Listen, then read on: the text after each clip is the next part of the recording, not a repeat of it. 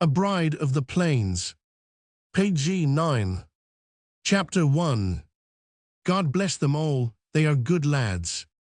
It was now close on 8 o'clock, and more than 2 hours ago, since first the dawn broke over that low-lying horizon line which seems so far away, and tinged the vast immensity of the plain first with grey, and then with mauve and pale-toned emerald, with rose and carmine and crimson and blood-red, until the sun, triumphant and glorious at last, woke the sunflowers from their sleep, gilded every tiny blade of grass and every sprig of rosemary, and caused every head of stately maize to quiver with delight at the warmth of his kiss.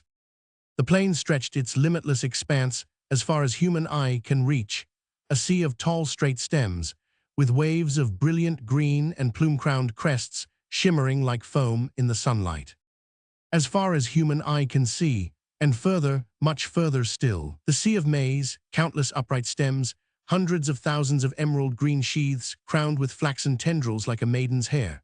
Down on the ground, a carpet for the feet of the majestic corn, hundreds and thousands of orange-colored pumpkins turning their huge shiny carcasses to the ripening rays of the sun, and all PG-10 around in fantastic lines, rows of tall sunflowers, a blaze of amber, with thick velvety hearts laden with seed.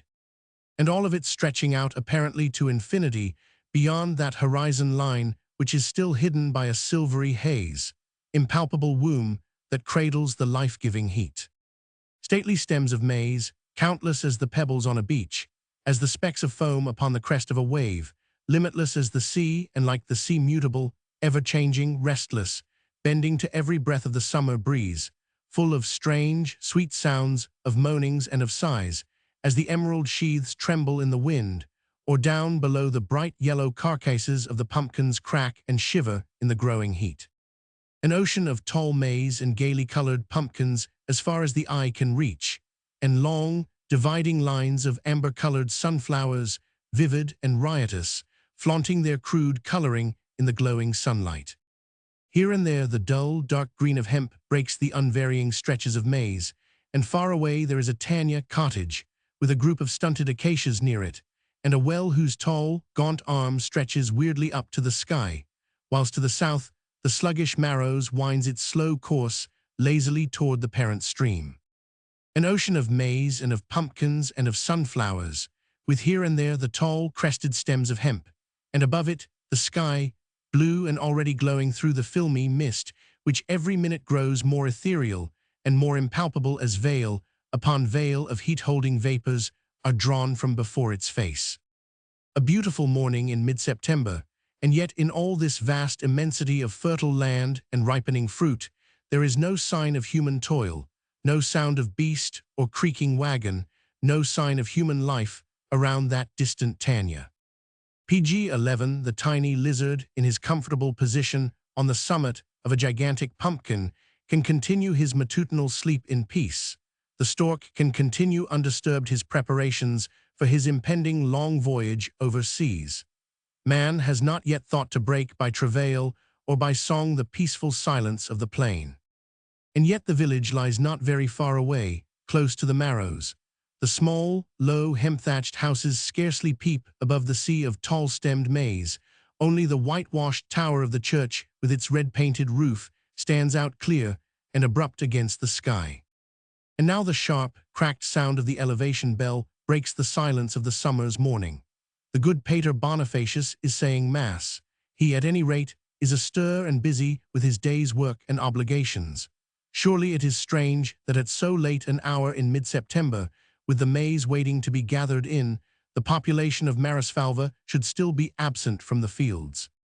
Hedge, but stranger, what would you? Such a day is this 14th of September. What, you did not know it? The 14th of September, the ugliest, blackest, most God-forsaken day in the whole year. You did not know, you cannot guess. Then what kind of a stranger are you if you do not know that, on this hideous 14th of September, all the finest lads of Marasfalva and the villages around are taken away by the abominable government, away for 3 years to be made into soldiers, to drill and to march, to carry guns and bayonets, to obey words of command that they don't understand, to be packed off from place to place, from Arad to Biestrix, from Kecskemét to Nagyvárad, and as far as Bosnia too, wherever that may be. PG-12, yes, kind sir. The lads of Marasfalva and of Fekete, of Kender and of Gorks are taken away just like that, in batches every year, packed into one of those detestable railways like so many heads of cattle, and separated from their mothers, their sisters, their sweethearts, all because a hateful government, for which the people of Marasfalva do not care one brass filler, has so decreed it. Mind you, it is the same in all the other villages, and in every town in Hungary, so at least we have been given to understand, but we have nothing to do with other villages or with the towns. They do just as the good God wills them to do. It is our lads, the lads of Marasfalva and Kender and Fekete and Gorks, who have to be packed off in train loads today and taken away from us for 3 years. 3 years, why the lad is a mere child when he goes, 21 on his last birthday, bless him, still wanting a mother's care of his stomach and his clothes, and a father's heavy stick across his back from time to keep him from drink and too much love-making. 3 years, when he comes back he is a man, has notions of his own, has seen the world, and cares no more about his native village and the narrow cottage where he used to run in and out barefooted, bare-chested, bareheaded, and comfortably dirty from head to foot. 3 years, and what are the chances that he come back at all? Bosnia, where in the world is that? And if you are a soldier, why then you go to war, you get shot at, killed maybe, or at any rate maimed. 3 years, you may never come back, and when you do you are not the same youngster whom your mother kissed, your father whacked, and your sweetheart wept over. 3 years, nay, but 'tis a lifetime. Mother is old, PG-13 she may never see her son again. Girls are vain and fickle, they will turn their thoughts in other directions. There are the men who have done their military service, who have paid their toll to the abominable government up at Budapest, and who are therefore free to court and free to marry. Aye, that's how it is. They must go through with it, though they hate it all, every moment of it. They hate to be packed into railway carriages like so many dried heads of maize in a barn. They hate to wear the heavy cloth clothes, the hard boots, the leather pouches and belts. My God, how they hate it. And the rude alien sergeant, with his voorworts, and marsh, and rechts and links, I ask you in the name of the Holy Virgin what kind of gibberish is that? But they must all go, all those at least who are whole and sound in body. Bless them, they are sound enough when they go, it is when they come back. Yes, they must all go, those who are sound in eyes and wind and limb, and it is very difficult to cheat the commission who come to take our lads away. There was Benko, for instance. He starved himself for 3 months this summer, hoping to reduce his chest measurements by a few needful centimeters, but it was no use. The doctor who examined him said that with regular food and plenty of exercise, he would soon put on more flesh, and he would get both for the next 3 years. And Janos, you remember, he chopped off one of his toes, thinking that would get him off those hated 3 years of service. But it seems there is a new decree by which the lads need not be possessed of all 10 toes in order to serve the hateful government. No, it is no use trying to get out of it. They PG-14 measure you and bang your chest and your back. They look at your eyes and make you open your mouth to look at your teeth. But anyhow, they take you away for 3 years. They make you swear that you will faithfully serve your country and your king during that time, that you will obey your superiors and follow your leader wherever he may command, over land and by water. By water, I ask you, when there was Albert and Gino, who could not bear even the sight of water, they would not have gone in a boat on the Maros if you had offered them a gold piece each. How could they swear that they would follow some fool of a German officer on water? They could not swear that. They knew they could not do it, but they were clapped in prison like common malefactors and treated like brigands and thieves until they did swear. And after that, well, they had once to cross the Theus in a ferry boat. They were made to do it. Oh no, nothing happened to them then, but Albert came back after his 3 years' service, with 2 of his front teeth gone, and we all know that Gino now is little better than an idiot. So now you know, stranger, why we at Marasfalva call the 14th day of September the very blackest in the whole calendar, and why at 8 o'clock in the morning nobody is at work in the fields. For the 14th day being such a black one, we must all make the most of the few hours that come before it. At 9 o'clock of that miserable morning, the packing of our lads into the train will commence. But until then they are making merry, bless them. They are true Hungarians, you know. They will dance, and they will sing. They will PG-15 listen to gypsy music and kiss the girls so long as there is breath in their body, so long as they are free to do it. At 9 o'clock today they cease to be free men. They are under the orders of corporals and sergeants and officers who will command them to go vorwarts and wrecks and links and all that God-forsaken gibberish, and put them in irons and on bread and water if they do not obey. But yesterday, on the 13th of September that is, they were still free to do as they liked. They could dance and sing and get drunk as much as they chose. So the big barn that belongs to Ignaz Goldstein, the Jew, is thrown open for a night's dancing and music and jollification. At 5 o'clock in the afternoon, the gypsies tuned up. There was a supper which lasted many hours, after which the dancing began. The first chardash was struck up at 8 o'clock last evening. The last one is being danced now at 8 o'clock in the morning, while the whole plain lies in silence under the shimmering sky, and while Pater Bonifacius reads his mass all alone in the little church, and prays fervently for the lads who are going away today for 3 years, away from his care and his tender paternal attention, away from their homes, their weeping mothers and sorrowing sweethearts. God bless them all, they are good lads, but weak, impulsive, easily led toward good or evil. They are dancing now when they should be praying, but God bless them all, they are good lads. Page 16. Chapter 2. Money won't buy everything.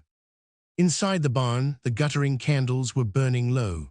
No one thought of blowing them out, so they were just left to smoke and to smolder, and to help render the atmosphere even more stifling than it otherwise would have been. The heat has become almost unbearable, that is, to anyone not wholly intent on pleasure to the exclusion of every other sensation, every other consciousness. The barn, built of huge pine logs, straw-thatched and raftered, is filled to overflowing with people, men, women, even children, all bent upon one great, all-absorbing object, that object forgetfulness. The indifferent, the stolid, may call it what he will, but it is the common wish to forget that has brought all these people, young and old, together in Ignaz Goldstein's barn this night. The desire to forget that hideous, fateful 14th of September, which comes with such heartrending regularity year after year. The desire to forget that the lads, the flower of the neighboring villages, are going away today, for 3 years, nay, very likely forever, 3 years, and all packed up like cattle in a railway truck, and put under the orders of some brutal sergeant who is not Hungarian, and can only say vorwarts or marsch, and is backed in his arbitrary commands by the whole weight of government, king, and country. PG-17 for 3 years, and there is always war going on somewhere, and that awful Bosnia. Wherever it may be, lads from Hungarian villages go there sound in body and in limb, and come back bent with ague, halt, lame, or blind. 3 years, more like forever. And therefore the whole population of Marisfalva and of the villages round spends its last happy 24 hours in trying to forget that 9 o'clock of the 14th day of September is approaching with sure and giant strides. Everyone has a wish to forget. The parents and grandparents, the sisters, the sweethearts, the lads themselves. The future is so hideous. Let the joy of the present kill all thoughts of those coming 3 years. Marisfalva is the rallying point where this final annual jollification takes place. They all come over on the 13th from Fekete and Gorks and Kender in order to dance and to sing at Marisfalva in the barn which belongs to Ignaz Goldstein the Jew. Marisfalva boasts of a railway station, and it is from here that at 9 o'clock in the morning the lads will be entrained. So all day on the 13th there has been a pilgrimage along the crossroads from the outlying villages and hamlets round Marisfalva, a stream of men and women and young children all determined to forget for a few hours the coming separation of the morrow. By 5 o'clock in the afternoon all those had assembled who had meant to come, and dancing in the barn had begun. Ignaz Goldstein's barn has always been the setting in which the final drama of the happy year is acted. After that night spent there in dancing and music and merrymaking, down goes the curtain on the comedy of life, and the tragedy of tears begins. Since 5 o'clock in the afternoon, the young people have PG-18 been dancing, waltzing, polkang, dancing the chardash, mostly the chardash, the dance of the nation, of the people, the most exhilarating, most entrancing, most voluptuous dance that feet of man have ever trod. The girls and lads are indefatigable. The slow and languorous László slow movement alternates with the mad, merry Czardas. They twirl and twist, advance, retreat, separate and reunite in a mad, intoxicating whirl. Small booted feet stamp on the rough wooden floor, sending up clouds of dust. What matter if the air becomes more and more stifling? There are tears and sighs to be stifled too. Ho there, Szigany, play up, faster, faster, 'tis not a funeral dirge you are playing. The gypsy musicians, hot and perspiring, have blown and scraped and banged for 15 solid hours. No one would ever think of suggesting that a gypsy needed rest. The clarinetist, it is true, rolled off his seat at one time and had to be well shaken ere he could blow again, but the leader, as good a leader, mind you, as could be found in the kingdom, had only paused when the dancers were exhausted, or when bite and sup were placed before him. There they were, perched up on a rough platform made up of packing cases borrowed from the station master. The cymbalum player in the center, his fat, brown hands wheeled the tiny clappers with unerring precision, up and down the strings, with that soft, lingering tone which partakes of the clavecins and the harp alike. At the back, the double bass, lean and dark, with jet-black eyes that stare stolidly at his leader. There is a second fiddle, and the fat clarinetist, and of course, the leader, he whose match could not be found in the kingdom. He stands on the very edge of the rough platform, his fiddle under his chin, and he stoops well for page 19 ward, so that his hands and instrument almost touch the foremost of the dancing pairs. They, the dancers, crowd closely round the gypsy band, for so must the Czardas be danced, as near the musicians as possible, as close together as the wide, sweeping petticoats of the girls will allow. Such petticoats, one on the top of the other, 10 or a dozen or more, and all of different color. The girls are proud of these petticoats. The number of them is a sign of prosperity, and now as they dance and swing from the hips, these petticoats fly out, caught by the currents of air, until they look like gargantuan showers of vividly colored petals shaken by giant hands. Above the petticoats, the girls' waists look slim in the dark, tight-fitting corselet, above which again rises the rich, olive-tinted breast and throat. Full white sleeves of linen crown the bare, ruddy arms, and ribbons of national colors, red, white, and green, float from the shoulders and the waist. The smooth, thick hair is closely plaited, from the crown of the head in 2 long, tight plaits. It is drawn rigidly away from the forehead, giving that quaint, hard finish to the round, merry face which is so characteristic of the Asiatic ancestry. Each one of them a little picture which seems to have stepped straight out of a Velázquez canvas. The bell-shaped skirt, the stiff corselet, the straight, tight hair and round eyes full of vitality. The men wear their linen shirt and full trousers with fringed, embroidered ends, the leather waistcoat and broad belt covered with metal bosses and wrought with bright-colored woolen threads. They get very excited in the mazes of the dance. They shout to the gypsies to play faster PG-20 and ever faster. Each holds his partner tightly round the slim waist and swings her round and round, till she stumbles, giddy and almost faint in his arms. And round the dancers, in a semicircle, the spectators stand in a dense crowd, the older folk and the girls who have not secured partners. They watch and watch, indefatigable like the dancers, untiring like the musicians. And behind this semicircle, in the dark corners of the barn, the children foot it too, with the same ardor, the same excitement as their elders. The last Czardas of this memorable night. It is 8 o'clock now, and through the apertures in the log wall, the brilliant light of this late summer's morning enters triumphant and crude. Andor is dancing with Elsa, pretty, fair-haired Elsa, the daughter of old Kapos Benko, one an old reprobate, if ever there was one. Such a handsome couple they look. Is it not a shame that Andor must go today, for 3 years, perhaps forever? The tears that have struggled up to Elsa's tender blue eyes, despite her will to keep them back, add to the charm of her engaging personality. They help to soften the somewhat serious expression of her young face. Her cheeks are glowing with the excitement of the dance. Her graceful figure bends to the pressure of Andor's arm around her waist. 10 or a dozen cotton petticoats are tied round that slim waist of hers, no two of a like color, and as she twists and twirls in Andor's arms, the petticoats fly out, till she looks like a huge flower of many hues with superposed corollas, blue, green, pink, and yellow, beneath which her small feet PG-21, shod in boots of brilliant leather, look like two crimson stamens. The tight-fitting corselet bodice and the full white sleeves of the shift make her figure appear peculiarly slim and girlish, and her bare throat and shoulders are smooth and warmly tinted like some luscious fruit. No wonder that Andor feels this dance, this movement, the music, the girl's sweet, quick breath going to his head like wine. Elsa was always pretty, always dainty and gentle, but now she is excited, tearful at the coming parting, and by all the saints, a more exquisite woman never came out of paradise. The semicircle of spectators, composed of older folk, draws closer round the dancers, but the other couples remain comparatively unheeded. It is Elsa and Andor whom everyone is watching. He is tall and broad-shouldered, with the supple limbs of a young stag and the mad, irresponsible movements of a colt. His dark eyes shine like two stars out of his sunburnt face. His muscular arms encircle Elsa's fine waist with a grip that is almost masterful. The wide sleeves of his linen shirt flutter above his shoulders till they look like wings, and he, like some messenger of the gods, come to carry this exquisite prey off from the earth. "What a well-matched couple," murmur the older women as they watch.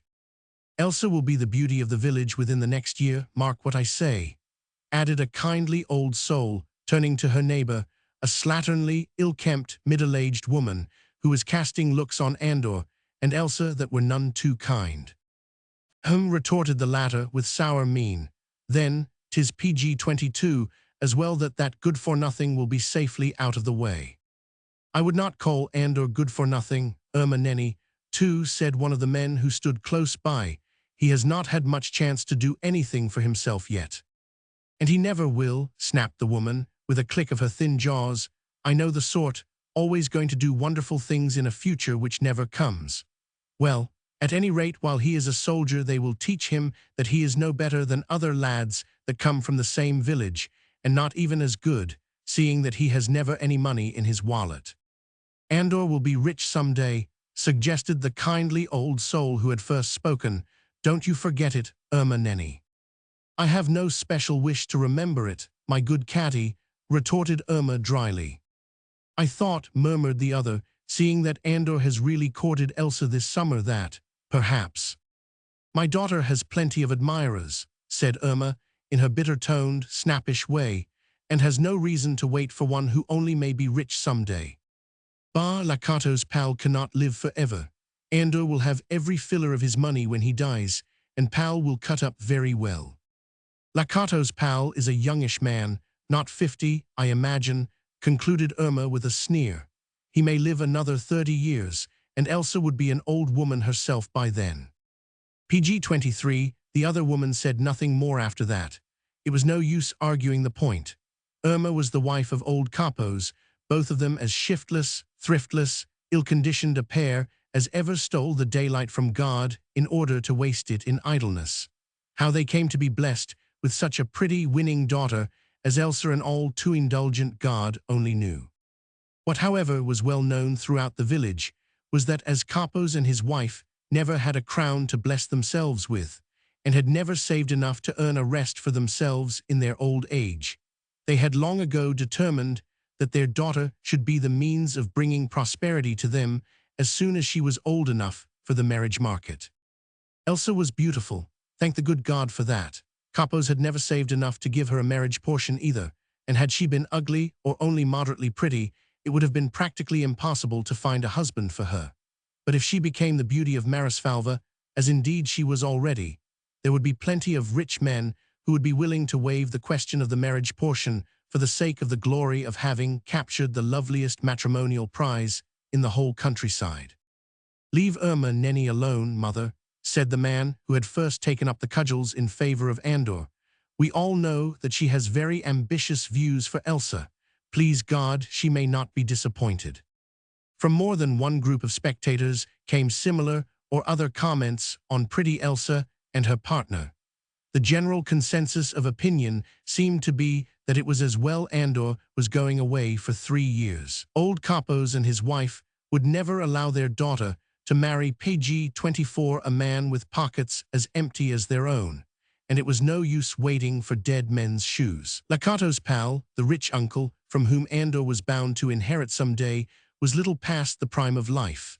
Until he died, how would Andor and a penniless wife contrive to live? For László's pal was a miser and hoarded his money. Moreover, he was a confirmed bachelor and woman-hater. He would do nothing for Andor if the young man chose to marry. Ah, well, it was a pity, for a better-looking, better-matched pair could not be found in the whole county of Orczy. "Lucky for you, Bella, that Andor goes off today for 3 years," said a tall, handsome girl to her neighbor. "You would not have had much chance with Elsa otherwise." The man beside her made no immediate reply. He was standing with legs wide apart, his hands buried in the pockets of his trousers.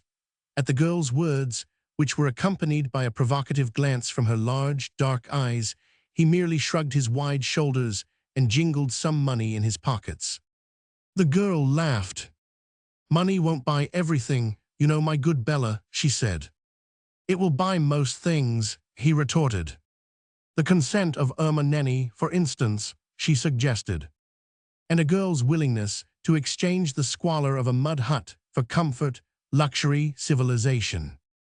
Unlike most of the young men here tonight, who wore the characteristic costume of the countryside, full, white linen shirt and trousers, broad leather belt, embossed and embroidered, and high leather boots, Bella was dressed in a PG-25 town suit of dark-colored cloth, cut by a provincial tailor from Orczy. He was short of stature, though broad-shouldered and firmly knit, but his face was singularly ugly, owing to the terrible misfortune which had befallen him when he lost his left eye.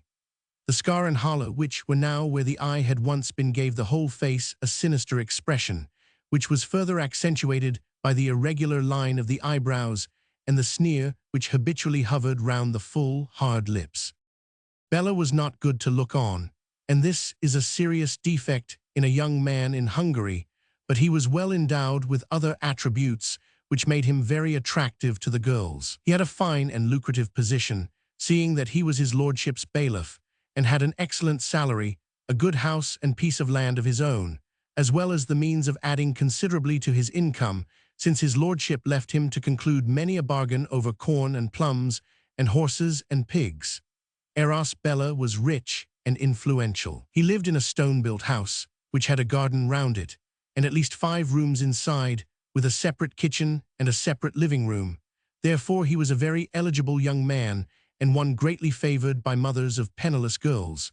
Nor did the latter look askance on Bella, despite the fact that he had only one eye and that never a pleasant word escaped his lips. Even now he was looking on at the dancing with a heavy scowl upon his face. The girl near him, she with the dark, oriental eyes and the thin, hooked nose, Clara Goldstein the Jewess, gave him a nudge with her brown, pointed elbow. "I wouldn't let Andor see the temper you are in, my friend," she said, with a sarcastic little laugh. "We don't PG-26 want any broken bones before the train goes off this morning." "There will be broken bones if he does not look out," muttered the other between his teeth, as he drew a tightly clenched fist from his pocket. "Bah, why should you care?" retorted Clara, who seemed to take an impish delight in teasing the young man. "You are not in love with Elsa, are you?" "What is it to you?" growled Bella surlily. "Nothing," she replied, "only that we have always been friends, you and I, Bella?" And she turned her large, lustrous eyes upon him, peering at him through her long black lashes. She was a handsome girl, of course, and she knew it, knew how to use her eyes, and make the men forget that she was only a Jewess, a thing to be played with but despised, no better than a gypsy wench, not for a Hungarian peasant to look upon as an equal, to think of as a possible mate. Bella, whose blood was hot in him, what with the wine which he had drunk, and the jealous temper which was raging in his brain, was nevertheless sober enough not to meet the languorous glances which the handsome Jewess bestowed so freely upon him.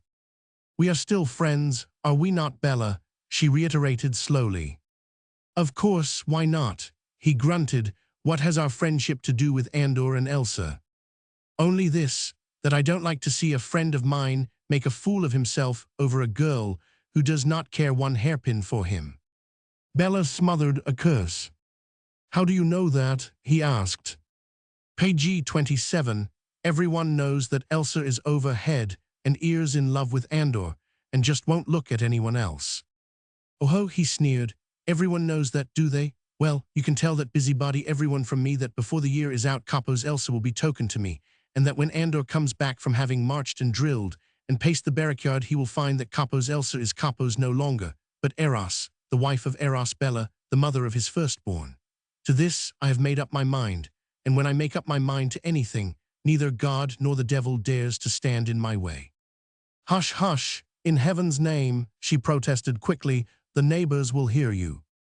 He shrugged his shoulders and murmured something very uncomplimentary anent the ultimate destination of those neighbors.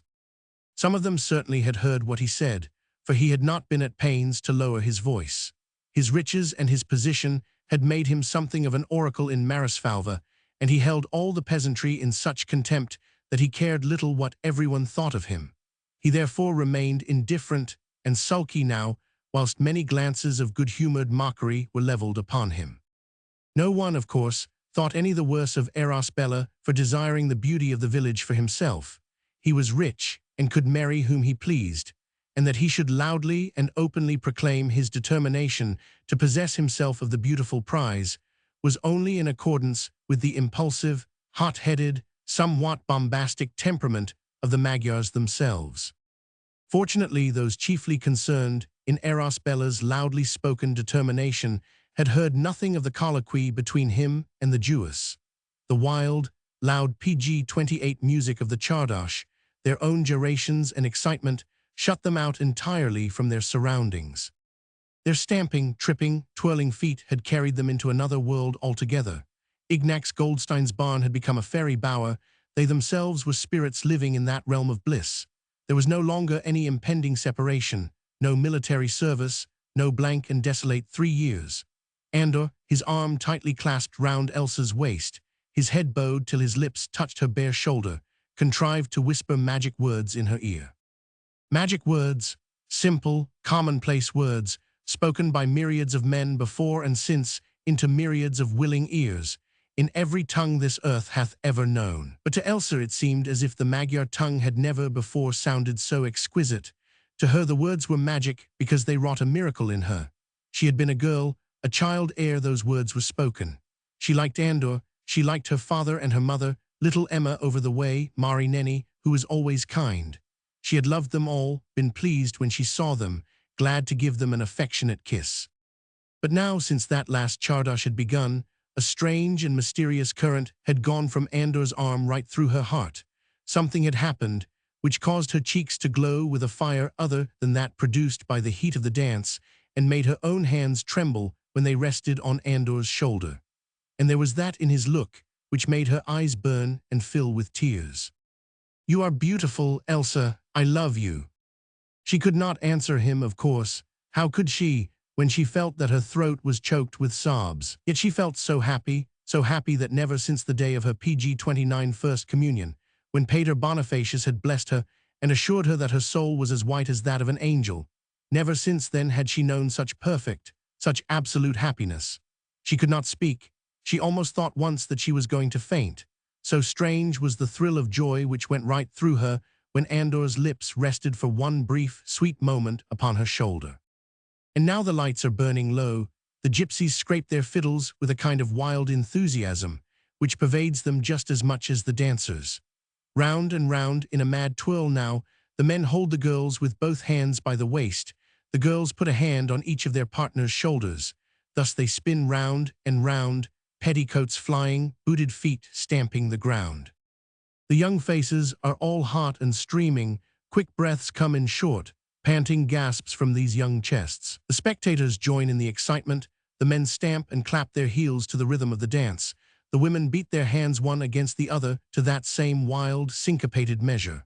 Old men grasp middle-aged women round the waist. Smiling, self-deprecatingly, they too begin to tread, hedge, tease. Not so long ago we were young too, and that wild Hungarian Chardash fires the blood until it glows afresh. Everyone moves, every body sways. It is impossible to keep quite still while that intoxicating rhythm fills the air. Only Clara the Jewess stands by, stolid and immovable. The Magyar blood is not in her, hers is the languorous oriental blood, the supple, sinuous movements of the Levant. She watches this bacchanalian whirligig with a PG-30 sneer upon her thin, red lips. Beside her Eros Bella too is still. The scowl has darkened on his face. His one eye leers across the group of twirling dancers to that one couple close to the musician's platform. In the noise that goes on around him he cannot, of course, hear the words which Andor speaks, but he sees the movements of the young man's lips and the blush which deepens over Elsa's face. That one eye of his, keener than any pair of eyes, has seen the furtive kiss, quick and glowing, which grazed the girl's bare shoulder, and noted the quiver which went right through the young, slender body and the look that shot through the quickly veiled blue eyes. He was only a peasant, a rough son of the soil, whose temperament was hot with passion and whose temper had never known a curb. He had never realized until this moment how beautiful Elsa was and how madly he loved her. For he called the jealous rage within by the sacred name of love, and love to a Magyar peasant is his whole existence, the pivot round which he frames his life, his thoughts of the present, his dreams of the future. The soil and the woman, they are his passions, his desires, his religion to own a bit of land, of Hungarian land, and the woman whom he loves. Those two possessions will satisfy him. Beyond these there is nothing worth having: a plough, of course, a hut wherein to sleep, an ox or two, perhaps, a cow, a horse. But the soil and the woman on whom he has fixed his love, we'll call it love. He certainly calls it so. Those two possessions make the Hungarian peasant more contented than any king or millionaire of Western civilization. Eros Bella had the land. His father left him a dozen PG-31 cataster, land measure about 2 3/4 acres, or so. Elsa was the woman whom he loved, and the only question was who, he or Andor, would be strong enough to gain the object of his desire. PG-32. Chapter 3. You will wait for me. But now it is all over. The final bar of the Czardas has been played, the last measure trodden. From the railway station far away, the sharp clang of a bell has announced the doleful fact that in half an hour the train will start for Orczy, thence to Brasso, where the recruits will be enrolled, ticketed, docketed like so many heads of cattle, mostly unwilling, made to do service for their country. In half an hour the train starts, and there is so much still to say that has been left unsaid, so many kisses to exchange, so many promises, protestations, oaths. The mothers, fearful and fussy, look for their sons in among the crowd like hens in search of their chicks. Their wizened faces are hard and wrinkled like winter apples. They carry huge baskets on their arms, overfilled with the last delicacies which their fond, toil-worn hands will prepare for the beloved son for the next 3 years. A piece of smoked bacon, a loaf of rye bread, a cake of maize flour. The lads themselves, excited after the dance, and not quite as clear-headed as they were before that last cask of Hungarian wine was tapped in Ignac's Goldstein cellar, feel the intoxication of the departure now, the quick goodbyes, the women's tears. A latent spirit of adventure smothers their sorrow at leaving home. The gypsies have struck up a melancholy Magyar folk song. The crowd breaks up in isolated groups. Mothers and PG-33 fathers with their sons whisper in the dark corners of the barn. The father who did his service 30 years ago gives sundry good advice. No rebellion, quiet obedience, no use complaining or grumbling. The 3 years are quickly over. The mother begs her darling not to give way to drink, and not to get entangled with one of the husses in the towns, women and wine, the two besetting temptations that assail the Magyar peasant. Let the darling boy resist both for his sorrowing mother's sake. But the lad only listens with half an ear. His dark eyes roam around the barn in search of the sweetheart. He wants one more protestation of love from her lips, one final oath of fidelity. Andor has neither father to admonish him, nor mother to pray over him. The rich uncle, Lakato's pal, with whom he has lived hitherto, does not care enough about him to hang weeping round his neck. And Elsa has given her father and mother the slip, and joined Andor outside the barn. Her blue eyes, tired after 15 hours of pleasure, blink in the glare of the brilliant sun. Andor puts his arm round her waist, and she, closing her aching eyes, allows him to lead her away. And now they are wandering down the great dusty high road, beneath the sparse shade of the stunted acacias that border it. They feel neither heat nor dust, and say but little as they walk. From behind them, muffled by louder sounds, come the sweet, sad strains of the Magyar love song, Sisak Egi Kis Lani Van Villagan. There is but one girl in all the world, and she is my own white dove. Oh, how great must God's love be for me, that he thought of giving you to me. Page 34. Elsa, you will wait for me? Asked Andor, with deep, passionate anxiety at last. I will wait for you, Andor, replied the girl simply, if the good God will give me the strength. The strength, Elsa, will be in yourself, he urged, if only you love me as I love you. 3 years is such a long time, she sighed. I will count the weeks that separate us, Elsa, the days, the hours. I, too, will be counting them. When I come back, I will at once talk with Polly Baxi. He is getting tired of managing his property. I know that at times lately he has felt that he needed a rest, and that he means to ask me to see to everything for him. He will give me that nice little house on the Fekete Road and the mill to look after. We can get married at once, Elsa, when I come back. He talked on somewhat ramblingly, at times incoherently. It was easy to see that he was trying to cheat sorrow, to appear cheerful and hopeful, because he saw that Elsa was quite ready to give way to tears. It was so hard to walk out of fairyland just when she had entered it, and found it more beautiful than anything else in life. The paths looked so smooth and so inviting, and fairy forms beckoned to her from afar. It all would have been so easy if only the good God had willed it so. She thought of the many sins which in her innocent life she had committed, and for which Pater Bonifacius had given her absolution. Perhaps if she had been better, been more affectionate with her mother, more forbearing with her father, the good God would have allowed her to have this happiness in full which now appeared so shadowy.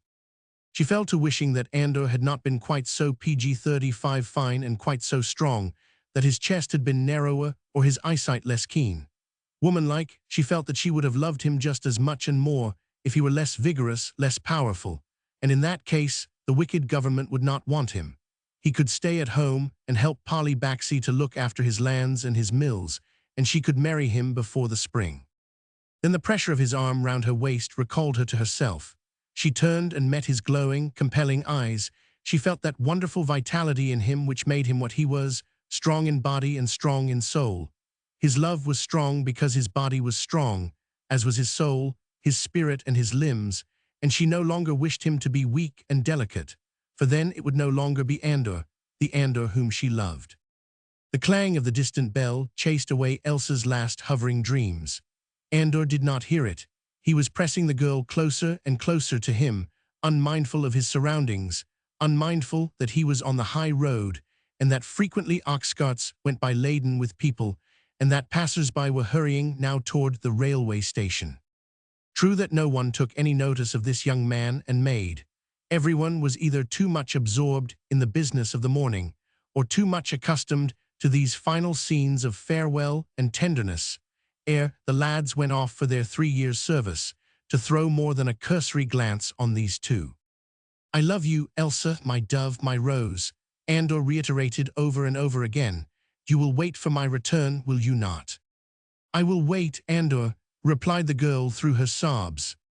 The thought of you will light my nights, and bring PG-36 sunshine to my dreary days.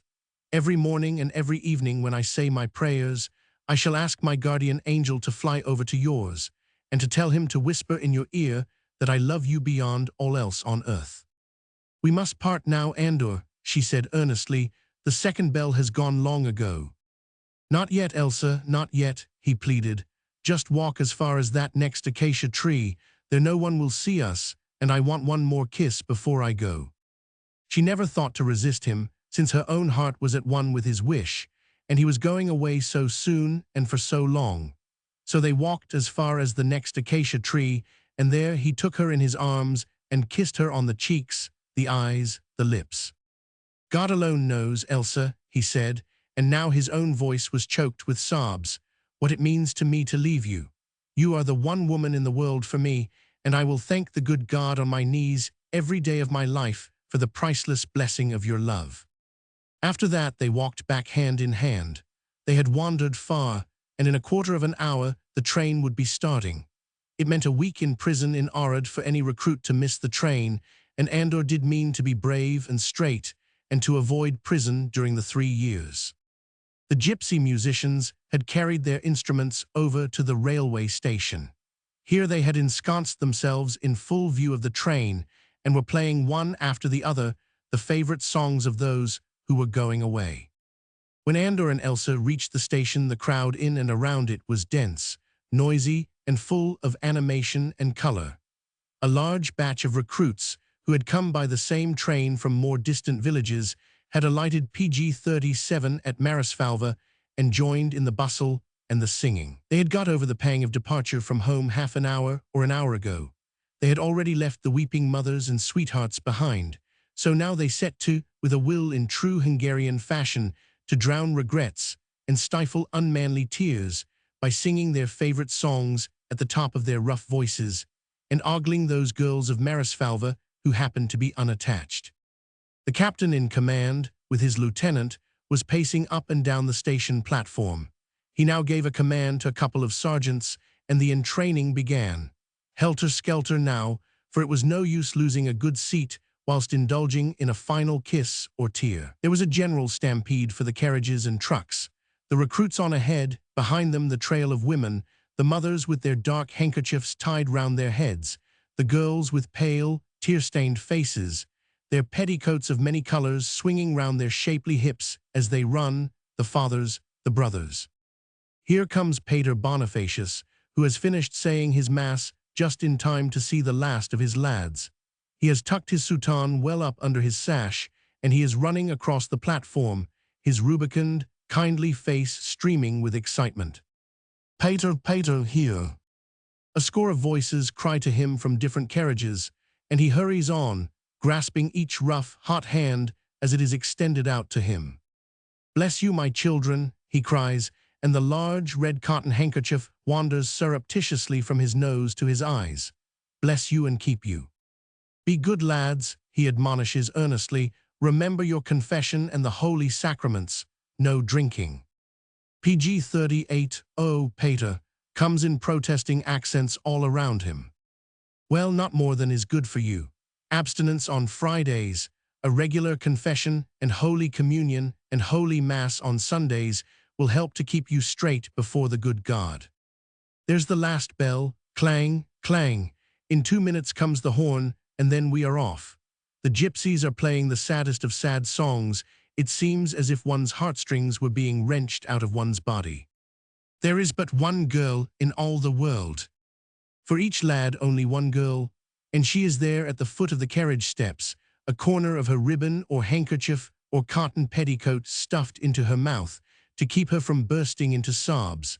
The mothers now are dry-eyed and silent. They look with dull, unseeing gaze on this railway train, the engine, the carriages, which will take their lads away from them.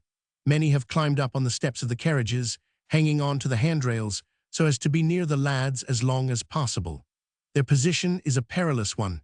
The sergeants as well as the railway officials have to take hold of them by the waist and to drag them forcibly down to the ground before they will give way. It is the mothers who are the most obstinate. They cling to the handrails, to the steps, even to the wheels. There will be a fearful accident if they are not driven off by force, and they will yield only to force. Guards and porters take hold of them by the waist and drag them away from their perilous positions. They fight with stolid obstinacy. They will hang on to the train. They are the mothers, you see. And yet from where they are they cannot always see their sons, herded PG-39 in with 40 or 50 other lads in a truck, some standing, some squatting on the ground or on the provision baskets. But if you cannot see your son, it is always something to be on the step of the train which is about to take him away. The lads are all singing now at the top of their voices, but down below on the platforms there is but little noise. The mothers do not speak, because they are fighting for places on the steps of the railway carriages where the boys are. They press their lips tightly together, and when a guard or a porter comes to drag them away, they just hit out with their elbows, stolidly, silently. The fathers and the other older men stand about in groups, leaning on their sticks, talking in whispers, recounting former experiences of entraining or recruiting of those abominable 3 years. And the young girls, the sweethearts, the sisters, the friends, dare not speak for fear they should break down and help to unman the lads. Andor, by dint of fighting and obstinacy, has kept his place in the door of one of the carriages. He sits on the floor, with his feet down on the step below, and refuses to quit his position for anyone. Several lads from the rear have tried to throw him out or to drag him in, but Andor is mightily strong. You cannot move him if he be not so minded. Elsa, sitting on the step lower down, is resting her elbow on his knee. There is no thought of hiding their love for one another. Let the whole village know it, or the whole countryside, they do not care. They are not going to deprive themselves of these last few minutes, these heaven-born seconds, whilst their hands can still meet, their eyes can speak the words which their lips no longer dare frame. Page 40, I love you. You will wait for me. In those few words lies all the consolation for the present, all the hope of the future. With these words engraved upon heart and memory, they can afford to look more serenely upon these blank and dreary 3 years. It was as well to have spoken them, as well to have actually put into words what they had already known in their hearts long ago. Now they can afford to wait, and Andor will do it with confidence. He is a man and he is free. He viewed the future as a master views his slave. The future is his to do with what he likes, to mold, to shape in accordance with his will. The land which must one day be his, and Elsa his already. Andor almost fell to wishing that the train would start quickly. So many seconds would have been lived of those 3 intervening years. Elsa tries to look as full of hope as he does. She is only a woman, and the future is not hers to make at will. She is not the conqueror, the lord and king of her own destiny. There are so many difficulties in the path of her life which she would like to forget at this moment, so as not to embitter the happiness which has come to her. There is her shiftless mother and vagabond father. There is the pressure of poverty and filial duty. It is easy for Andor. He is a man. You will wait for me, Elsa. Andor asks for the 20th time, and for the 20th time her lips murmur an assent, even though her heart is heavy with foreboding. There goes the horn. Elsa, my love, one more kiss, cries Andor as he presses her closely, ever more closely to his heart. God bless you, my rose, you will wait for me. PG-41, the engine gives a shrill whistle. All the men now, realizing the danger, drag their womenfolk away from the slowly revolving wheels. The gypsy musicians strike up the first spirited bars of the Rakoczy march, as with much puffing and ponderous creakings and groanings, the heavily laden train with its human freight steams away from the little station. My son, Benko, my son, Janos, Andrea. A few heartrending cries as each revolution of the wheels takes the lads a little further away from their homes.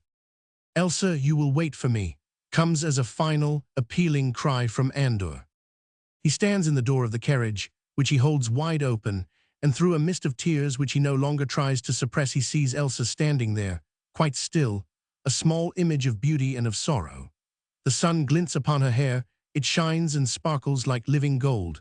Her hands are clasped tightly together, and with her full, many-hued petticoats round her slim waist and tiny red-shod feet, she looks like a flower. The crowd below moves alongside of the train. For the first minute or so they all keep up with it, close to the carriage at the door of which can still be seen the head of son or brother or sweetheart. But now the engine puts on more speed, the wheels revolve more quickly, some of the crowd fall away, unable to run so fast. Only the mothers try to keep up, the old women, some of them barefooted, stolid, looking straight before them, hardly looking at the train, just running. Alongside the train first of all, then they must needs fall back. But PG-42 still they run along the metals, even though the train moves away so quickly now that soon even a mother could not distinguish her son's head, like a black pinpoint leaning out of the carriage window. So they run. 1 or 2 women run thus for over a kilometer. They run long after the train has disappeared from view. But Elsa stood quite still. She did not try to run after the train. Through the noise of the puffing engine, the final cries of farewell, through all the noise and the bustle, Andor's cry rose above all, his final appeal to her to be true. Elsa, you will wait for me. Page 43. Chapter 4. Now that he is dead. Stranger, if you should ever be driving on the main road between Szeged and Arad, tell your driver to pull up at the village of Marasfalva. Its one broad street runs inland at right angles from the road. You will then have on your right 2 or 3 bits of meadowland overshadowed by willow trees, which slope down to the Marrows. Beyond the Marrows lies the great plain, the fields of maize and pumpkin, of hemp and sunflower, and who knows what lies beyond the fields. But on your left will be the village of Marasfalva, with the wayside inn and public bar, kept by Ignaz Goldstein, standing prominently at the corner immediately facing you. 2 pollarded acacias are planted near the door of the inn, above the lintel of which a painted board scribbled over with irregular lettering invites the traveler to enter. A wooden veranda, with tumble-down roof and worm-eaten supporting beams, runs along 2 sides of the house, and from the roof hang a number of gaily colored and decorated earthenware pots and jars. The open space in front of the inn and the whole of the length of the one street of Marasfalva are very dusty and dry in the summer. In the autumn and spring they are a sea and river of mud, and in the winter the snow hides the deep, frozen crevasses. But place and street are as God made them, and it is not man's place to interfere. To begin with, the cattle and geese and pigs must pg 44 all pass this way on their way to the water, so of course it is impossible to do anything with the ground, even if one were so minded. The inn is the only house in Marasfalva which boldly faces the street. All the others seem to be looking at it over their shoulders, the front of one house facing the back of its neighbor, with a bit of garden or yard between, and so on, the whole kilometer length of the street. But each house has its wooden veranda, which shields the living rooms against the glare of the sun in summer and shelters them from snow and rain in winter. These wooden verandas are in a greater or lesser state of repair and smartness, and under the roof of every veranda hang rows of the same quaintly decorated and picturesque earthenware jars. Round every house, too, there are groups of gay sunflowers and of dull green hemp, and the roofs, thatched with maize stalks, are ornamented along the top with wooden carvings which stand out clear and fantastic against the intense blue of the sky. Then, stranger, if you should alight at the top of the street and did wander slowly down its dusty length, you will presently see it widen out just in front of the church. It stands well there, doesn't it? At one end of this open place, with its flat, whitewashed facade and tower, red-roofed and crowned with a metal cross that glints in the sun, the whole building so like in shape to a large white hen, with head erect and crimson comb and wings spread out flat to the ground. The presbytery is close by, you cannot miss it. It is a one-storied house, with a row of green-shuttered windows along the front, and at the side a low gate which leads to a small garden at the back, and over which appears pg 45 a vista of brilliant perennials and a stiff row of purple asters. There is the tiny schoolhouse, too, which in the late summer is made very gay in front with vividly colored dahlias, an orgy of yellow and brick-red, of magenta and orange. If your driver has come along with you down the street, he will point out to you the house of Barnagino, mayor of the commune of Marasfalva, a personage of vast consideration in the village, a consideration which he shares with Hohora Ladar, who is the village justice of the peace, and with Eros Bella, who is my lord the count's bailiff. Then lower down, beyond the church, is the big barn belonging to Ignaz Goldstein, where on special occasions, as well as on fine Sunday afternoons, the young folk meet for their simple-hearted, innocent amusements, for their dancing, their singing, and their courtships. And further on still are the houses of the poorer peasants, of men like Kapos Benko, who has never saved a filler, and until lately, when he was stricken down with illness, had to work as a day laborer for wage, instead of owning a bit of land of his own and planting it up for his own enjoyment. Here the houses are much smaller and squalid-looking. They have no verandas, only a narrow door and tiny, diminutive windows, which are not made to open and shut. The pieces of ground around them are also planted, like the others, with hemp and with sunflowers, but even these look less majestic, less prosperous than those which surround the houses higher up the streets. Their brown heads are smaller, more sparsely laden with the good oil-bearing seeds, and the stems of the hemp do not look as if they ever would make a thatch. The street itself is wide and a regular heat trap in some PG-46 mer. In the autumn and the spring it is ankle-deep in mud, and of course in the winter it is buried in snow. But in the late summer it is at its best. 1 or 2 heavy showers of rain have laid the dust, and the sunflowers and dahlias round the little schoolhouse and by the presbytery are very gay, such a note of crude and vivid color which even puts the decorated jars to shame. Also the sun has lost some of its unbearable heat. After 4 o'clock in the afternoon, it is pleasant to sit or stand outside one's house for a bit of gossip with a neighbor. The brown-legged, black-eyed children, coolly clad in loose white shifts, barefooted and bareheaded, can play outside now. The little girls, with bright-colored kerchiefs tied round their heads and pink or blue petticoats round their waists, vie with the dahlias in hue. On Sunday afternoons, it is cool enough to dance in Ignaz Goldstein's barn. The black day in the calendar, the 14th of September, has come and gone, and the lads have gone with it. Except for the weeping mothers and sweethearts, the ordinary village life has resumed its peaceful course. But then, there are every year a few weeping mothers and sweethearts in Marisfalva or Kender or Gorks, just as there is everywhere else.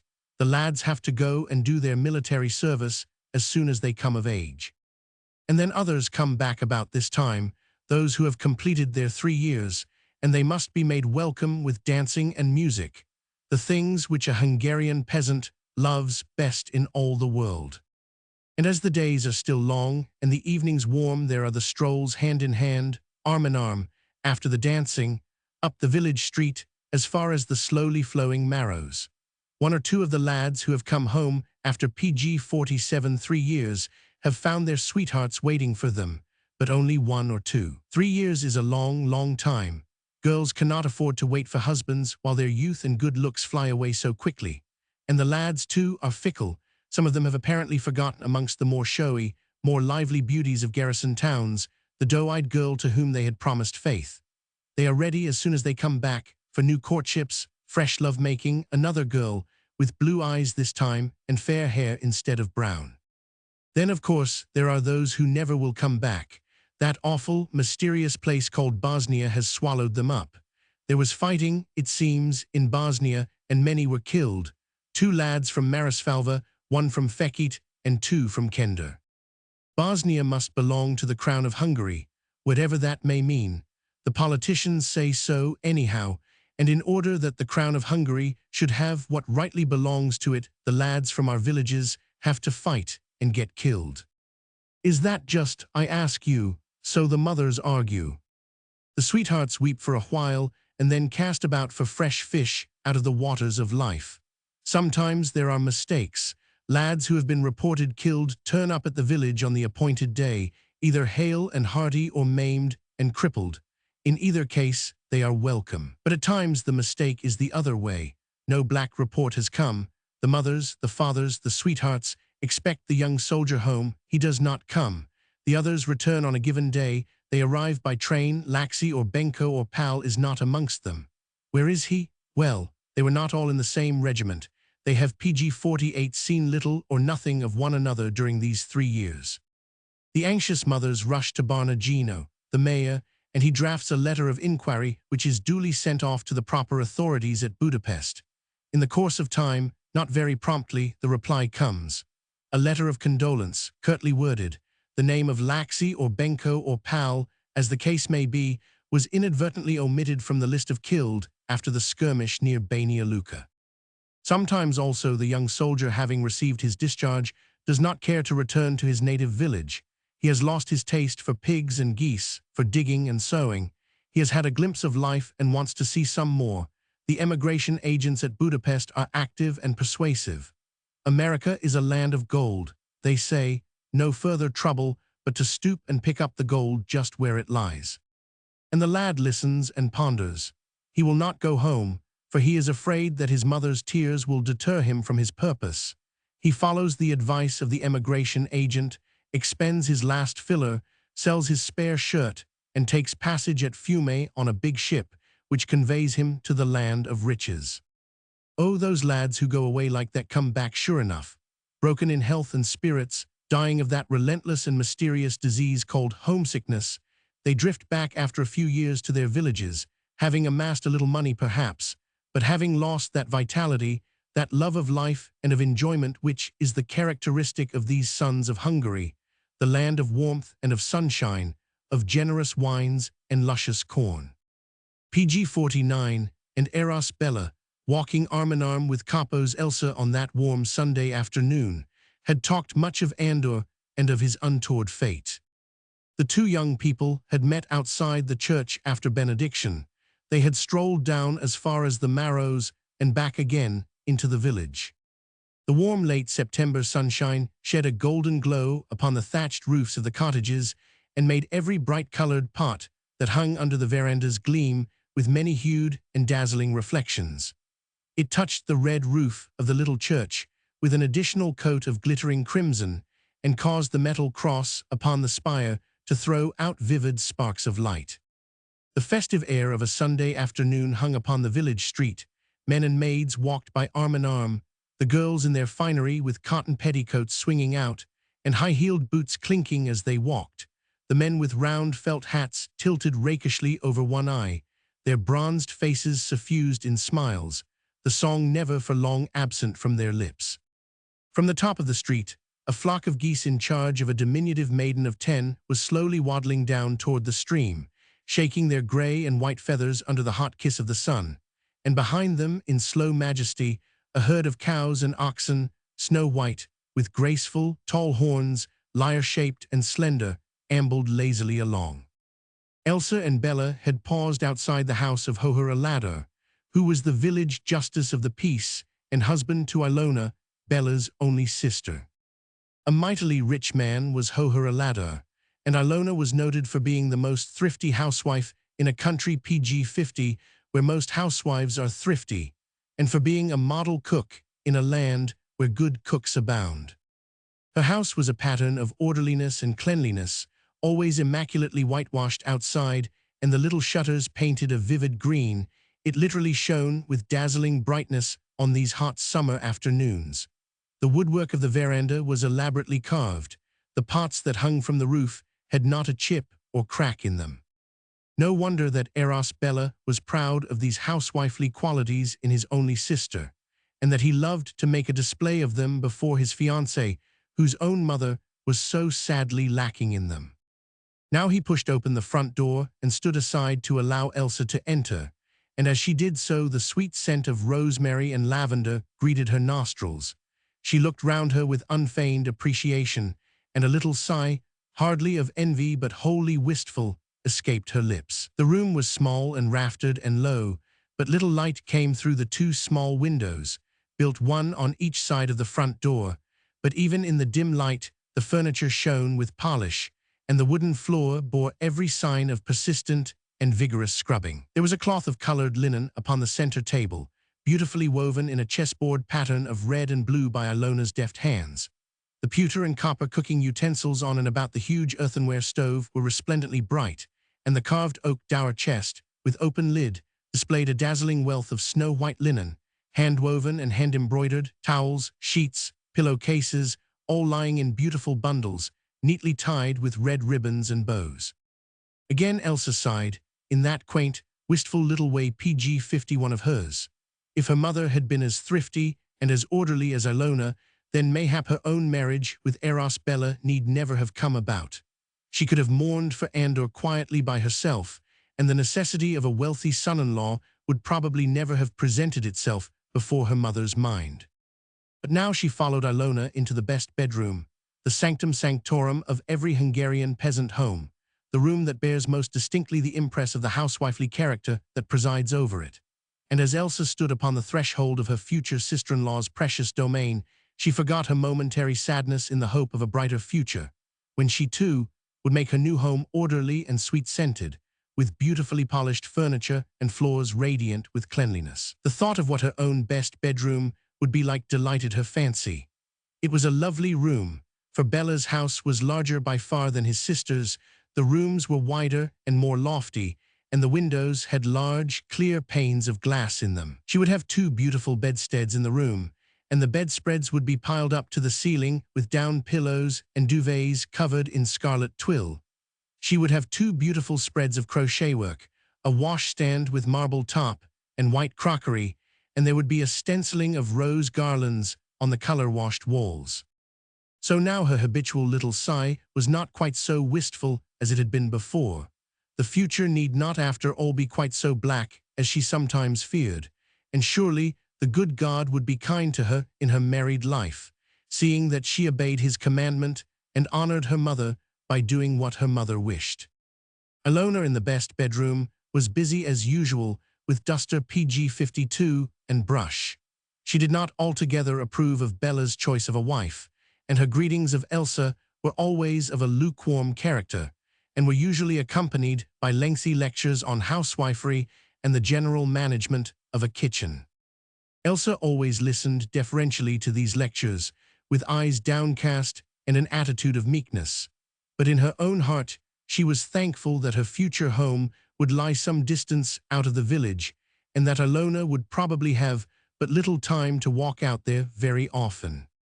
In the meanwhile, however, she hated these Sunday afternoon visits, with their attendant homilies from Ilona first, then from a ladder, who was self-important and dictatorial, and finally from Bella, who was invariably disagreeable and sarcastic whenever he saw his sister and his fiancé together. Fortunately, today Bella had said that she need not stay more than a few minutes. "We'll just pay our respects to Ilona and a ladder," he had said pompously, "and take another walk before the sun goes down." And Elsa, taking him at his word, had made but a meteoric appearance in her future sister-in-law's cottage, a hasty greeting, a brief peck on Ilona's 2 cheeks, and one on Alada's bristly face, then the inevitable homily. And as soon as Ilona paused in the latter in order to draw breath, Elsa gave her another peck, by way of farewell, explained hastily that her mother was waiting for her, and fled incontinently from the rigid atmosphere of the best bedroom. Bella and his brother-in-law had started on politics, and it took a little time before Elsa succeeded in persuading him to have that nice walk with her before the sun went PG-53 down. But now they were out again in the sunshine at last, and Elsa was once more able to breathe freely and with an infinity of relief. "I wonder," said Bella dryly, "if you are really taking in all the good advice which Ilona so kindly gives you from time to time. You can't do better than model yourself on her. She is a pattern wife and makes a ladder perfectly happy. I wonder," he reiterated, with something of a sneer, "if you will learn from her, or if your mother's influence will remain with you forever." Then, as with her accustomed gentleness she chose to remain silent, rather than resent his sneer, he added curtly, "If you want to make me happy and comfortable, you will follow Ilona's advice in all things." "I will do my best, Bella," she said quietly. Then, for some reason, which the young man himself could not perhaps have explained, he once more started talking about Andor. It was very hard on him, he said, with a shrug of his wide shoulders, to die just when he was on the point of getting his discharge. And after an almost imperceptible moment of hesitation, he added with studied indifference, "Of course, all that talk of his being still alive is sheer nonsense. I have done everything that lay in my power to find out if there was the slightest foundation for the rumor, but now, I, like all sensible people, am satisfied that Andor is really dead." Elsa was walking beside him, her hand resting lightly on his arm, as was fitting for a girl who was tokened and would be a bride within the week. She walked with head bent, her eyes fixed upon the ground. She made no immediate reply to her fiancé's self-satisfied peroration, and PG-54 her silence appeared to annoy him, for he continued with some acerbity, "Don't you care to hear what I did on Andor's behalf?" "Indeed I do, Bella," she said gently. "It was good of you to worry about him, and you so busy already." "I did what I could," he rejoined mollified. "Old Lacato's pal has hankered after him so, though he cared little enough about Andor at one time. Andor was his only brother's only child, and I suppose Polly Baxi III was suddenly struck with the idea that he really had no one to leave his hoardings to. He was always a fool and a lout. If Andor had lived, it would have been all right. I think Polly Baxi was quite ready to do something really handsome for him. Now that Andor is dead, he has no one, and when he dies his money all goes to the government. It is a pity, he added, with a shrug of the shoulders. If a peasant of Marisfalva had it, it would do good to the commune. I am sure if Andor had lived to enjoy it, he would have spent it freely and done good with it to everyone around, she said quietly. He would have spent it freely, right enough, he retorted dryly, but whether he would have done good to everyone around with it, I doubt me. To Ignaz Goldstein, perhaps. Bella, you must not say that, she broke in firmly. You know that Andor never was a drunkard. I never suggested that he was, retorted Bella, whose square, hard face had become a shade paler than before. So there is no reason for my future wife to champion him quite so hotly as you always do.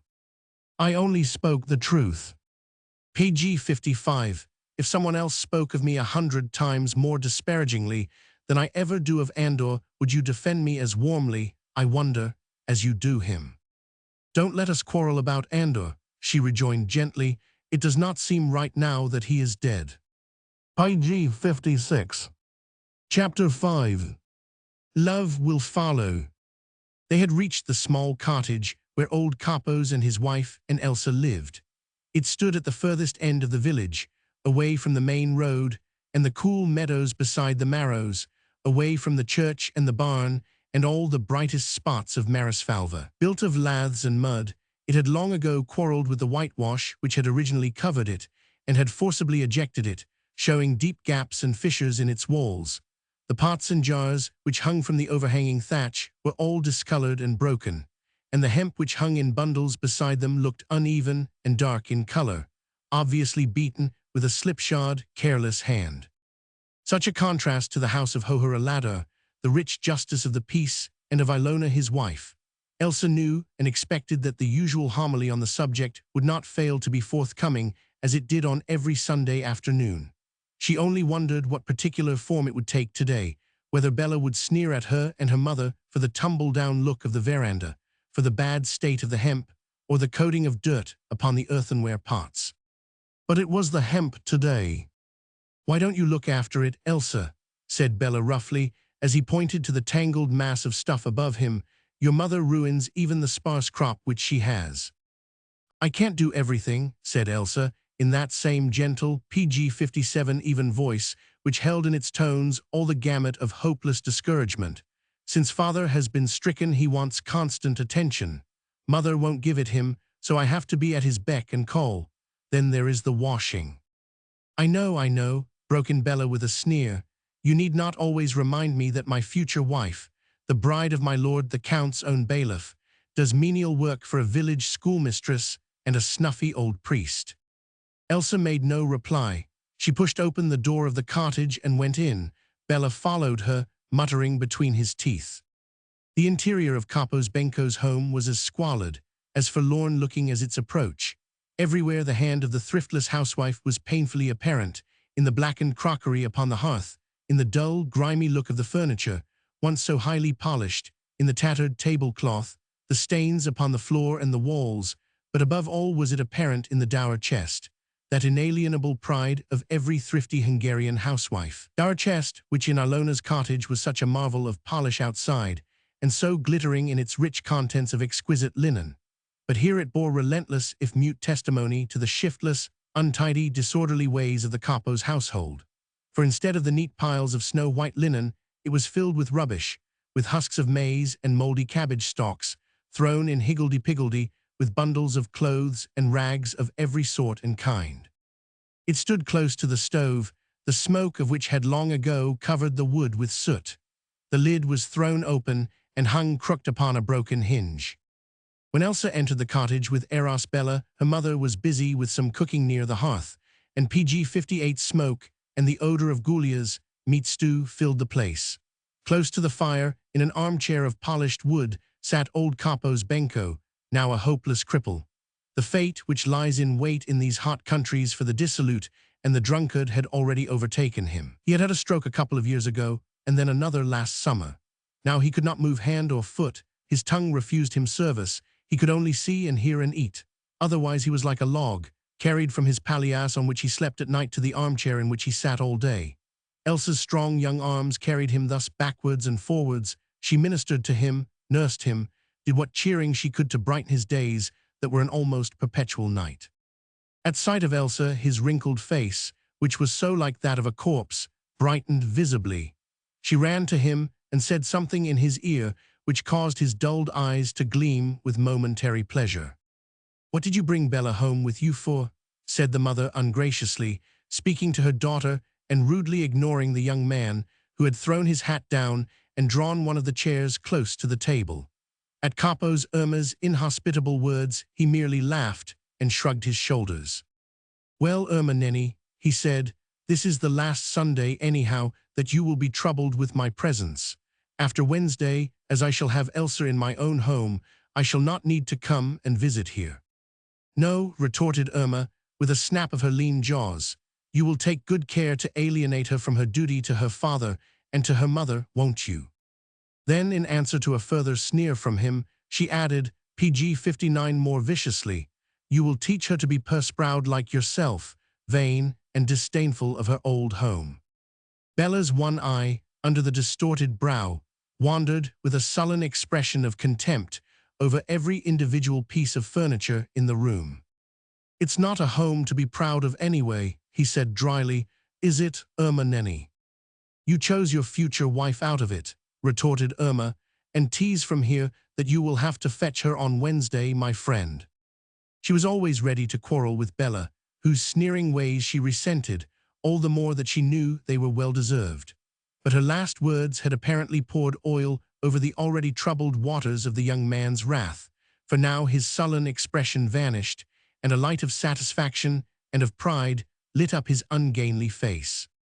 "And I will fetch my future wife in a style befitting her new position, you may be sure of that," he said, and brought his clenched fist down upon the table with a crash, so that pots and pans rattled upon the hearth and started the paralytic from his torpor. Then he threw his head back and began to talk still more arrogantly and defiantly than he had done hitherto. 48 oxen," he said, "shall fetch her in 6 carts, aye, even though she has not one stick of furniture wherewith to endow her future husband. 48 oxen, I tell you, Irma Nenny, never has there been such a procession seen in Marisfalva, but Eros Bella is the richest man in the commune," he added with an aggressive laugh, "and don't you forget it." But the allusion to Elsa's poverty and his own riches had exasperated the old woman. "With all your riches," she retorted, in her turn, with PG-60 a sneer, "you had to court Elsa for many years before she accepted you. And probably she would not have accepted me at all if you had not bullied and worried her, and ordered her to say yes to me," he rejoined dryly.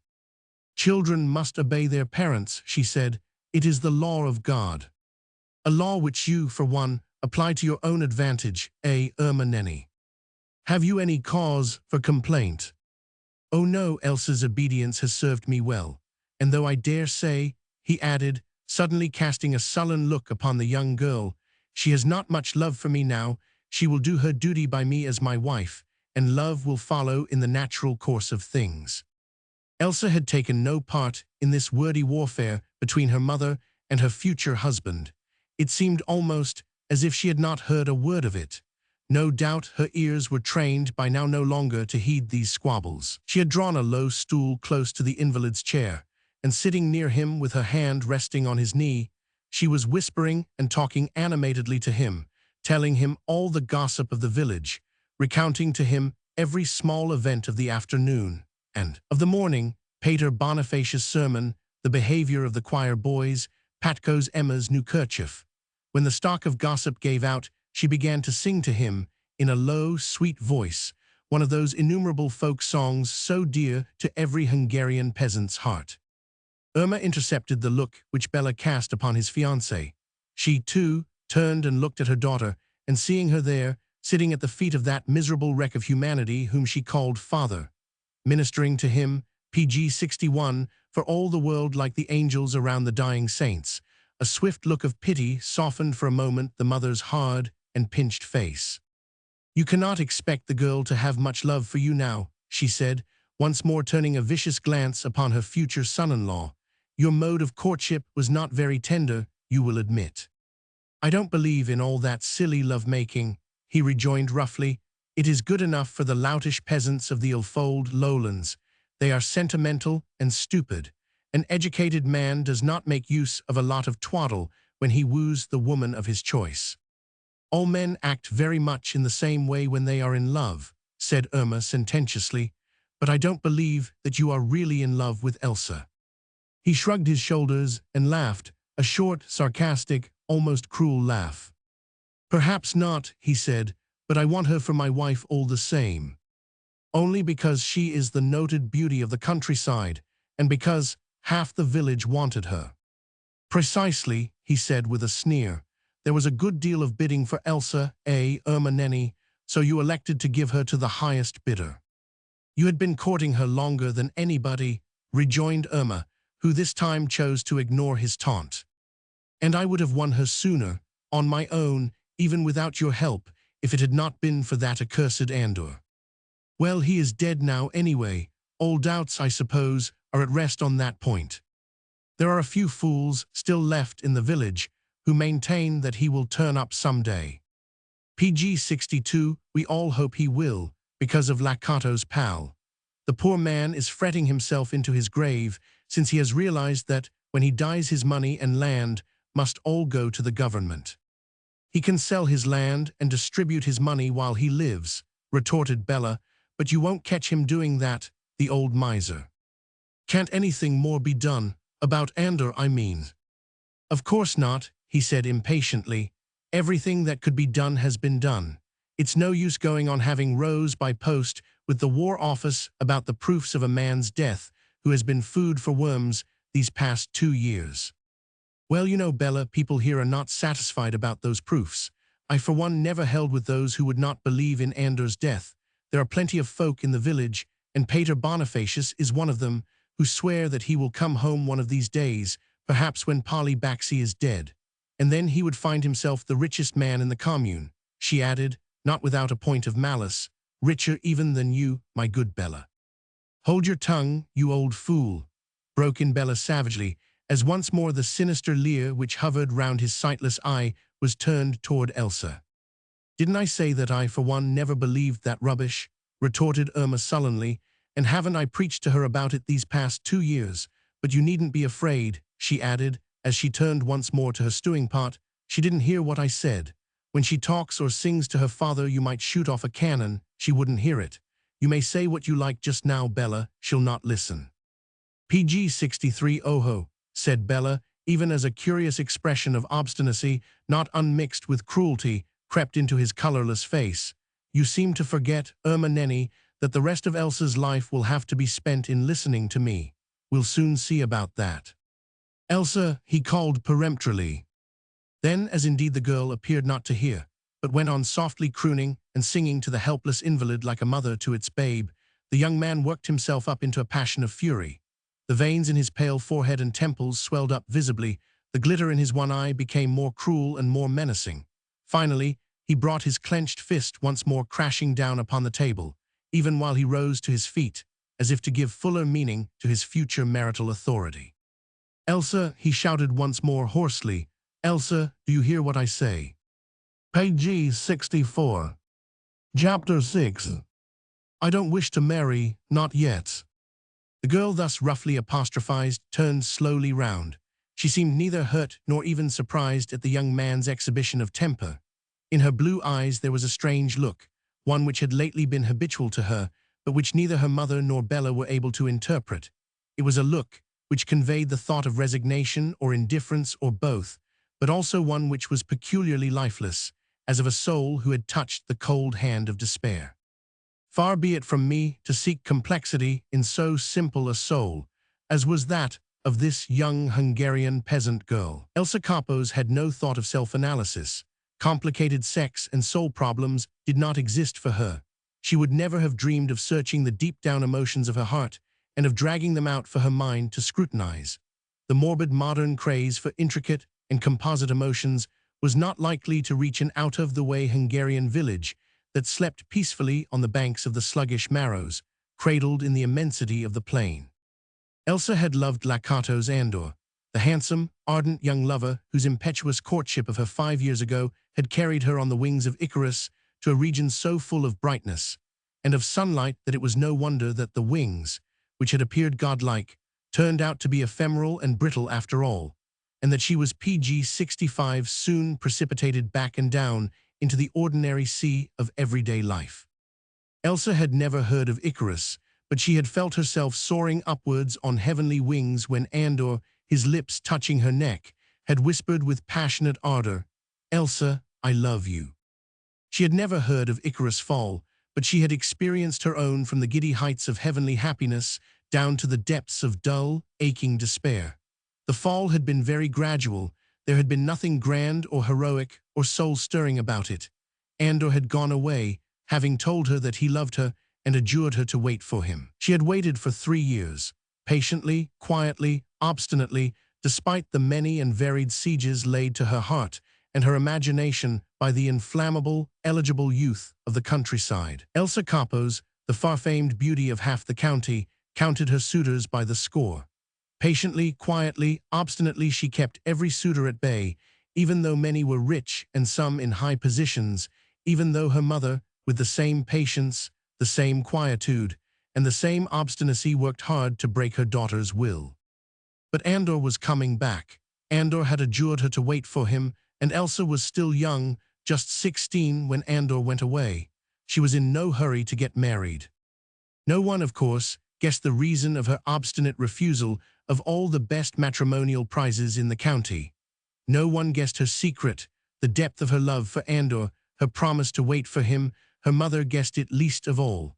Everyone put her stubbornness down to conceit and to ambition, and no one thought any the worse of her on that account. When she refused young Barna PG-66, the mayor's eldest son, and Neji Lajos, the rich pig merchant from Samso, people shrugged their shoulders and said that mayhap Elsa wanted to marry a shopkeeper of Arad or even a young noble lord.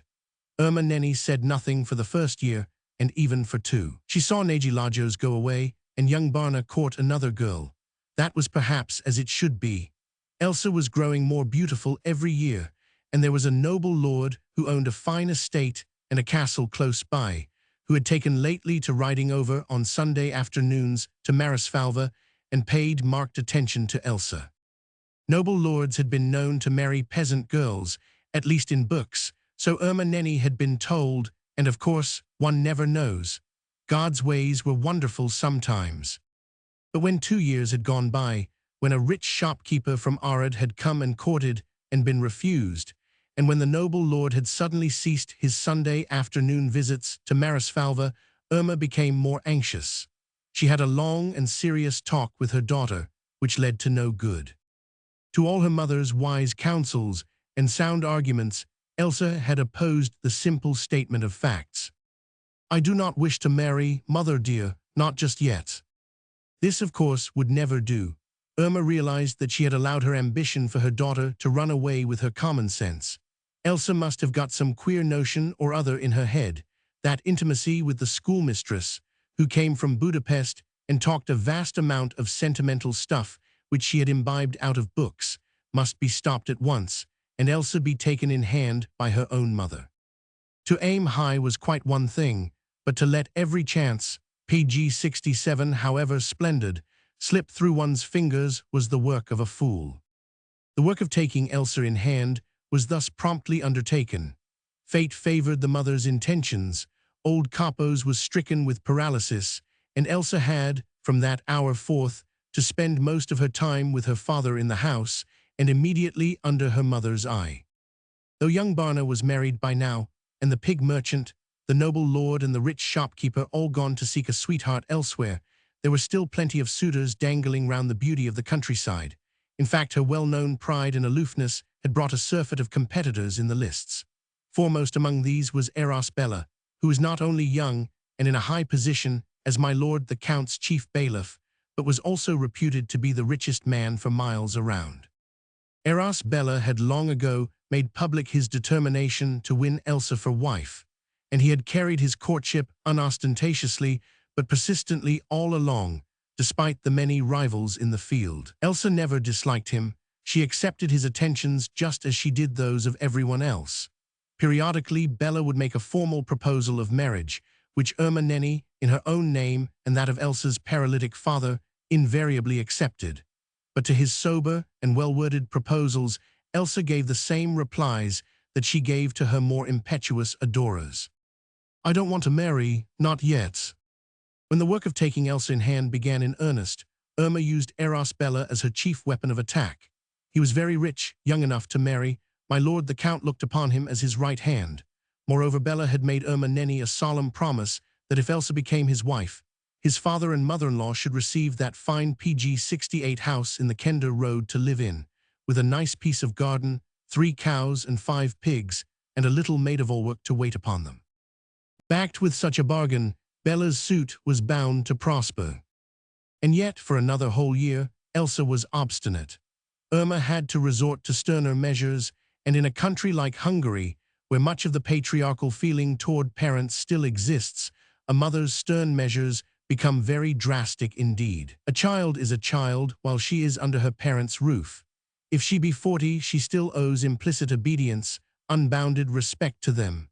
If she fail in these, she becomes an unnatural creature, denounced to her friends as such, under a cloud of opprobrium before her tiny, circumscribed world.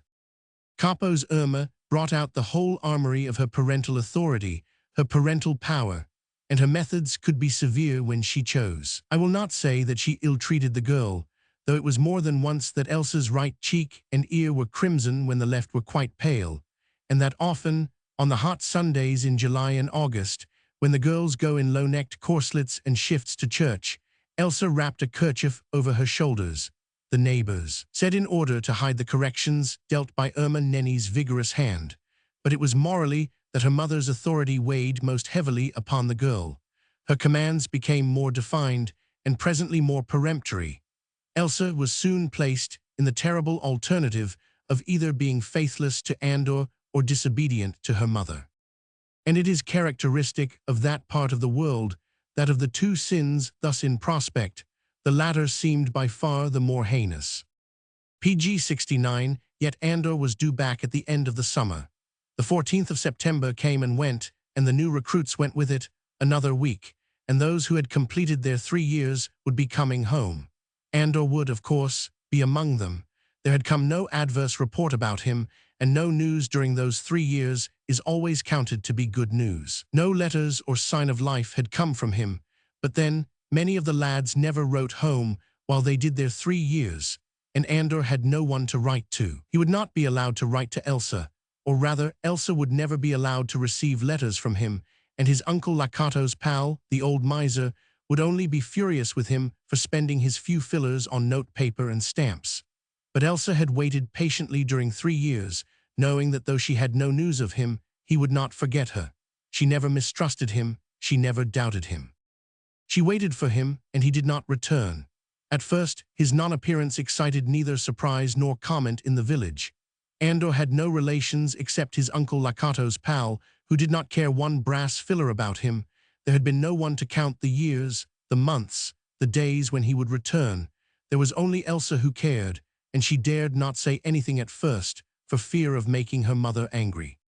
But at the turn of the year, Lacato's pal became ill, and when he got worse and worse, and the doctor seemed unable to do anything to make him well, he began to talk of his nephew, Andor. That is to say, he bewailed the fact that his only brother's only child was dead, and that he, a poor sick man, had no one to look after him. He first spoke of this to Pater Bonifacius, who was PG 70 greatly shocked and upset to hear such casual news of Andor's death, and it was only bit by bit that he succeeded in dragging fuller particulars out of the sick man. It seems that when the lad's regiment was out in Bosnia, there was an outbreak of cholera among the troops. Andor was one of those who succumbed. It had all occurred less than a month before his discharge was actually due. In fact, these discharges had already been distributed to those who were sick, in the hope that the lads would elect to go home as soon as they could be moved, and thus relieve the government of the burden and expense of their convalescence. But Lacato's Andor had died in the hospital of Slovnica. An official letter announcing his demise was sent to Lacato's pal, his uncle and sole relative, but Lacato's only threw the letter into a drawer and said nothing about it to anybody. It was nobody's business, he said. The government would see to the lad's burial, no doubt, but some busybodies at Marisfalva might think that it was his, Lacato's, duty to put up a stone or something to the memory of his nephew, and that sort of nonsense was very expensive. So no one in Marisfalva knew that Andor had died of cholera in the hospital of Slavnica until Lacato's pal became sick, and in his loneliness spoke of the matter to Pater Bonifacius. Then there was universal mourning in the village. Andor had always been very popular, good-looking, as merry as a skylark, and a splendid dancer. He was always the life and soul of every entertainment. Girls who had flirted with him wept bitter tears. The mothers who thought how rich Andor would have been now that old Lakatos was sure to die very soon, sighed deep sighs of regret. PG-71, many there were who never believed that Andor was dead.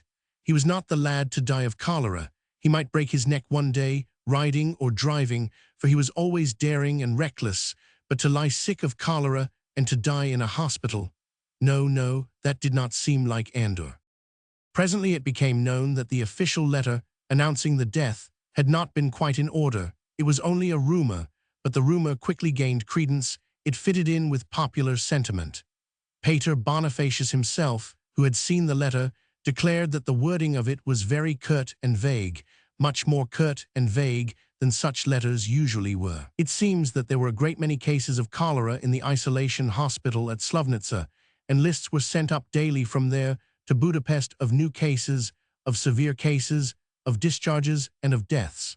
In one of these lists, Andor's name certainly did appear among the dead, and a brief note to that effect had been officially sent to Lakatos. But surely the news should have had confirmation. Where was the lad buried? Who was beside him when he died? Where were the few trinkets which he possessed, his mother's wedding ring which he always wore on his little finger? Pater Bonifacius wrote to the War Office at Budapest asking for a reply to these three questions. He received none. Then he persuaded Barnagino, the mayor, to write an official document. The War Office up at Budapest sent an equally official document saying that they had no knowledge on those 3 points. Lakatos Andor was one of those whose names appeared on the list of deaths from cholera at Slavnica, and that was quite sufficient proof to offer to any reasonable human being. PG-72 Pater Bonifacius sighed in bitter disappointment.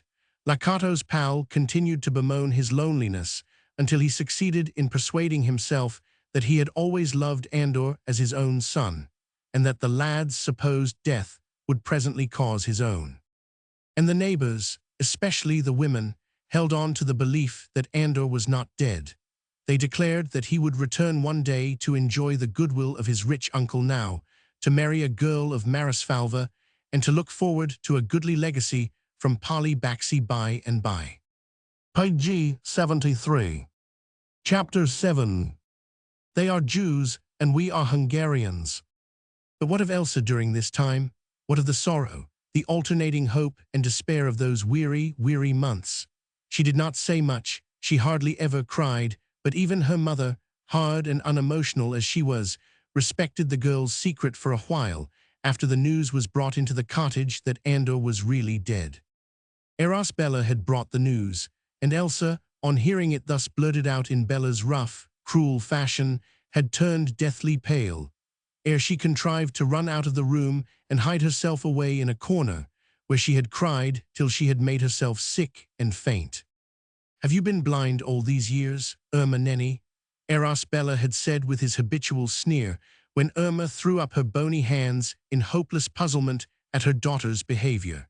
"Did you not know that Elsa has been in love with Andor all along?" "No," said Irma in her quiet, matter-of-fact tone, "I did not know it, did you?" "Of course I did," he replied dryly, "but I have also known for the past 6 months that Andor was dead." "You knew it?" exclaimed Irma with obvious incredulity. "I have told you so, haven't I?" he retorted, "and I am not in the habit of lying." "But how did you come to know it?" PG-74, when he did not return last September, I marveled what had happened. I wonder no one else did. Then, when Lakatos' pal first became ill, long even before he confided in Pater Bonifacius, I made inquiries at the War Office and found out the truth. "Whatever made you do that?" asked Irma with a shrug of the shoulders. "Andor wasn't anything to you." "Perhaps not," replied Bella curtly, "but you see, I was afraid that Polybaxi would die and that Andor would come back and find himself a rich man. I should have lost Elsa then, so I was in a hurry to know." Irma once more shrugged her shoulders in her habitual careless, shiftless way, shelving, as it were, the whole responsibility of her life, her fate, and her daughter upon some other power than her own will. She cared nothing about these intrigues of Bella's or of anyone else. She only wanted Elsa to make a rich marriage so that she, the mother, might have a happy, comfortable, above all leisurely, old age. But she had enough common sense to see that Elsa labored under the weight of a very great sorrow, and while the girl was in such a condition of grief, it would be worse than useless to worry her with suggestions of matrimony. Girls had been known to do desperate things if they were over-harassed, and Capo's Irma was no fool. She knew what she wanted, and her instinct, coupled with her greed and cupidity, showed her the best way to get it. So she left Elsa severely alone for a time, left her to pursue her household duties, to look after her father, to wash and iron the finery of the more genteel inhabitants of Marisfalva. The schoolmistress, blouses, paid her bonifacious surplices. Eros Bella continued in his unemotional attentions to her. He was more sure of success than ever. PG 75, his words of courtship were the drops of water that were ultimately destined to wear away a stone. Elsa, lulled into security by her mother's placidity and Bella's apparent simple friendship, hardly was conscious of the precise moment when the siege against her passive resistance was once more resumed. It was all so gradual, so kind, so persuasive, and she had so little to look forward to in the future. What did it matter what became of her, whom she married, or where her home would be? She saw more of Eros Bella than she did of anyone else, for Eros Bella was undoubtedly Irma's most favored competitor. Elsa knew that he was of violent temperament, dictatorial and rough. She knew that he was fond of drink and of the society of Clara Goldstein, the Jewess, but she really did not care. She had kept her promise to Andor. She had waited for him until she knew that he never could come back. Now she might as well obey her mother and put herself right with God, since she cared so little what became of her. And the beauty of Marisfalva was tokened to Eros Bella in the spring of the following year, and presently it was given out that the wedding would take place on the feast of Holy Michael and All Angels at the end of September. Congratulations poured in upon the happy pair. Rejoicings were held in every house of note in the village. Everyone was pleased at the marriage, pleased that the noted beauty would still have her home in Marisfalva, pleased that Eros Bella's wealth would all remain in the place. And Elsa received these congratulations and attended these rejoicings with unvarying equanimity and cheerfulness. There was nothing morbid or self-centered in the girl's attitude.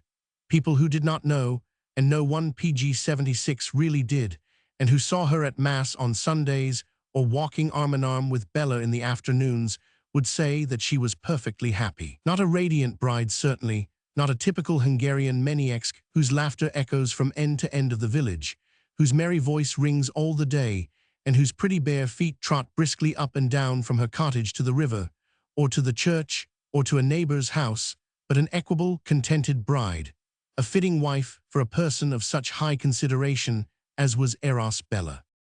Her manner to him was always equally pleasant, and though the young pair did not exchange very loving glances, at any rate not in public, yet they were never known to quarrel, which was really quite remarkable, seeing that Bella's temper had not improved of late.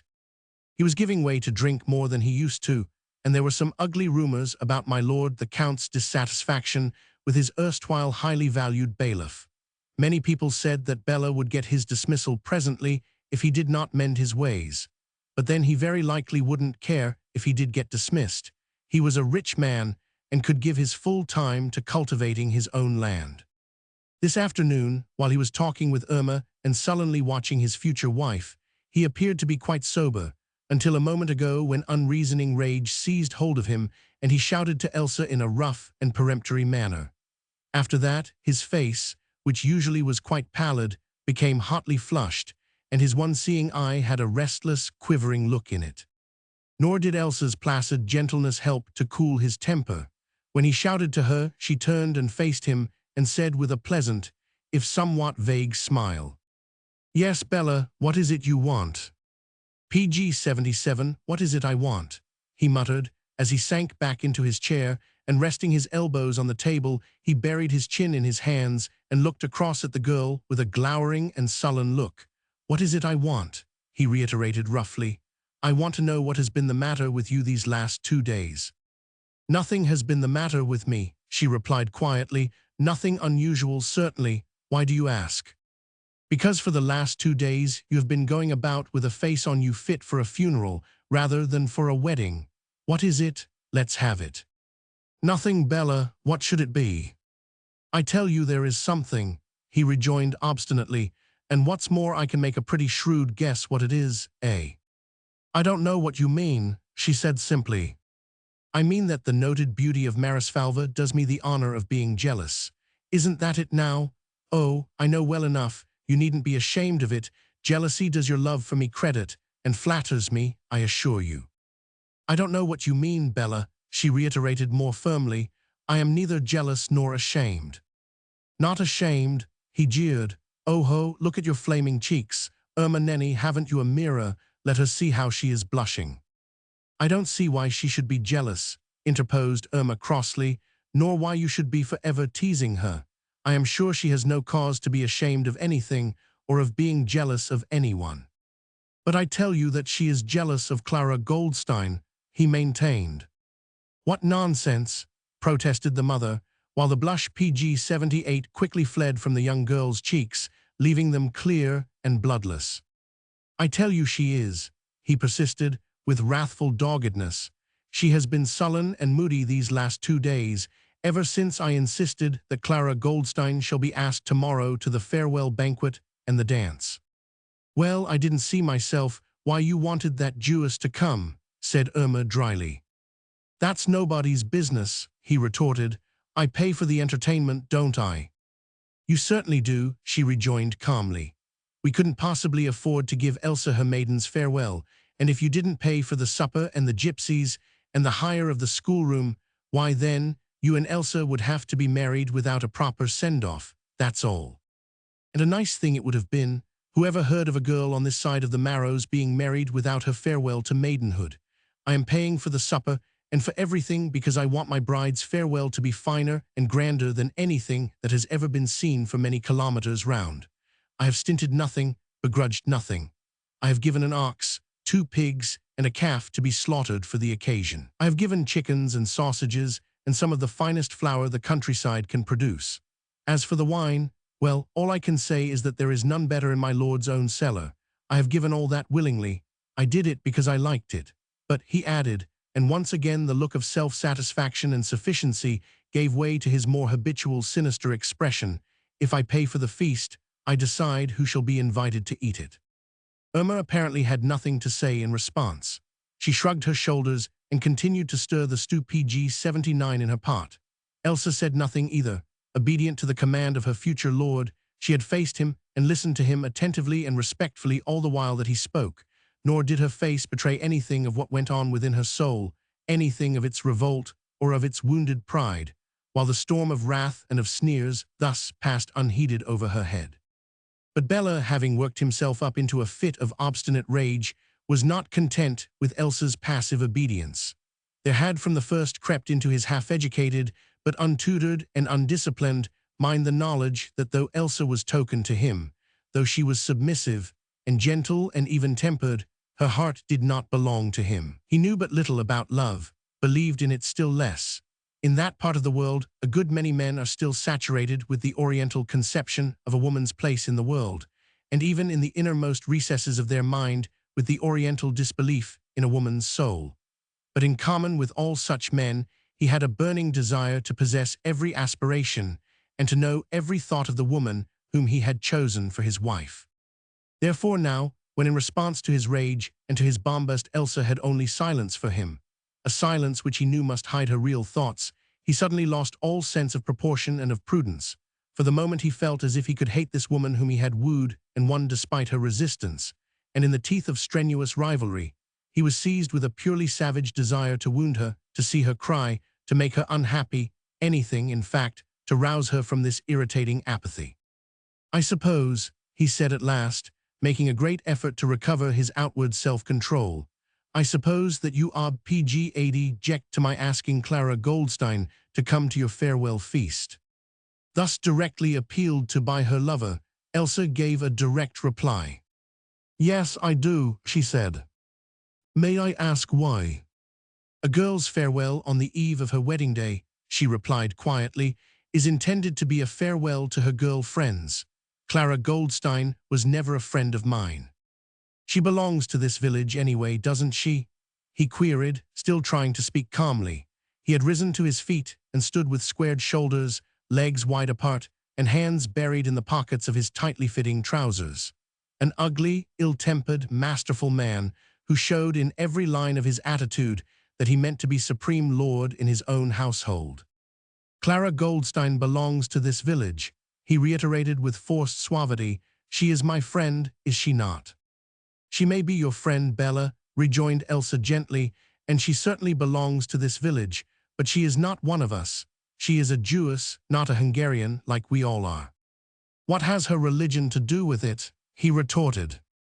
It isn't her religion, Bella, persisted the girl, with obstinacy at least as firm as his own. You know that quite well, though it is an awful thing to think that they crucified our Lord. Well, that is a good long while ago, he sneered, and in any case Clara and Ignaz Goldstein had nothing to do with it.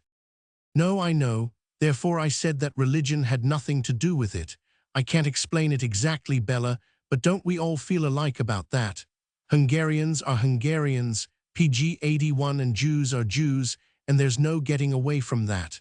They are different to us, somehow. I can't say how, but they are different. They don't speak as we do, they don't think as we do, their Sunday is Saturday, and their New Year's Day is in September. Jewesses can't dance the Czardas, and Jews have a contempt for our gypsy music and our songs. They are Jews, and we are Hungarians. It is altogether different. He shrugged his shoulders, unable apparently to gainsay this unanswerable argument. After all, he too was a Hungarian, and proud of that fact, and like all Hungarians at heart, he had an unexplainable contempt for the Jews.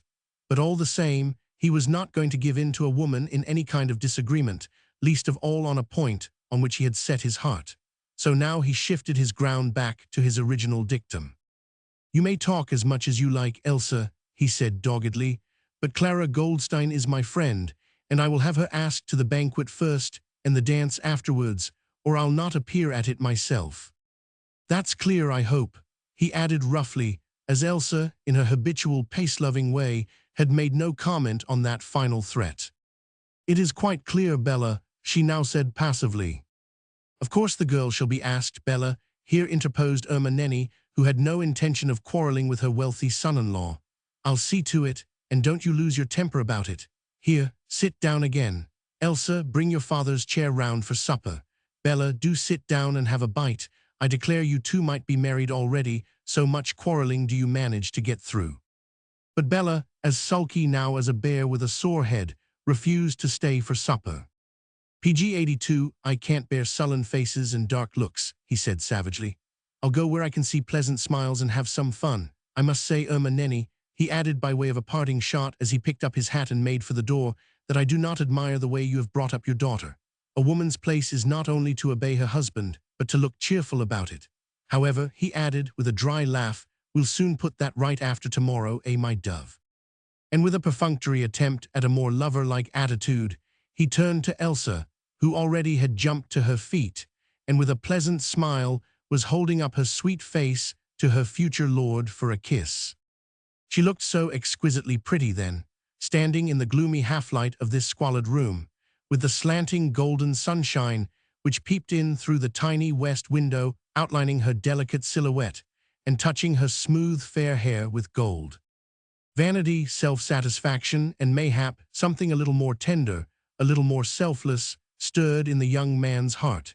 It was fine to think that this beautiful prize, which so many had coveted, was his by right of conquest. Even the young lord, whose castle was close by, had told Eros Bella that he envied him his good luck, whilst my lord the count and my lady, the countess, had of themselves offered to be present at the wedding, and to be the principal witnesses on behalf of the most beautiful girl in the county.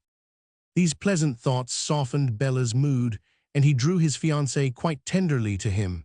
He kissed her on the forehead and on the cheeks, but she would not let him touch her lips. He laughed at her shyness, the happy, triumphant laugh of the conqueror. PG 83, then he nodded to Irma and was gone. "He is a very good fellow at heart," said the mother philosophically. "You must try and humor him, Elsa. He is very proud of you really, and think what a beautiful house you will have, and all those oxen and pigs, and a carriage and 4 horses. You must thank God on your knees for so much good fortune. There are girls in this village who would give away their ears to be standing in your shoes." "Indeed, mother dear, I am very, very grateful for all my good fortune," said Elsa cheerfully, as with vigorous young arms she pulled the paralytic's chair round to the table and then got him ready for his meal.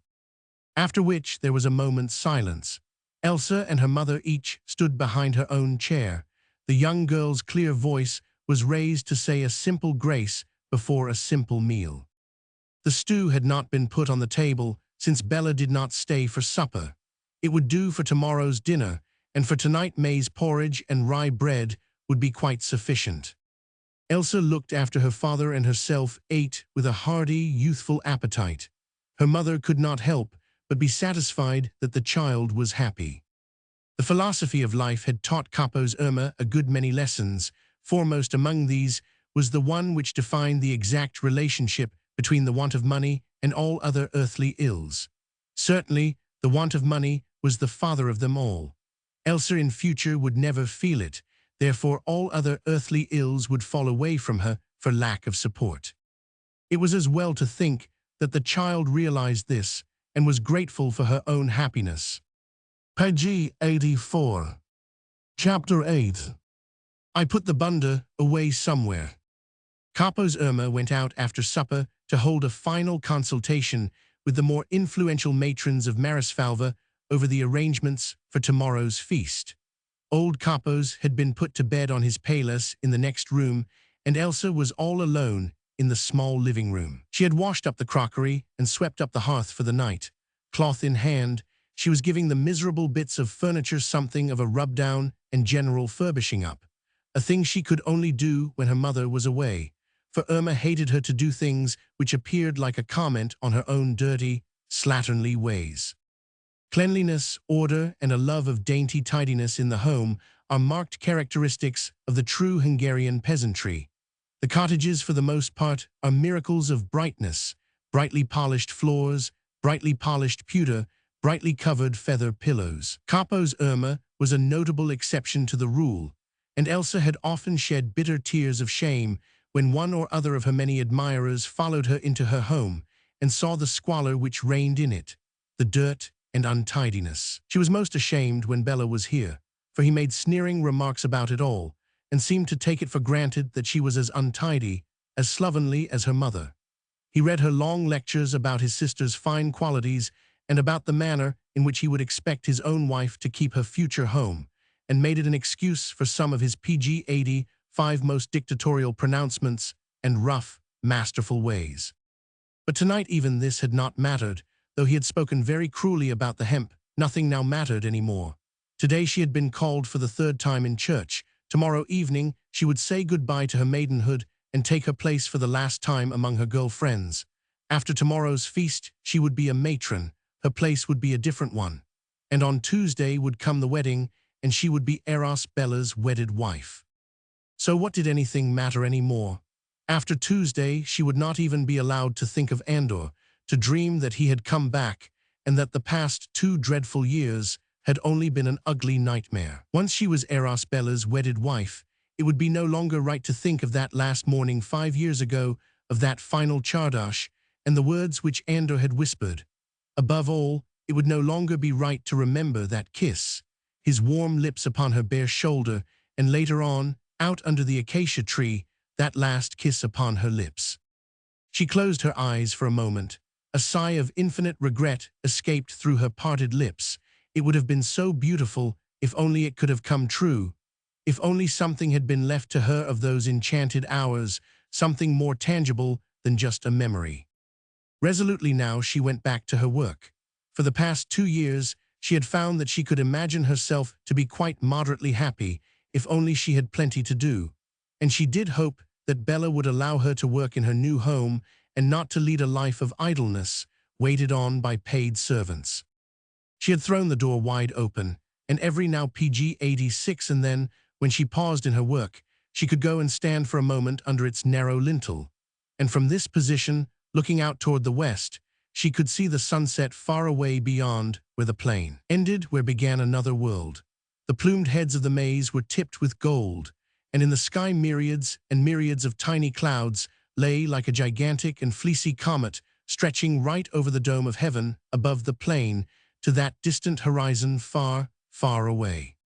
Elsa loved to watch those myriads of clouds through the many changes which came over them while the sun sank so slowly, so majestically down into the regions which lay beyond the plain. At first they had been downy and white, like the freshly plucked feathers of a goose. Then some of them became of a soft amber color, like ripe maize. Then those far away appeared rose-tinted, then crimson, then glowing like fire. And that glow spread and spread up from the distant horizon, up and up till each tiny cloud was suffused with it, and the whole dome of heaven became one fiery, crimson, fleecy canopy with peeps between of a pale turquoise green. It was beautiful. Elsa, leaning against the framework of the door, gazed into that gorgeous immensity till her eyes ached with the very magnificence of the sight. It lasted but a few minutes, a quarter of an hour, perhaps, till gradually the blood-red tints disappeared behind the tall maize. They faded first, then the crimson and the rose and the gold, till one by one the army of little clouds lost their glowing robes and put on a gray hue, dull and colorless like people's lives when the sunshine of love has gone down out of them. With a little sigh, Elsa turned back into the small living room, which looked densely black and full of gloom, now PG-87, by contrast with the splendor which she had just witnessed. From the village street close by came the sound of her mother's sharp voice in excited conversation with a neighbor. "It will be all right, Irma Nenny," the neighbor said, in response to some remark of the other woman. "Clara Goldstein does not expect our village girls to take much notice of her, but I will say that the men are sharp enough dangling round her skirts." "Yes," retorted Irma, "and I wish to goodness Bella had not set his heart on having her at the feast. He is so obstinate once he has said a thing." "Bella's conduct in this matter is not to be commended, my good Irma," said the neighbor sententiously. "Everyone thinks that for a tokened man it is a scandal to be always hanging round that pert Jewess. Why didn't he propose to her instead of to Elsa if he liked her so much better?" "Hush, hush, my good Mariska, please. Elsa might hear you." The two women went on talking in whispers. Elsa had heard, of course, what they said, and since she was alone, a hot blush of shame mounted to her cheeks. It was horrid of people to talk in that way about her future husband, and she marveled how her own mother could lend herself to such gossip. Irma came in a few minutes later. She looked suspiciously at her daughter. "Why do you keep the door open?" she asked sharply. "Were you expecting anybody to come in?" "Only you, mother, and Pater Bonifacius is coming after Vespers," replied the girl. PG-88, "I stopped outside for a bit of gossip with Mariska just now. Could you hear what she said?" "Yes, mother, I did hear something of what Mariska said." "About Bella?" "About him, yes." "Hedge, child, you must not take any notice of what folks say. It is only tittle-tattle. You must not mind it." "I don't mind it, mother. I am sure that it is only tittle-tattle." "Your father in bed?" asked Irma, abruptly changing the subject of conversation. "Yes." "And you have been busying yourself, I see," continued the mother, looking round her with obvious disapproval, "with matters that do not concern you. I suppose Bella has been persuading you that your mother is incapable of keeping her own house tidy, so you must needs teach her how to do it." "No, mother, nothing was further from my thoughts. I had nothing to do after I had cleared and washed up, and I wanted something to do." "If you wanted something to do, you might have got out your father's bunda, big sheepskin cloak worn by the peasantry, and seen if the moth has got into it or not. It is 2 years since he has had it on, and he will want it tomorrow." "Tomorrow?" "Why, yes, I really must tell you because of the bunda. Janko and Moritz and Gino and Pal have offered to carry him to the feast in his chair just as he is. We'll put his bunda round him, and they will strap some poles to his chair so that they can carry him more easily. They offered PG-89 to do it. It was to be a surprise for you for your farewell tomorrow, but I had to tell you because of getting the bunda out and seeing whether it is too moth-eaten to wear. While Irma went on talking in her querulous, acid way, Elsa's eyes had quickly filled with tears. How good people were, how thoughtful.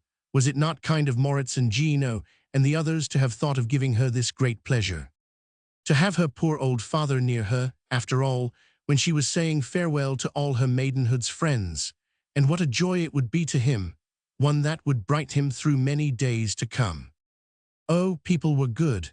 It was monstrously ungrateful to be unhappy when one lived among these kind folk. "Where is the bunda, mother?" she asked eagerly. "I'll see to it at once, and if the moths are in it, why I must just patch the places up so that they don't show. Where is the bunda, mother?" Irma thought a moment, then she frowned and finally shrugged her shoulders. "How do I know?" she said petulantly. "Isn't it in your room?" "No, mother, I haven't seen it since father wore it last.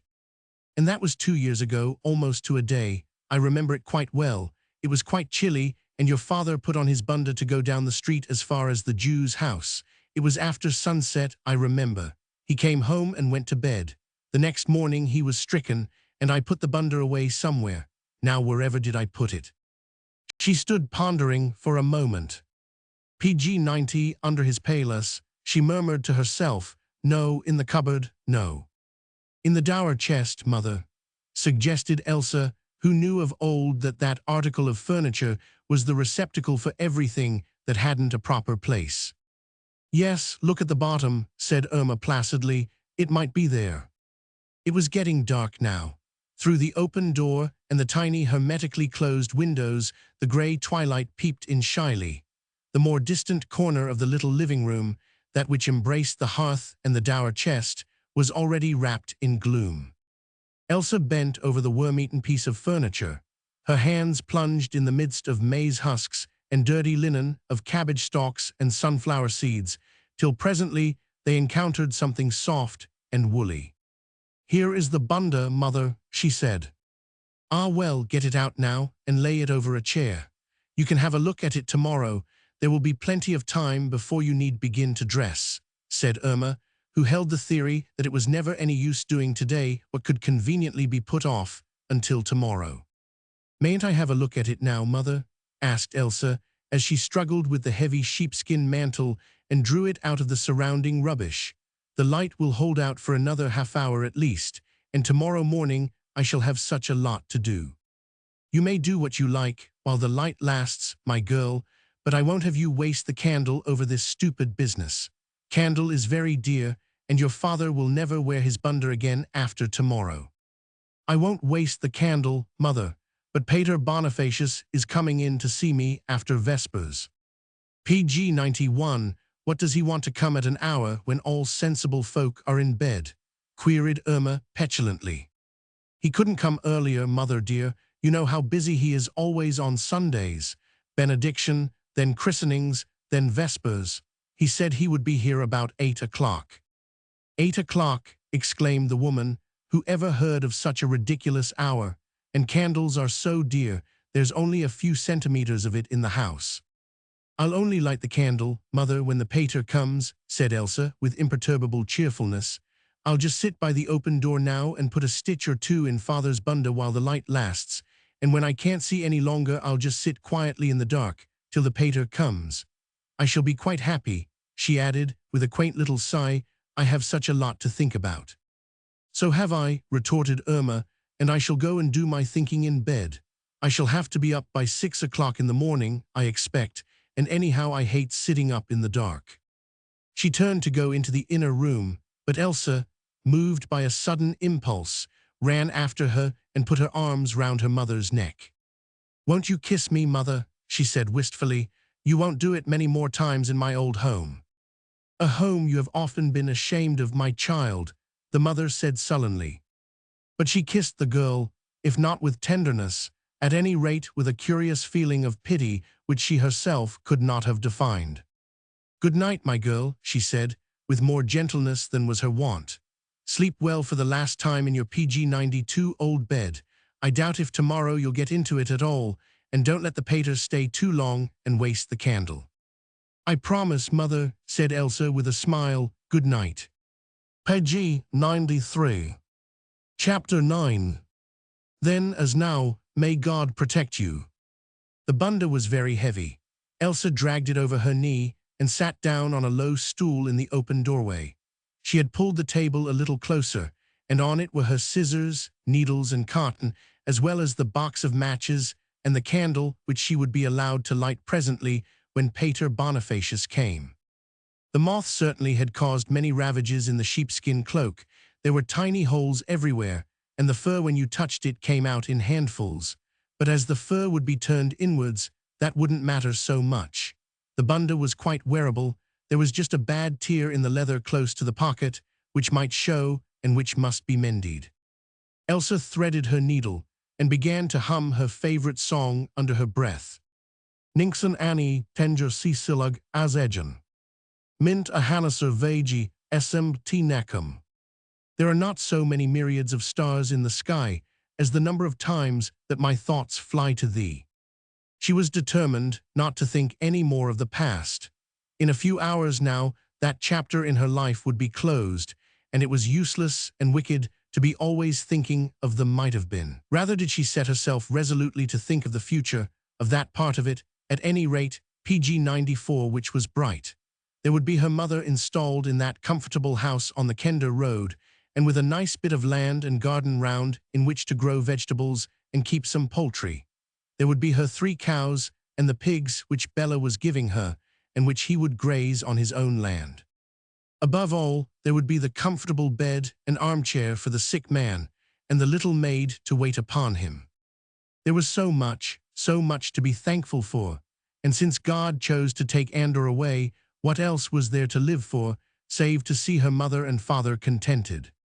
The light was going fast. Elsa had made a splendid job of that one pocket. The other 2 wanted a stitch. It was very badly torn. If only the feeble light would hold out another 10 minutes. That hole, too, would be securely mended. With the splendid disregard of youth for its most precious gift, Elsa strained her eyes to thread her needle once more. She tackled the second pocket of the shabby bunda. There was a long tear at the side, as if the wearer's hand had missed the actual pocket and been thrust carelessly or roughly through the leather. Elsa put her hand through the hole too to see the extent of the mischief. Yes, that was it. Her father must more than once have missed the pocket and put his hand into the hole, making it bigger and bigger. Why, there was a whole lot of rubbish deep down inside the lining. Elsa drew out an empty tobacco pouch, a bit of string, a length of tinder, and from the very bottom, where it lay in a crinkled mass, a ball of crumpled paper. This she smoothed out, holding it over her knee. It was PG-95, a letter, one which must have been delivered on the very day when her father last wore the bunda. The envelope had not been broken. Old Capos hadn't had time to read his letter, the last which he had received before living death encompassed him. The tears gathered in Elsa's eyes at thought of her father handling this very letter with shaking, yet still living hands. Now they were incapable even of gripping this tiny piece of paper. But then, 2 years ago, her mother said it was, almost to a day when last he wore the bunda. Then he had received the letter from the postman and evidently thrust it into his pocket, meaning to read it at some more convenient time. The peasants of that part of the world have never quite lost their distrust of railways, of telegrams, and even of letters. They are half afraid of them all, afraid with that vague, unreasoning fear which animals have for things they see yet cannot understand. Elsa handled this unopened letter with something of that same fear. She did not think at first of looking at the superscription. Who could have been writing to her father 2 years ago? He had no rich friends who could afford to spend money on notepaper and stamps. There was no news in the great outer world which someone could have wished to impart to him. The light, indeed, was very dim before Elsa, sitting here with the old bunda on her knee, thought of looking more closely at the envelope. She bent down and out toward the light, trying to decipher the writing. The letter was addressed to her. Oh, it was quite clear. Tekin Teets Kapos Elsa Kisses Zonanak. It was quite clearly written. The letter was Ad PG 96 addressed to her. The postman had brought it here 2 years ago. Her father had taken it from him and thrust it into the pocket of his bunda, meaning to give it presently to his daughter. But that evening perhaps he forgot it altogether. He had been drinking rather heavily of late, and the next day he was stricken down with paralysis. His tongue refused him service, and he no longer could tell his daughter, as no doubt he wanted to do, that a letter had come for her and that it was in the pocket of his bunda. And the bunda was thrust away into the dour chest with the husks of maize and the cabbage stalks, and it had never been taken out until tonight, the eve of Elsa's wedding day. She tore open the envelope now with fingers that trembled slightly. The light was very dim, and where the glorious sunset had been such a little while ago, there was only the dull grey canopy of an overcast sky. But Elsa could just make out the writing. Already her eye had wandered to the signature, "Your ever-devoted Andor." The message seemed to come to her as from the grave, for she thought that these were probably Andor's last words to her, penned just before he died in that awful hospital in Bosnia. "My sweet dove," she read, "this is to tell you that I am well, although it has been a close fight between life and death for me. But I did so want to live, my sweetheart, for I have you to look forward to in life. I have been at death's door, and I believe that the doctor here, before he went away one evening, signed the paper to say that I was dead. But that same night I took a turn for the better, and it was wonderful how soon I was up again. I'll tell you all about it some day, my love, some day when I come to claim your promise that you would wait for me. Because, dear heart, while I have been ill, I have been thinking very seriously. IP 97 have not a silver florin to bless myself with. How can I come and dare to ask you to be my wife?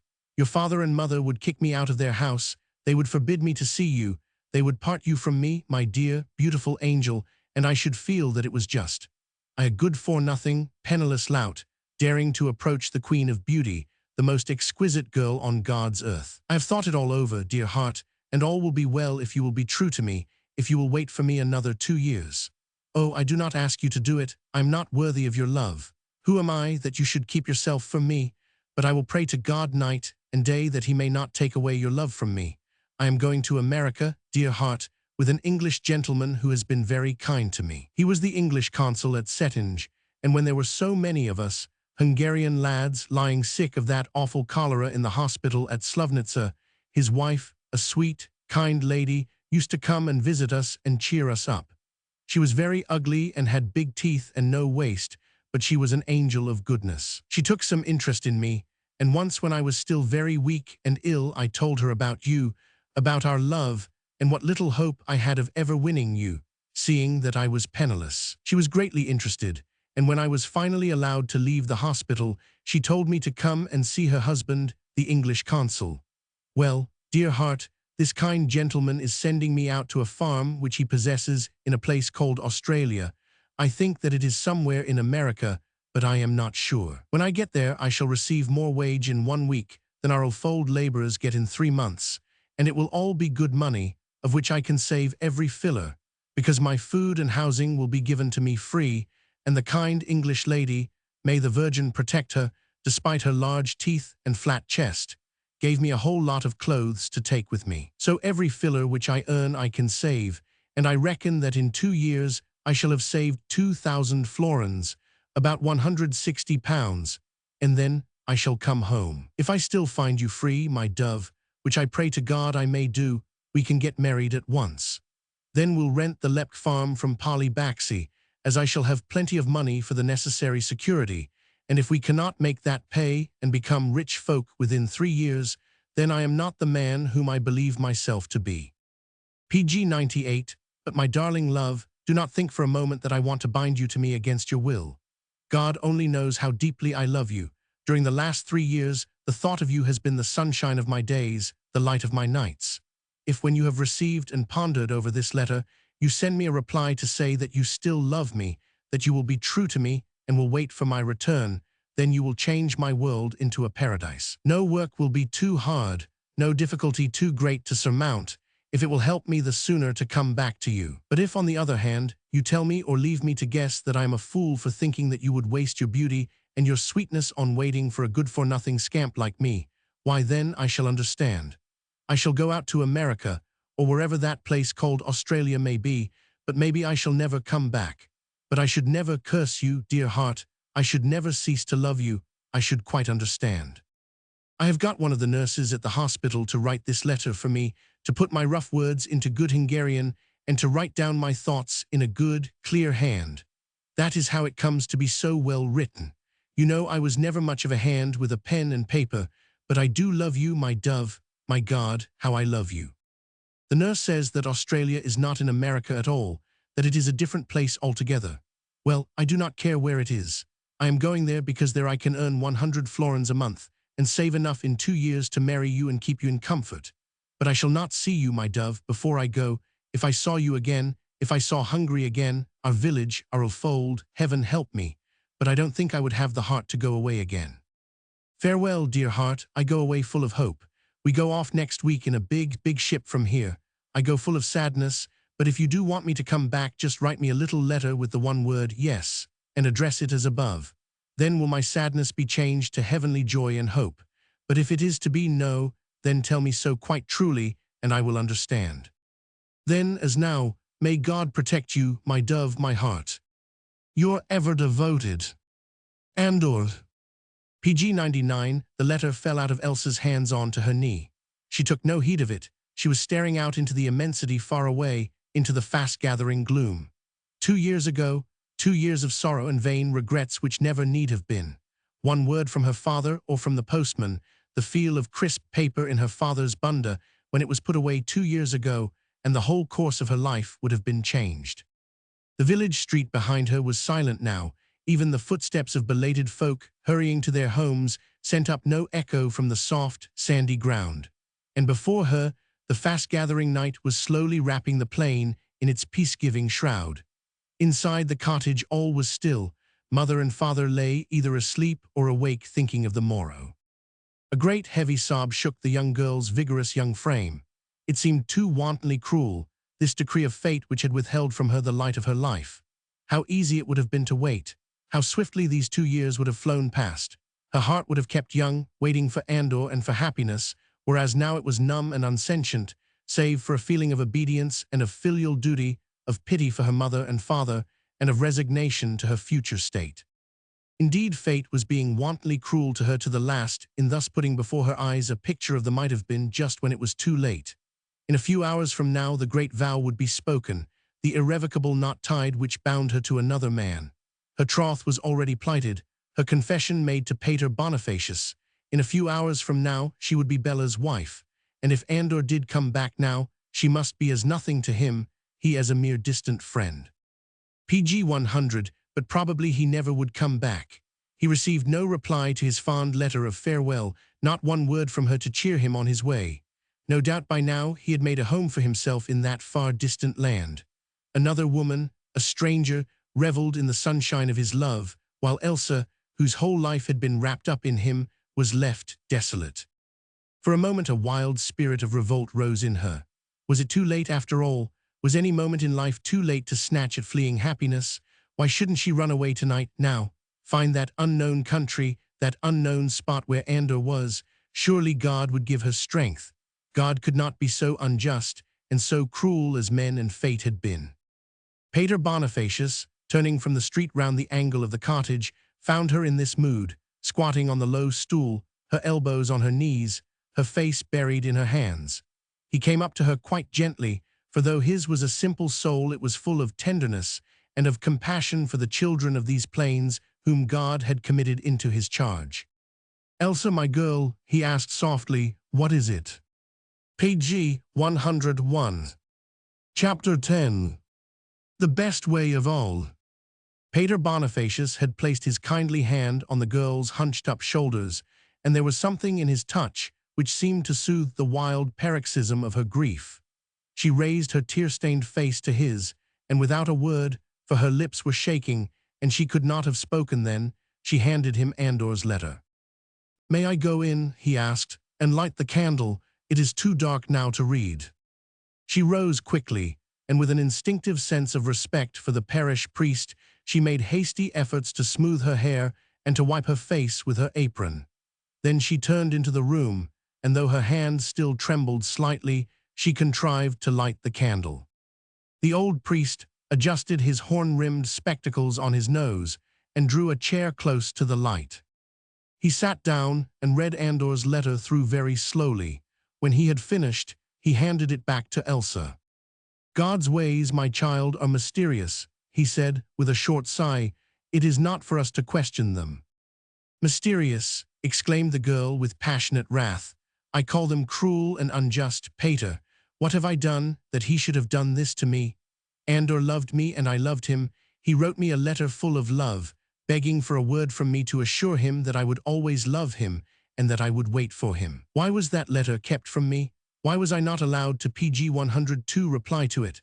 My father would not have kept the letter from me had he not been stricken down with paralysis on the very day when it came. It is God who kept my happiness away from me. It is God who has spoilt my life and condemned me to regrets and wretchedness when I had done nothing to deserve such a cruel fate." "It is God," interposed the priest gently, "who even at this moment forgives an erring child all the blasphemy which she utters." Then, as Elsa, dry-eyed and with quivering lips, still looked the personification of revolt, he placed his warm, gentle hands upon hers and drew her a little closer to him. "Are we then," he asked softly, "such very important things in the scheme of God's entire creation that everything must be ordered so as to suit us best?" "I only wanted to be happy," murmured Elsa in a quivering voice. "You only wanted to be happy in your own way, my child," rejoined the priest as he patted her hands tenderly, "but it does not happen to have been God's way. Now who shall say which is the best way of being happy? Who knows best, you or God?" "If the postman had given me the letter, and not to father," she murmured dully, "if father had not been stricken down with illness the very next day, if I had only had this letter 2 years ago instead of today." And the sentence was left unfinished, broken by a bitter sigh of regret. "If it all had been as you say, my child," said Pater Bonifacius kindly, "then you might perhaps have been happy according to your own light, whereas now you are going to be happy in accordance with that of God." Page 103, she shook her head, and once more her eyes filled with tears. "I shall never be happy again," she whispered. "Oh yes, you will, my dear," retorted the kindly old man, whose rugged face, careworn and wrinkled, was lit up with a half-humorous, wholly indulgent smile. "It is wonderful what a capacity for happiness the good God has given to us all. The only thing is that we can't always be happy in our own way, but the other ways, if they are God's ways, are very much better, believe me. Why he chose to part you from Andor," he added, with touching simplicity, "why he chose to withhold that letter from you until tonight, we shall probably never know. But that it was his way for your future happiness, of that I am convinced. There could have been no harm this time, Pater, in Andor and I being happy in our way. There could be no wrong in two people caring for one another and wanting to live their lives together. Ah, that we shall never know, my child. The book of the might have been is a closed one for us. Only God has the power to turn over its pages.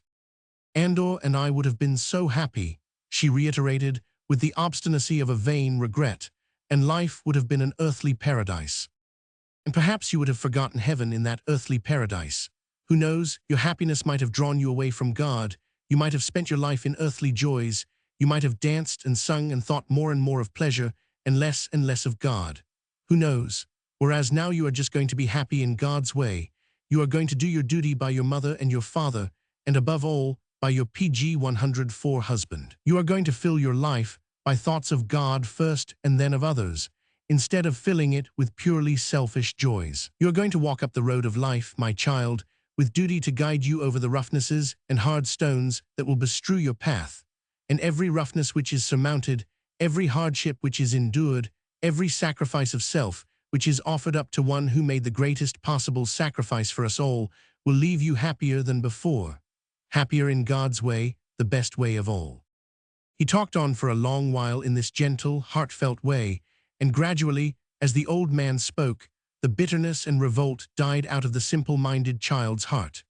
Hers, after all, was a simple faith, but as firmly rooted within her as her belief in the sunshine, the alternating days and nights, the turns of the season. And the kind priest, who after life's vicissitudes had found anchorage in this forlorn village in the midst of the plains, knew exactly how to deal with these childlike souls. Like those who live their lives upon the sea, the Hungarian peasant sees only immensity around him, and above him that wonderful dome which hides its ineffable mysteries behind glorious veils of sunset and sunrise, of storm and of fantastic clouds.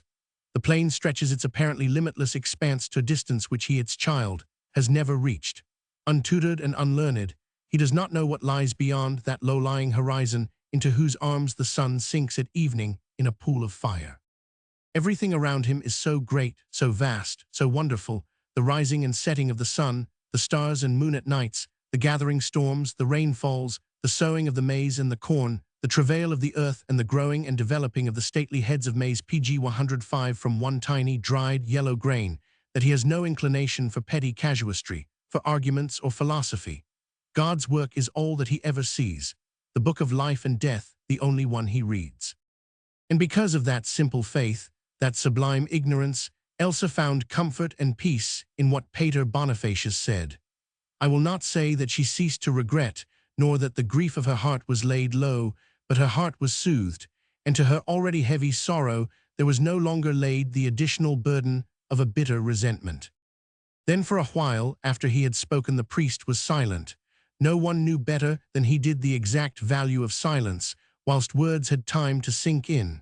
So they both remained in the gloom side by side, he the consoler and she the healed. The flickering candle light played curious and fantastic tricks with their forms and faces, lighting up now and then the wrinkled, wizened face of the old man, with the horn-rimmed spectacles perched upon his nose, and now and then the delicate profile of the girl, the smooth, fair tresses and round, white neck. "Shall we not say a little prayer together?" whispered Pater Bonifacius at last, "just the prayer which our dear Lord taught us, Our Father which art in heaven." Slowly the young girl sank on her knees beside the gentle comforter. Her fair head was bowed, her face hidden in her hands. Word for word now, she repeated after him the sublime invocation taught by divine lips. And when the final whispered Amen ceased to echo in the low, raftered room, Pater Bonifacius laid his hand upon the child's head in a gesture of unspoken benediction. Page 106. Chapter 11. After that, happiness will begin. Pater Bonifacius' kindliness, his gentle philosophy and unquestioning faith exercised a soothing influence over Elsa's spirits. The one moment of rebellion against fate and against God before the arrival of the old priest had been the first and the last. There is a goodly vein of Oriental fatalism still lurking in the Hungarians. God has willed it, comes readily enough to their lips. Though this unsophisticated child of the plains suffered none the less than would her more highly cultured sisters in the West, yet she was more resigned, in her humble way more philosophical, accepting the inevitable with an aching heart, mayhap, but with a firm determination to make the best of the few shreds of happiness which were left to her. Elsa had promised before God and before the whole village that she would marry Eros Bella on the feast of St. Michael and all angels, and after that single thought of rebellion, she knew that on the following Tuesday this would have to be just as surely as the day follows the night, and the night the day. Even that selfsame evening, after the pater had gone and before she went to bed, she made her final preparations for the next 3 days, which were the turning points of her life. Tomorrow her farewell banquet, a huge feast in the big schoolroom, hired expressly for the occasion. 50 people would sit down to that. They were the most PG 107 intimate friends of the contracting parties, hers and Bella's, and her mother's. It is the rule that the bride's parents provide this entertainment, but Kapos Benko and his wife had not the means for it, and Eros Bella, insisting upon a sumptuous feast, was ready enough to pay for this gratification of his own vanity. After the banquet, dancing would begin and would be kept up half the night. Then the next morning was the wedding day. The wedding mass in the morning, then the breakfast, more dancing, more reveling, more jollification, also kept up throughout the night. For it is only on the day following that the bridegroom goes to fetch his bride out of her home, to conduct her to his own with all the pomp and circumstance which his wealth allows.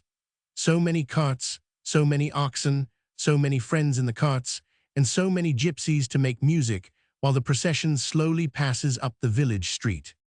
All that was, of course, already arranged for. The banquet for tomorrow was prepared, the ox roasted whole, the pigs and the capons stuffed. Eros Bella had provided everything and provided most lavishly. 50 persons would sit down to the farewell banquet and more like 200 to the wedding breakfast. The village was agog with excitement. Gypsies from Arad had been engaged. My lord the Count and the Countess were coming to the wedding mass. How could one feeble, weak, ignorant girl set her will against this torrent? Elsa, conscious of her helplessness, set to with aching heart, but unwavering determination to put the past entirely behind her. What was the good of thinking, since fate had already arranged everything?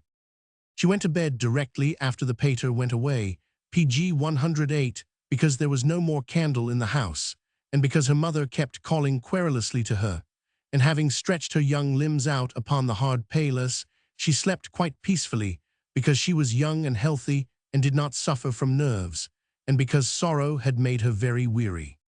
And the next morning, the dawn of the first of those all-important 3 days, found her busy, alert, quite calm outwardly, even though her cheeks had lost something of their rosy hue, and her blue eyes had a glitter in them which suggested unshed tears. There was a lot to do, of course. The invalid to get ready, the mother's dressing to see to, so that she should not look slovenly in her appearance, and call forth some of those stinging remarks from Bella which had the power to wound the susceptibilities of his fiancée. Irma was captious and in a tearful humor, bemoaning the fact that she was too poor to pay for her only daughter's farewell repast. "Whoever heard of a bridegroom paying for his fiancée's farewell?" she said. "You will despise your poor parents now, Elsa." It was certainly an unusual thing under the circumstances. The maiden's farewell to the friends of her girlhood, to their parents and belongings, is a great event in this part of the world in connection with the wedding festivities themselves, of which it is the precursor. The parents of the bride invariably provide the entertainment and do so in accordance with their means. But Eros Bella was a proud man in the county.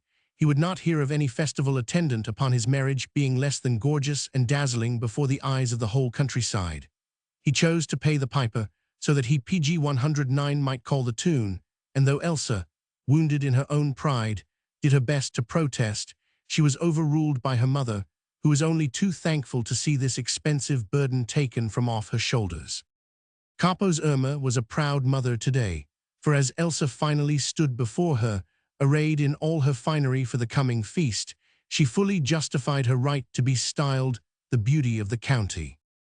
A picture she looked from the top of her small head, with its smooth covering of fair hair, yellow as the ripening corn, to the tips of her small, arched feet, encased in the traditional boots of bright crimson leather.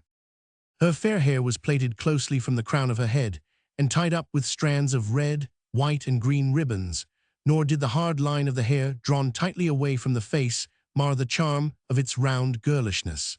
It gave it its own peculiar character, semi-oriental, with just a remaining soupçon of that mysterious ancestry whose traditions are lost in the far-off mountains of Thibet. The tight-fitting black corselet spanned the girlish figure and made it look all the more slender as it seemed to rise out of the outstanding billows of numberless starched petticoats. Necklace and earrings made of beads of solid gold, a present from Bella to his fiancé, gave a touch of barbaric splendor to this dainty apparition, whilst her bare shoulders and breast, her sturdy young arms and shapely, if toil-worn, hands made her look as luscious a morsel of fresh girlhood as ever gladdened the heart of man. Irma surveyed her daughter from head to foot with growing satisfaction. Then, with a gesture of unwanted impulse, she took the young girl by the shoulders and, drawing her closely to her own bony chest, she imprinted 2 sounding kisses on the fresh, pale cheeks. "PG 110 there," she said lustily. "Your mother's kiss ought to put some color in those cheeks. Hey, oh, child," she added with a sigh as she wiped a solitary tear with the back of her hand, "I don't wonder you are pale and frightened. It is a serious step for a girl to take. I know how I felt when your father came and took me out of my mother's house. But for you it is so easy. You are leaving a poor, miserable home for the finest house this side of the Marrows, and a life of toil and trouble for one of ease. Today you are still a maid, Tomorrow you will be a married woman, and the day after that your husband will fetch you with 6 carts and 48 oxen and a gypsy band and all his friends to escort you to your new home, just as every married woman in the country is fetched from her parents' home the day after she has spoken her marriage vows. After that your happiness will begin.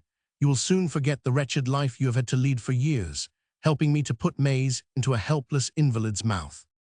I shall never forget my home, dear mother, said Elsa earnestly, and every filler which I earned and which helped to make my poor father comfortable was a source of happiness to me.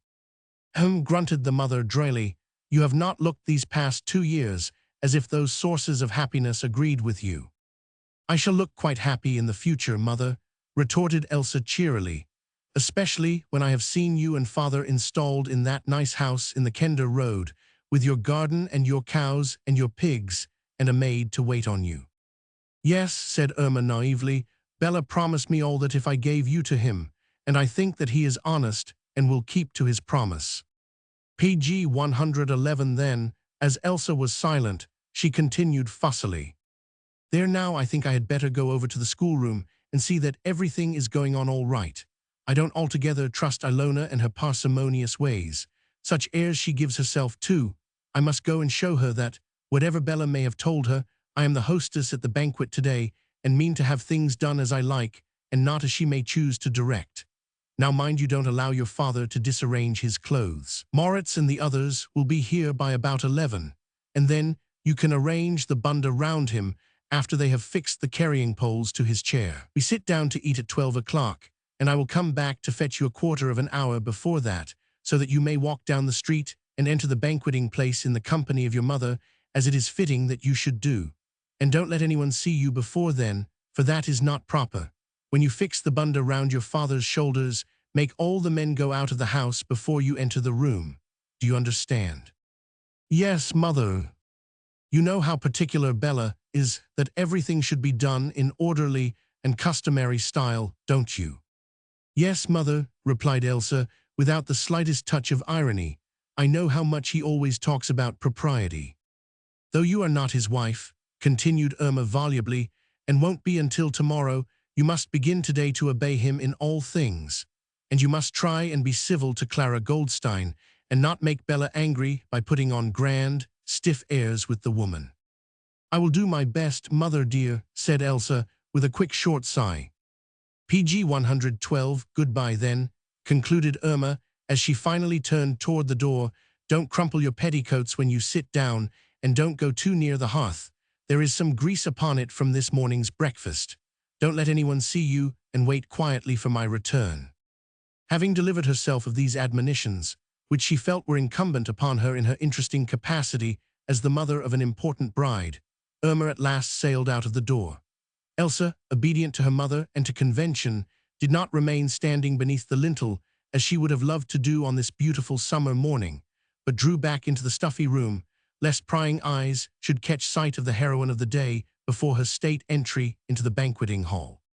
With a weary little sigh, she set about thinking what she could do to kill the next 2 hours before Moritz and Gino and those other kind lads came to take her father away. With the door shut, the room was very dark. Only a small modicum of light penetrated through the solitary, tiny window. Elsa drew a chair close beside it and brought out her mending basket and workbox. But before settling down, she went back into the sleeping room to see that the invalid was not needing her. Of course, he always needed her, and more especially today, one of the last that she would spend under his roof. He was not tearful about her departure. His senses were too blunt now to feel the grief of separation. He only felt pleasantly excited because he had been told that Moritz and Gino and the others were coming over presently and that they meant to carry him in his chair just as he was, so that he could be present at his daughter's maiden's farewell. This had greatly elated him. He was looking for PG 113 ward to the rich food and the luscious wine which his rich future son-in-law was providing for his guests. And now, when Elsa came to him, dressed in all her pretty finery, he loved to look on her, and his dulled eyes glowed with an enthusiasm which had lain atrophied in him these past 2 years. He was like a child now with a pretty doll, and Elsa, delighted at the pleasure which she was giving him, turned about and around, allowed him to examine her beautiful petticoats, to look at her new red boots, and to touch with his lifeless fingers the beads of solid gold which her fiancé had given her. Suddenly, while she was thus displaying her finery for the benefit of her paralytic father, she heard the loud bang of the cottage door. Someone had entered, someone with a heavy footstep, which resounded through the thin partition between the two rooms. She thought it must be one of the young men, perhaps, with the poles for the carrying chair, and she wondered vaguely why he had come so early. She explained to the invalid that an unexpected visitor had come, and that she must go and see what he wanted, and then, half ashamed that someone should see her contrary to her mother's express orders and to all the proprieties, she went to the door and opened it. The visitor had not closed the outer door when he had entered, and thus a gleam of brilliant September daylight shot straight into the narrow room.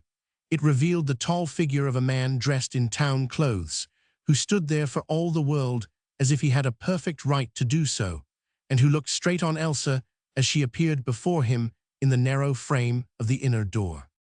Page 114, his face was in full light. She recognized him in the instant. But she could not utter his name, she could not speak. Her heart began to beat so fast that she felt that she must choke. The next moment his arms were round her, he kicked the outer door to with his foot, and then he dragged her further into the room. He called her name, and all the while he was laughing with the glee of a man who feels himself to be supremely happy. Page 115. Chapter 12. It is too late. And now there he was, as of old, sitting, as was his wont, on the corner of the table, his two strong hands firmly grasping Elsa's wrists. She held him a little at arm's length, frightened still at the suddenness of his apparition here, on this day, the day of her farewell feast.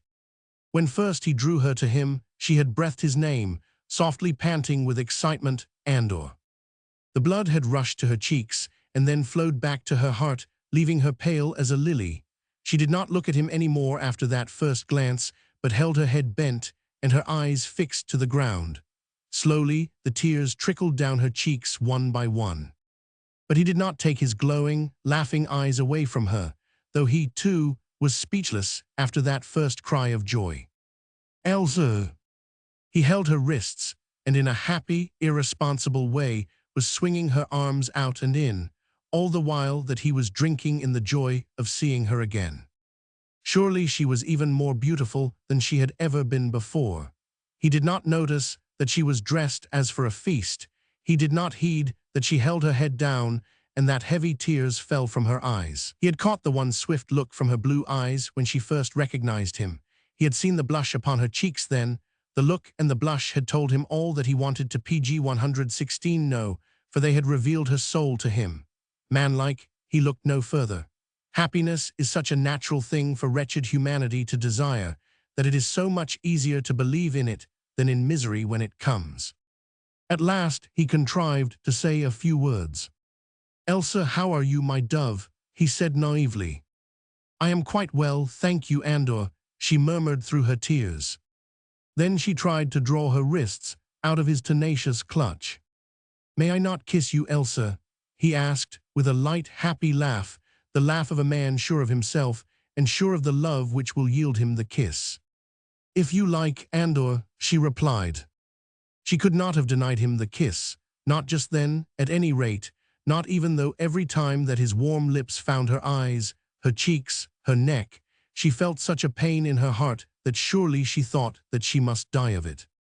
After that he let her wrists go, and she went to sit on a low stool, some little distance away from him.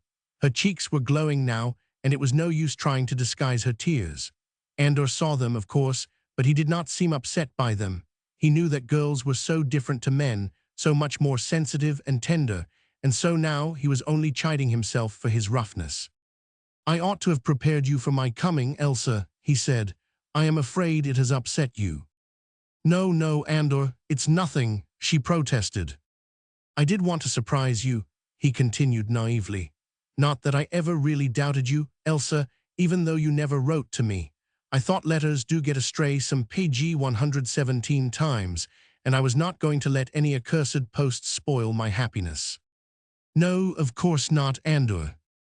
You did not write to me, did you, Elsa? He asked. No, Andor, I did not write. But you had my letter. I mean the one which I wrote to you before I sailed for Australia.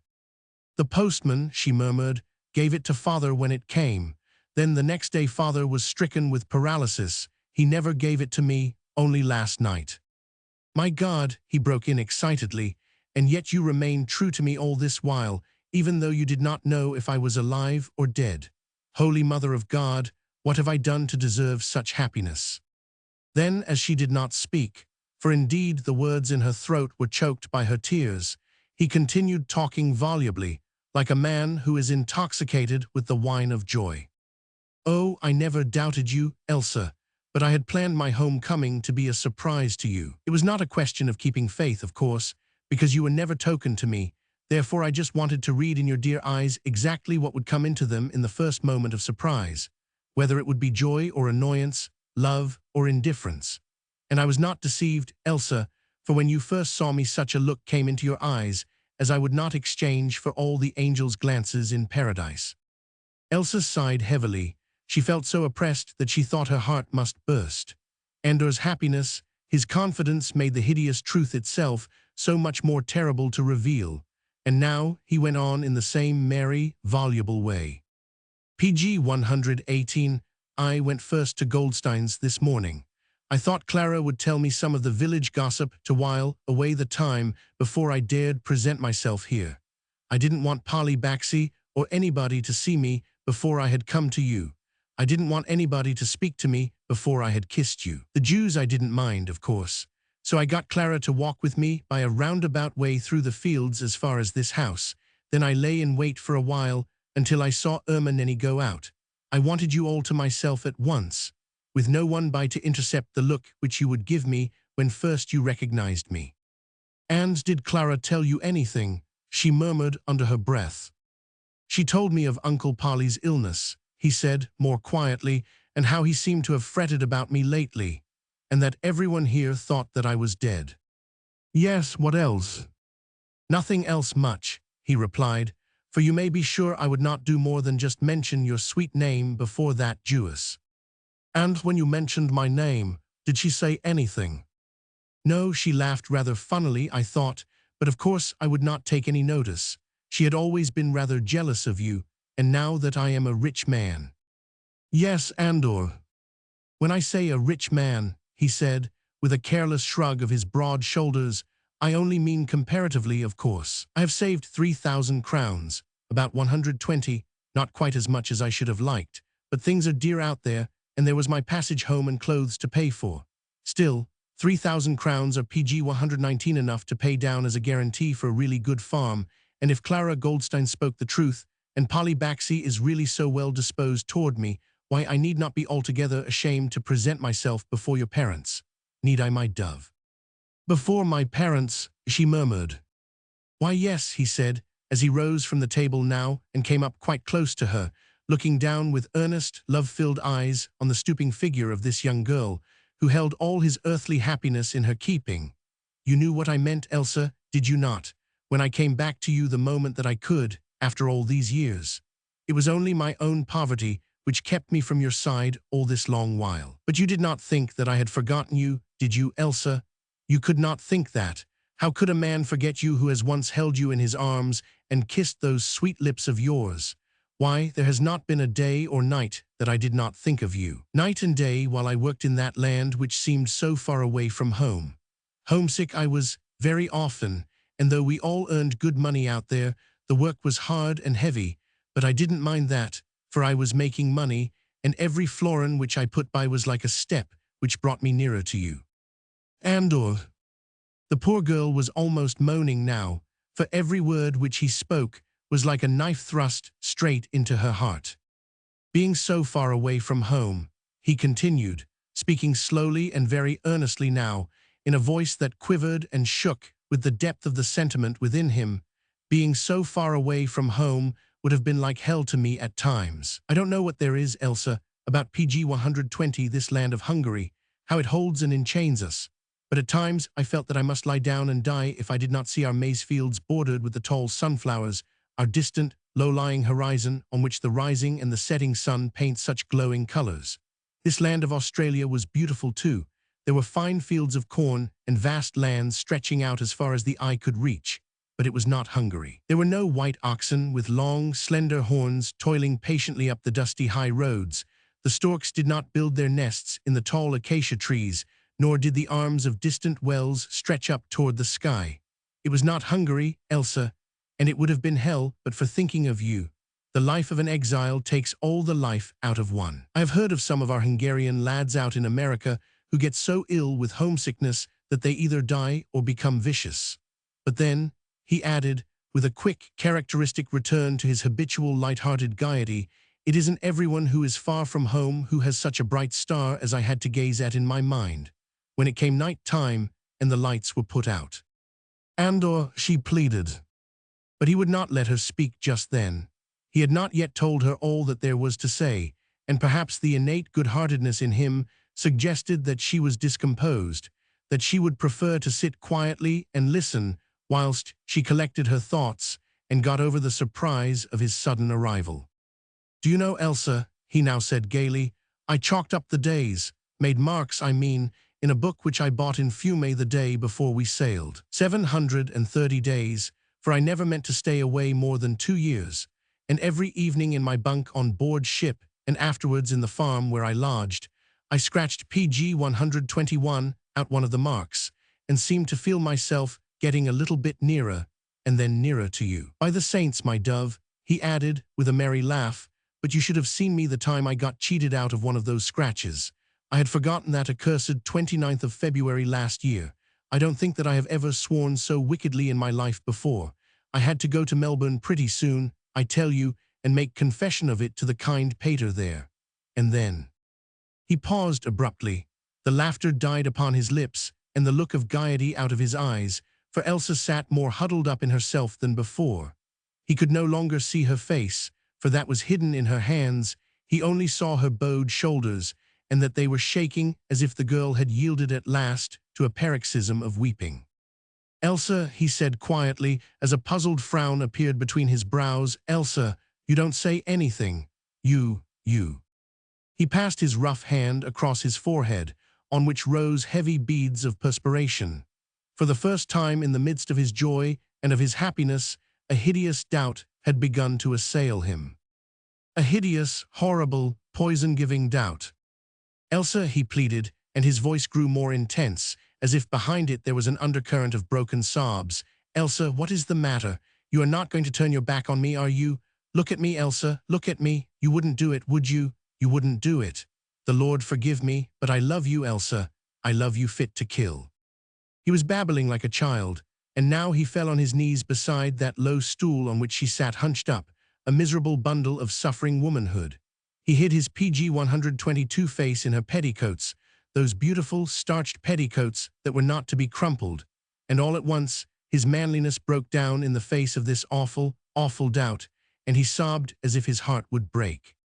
Andor," she cried, overwhelmed with pity for him, pity for herself, with the misery and the hopelessness of it all. "Andor, I beg of you, pull yourself together. Someone might come. They must not see you like this." She put her hand upon his head and passed her cool, white fingers through his hair. The gentle, motherly gesture soothed him. Her words brought him back to his senses. Gradually his sobs were stilled. He made a great effort to become quite calm, and with a handkerchief wiped the tears and perspiration from his face. Then he rose and went back to the table, and sat down on the corner of it, as he always liked to do. The workings of his face showed the effort which he made to keep his excitement and those awful fears in check. "You are quite right, Elsa," he said calmly. "Someone might come, and it would not be a very fine homecoming for Lakatos Andor, would it, to be found crying like an infant into a woman's petticoats? Why, what would they think? That we had quarreled perhaps on this my first day at home. God forgive me, I quite lost myself that time, didn't I? It was foolish," he added with heartbroken anxiety, "wasn't it, Elsa?" "Yes, Andor," she said simply. "It was foolish," he reiterated, still speaking calmly, even though his voice was half-choked with sobs. It was foolish to think that you would turn your back on a fellow who had just lived these past 5 years for you. It isn't that, Andor, she murmured. PG 123, it isn't that, he repeated dully, and once more the frown of awful puzzlement appeared between his dark, inquiring eyes. Then what is it? No, no, Elsa, he added quickly, seeing that she threw a quick look of pathetic anxiety upon him. Don't be afraid, my dove. I'm not going to make a fool of myself again. You are not prepared to marry me just now, perhaps. Not just yet, is that it? You have been angry with me. I am not surprised at that. You never got my letter. You thought that I had forgotten you, and you want to get more used to me now that I am back, before we are properly tokened.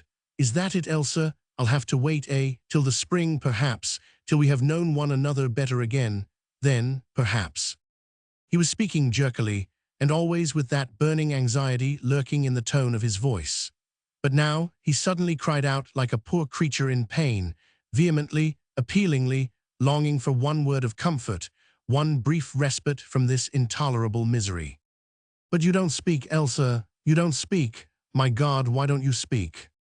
And she replied slowly, monotonously, for now she seemed to have lost even the power of suffering pain. It was all so hopeless, so dreary, so desolate. I can never marry you, Andor. He stared at her almost like one demented, or as if he thought that she, perhaps, had lost her reason. I can never marry you, she repeated firmly, for I am token to Eros Bella. My farewell banquet is today, tomorrow is my wedding day, the day after I go to my new home. I can never marry you, Andor, it is too late. PG 124, she watched him while she spoke, vaguely wondering within her poor, broken heart when that cry of agony would escape his lips. His face had become ghastly in hue, his mouth was wide open, as if ready for that cry, his twitching fingers clutched at the neckband of his shirt. But the cry never came. The wound was too deep and too deadly for outward expression. He said nothing, and gradually his mouth closed and his fingers ceased to twitch. Presently he rose, went to the door and pulled it open. He stood for a moment under the lintel, his arm leaning against the frame of the door, and the soft September breeze blew against his face and through his hair. From far away down the village street came the sound of laughter and of singing. The people of Marisfalva were very merry today, for it was Capo's Elsa's wedding time, and Eros Bella was being lavish with food and wine and music. Nobody guessed that in this one cottage sorrow, deep and lasting, had made a solemn entry and never meant to quit these two loving hearts again. PG 125. Chapter 13. He must make you happy. Andor shut the door once more. He did not want the people of the village to see him just now. He turned back quietly into the room and went to sit at his usual place, across the corner of the table. Elsa, mechanically, absently, as one whose mind and soul and heart are elsewhere, was smoothing out the creases in her gown made wet by Andor's tears. How did it all come about, Elsa? He asked. Well, you know, she replied listlessly, since Clara Goldstein told you that everyone here believed that you were dead. I did not believe it myself for a long time, though I did think that if you had lived you would have written to me. Then, as I had no news from you, no news, and Mother always wished me to marry Bella. Why, I thought that since you were dead nothing really mattered, and I might as well do what my mother wished. My God, he muttered under his breath.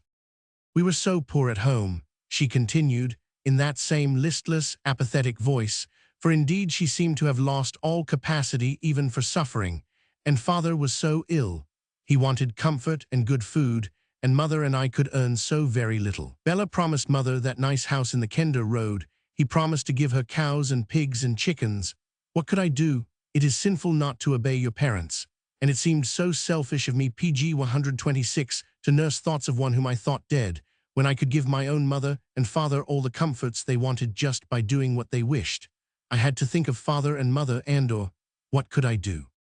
That is so, Elsa, he assented, speaking very slowly and deliberately. That is so, of course. I understand. I ought to have known, to have guessed something of the kind at any rate. My God, he added, with renewed vehemence, but I do seem to have been an accursed fool, thinking that everything would go on just the same while I was weaving my dreams out there on the other side of the globe. I ought to have guessed, I suppose, that they wouldn't leave you alone. you the prettiest girl in the county. I held out as long as I could, but I felt that if you were dead, nothing really mattered. My poor little dove, he whispered gently. Gradually he felt a great calmness descending over him. It was her helplessness that appealed to him, the pathos of her quiet resignation. He felt how mean and unmanly it would be to give way to that rebellious rage, which was burning in his veins. 3 years under the orders of oft-times brutal petty officers had taught him a measure of self-restraint.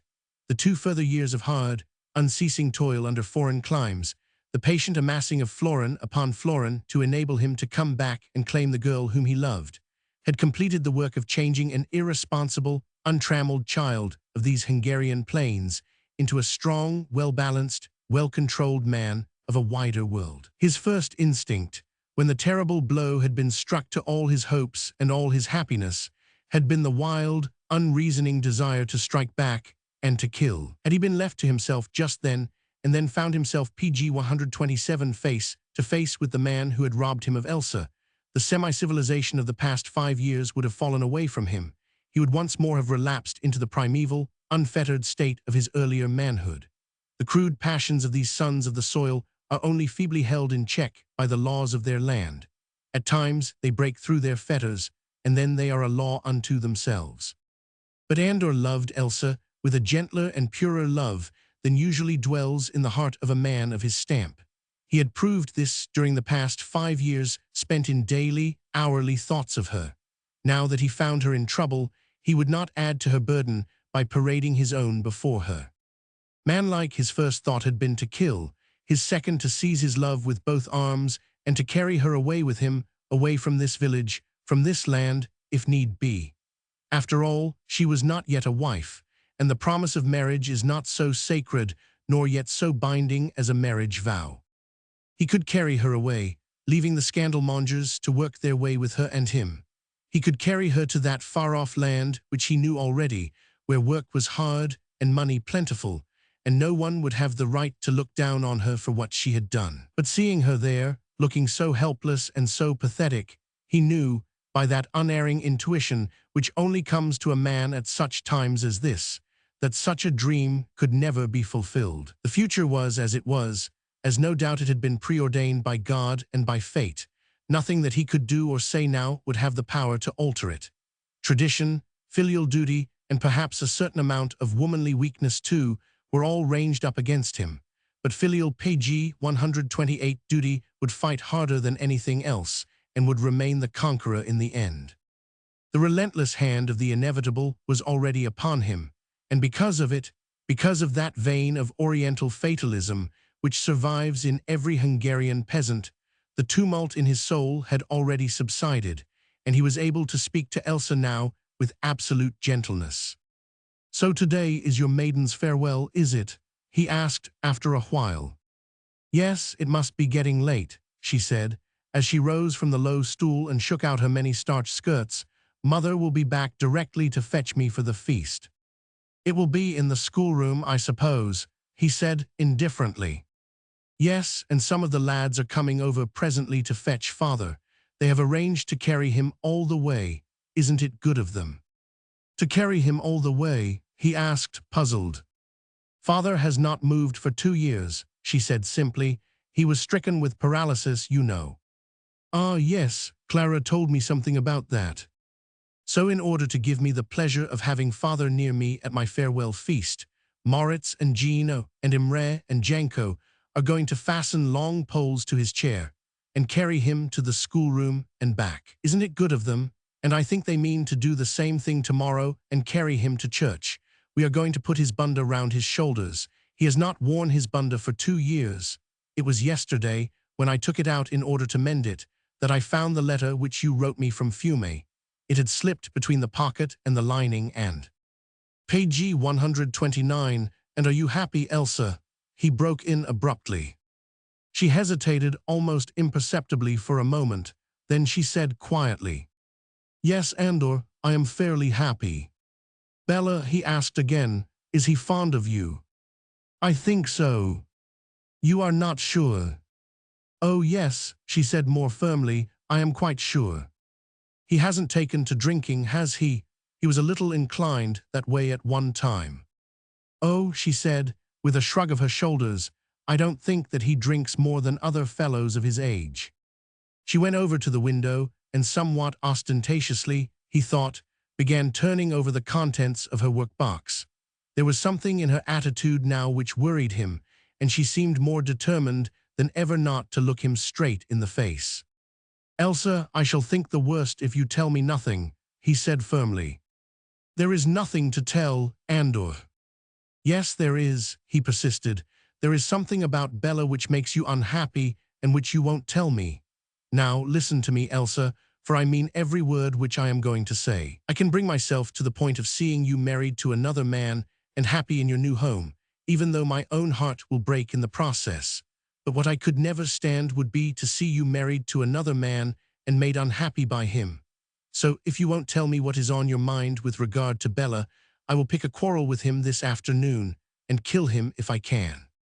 "Don't talk so wildly, Andor," she said, as she turned and faced him, for she was a little frightened at his PG 130 earnestness and knew that he had it in him to act just as he said he would.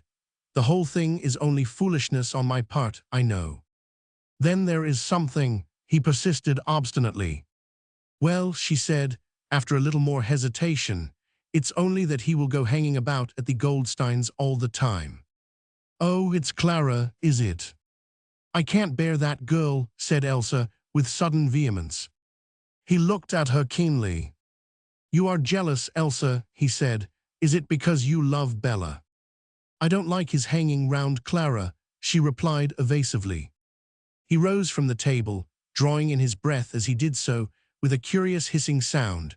Perhaps the pain which he felt now was harder to bear even than that caused by the first crushing blow. The inevitable had indeed placed its cruel hand upon his happiness. Not all the boundless wealth of his love, of his will, and of his daring could ever give Elsa back to him again. "I had better go now, I suppose," he said.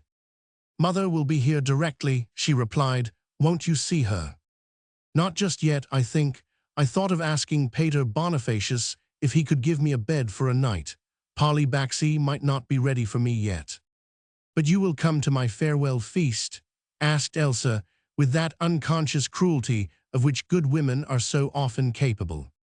"If you wish it, Elsa," he replied.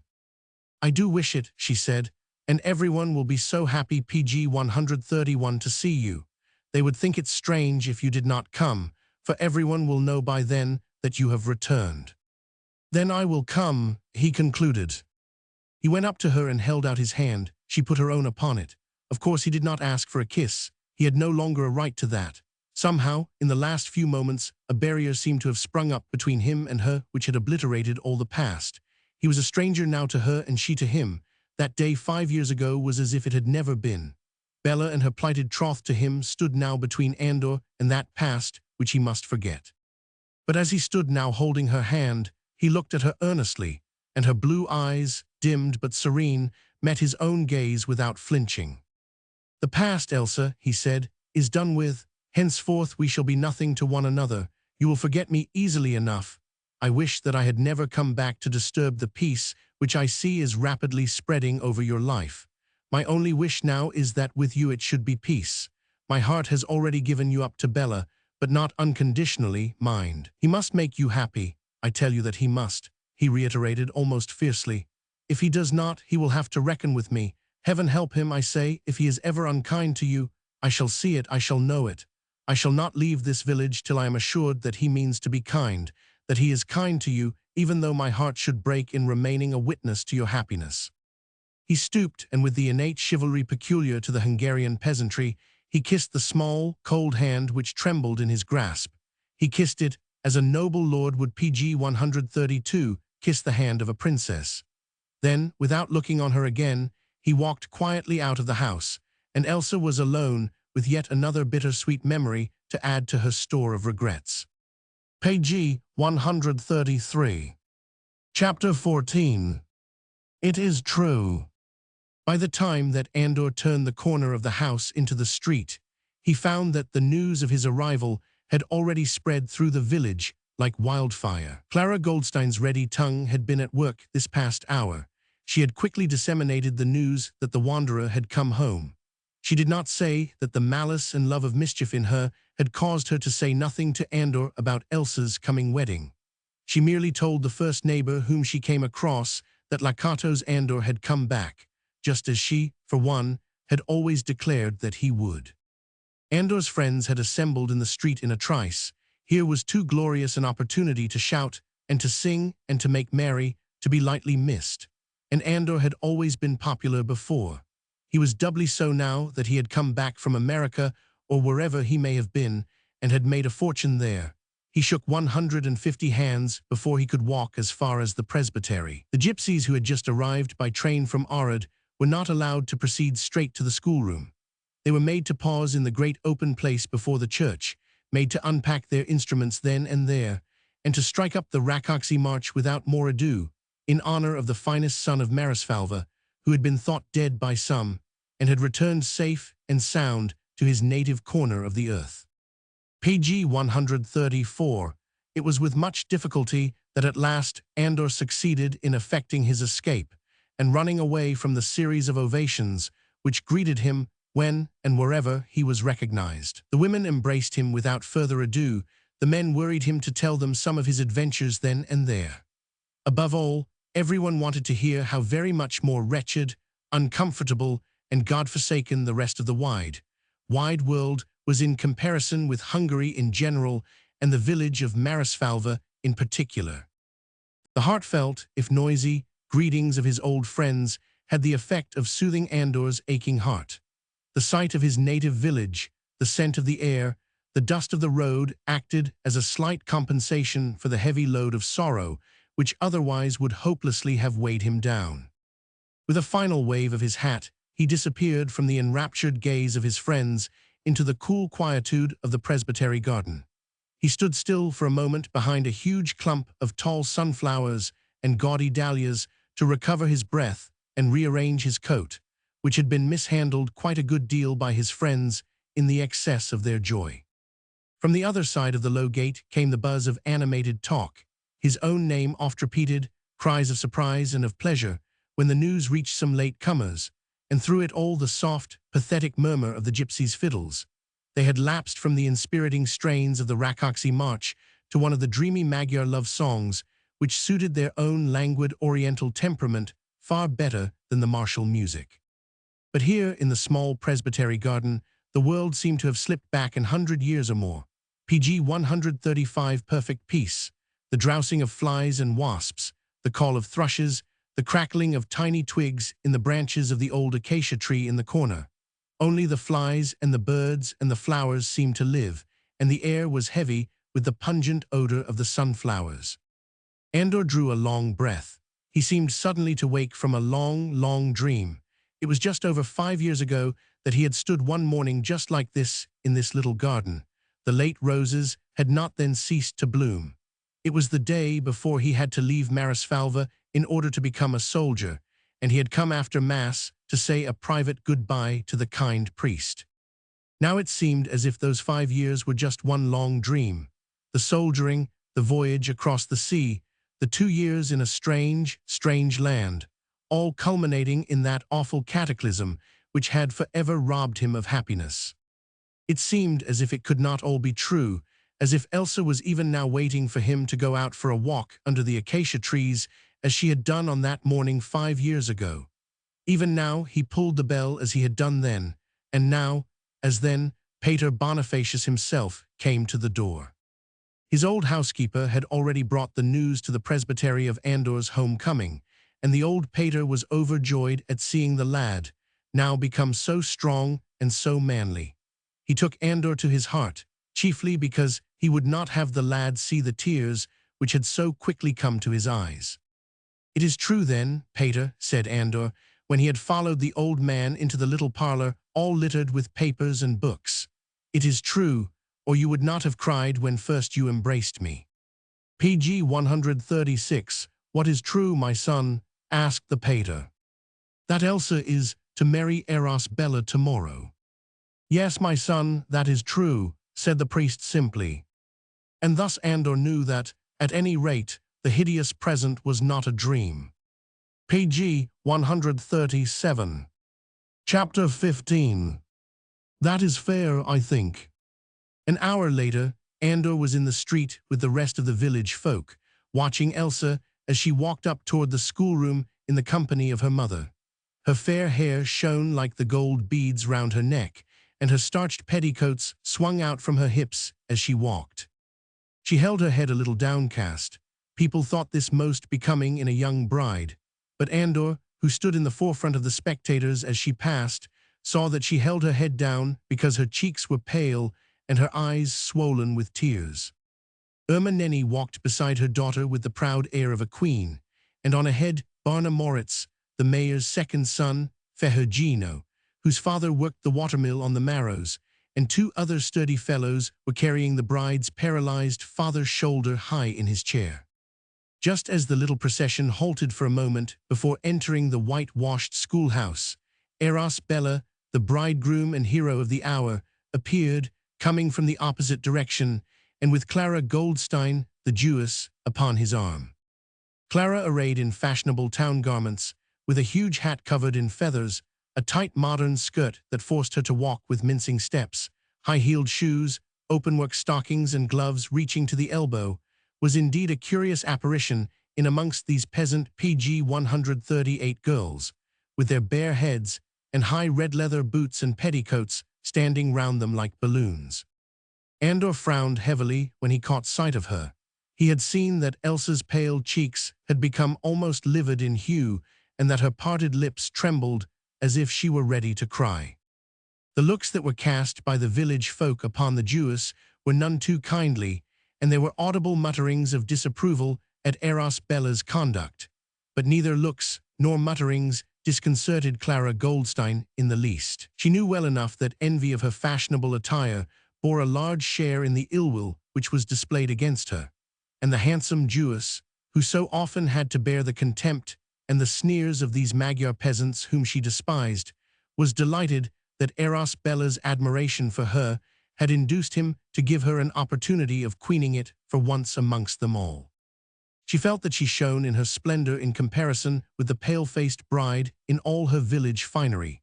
She carried a sunshade and a reticule, her dark hair was arranged in frisettes under her broad-brimmed hat. She knew that the men were casting admiring glances on her, and in any case, for the moment, she was the center of universal observation. While some of the young men were engaged in carrying old capos into the house, a proceeding which kept the festive throng waiting outside, she tripped up daintily to Elsa and said in soft, cooing tones, "It was kind of you, my dear Elsa, to include me among your personal friends on such an important occasion. As the young count was saying to me only last night, you will give Irma Nenny and little Elsa vast pleasure by your presence at the child's maiden's farewell, and mind you, PG 139, wear that lovely hat which I admire so much. So affable, the young count, is he not?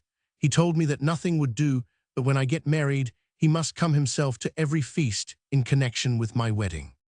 But once she had delivered these several little pointed shafts, Clara Goldstein was far too clever to wait for a retort. Before Elsa, whose simple mind was not up to a stinging repartee, could think of something indifferent or not too ungracious to say, the handsome Jewess had already spied Andor's face among the crowd. "There is the hero of the hour, Bella," she said, turning to the bridegroom, who had stood by surly and defiant. "These past 5 years have not changed him much, eh? Your future wife's old sweetheart," she added with a malicious little laugh. "Are you not pleased to see him?" Then, as Bella somewhat clumsily, and with a pretense at cordiality which he was far from feeling, went up to Andor and held out his hand to him, Clara continued glibly, "Poor old Andor, he is a trifle glum now. I never told him that his sweetheart was getting married tomorrow. Never mind, my little Andor," she added, turning her expressive dark eyes with a knowing look upon the young man. "There is more fish in the Marrows than has come out of it, and I thought that you would prefer to get the truth direct from our pretty Elsa." "I think you did quite right, Clara," said Andor indifferently. But in the meanwhile, Bella had contrived to come up quite close to Elsa and to whisper hurriedly in her ear, "A bargain's a bargain, my dove. You behave amiably to Clara Goldstein, and I will keep a civil tongue in my page 140 head for your old sweetheart. That is fair, I think, Irma Nenny, he added, turning to the old woman. Don't be foolish, Bella, retorted Capo's Irma dryly. Why you should be forever teasing Elsa, I cannot think. You must know that all girls feel upset at these times, and as like as not you'll make her cry at her own feast, and that would be a fine disgrace for us all. Don't be afraid, mother, said Elsa quietly. I don't feel the least like crying. That's splendid, exclaimed Bella with ostentatious gaiety. Here's Irma Nenny trying to teach me something about girls, as if I didn't know about them all that there is to know. Andor, you agree with me, don't you? He added, turning to the other man. We men know more about women's moods and little tempers than their own mothers do. What? Now, Irma Nenny, take your daughter into the house. There is a clatter of dishes and bottles going on inside there, which is very pleasant to the stomach. Miss Clara, will you honor me by accepting my arm? Friends, come in all, will you? All those, I mean, whom my wife that is to be has invited to her last girlhood's entertainment. Irma Nenny, do lead the way. Elsa looks quite pale for want of food. She had her breakfast very early, I suppose, and got tired dressing for this great occasion. Andor, you shall sit next to Elsa if you like. You must have lots to tell her. Your adventures among the cannibals and the lions and tigers. And Irma Nenny shall sit next to you on the other side, and don't let her have more wine than is good for her. Hugh, but it is hot already. Come along, friends. By thunder, Clara, but that is a fine hat you have got on. He talked on very volubly, and at the top of his voice, making ostentatious efforts to appear jovial and amiable PG 141 to everyone. But Eros Bella was no fool. He knew quite well that his attitude toward his bride and toward Clara, the Jewess, was causing many adverse comments to go round among his friends. But he was in a mood not to care. He was determined that everyone should know and see that he was the master here today, just as he meant to be master in his house throughout the years to come. Like every self-enriched peasant, he attached an enormous importance to wealth and was inclined to have a contempt for the less fortunate folk who had not risen out of their humble sphere as he had done. His wealth, he thought, had placed him above everyone else in Marisfalva and above the unwritten laws of traditions and proprieties, which are of more account in an Hungarian village than all the codes framed by the parliament which sits in Budapest. He was proud of his wealth, proud of his education, his book learning and knowledge of the world, and reckoned that these gave him the right to be a law unto himself. His naturally domineering and masterful temperament completed his claim to be considered the head man of Marisfalva. The Hungarian peasants are ready enough to give deference where deference is exacted, but having given it, their cordial friendship dies away. They acknowledged a social barrier more readily, perhaps, than any other peasantry in Europe, but having once acknowledged it, they will not admit that either party can stand on both sides of it at one and the same time. So now, though Eros Bella was flouting the local traditions and proprieties by his attentions to Clara Goldstein, no one thought of openly opposing him. Everyone was ready enough to accept his actions, as they would those of their social superiors. The gentleman of Arad, the pater, PG 142, my lord the Count himself. But they were not ready to accept his cordiality, nor to extend to him their simple-minded and open-hearted friendship. The presence of the Jewess did not please them. She was a stranger and an alien. She looked like a creature from another world with her tight skirts, high-heeled shoes and huge, feathered hat. No one felt this more keenly than Andor, whose heart had warmed out, despite its pain, at sight of all his friends, their national costumes, their music, their traditions, all of which had been out of his life for so long.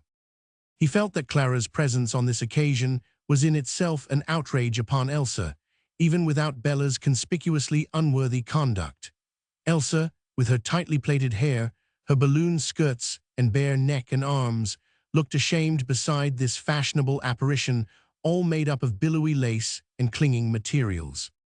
Andor cursed beneath his breath and ground his heel into the dust in the impotency of his rage. He tried to remember all that the pater had said to him half an hour ago about forbearance and about God's will. Personally, Andor did not altogether believe that it was God's will that Elsa should be married to a man who would neither cherish her nor appreciate her as she deserved to be.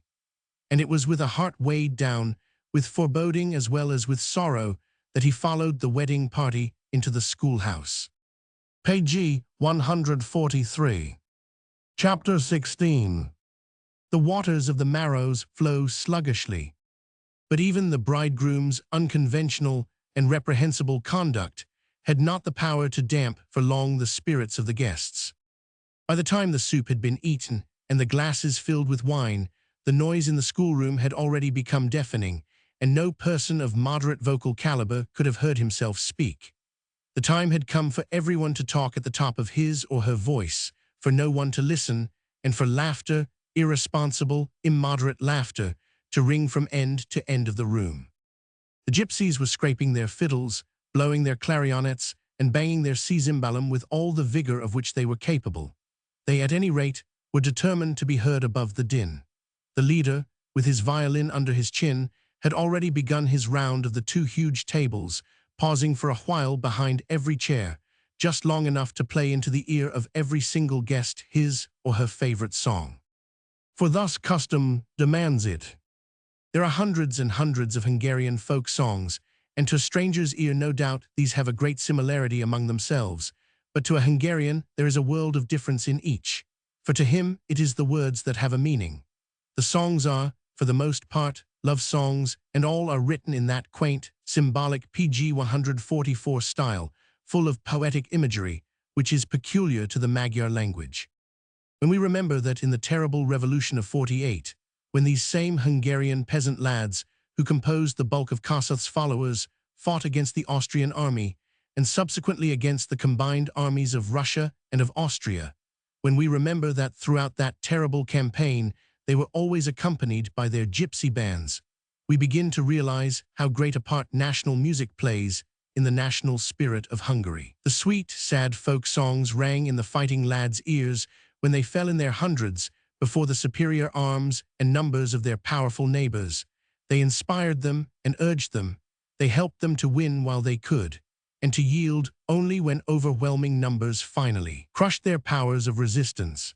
Gypsy musicians fell beside the young soldiers, playing to them until the last the songs that spoke to them of their village, their sweethearts, and their home.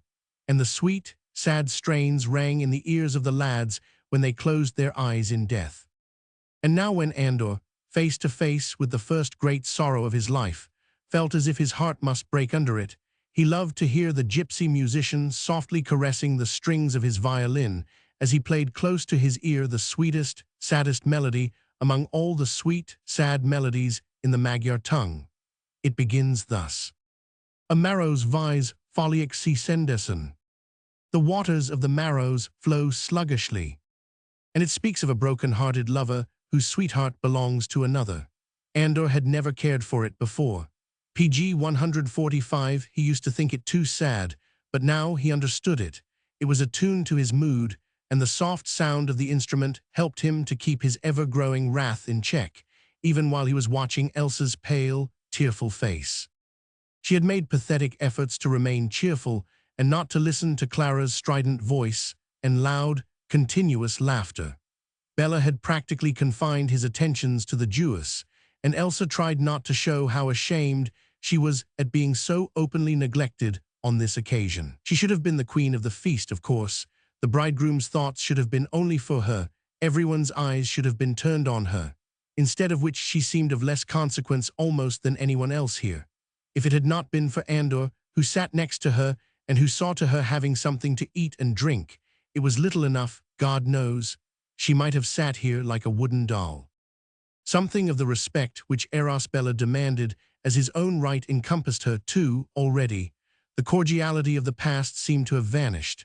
She was already something of a lady, Tenzasani, honored madam, she would be styled by and by. And this foreknowledge, which she was gradually imbibing while everybody round her made merry, caused her almost as much sadness as Bella's indifference towards her. It seemed as if all brightness was destined to go out of her life after today, and it was with tear-filled eyes that she looked up now and again from her plate and gazed round upon the festive scene before her. The whitewashed schoolroom, where on ordinary working days brown and grimy little faces were wont to pore laboriously over slates and books, presented now a very lively appearance. PG 146. Two huge trestle tables ran down its length, and 30 guests were seated on benches each side of these. The girls in all their finery wanted a deal of sitting room, with their starched petticoats standing out over their hips, and their bare arms and necks shone with the vigorous application of yellow soap, and the smooth hair, fair and dark, had an additional luster after the stiff brushing which it had to endure. The matrons wore darker skirts and black silk handkerchiefs tied round their heads, ending in a bow under the chin, but everywhere ribbons fluttered and beads jingled, and the men had spurs to their high boots, which gave a pleasing clinking when they clapped their heels together. Overhead, hung to the ceiling, were festoons of bright pink paper roses and still brighter green glazed calico leaves. The tables were spread with linen cloths, and literally threatened to break down under the weight of pewter dishes filled with delicacies of every sort and kind, home-killed meat and homemade sausages, homemade bread and homegrown wine. The Magyar peasant is an epicure. His rich soil and excellent climate give him the best of food, and though, when times are hard, he will live readily enough on maize bread and pumpkin, he knows how to enjoy a good spread when rich friends provide it for him. And Eros Bella had done the feast in style. Nothing was stinted. You just had to sit down and eat your fill of roast veal or roast pork, of fattened capons from his farmyard, or of fogas from the river, or of the scores of dishes of all kinds of good things which stood temptingly about. No wonder that spirits were now running high. The gypsy band was quite splendid, and presently Barna Moritz, PG 147, the second son of the mayor, a smart young man who would go far, was on his feet, proposing the health of the bride. Well, of course, one mugful was not enough to do honor to such a toast. They had to be refilled and then filled up again. Wine was so plentiful and so good, not heady, but just a delicious white wine which tasted of nothing but the sweet-scented grape. Soon the bridegroom rose to respond, whereupon Ferragino, whose father rented the mill from my lord the Count, loudly desired that everyone should drink the health of happy, lucky Eros Bella, and then, of course, the latter had to respond again. Elsa felt more and more every moment a stranger among them all. Fortunately, the innate kindliness of these children of the soil prevented any chaffing remarks being made about the silence of the bride. It is always an understood thing that brides are shy and nervous, and though there had been known cases in Marisfalva where a bride had been very lively and talkative at her maiden's farewell, it was, on the whole, considered more seemly to preserve a semi-tearful attitude, seeing that a girl on the eve of her marriage is saying goodbye to her parents and to her home. The bridegroom's disgraceful conduct was tacitly ignored. It could not be resented or even commented on without quarreling with Eros Bella, and that no one was prepared to do.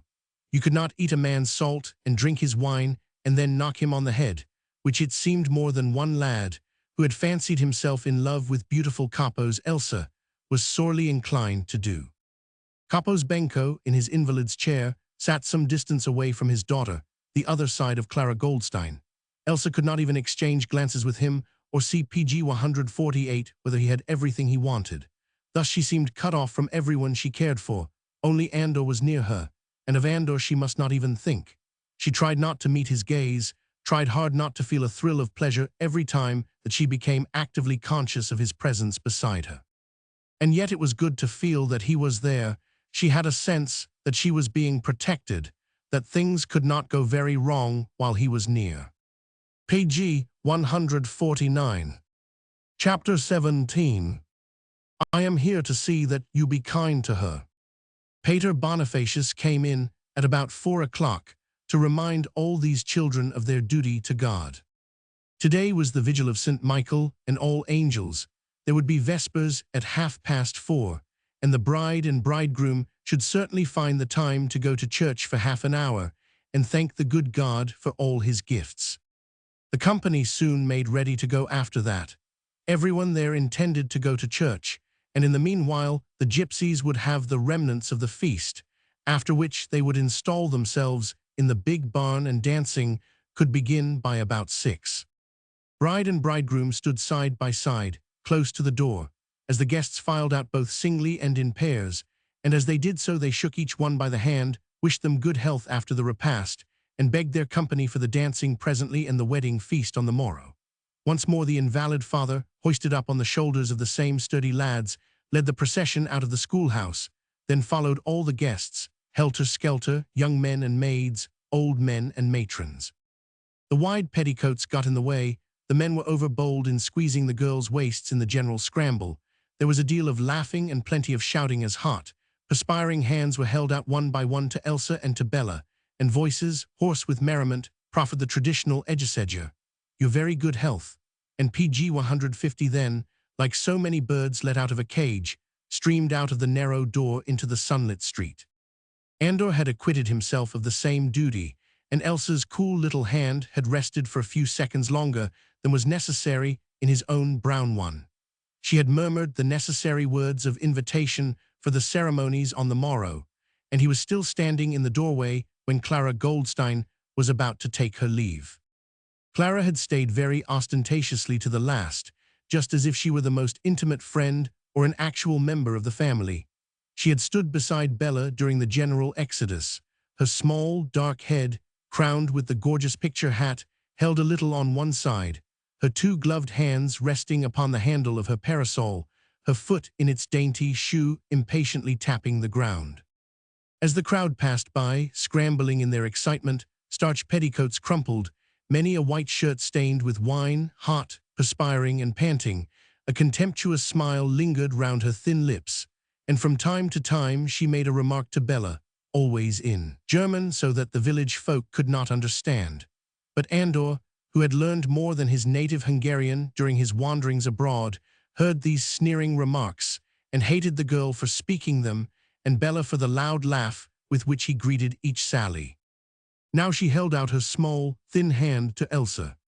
"Your good health, my dear Elsa," she said indifferently.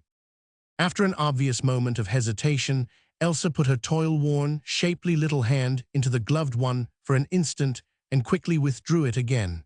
There was a second or two of silence. Clara did not move. She was obviously waiting for the invitation which had been extended to everyone else. Page 151. A little nervously, she began toying with her parasol. "The glass is going up. You will have fine weather for your wedding tomorrow," she said more pointedly. "I hope so," said Elsa softly. Another awkward pause. Andor, who stood in the doorway watching the little scene, saw that Bella was digging his teeth into his underlip, and that his one eye had a sinister gleam in it as it wandered from one girl to the other. "May the devil," began Clara roughly, whose temper quickly got the better of her airs and graces. "What kind of flea has bitten your bride, Bella, I should like to know." "Flea," said Bella with an oath, which he did not even attempt to suppress. "Flea, no kind of a flea, I hope. Look here, my dove," he added, turning to Elsa suddenly, "you seem to be forgetting your duties. Have you gone to sleep these last 5 minutes? Or can't you see that Clara is waiting?" "I can see that Clara is waiting," replied Elsa calmly, "but I don't know what she can be waiting for." She was as white as the linen of her shift, and little beads of sweat stood out at the roots of her hair. Andor, whose love for her made him clear-sighted and keen, saw the look of obstinacy which had crept round her mouth, the sudden obstinacy of the meek, which nothing can move. He alone could see what this sudden obstinacy meant to her, whose natural instincts were those of duty and of obedience. She suffered terribly at this moment, both mentally and physically. The moisture of her forehead showed that she suffered. But she had nerved herself up for this ordeal. The crushed worm was turning on the cruel foot that had trod Page 152 Dennet for so long. She did not mean to give way, even though she had fully weighed in the balance all that she would have to pay in the future for this one moment of rebellion. Parents first and husbands afterwards are masterful tyrants in this part of the world. The woman's place is to obey. The Oriental conception of man's supremacy still reigns paramount, especially in the country. Elsa knew all this, and was ready for the chastisement, either moral, mental, or even physical, which would surely overtake her, if not today, then certainly after tomorrow. "You don't know what Clara is waiting for?" asked Bella with an evil sneer.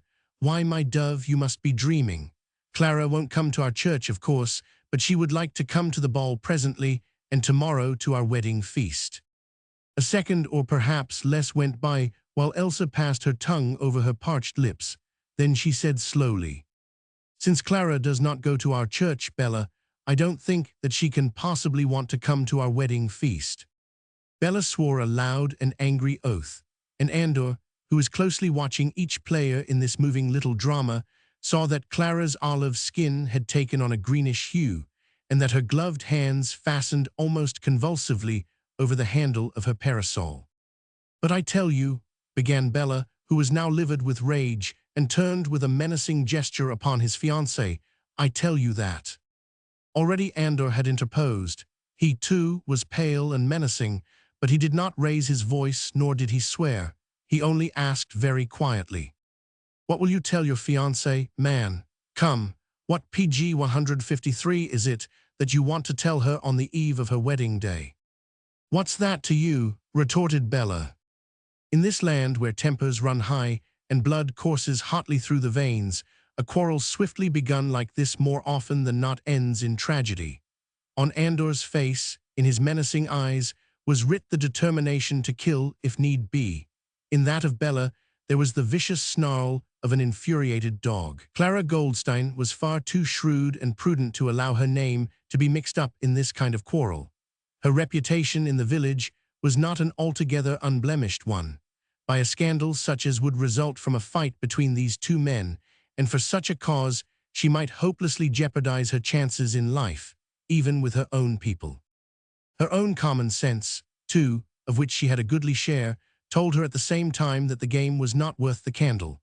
The satisfaction of being asked to the most important wedding in the village, and there queening it with her fashionable clothes, and with the bridegroom's undivided attention over a lot of stupid village folk, would not really compensate her for the scandal that was evidently brewing in the minds of Andor and of Elsa.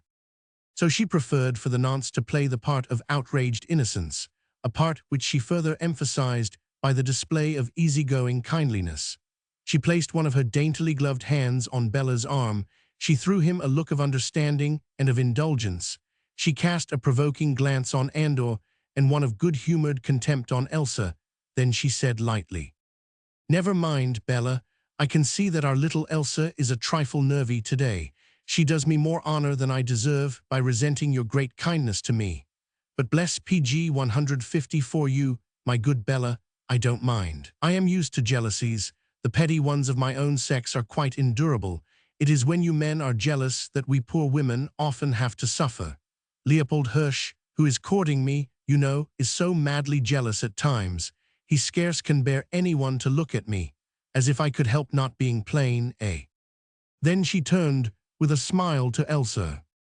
"I don't think, my dear," she said dryly, "that you are treating Bella quite fairly. He won't let you suffer from his jealousies. Why should you annoy him with yours?" Another glance threw her long, dark lashes on both the men, and Clara Goldstein turned to go. But before she could take a step toward the door, Bella's masterful hand was on her wrist. "What are you doing?" he asked roughly. "Going, my good Bella," she replied airily. "Going. What else can I do? I'm not wanted here now or later at your feast, but there are plenty in this village and around it who will make me welcome, and their company will be more pleasing to me, I assure you, than that of your friends. We thought of having some Tarok 5 this evening. Leopold will be with us, and the young count is coming. He loves a gamble and is most amusing when he is in the mood. So I am going where I shall be most welcome, you see." She tried to disengage her wrist, but he was holding her with a tight, nervous grip. "You are not going to do anything of the sort," he muttered hoarsely. "She is daft, I tell you. Stay here, can't you?" "Not I," she retorted with a laugh. "Enough of your PG 155 friends' company, my good Bella, is as good as a feast. Look at Elsa's face, and Andor's. He is ready to eat me, and she to freeze the marrow in my bones. So farewell, my dear man. If you want any more of my company," she added pointedly, "you know where to get it." She had succeeded in freeing her wrist, and the next moment was standing under the lintel of the door, the afternoon sun shining full upon her clinging gown, her waving feathers, and the gewgaws which hung round her neck. For a moment she stood still, blinking in the glare. Her hands, which trembled a little from the emotion of the past little scene, fumbled with her parasol. Bella turned like a snarling beast upon his fiancée. "Ask her to stop," he cried savagely. "Ask her to stop, I tell you." "Keep your temper, my good Bella," said Clara over her shoulder to him with a laugh, "and don't trouble about me. I am used to tantrums at home. Leo is a terror when he has a jealous fit, but it's nothing to me, I assure you. His rage leaves me quite cold." "But this sort of nonsense does not leave me cold," retorted Bella, who by now was in a passion of fury. "It makes my blood boil, I tell you. What I've said, and I'm not going to let any woman set her will up against mine, least of all the woman who is going to be my wife. Whether you go or stay, Clara, is your affair, but Elsa will damn well have to ask you to stay, as I told her to do. She'll have to do as I tell her, or—" "Or what, Bella?" interposed Andor quietly. Bella threw him a dark and sullen look, like an infuriated bull that pauses just before it is ready to charge. "What is it to you?" he muttered savagely. "Only this, my friend," replied Andor, who seemed as PG-156 calm as the other was heated with passion. "Only this, that I courted and loved Elsa when she was younger and happier than she is now, and I am not going to stand by and see her bullied and browbeaten by anyone. Understand?" "Take care, Bella," laughed Clara maliciously. "Your future wife's old sweetheart might win her from you yet." "Take care of what?" shouted Bella in unbridled rage. He faced Andor, and his one sinister eye shot a glance of deadly hatred upon him. "Let me tell you this, my friend, Lakatos Andor. I don't know where you have sprung from today, or why you have chosen today to do it, and it's nothing to me. But understand that I don't like your presence here, and that I did not invite you to come, and that therefore you have no business to be here, seeing that I pay for the feast. And understand, too, that I'll trouble my future wife's sweetheart to relieve her of his presence in future, or there'll be trouble. And you may take that from me as my last word, my friend. Understand?" "What an ass you are, Bella," came as a parting shot from Clara, who had succeeded in opening her parasol and now stood out in the open, her face and shoulders in shadow, looking the picture of coolness and of good temper. "Andor," she added with a pleasing smile to the young man, "you know your way to Ignac's Goldstein's. Father and I will be pleased to see you there at any time. The young count will be there tonight, and we'll have some tarak. Farewell, Bella," she continued, laughing merrily. "Don't worry, my good man. It's not worth losing your temper about trifles on the eve of your wedding day, and bless your eyes, I don't mind." Then she swept a mock curtsy to Elsa. "Page 157, farewell, my pretty one. Good luck to you in your new life." She nodded and was gone. Her rippling laugh, with its harsh, ironical ring, was heard echoing down the village street. "Call her back," shouted Bella savagely, turning on his fiancée.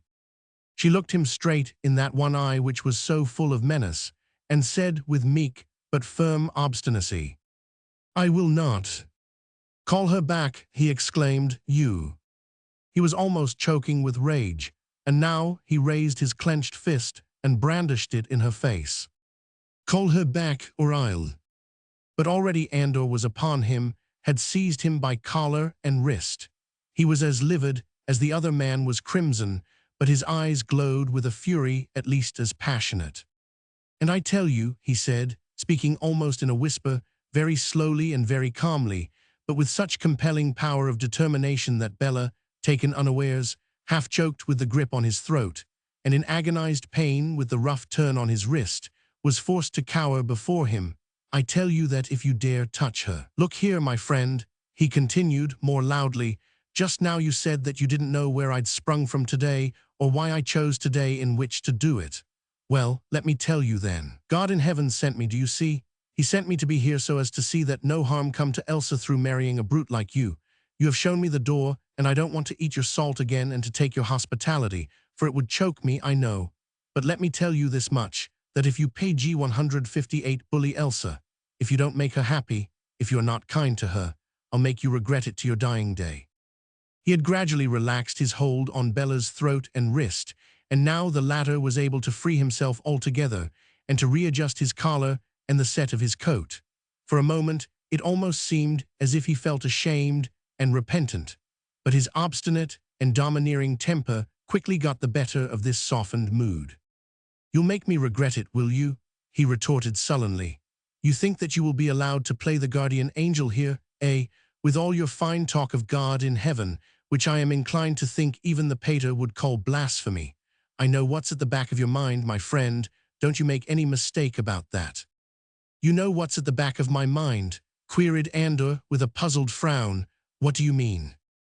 I mean, said Bella, with a return to his former swagger, that you have been saying to yourself this past half hour, oh ho, but Elsa is not married yet, the vows are not yet spoken, and until they are I still have my chance. That's what you have been saying to yourself, Mr. Guardian Angel. You liar. Oh, insulting me won't help you, my friend, and I am not going to let you provoke me into a fight, and kill me perhaps, for no doubt that is what you would like to do. I'm not going to give Elsa up to you, you need not think it, and you can't take her from me, you can't make her break her solemn promise to me without covering her with a disgrace from which she would never recover. You know what happened when Bako Mariska broke off her marriage on the eve of her wedding day, just because La PG 159 Joss had got drunk once or twice, though her mother whipped her for her obstinacy and her father broke his stick across her shoulders, the whole countryside turned against her. They all had to leave the village, for no one would speak to Mariska. A scandal such as that the ignorant peasants round about here will never forgive. Mariska ultimately drowned herself in the Marrows, when she no longer could stand the disgrace that pursued her everywhere. When you thought that to make a girl break off her engagement the day before her wedding was such an easy matter, you had not thought of all that, had you, my friend?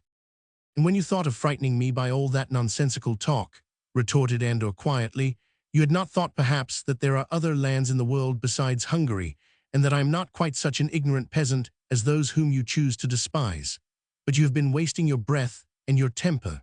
I am not here to try and persuade Elsa into doing what she would think wrong, but I am here to see that at least you be kind to her.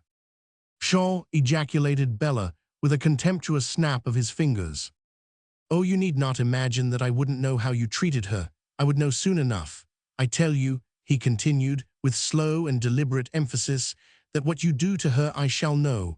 I shall know if you bully her, I shall know if you make her unhappy, I shall know, and God help you in that case, if you are not kind to her. Just think in future, when you speak a rough word to her, that Lakatos Andor will hear you and make you pay for every syllable. Think when you browbeat her that Lakatos Andor can see you, for I will see you, IP 160 tell you, in spite of your turning me out of your house, in spite of your fences and your walls. So just you ask her pardon now for your roughness, kiss her little hand, and take her to Vespers. But take this from me, my friend, that if you ever dare raise your hand against your wife, I'll pay you out for it, so help me God. He had sworn the last oath with solemn earnestness. Now he turned to Elsa and took her cold little hand in his and kissed her trembling fingertips. Then, without another look on the man whom he hated with such an overwhelming and deadly hatred, he turned on his heel and fled precipitately from the room. Bella stood sullen and silent for a moment after he had gone. Wrath was still heating his blood so that the veins in his forehead stood up like cords, but he was not only wrathful, he also felt humiliated and ashamed. He had been cowed and overmastered in the presence of Elsa. His swagger and domineering ways had availed him nothing. Andor had threatened him, and he had not had the pluck or the presence of mind to stand up to that meddling, interfering peasant. Now it was too late to do anything. The thoughts of retaliation which would come to his mind later on had not yet had the time to mature. All that he knew was that he hated Andor and would get even with him someday. For Elsa he felt no hatred, only a great wrath that she should have witnessed his humiliation and that her obstinacy should have triumphed against his will. The same pride in her and the same loveless desire was still in him. He did not hate her, but he meant to make her suffer for what he had just gone through. To him, matrimony meant the complete subjection of the woman to the will of her lord. For every rebellion, for every struggle against that PG 161 subjection, she must be punished in accordance with the gravity of her fault. Elsa had caused him to be humiliated, and it was his firm resolve to humiliate her before many hours had gone by. Already a plan was forming in his brain. The quietude of Vespers would, he thought, help him to complete it. Outside, the lads and maids were loudly demanding the appearance of the bride and bridegroom. The Vesper bell had long ago ceased its compelling call. Eros Bella offered his silent fiancé his arm. She took it without hesitation, and together they walked across the square to the church. Page 162. Chapter 18. I must punish her. The little village inn kept by Ignaz Goldstein was not more squalid, not more dark and stuffy than are the village inns of most countries in Europe. Clara did her best to keep the place bright and clean, which was no easy matter when the roads were muddy and men brought in most of the mud of those roads on their boots and deposited it on the freshly washed floors. The taproom was low and narrow and dark. Round the once whitewashed walls there were rows of wooden benches with narrow trestle tables in front of them. Opposite the front door, on a larger table, were the bottles of wine and silvorium, 6, the jars of tobacco and black cigars, which a beneficent government licensed Ignác Goldstein the Jew to sell to the peasantry. The little room obtained its daylight mainly from the street door when it was open, for the one tiny window, on the right as you entered, was not constructed to open, and its dulled glass masked more of daylight than it allowed to filtrate through. Opposite the window, a narrow door led into a couple of living rooms, the first of which also had direct access to the street. The taproom itself was always crowded and always busy. The benches round the walls were always occupied. PG 163, and Clara and her father were never allowed to remain idle for long. She dispensed the wine and the silvorium and made herself agreeable to the guests. Ignác saw to the tobacco and the cigars. Village women in Hungary never frequent the public inn. When they do, it is because they have sunk to the lowest depths of degradation. A woman in drink is practically an unknown sight in the land. Clara herself, though her ways with the men were as free and easy as those of her type and class usually are, would never have dreamed of drinking with any of them. This evening she was unusually busy. While the wedding feast was going on lower down in the village, a certain number of men who liked stronger fare than what is usually provided at a maiden's farewell dance, as well as those who had had no claim to be invited, strolled into the tap room for a draught of silvorium, a gossip with the Jewess, or a game of tarok, if any were going. Ignác Goldstein himself was fond of a game. Like most of his race, his habits were strictly sober. As he kept a cool head, he usually won, and his winnings at tarok made a substantial addition to the income which he made by selling spirits and tobacco. Leopold Hirsch, who kept the village grocery store, was also an inveterate player, and like Goldstein, a very steady winner. But it was not the chance of a successful gamble which brought him so often to the tap room. For years now, he had dangled round Clara's fashionable skirts, and it seemed as if at last his constancy was to be rewarded. While she was younger, and was still of surpassing beauty, she had had wilder flights of ambition than those which would lead her to rule over a village grocery store. During those times, she had Al PG 164 load Leopold Hirsch to court her, without giving him more than very cursory encouragement.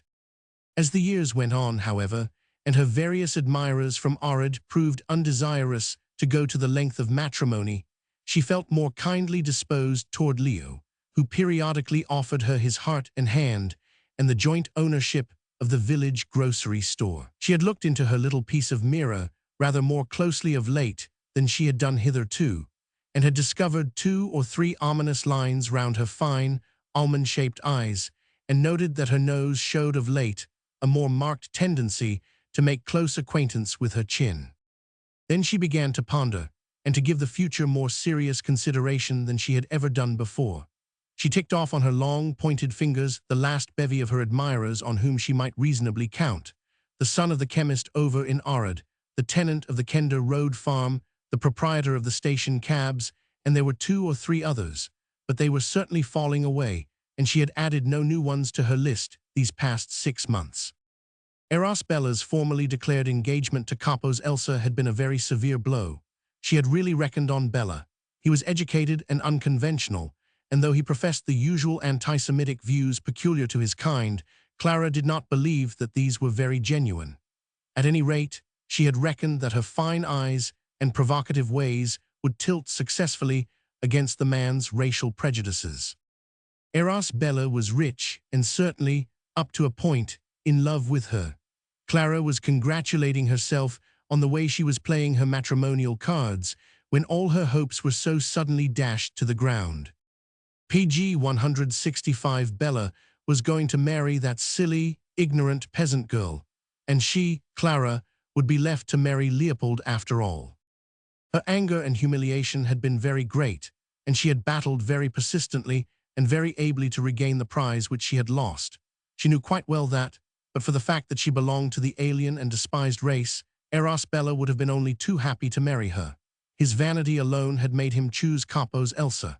He wanted the noted beauty for himself, because the noted beauty had been courted by so many people, and where so many people had failed, he was proud to succeed. Nor would he have cared to have it said that he had married a Jewess. There is always a certain thought of disgrace attached to such a marriage, whether it has been contracted by peer or peasant, and Eros Bella's one dominating idea in life was to keep the respect and deference of his native village. But he had continued his attentions to Clara, and Clara had kept a wonderful hold over his imagination and over his will. She was the one woman who had ever had her will with him, only partially, of course, and not to the extent of forcing him into matrimony, but sufficiently to keep him also dangling round her skirts, even though his whole allegiance should have belonged to Elsa. The banquet this afternoon had been a veritable triumph. Whatever she had suffered through Bella's final disloyalty to herself, she knew that Capo's Elsa must have suffered all through the banquet.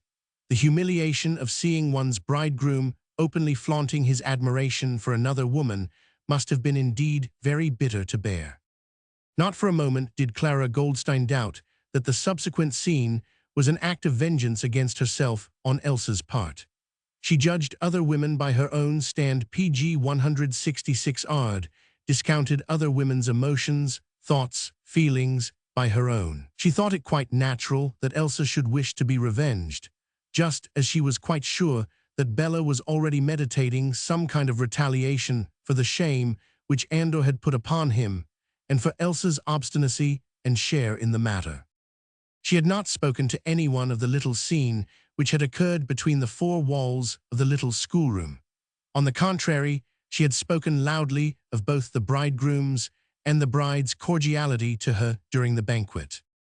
"Elsa wanted me to go to the dancing this evening," she said casually, "but I thought you would all miss me. I didn't want this place to be dull just because half the village is enjoying itself somewhere else." It had been market day at Orczy, and at about 5 o'clock Clara and her father became very busy. Cattle dealers and pig merchants, travelers and peddlers dropped in for a glass of silvorium and a chat with the good-looking Jewess. More than one bargain, discussed on the marketplace of Orczy, was concluded in the stuffy tap-room of Marisfalva. "Shall we be honored by the young Count's presence later on?" someone asked, with a significant nod to Clara. Everyone laughed in sympathy. The admiration of the noble young Count for Clara Goldstein was well known. There was nothing in it, of course. Even Clara, vain and ambitious as she was, knew that the bridge which divided the aristocrat from one of her kind and of her race was an impassable one.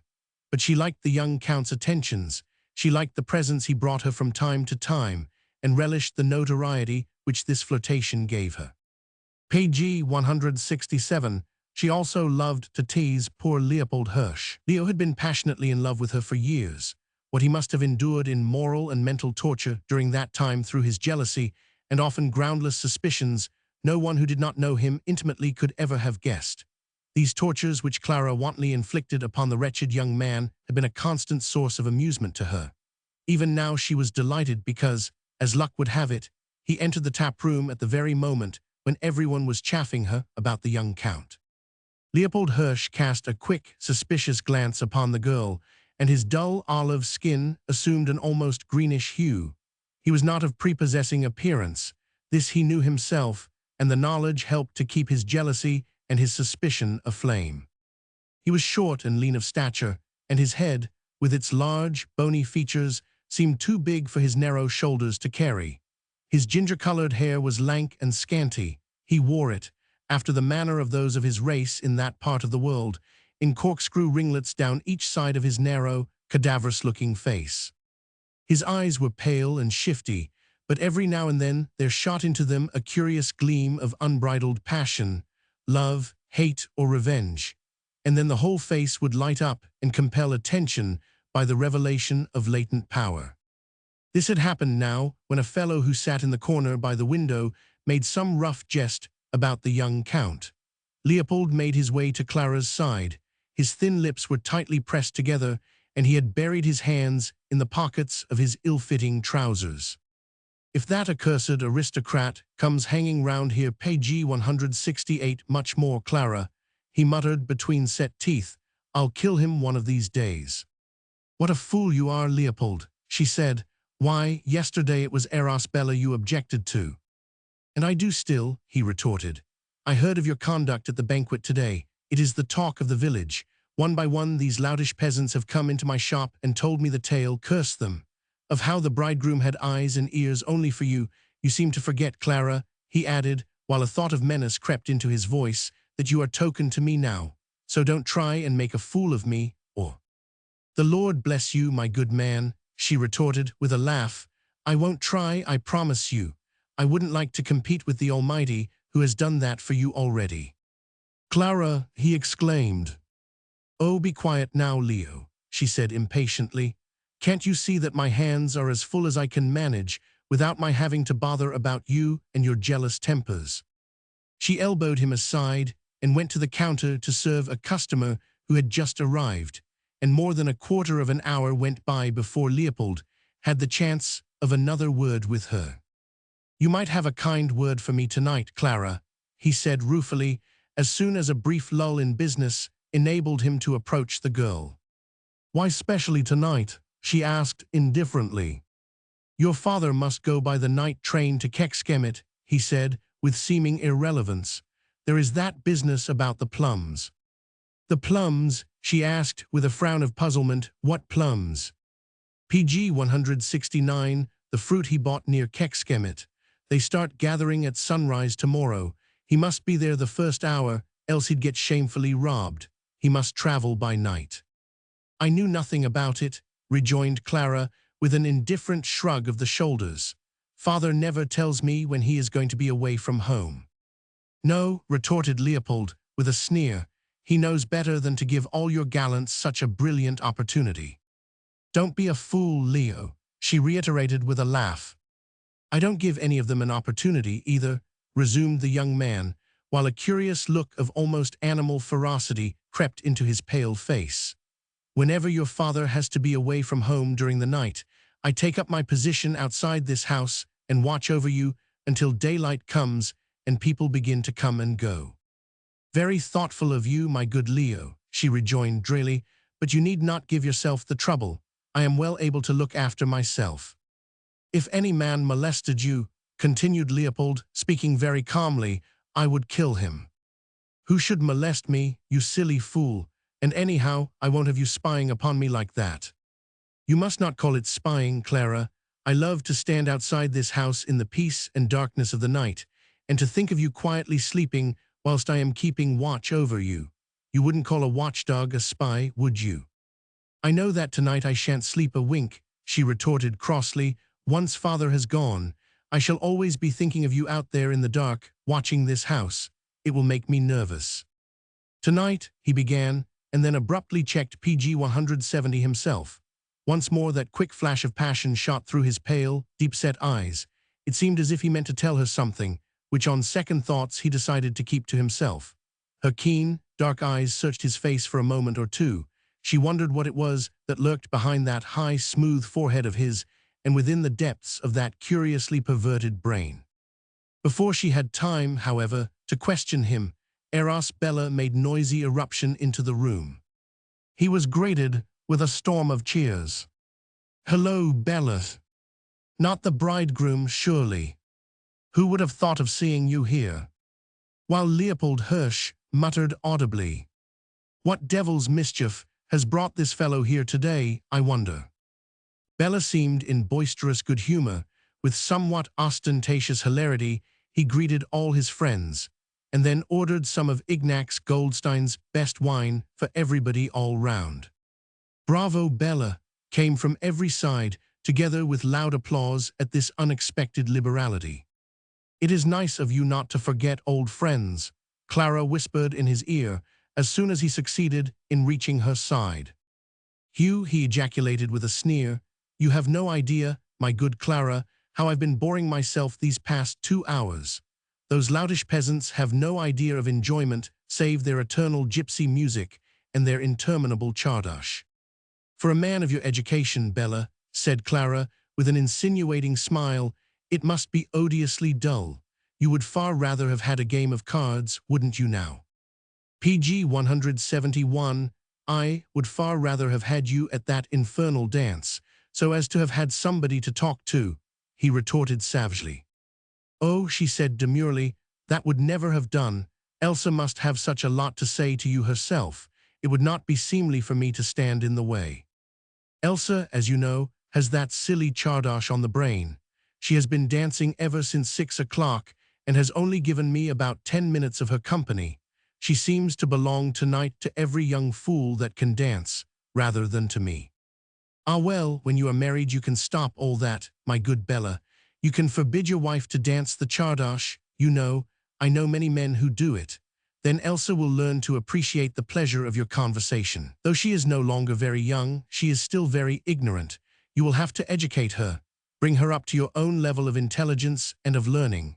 In the meanwhile, do sit down and drink with those who, like yourself, have come here for an hour or two to break the monotony of perpetual sea-ziggany music and dancing.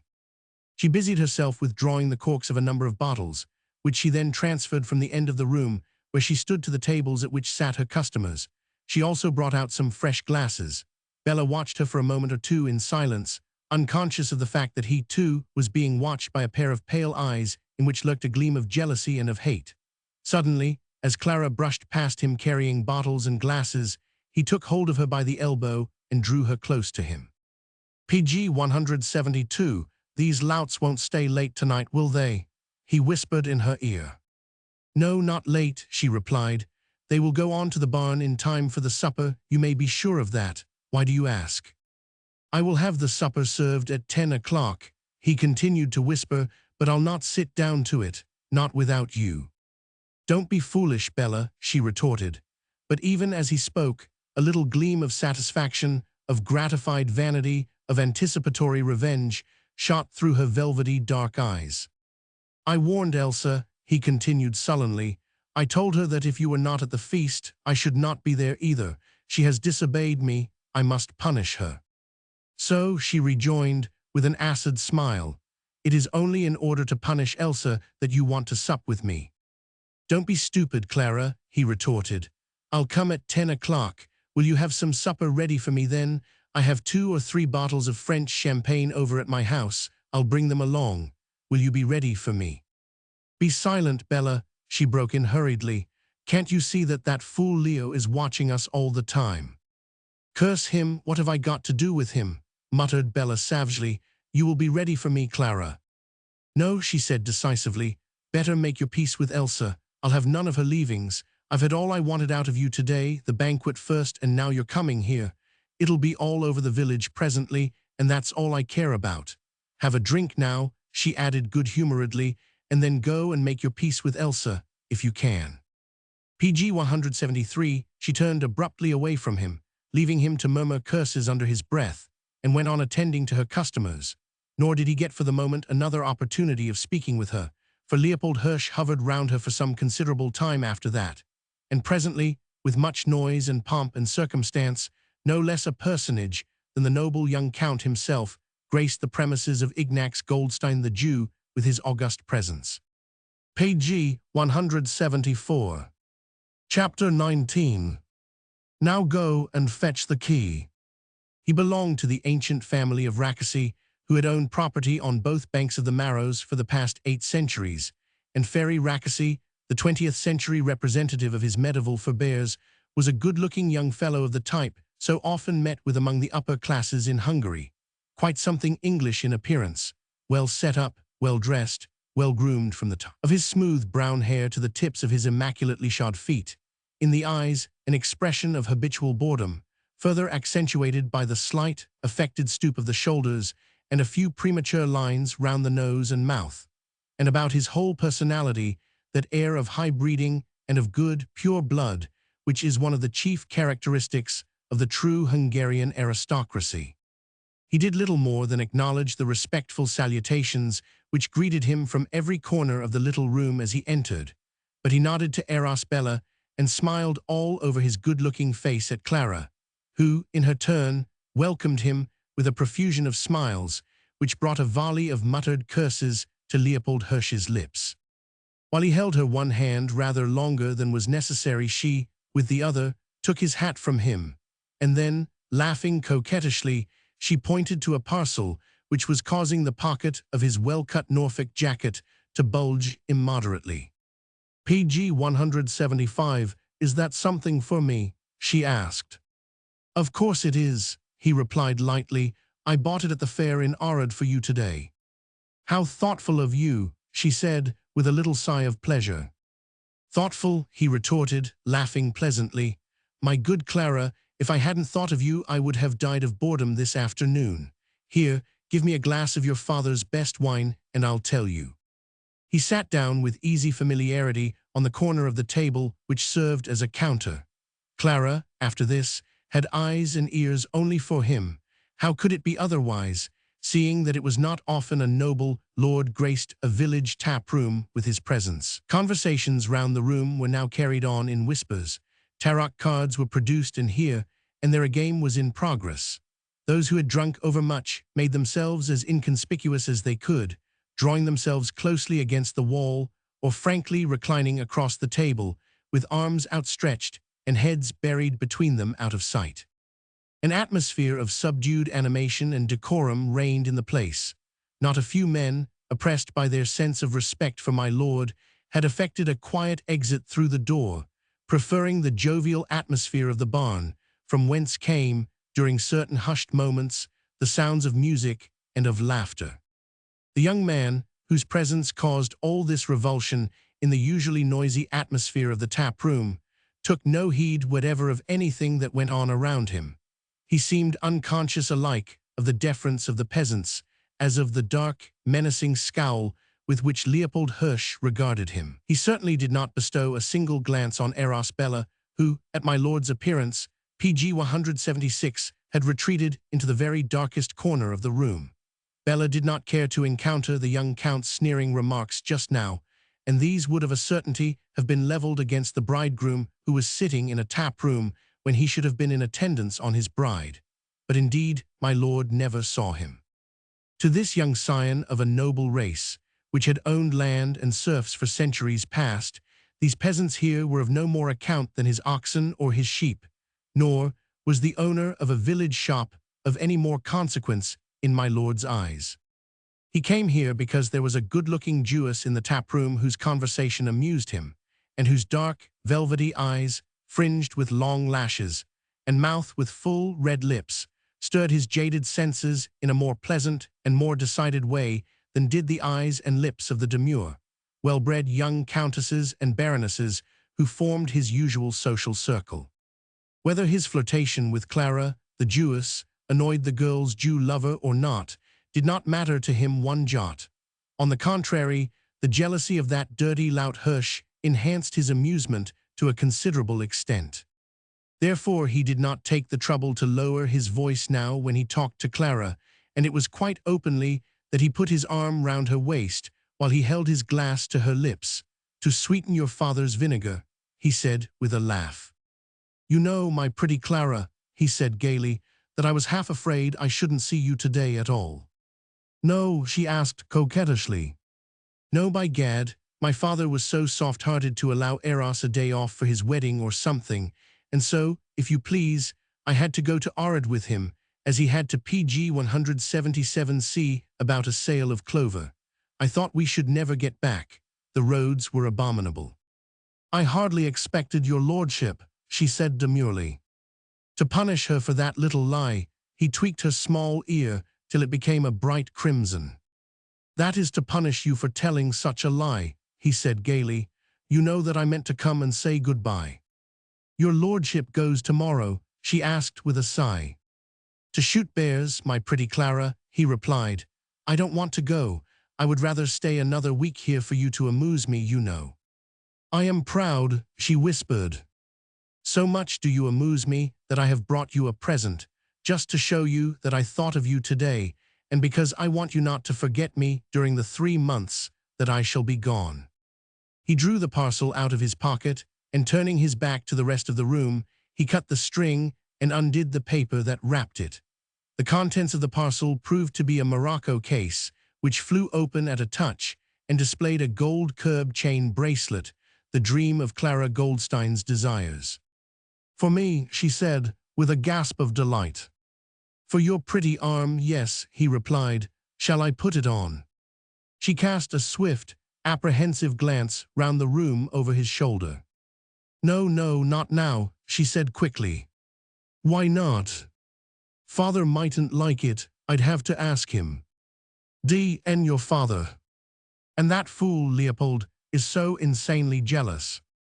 PG 178D, and him too, said the young man quietly. Whereupon he took the morocco case out of Clara's hand, shut it with a snap, and put it back into his pocket. "What are you doing?" cried Clara in a fright. "As you see, pretty one, I am putting the bracelet away for future use." "But," she stammered. "If I can't put the bracelet on your arm myself," he said decisively, "you shan't have it at all." "But—" "That is my last word. Let us talk of something else." "No, no, we won't talk of something else. You said the bracelet was for me." She cast a languishing look on him through her long upper lashes. She bared her wrist and held it out to him. Leopold and his jealousy might go hang for aught she cared, for she meant to have the bracelet. The young man, with a fatuous little laugh, brought out the case once more. With his own hands, he now fastened the bracelet round Clara Goldstein's wrist. Then, as a matter of course, he kissed her round, brown arm just above the bracelet, and also the red lips through which the words of thanks came quickly tumbling. Clara did not dare to look across the room. She felt, though she did not see, Leopold's pale eyes watching this little scene with a glow in them of ferocious hate and of almost animal rage. "I won't stay now, Clara," said the young count, dropping his voice suddenly to a whisper. "Too many of these louts about. When will you be free?" "Oh, not today," she whispered in reply. "After the fair there are sure to be late comers, and you know Eros Bella has a ball on at the barn and supper afterwards." PG 179, the very thing, he broke in an eager whisper. "While they are all at supper, I'll come in for a drink and a chat. 10 o'clock, eh?" "Oh, no, no," she protested feebly. "My father wouldn't like it, and your father, my dear, as I remarked before, and as a matter of fact, your father is not going to be in the way at all. He goes to Kexkemet by the night train." "How do you know that?" "My father told me quite casually that Goldstein was seeing to some business for him at Kexkemet tomorrow. So it was not very difficult to guess that if your father was to be in Kexkemet tomorrow in time to transact business, he would have to travel up by the 9 o'clock train this evening in order to get there." Then, as she made no reply, and a blush of pleasure gradually suffused her dark skin, lending it additional charm and giving to her eyes added brilliancy, he continued, more peremptorily this time. "At 10 o'clock, then, I'll come back. Get rid of as many of these louts by then as you can." She was only too ready to yield. Not only was she hugely flattered by my lord's attentions, but she found him excessively attractive. He could make himself very agreeable to a woman if he chose, and evidently he chose to do so now. Moreover, Clara had found by previous experience that to yield to the young man's varied and varying caprices was always remunerative, and there was that gold watch which he had once vaguely promised her, and which she knew she could get out of him if she had the time and opportunity, as she certainly would have tonight if he came. PG 180 Count Fairy, seeing that she had all but yielded, was preparing to go. Her hand was still in his, and he was pressing her slender fingers in token of a pledge for this evening. "At 10 o'clock, he whispered again. "No, no," she protested once more, but this time he must have known that she only did it for form's sake and really meant to let him have his way. "The neighbors would see you enter, and there might be a whole lot of people in the tap room at that hour. One never knows. They would know by then that my father had gone away, and they would talk such scandal about me. My reputation." No doubt he felt inclined to ejaculate in his usual manner, "And your reputation," but he thought better of it and merely said casually, "I need not come in by the front door, need I?" The back door is always locked, she remarked ingenuously. My father invariably locks it himself the last thing at night. But since he is going to Kexkemet, he suggested. When he has to be away from home for the night, he locks the door from the inside and takes the key away with him. Surely there is a duplicate case somewhere. I don't know, she murmured. If you don't know, who should? He remarked with affected indifference. Well, I shall have to make myself heard at the back door, that's all. How? Wouldn't you hear me if I knocked? Not if I were in the tap room and a lot of customers to attend to. Page 181. Well then, I should hammer away until you did hear me. For that old gossip Rizzy to hear you, she protested. Her cottage is not 50 paces away from our back door. Then it will have to be the front door after all, he rejoined philosophically. No, the neighbors, and perhaps the tap room full of people. But D.N. it, Clara, he exclaimed impatiently. I have made up my mind to come and spend my last evening with you, and when I have made up my mind to a thing, I am not likely to change it because of a lot of gossiping peasants, because of old Rizzy, or the whole lot of them. So if you don't want me to come in by the front door, which is open, or to knock at the back door, which is locked, how am I going to get in? I don't know. Well then, you'll have to find out, my pretty one, he said decisively, for it has got to be done somehow, or that gold watch we spoke of the other day will have to go to somebody else. And you know when I say a thing I mean it. There is a duplicate key, she whispered shyly, to the back door I mean. I thought there was, he remarked dryly. Where is it? In the next room. It hangs on a nail by father's bedside. Go and get it then, he said more impatiently. Not now, she urged. Leopold is looking straight at you and me. He shrugged his aristocratic shoulders. Page 182, you are not afraid of that monkey, he said with a laugh. Well, no, not exactly afraid, but he is so insanely jealous, one never knows what kind of mischief he'll get into. He told me just now that whenever father is away from home, he takes his stand outside this house from nightfall till morning, watching. A modern Argus, eh? A modern lunatic, she retorted. Well, resumed the young man lightly, lunatic or not, he won't be able to keep an eye on you tonight, even though your father will be away. How do you mean? Hirsch is off to Fiume in half an hour. To Fiume?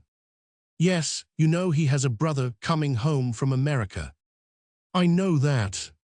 His ship is due in at Fiume the day after tomorrow. Leopold must start by the same train as your father tonight in order to catch the express for Fiume at Budapest tomorrow. Did he tell you all that? I have known all along that he meant to meet his brother at Fiume, and yesterday he said something about it again. So you see, my pretty one, that we can have a comfortable little supper this evening without fear of interruption. We'll have it at 10 o'clock, when the supper party is going on at the barn, We shan't be interrupted then. So give me that duplicate key, will you, and I can slip in quietly through the back door without raising a bit of gossip or scandal. Hurry up now, I shall have to be going. PG 183, I can't now, she protested. Leopold hasn't taken his eyes off me all this time. Oh, if that is all that is troubling you, my dear, said the young man coolly, I can easily settle our friend Leopold. Hush, he called loudly. My lord, queried the other, with the quick obsequiousness habitual to the downtrodden race. My horse is kicking up such a row outside. I wish you'd just go and see if the boy is looking after him properly. Of course it was impossible to do anything but obey. My lord had commanded. In the ordinary way, the poor Jew shopkeeper would have felt honored to have been selected for individual recognition. Nor did he do more now than throw one of those swift looks of his, so full of hatred and of menace, upon Clara and the young man. But the latter, having given his orders, no longer condescended to take notice of the Jew, and had once more engaged the girl in animated conversation. Had Clara thought of looking up when Leopold finally obeyed my lord's commands and went to look after the horse, she could not have failed to realize the danger which lurked in the young man's pale eyes then. His face, always pale and olive-tinted, was now the color of ashes, gray and livid and blotched with purple. His lips looked white and quivering, and his eyebrows, of a reddish tinge, met above his nose in a deep, dark scowl. But my lord had thrown out a casual hint about a gold watch, and Clara had no further thought for her jealous admirer. "Now go and fetch the key," said Count Ferry, as soon as the door had closed on Leopold. The hint of the gold watch had stirred Clara's pulses. PG 184 a tete-a-tete with my lord was, moreover, greatly to her liking. He could be very amusing when he chose, and was always generous, and Clara's life was often dull and colorless. A pleasant evening spent in his company would compensate her in a measure for her disappointment at not being asked to Elsa's ball, and there was the gold watch to look forward to, above all. Taking an opportunity when her father was absorbed in his game of tarot, she went into the next room and presently returned with a key in her hand, which she surreptitiously gave to my lord. "Splendid," exclaimed the young man gaily. "Clara, you are a gem, and after supper you shall just ask me for anything you have a fancy for, and I'll give it to you. Now I'd better go. Goodbye, little one. 10 o'clock sharp, eh?" 10 o'clock, she repeated under her breath. He strode to the door, outside which he found Leopold waiting for him. "The horse was quite quiet, my lord," said the Jew sullenly. The boy had never left it for a moment. "Oh, that's all right, Hirsch," rejoined my lord indifferently. "I only wanted to know." Of course he never thought of saying a word of thanks or of excuse to the other man. What would you? A Jew? Bah, not even worth a nod of the head. Count Ferry Rakasi had quickly mounted his pretty half-bred Arab mare, a click of the tongue, and she was off with him, kicking up a cloud of dust in her wake. But Leopold Hirsch had remained for a moment standing on the doorstep of Ignaz Goldstein's house. He watched horse and rider through that cloud of dust, and PG 185 along the straight and broad highway, until both had become a mere speck upon the low-lying horizon. "May you break your accursed neck," he muttered fervently. Then he went back to the tap room. PG 186. Chapter 20. "You happen to be of my race and of my blood." He strode at once to Clara, who greeted him with an ironical little smile and a coquettish look out of her dark eyes.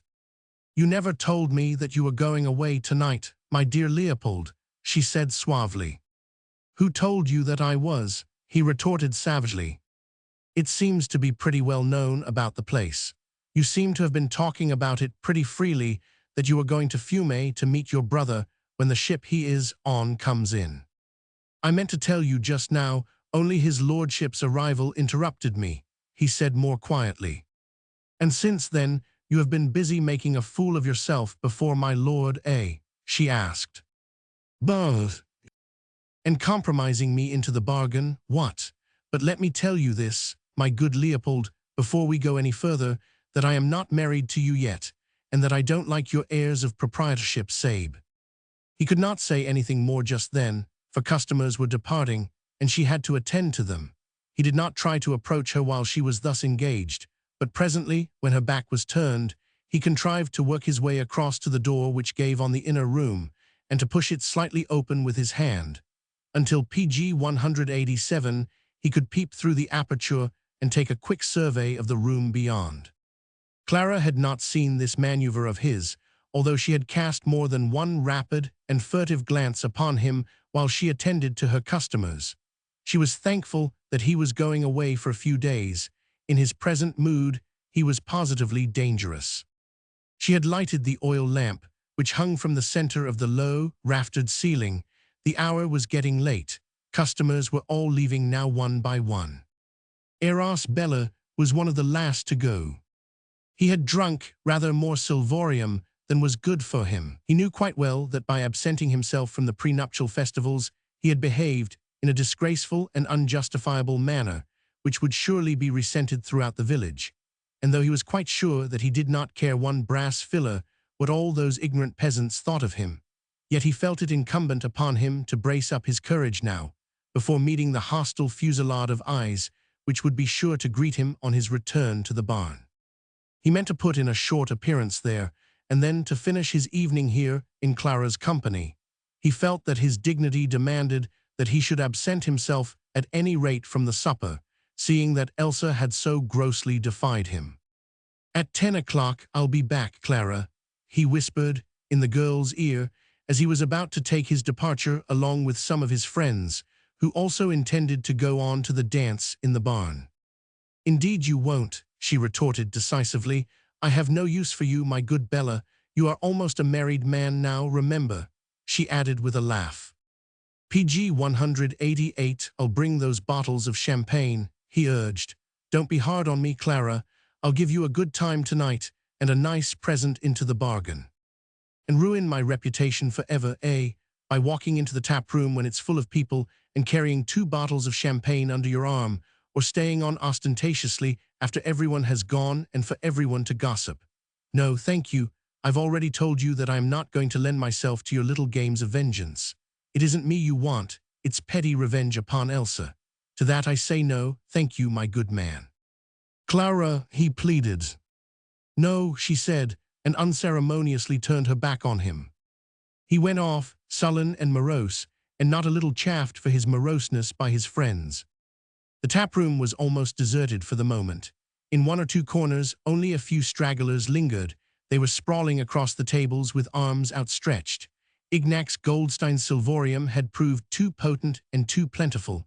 They lay there in a drunken sleep, logs that were of no account. Presently they would have to be thrown out, but there was no hurry for that. They were not in the way. Ignac's Goldstein had gone into the next room. Clara was busy tidying up the place. Leopold approached her with well-feigned contrition and humility. "I am sorry, Clara," he said. "I seem to have had the knack tonight of constantly annoying you, so I'd best begone now, perhaps." "I bear no malice, Leo," she said quietly. "I thought I'd come back at about 9 o'clock, he continued. "It is nearly 8 now." Page 189 she, thinking that he had his own journey in mind, remarked casually, "You'd best be here well before 9. The train leaves at 9:20 and father walks very slowly." "I won't be late," he said. "Best give me the key of the back door. I'll let myself in that way." "No occasion to do that," she retorted. "The front door will be open. You can come in that way like everybody else." "It's just a fancy," he said quietly. "There might be a lot of people about just then. I don't want to come through here. I thought I'd just slip in the back way as I often do. So give me the key, Clara, will you?" "How can I give you the key of the back door?" she said, equally quietly. "You know father always carries it in his coat pocket." "But there is a second key," he remarked, "which hangs on a nail by your father's bedside in the next room. Give me that one, Clara." "I shan't," she retorted. "I never heard such nonsense. As if I could allow you to use the private door of this house just as it suits your fancy. If you want to come in tonight and say goodbye, you must come in by the front door." "It's just a whim of mine, Clara," urged Leopold, now still speaking quietly, almost under his breath. But there was an ominous tremor in his voice and sudden sharp gleams in his eyes which the girl had already noted, and which caused the blood to rush back to her heart, leaving her cheeks pale and her lips trembling.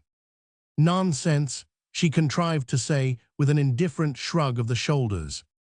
"Page 190, just a whim," he reiterated, "so I'll take the key by your leave."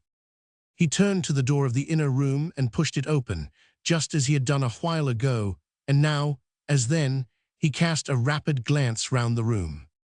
Clara, through half-closed lids, watched his every movement.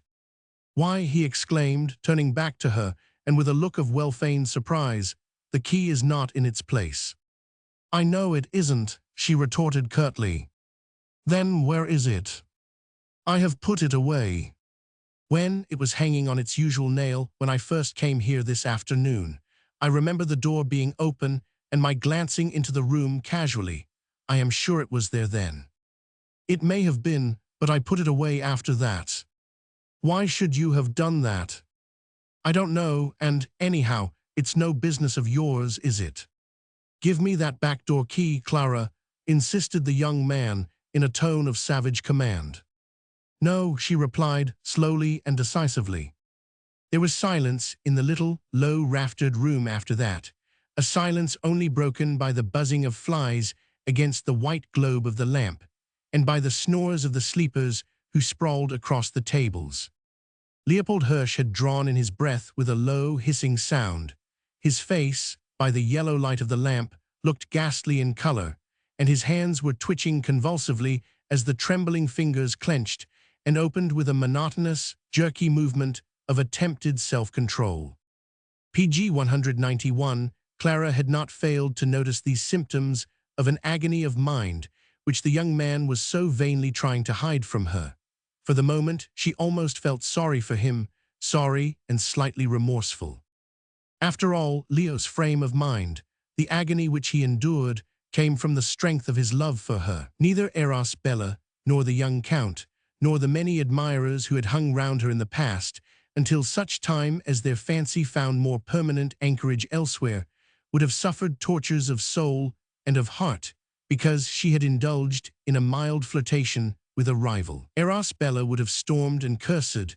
The young count would have laid his riding whip across the shoulders of his successful rival, and there would have been an end of the matter.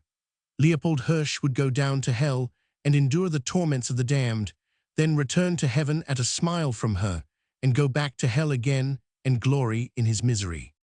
But just now she was frightened of him. He looked almost like a living corpse. The skin on his face was drawn so tightly over the bones that it gave him the appearance of a skull with hollow eyes and wide, grinning mouth. Outside, an owl hooted dismally. Clara gave a slight shiver of fear and looked furtively round her to see if any of the drunkards were awake. Then she recollected that her father was in the next room, and presently from afar came shouts of laughter and the sound of music. She woke as from a nightmare, gave her fine shoulders a little shake, and looked boldly into her jealous lover's face. "By the Lord, Leo," she said with a little forced laugh, "you have given me the creeps, looking as you do. How dare you fright me like that, with your clenched PG 192 hands too, as if you wanted to murder me. There now, don't be such a silly fool. You have got a long journey before you. It's no use making yourself sick with jealousy just before you go." "I am not going on a journey," he said, in a toneless, even voice, which seemed to come from a grave. "Not going," she said, with a frown of puzzlement. "You were going to Fiume to meet your brother, don't you remember? The ship he is on is due in the day after tomorrow. If you don't start tonight, you won't be able to catch the express at Budapest tomorrow." "I know all that," he said, in the same dull, monotonous tone. "I am not going, that's all." "But—" "I have changed my mind. Your father is going away. I must watch over you to see that no one molests you. Thieves might want to break in. One never knows. Anyhow, my brother can look after himself. I stay to look after you." For a moment or two she stood quite still, her senses strained to grasp the meaning, the purport of the present situation. This madman on the watch outside, the young count, key in hand, swaggering up to the back door at 10 o'clock, when most folk would be at supper in the barn, her father gone, the village street wrapped in darkness. Leopold, by a violent and sudden effort, had regained mastery over the muscles of his face and hands. These no longer twitched now, and he answered her look of mute inquiry with one of well-feigned quietude. Only his breath he could not control. It passed through his throat with a stertorous sound, and every now and then he had to pass his tongue over his dry, cracked lips. Thus they stood for a moment eye to eye, and what PG 193 she read in his glance caused a nameless fear to strike at her heart and to paralyze her will. But the next instant she had recovered her presence of mind. With quick, febrile movements, she had already taken off her apron and with her hands smoothed her unruly dark hair. Then she made for the door. Less than a second, and already he had guessed her purpose. Before she could reach the door, he had his back against it, and his nervy fingers had grasped her wrist. "Where are you going?" "Out," she said curtly. "What for?" "That's none of your business." "What for?" he reiterated hoarsely. "Let go my wrist," she exclaimed. "You are hurting me." "I'll hurt you worse," he cried in a broken voice, "if you cross this threshold tonight." But he released her wrist, and she, wrathful, indignant, terrified, retreated to the other end of the room. "Go out by the back door," he sneered. "If you want to go out, you have the key, haven't you?" "My father," she began. Yes, he said, go and tell your father that I, Leopold Hirsch, your affianced husband, am browbeating you, making a scene. What? Because you have made an assignation with my lord the young count, here at night under your father's roof, under the roof of a child of Israel, you an assignation with a dirty Christian. Bah, go and tell your father that, and he will thrash you to within an inch of your life. We are Jews, he and I, and hold the honor of our women sacred, more sacred than their life. PG 194, don't be a fool, Leopold, she cried, feeling that indeed, between her father and this madman, her life had ceased to be safe. She looked round her helplessly. 3 or 4 besotted fools lying helpless across the tables, and all the village dancing and making merry some 200 meters away. Her father, implacable, as she well knew, where her conduct was concerned, and this madman ready to kill to satisfy his lust of vengeance and of hate. She felt that indeed, unless heaven performed a miracle, here was the beginning of an awful, an irredeemable tragedy. Leopold, don't be a fool, she reiterated, trying with all her might not to appear frightened or scared or confused. I have promised Capo's Elsa to go to her dance for half an hour. I had forgotten all about it. I must go now. Go and change your dress, then, he retorted with a sneer. Then you can go out by the back way. You have put the key away somewhere, haven't you? You know where it is. You are mad about doors tonight. I tell you I am going out now, by that front door, at once. And I tell you, he said slowly and deliberately, that if you cross the front door step I will call your father and tell him that you go and meet your lover, a Christian lover, the young count, who would as soon think of marrying you as he would a nigger or a kitchen slut. Before you will have reached the high road your father and I will be on your heels, and either he or I will strangle you ere you come within sight of my lord's castle. You are mad, she cried, or else an idiot. Better look for that back door key, he retorted. PG 195, what has the back door key to do with it? She asked sullenly.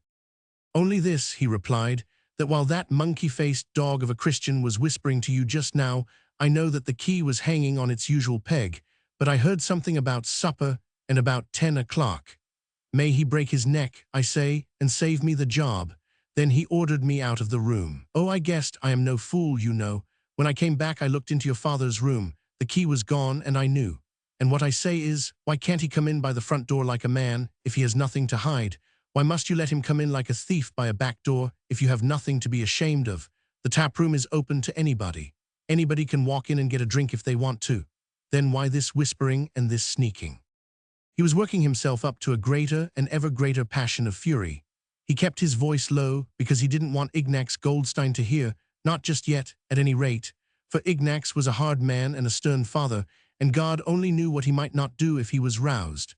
Leopold did not want Clara hurt, not yet, at any rate, not until he was quite sure that she meant to play him altogether false. She was vain and frivolous, overfond of dress, and of queening it over the peasant girls of the village, but there was no real harm in her. She was immensely flattered by the young count's attentions and over-ready to accept his presence in exchange for kisses and whisperings behind closed doors, but there was no real harm in her, so at least Leopold Hirsch kept repeating to himself time and again, whenever jealousy gnawed at his heart more roughly than he could endure. Just now that torment was almost unbearable, and the PG 196 passion of fury into which he had worked himself blinded him momentarily to the dull, aching pain. Clara, as he spoke thus hoarsely, and brought his contorted face closer and closer to hers, had gradually shrunk more and more into the corner of the room, and there she remained now, flattened against the wall, her wide-open, terror-filled eyes fixed staringly upon this raving madman. You asked just now, he continued, in the same hoarse, guttural whisper, which seemed literally to be racking and tearing his throat as it came, what the back door key had to do with my not going to meet my brother at Fiume. Well, it has this much to do with it, that you happen to be my tokened wife, that you happen to be of my race and of my blood, a sober, clean-living Jewess, please God, and not one of those frivolous, empty-headed Christian girls. You are that now, I know. If you were not, I would kill you first and myself afterwards. Therefore, if tonight I catch a thief, any thief, I don't care who he is, sneaking into this house by a back door when you happen to be here alone and seemingly unprotected, if I catch any kind of thief or malefactor, I say. He paused, and she, through teeth that chattered, contrived to murmur. Well, what do you say? Why don't you go on? Because you understand, he said, with calm as sudden and as terrible as his rage had been a while ago. I am not a Christian, you know, nor yet a gentleman. I cannot walk up either to my lord's castle or to one of these Christian Magyar peasants and strike him in the face for trying to rob me of that which is more precious to me than life. I am a Jew, a low-born, miserable Jew, whose whole race, origin and upbringing are despicable in the sight of the noble lords, as well as of the Hungarian peasantry. PG 197, just a wretched creature whom one orders to hold one's horse, to brush one's boots, to stand out of one's way anyhow, but not to meet as man to man, not to fight openly and frankly for the woman whom one loves. Well, you happen to be a Jewess too, and token to a Jew, and if either my lord or one of these D. Magyar peasants chooses to come sneaking round you like a thief in the night, well. He paused, and from the pocket of his shabby trousers, he half drew out a long, sheathed hunting knife, and then quickly hid it again from her sight. Clara smothered a desperate cry of terror. Leopold now turned his back on her. He went up to the table, and seizing a carafe of water, he poured himself out a huge mugful and drank it down at a draught. The edge of the mug rattled against his teeth. His hand was trembling so that half the contents were poured down on his clothes. He did not look again on Clara, but having put the mug down, he passed his hand once or twice across his forehead, as if to chase away some of those horrible thoughts which were still lurking in his brain. Then he took his cigarette case out of his pocket, selected a cigarette, struck a match and lit it, still avoiding Clara's fixed and staring gaze. "I'll go and smoke this outside," he said quietly. "I can see both doors from the corner. When you have found that back door key, you may go to Elsa Capo's wedding feast, but not before." He took a final look round the room, and his eyes, which had once more become dull and pale, rested with an infinite look of contempt upon the 2 or 3 besotted drunkards who, throughout this scene, had done no more than open and blink a sleepy eye. PG 198, "Shall I turn these louts out for you now?" he asked. "No, no," she replied mechanically. "Let them have their sleep. When they wake, they'll go away all right." Just then the outer door was opened, and Lakatos Andor's broad figure appeared upon the threshold.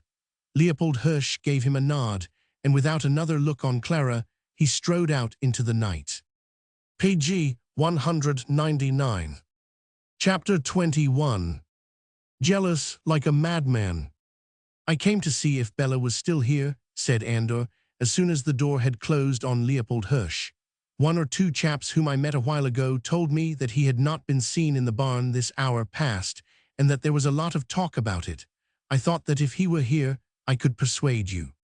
He paused and looked more keenly at the girl. "What is it, Clara?" he asked. "You seem ill or upset." She closed her eyes once or twice like someone just waking out of a dream. Then she passed her hands over her forehead and over her hair. She felt completely dazed and stupid, as if she had received a stunning blow on the head, and while Andor talked, she looked at him with staring eyes, not understanding a word that he said. "Yes, yes, Andor," she said vaguely. "What can I do for you?" "Nothing much, my good Clara," he replied. "It was only about Bella." "Yes, about Bella," she stammered. Won't you sit down?" "Thank you, I will for a moment." She moved forward in order to get him a chair, but she found that she could not stand. The moment that she relinquished the prop of the wall, her knees gave way under her, and she lurched forward against the table. She would PG 200 have fallen had not Andor caught her and guided her to a chair, whereon she sank half fainting, with eyes closed and cheeks and lips the color of ashes. Just for the moment, the wild thought flew through his mind that she had been induced to drink by one of the men. But a closer look on her wan, pale face and into those dilated eyes of hers convinced him that the girl was in real and acute mental distress. He went up to the table and poured out a mug of wine, which he held to her lips. She drank eagerly, looking up at him the while with a strangely pathetic, eagerly appealing gaze. When he had taken the mug from her and replaced it on the table, he drew a chair close to her and said as kindly as he could, for he did not feel very well disposed toward the girl who was the cause of much unhappiness to Elsa. "Now, Clara, you are going to tell me what is the matter with you." But already she had recovered herself a little, and Lakatos Andor's somewhat dictatorial tone grated upon her sensitive ear. "There's nothing the matter with me," she retorted, with a return of her habitual flippancy. "What should be the matter?" "I don't know," he said dryly, "and of course, if you tell me that it's a private affair of your own and none of my business, why I'll be quite satisfied and not ask any more questions. But if it's anything to do with Bella—" "No, of course not," she broke in impatiently. "What should Bella have to do with my affairs? Bella has been gone from here this hour past." "And he is not coming back?" asked Andor searchingly. "I trust not," she replied fervently, and the young man PG 201 noticed that the staring, terror-filled look once more crept into her eyes. "Very well then," he said, rising. "That is all I wanted to know. I am sorry to have disturbed you. Good night, Clara." "Good night," she murmured. He turned to go, and already his hand was on the latch of the door when an involuntary cry, like a desperate appeal, escaped her lips. "Andor." "What is it?" he said, speaking over his shoulder. He didn't like the girl. She had been offensive and insolent to Elsa, the cause of Elsa's tears. But just now, when he turned back in answer to that piteous call from her, she looked so forlorn, so pathetic, so terrified that all the kindliness and chivalry which are inherent in the true Magyar peasant rose up in his heart to plead on her behalf. "You were quite right just now, Andor," she murmured. "I am in trouble, in grave, terrible trouble." "Is there anything I can do to help you?" he asked. No, don't get up," he added hurriedly, for she had tried to rise and obviously was still unable to stand. "Just stay where you are, and I'll come and sit near you.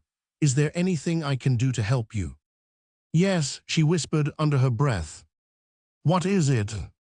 "I don't know what you'll think of me." "Never mind what I think," he said, a little impatiently. "If there's anything I can do to help you in your trouble, I'll do it, but of course I can do nothing unless you tell me all about it." She was trying to make up her mind to tell him, but it was desperately difficult.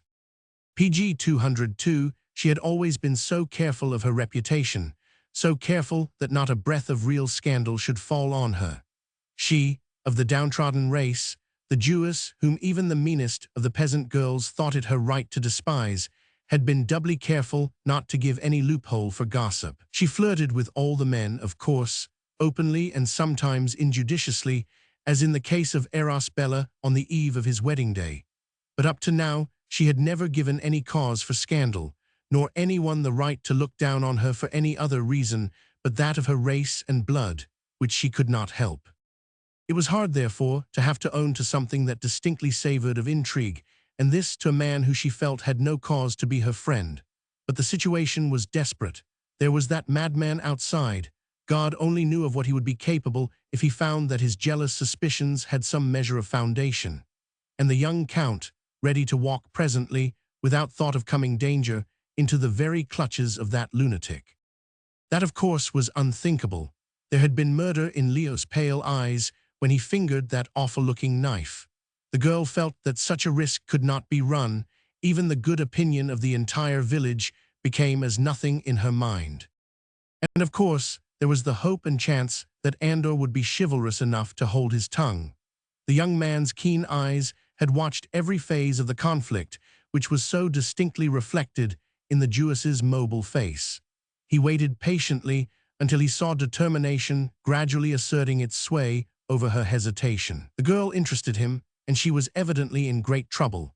Though he had no liking for her, he was anxious to know what had disturbed her so terribly and genuinely intended PG 203 to be of use to her. He had no doubt that the trouble had something to do with Leopold Hirsch. Everyone knew the latter's jealous disposition, and Andor had not been home half a day before he had heard plenty of gossip on the subject. "Well, Clara," he asked quietly after a while, when he saw that she appeared to be more calm and more able to speak coherently, "you don't deny that you are in trouble. You have half made up your mind to tell me. Well then, out with it. What is it?" "Only that Leopold is a swine," she blurted out roughly. "Why, what has he done?"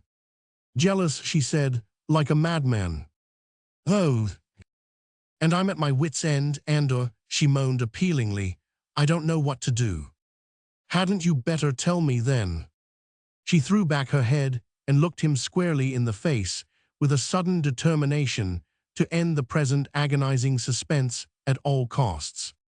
It is about young Count Ferry.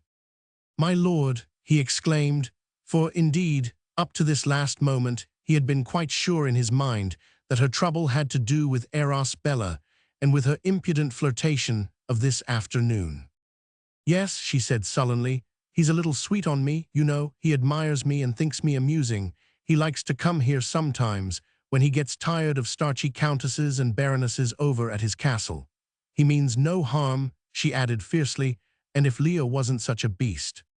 He has found you out, has he? Commented Andor dryly. PG 204, not exactly.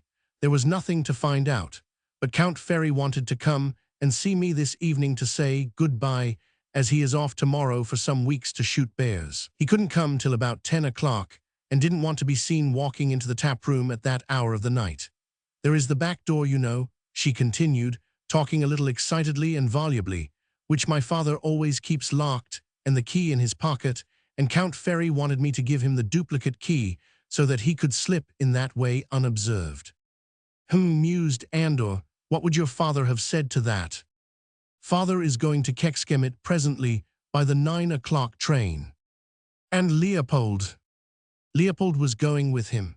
He was to have gone to Fiume with the express tomorrow to meet his brother, who is coming home from America. Well, he has changed his mind. He is not going to Fiume. He was watching me all the afternoon like a regular spy. People had told him that at the banquet today, Eros Bella had been very attentive, so one of his jealous fits was on him. Not without cause, I imagine, said Andor with a sarcastic laugh. Of course you would stick up for him, she retorted. Men always band themselves together against an unfortunate girl, but Leo has behaved like a brute. He watched me while my lord was talking to me and caught snatches of our conversation. Then my lord sent him out of the room to look after his horse whilst he pressed me to give him the key of the back door. PG 205 I understand. How could I guess that Leopold would be such a swine? It seems that when he came back he peeped into father's room and noticed at once that the key was gone. He guessed, of course. Now he has threatened to tell father if I attempt to go out of this house. He won't let me out of his sight, and yet I must go and give Count Ferry a warning and get that key back from him. If Leo tells father, father will half kill me, and already Leo has threatened to strangle me if he finds me on the high road on my way to the castle. My lord suspects nothing, of course, she added, while tears of impotence and of terror choked the words in her throat. He'll come here presently, and as like as not Leopold will do for him.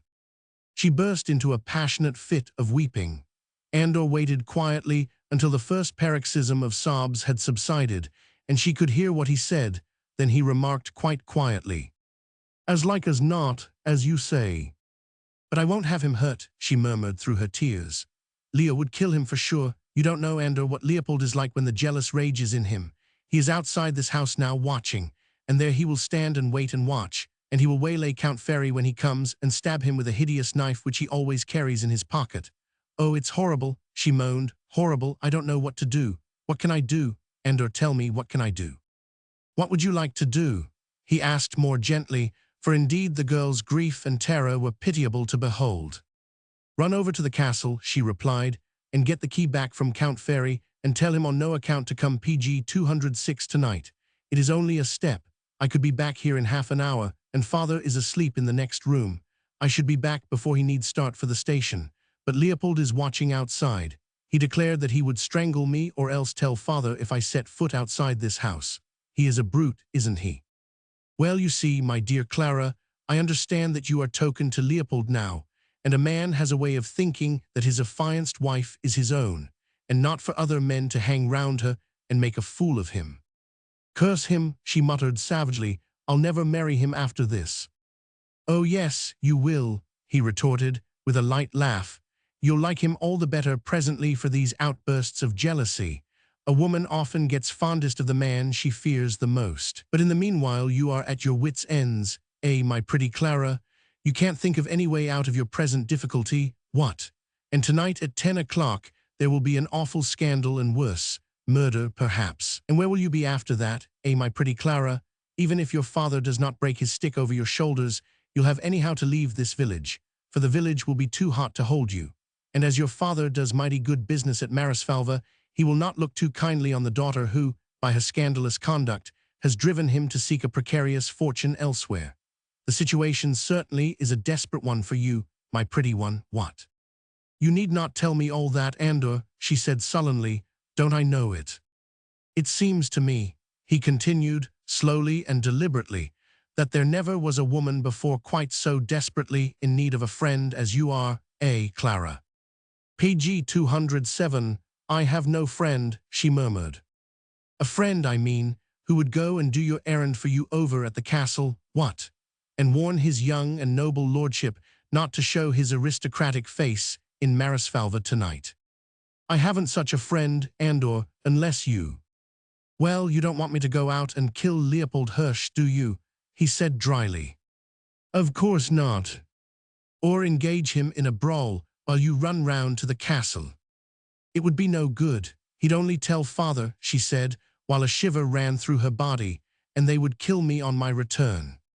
Exactly, what you want is to stay here quite quietly, just as if nothing had happened, whilst the friend of whom I spoke just now went and got back that key which is causing so much trouble.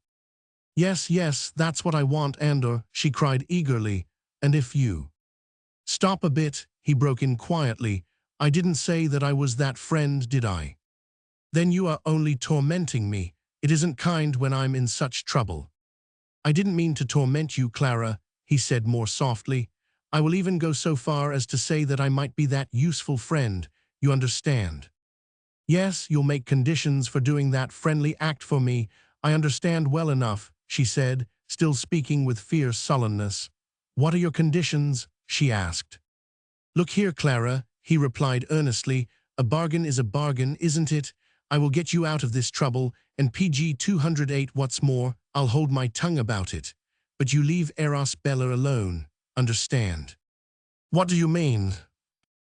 Oh, you know well enough what I mean, he said, almost roughly now, for the name of Eros Bella, which he himself had brought into this matter, had at once conjured up in his mind the painful visions of this afternoon, Elsa's tears, her humiliation and unhappiness, and had once more hardened his heart against the woman who had been the cause of it all. You know well enough what I mean. Eros Bella is full of vanity. Your attentions today pleased him, and he neglected Elsa as he had no right to do. Now I don't say for a moment that you meant any harm. It was only your vanity that was pleasantly tickled too, but you made Elsa unhappy, and that is what I mean when I say that a bargain is a bargain. If I get you out of your trouble tonight, you must leave Eros Bella severely alone in the future. You are a fine one to preach, she retorted, with a harsh laugh, as if you weren't in love with Elsa, though Elsa will be Bella's wife tomorrow. My being in love with Elsa has nothing to do with the matter, nor am I preaching to you. You want me to do you a service, and I've told you my price. You can accept it or not as you please. I can't help Eros Bella running after me, came as a final sullen protest from the girl. Then you will have to try and help it, that's all, he said emphatically, if you want me to help you. She said nothing for a moment, whilst her dark eyes searched his own, trying to see how much determination lay behind that stern-looking face of his. Then she murmured gently, PG 209, and if I promise what you want me to promise, Andor, will you go and see Count Ferry at once? A promise isn't enough, he said. An oath, then. Yes, an oath. And you will bring me back that abominable key and tell Count Ferry just what has happened. If you will swear, he insisted. Yes, yes, I will swear, she cried eagerly now, for indeed a heavy load had been lifted off her heart, and her natural buoyancy of temperament was already reasserting its sway over her terrors and agony of mind. What do you want me to say? Swear by Almighty God, he said earnestly, to leave Eros Bella alone, never to flirt with him or do anything to cause Elsa the slightest unhappiness. I swear it by Almighty God, she said solemnly, and you need not be afraid, she added slowly, I will not break my oath. No, I am not afraid that you will, for if you do, well, we won't talk about that, he continued more lightly. I suppose there isn't much time to be lost. No, no, there isn't, she urged. And don't make straight for the main road. Go up the village first and then back through the fields. Leopold might suspect something, one never knows. All right, Clara, I'll do my best. We can but pray that I shall find my lord at home, in which case I can be back in 20 minutes. I'll pick up a friend, or even two, when I return, as then we can all walk into the tap room together. It won't be so conspicuous as if I came in alone. What is the time now? He asked. PG 210, she went to the partition door, opened it, and peeped into her father's room. Just 10 minutes to 9, she said. Father will have gone by the time you come back. That'll be as well, won't it? He concluded, as he finally turned to go.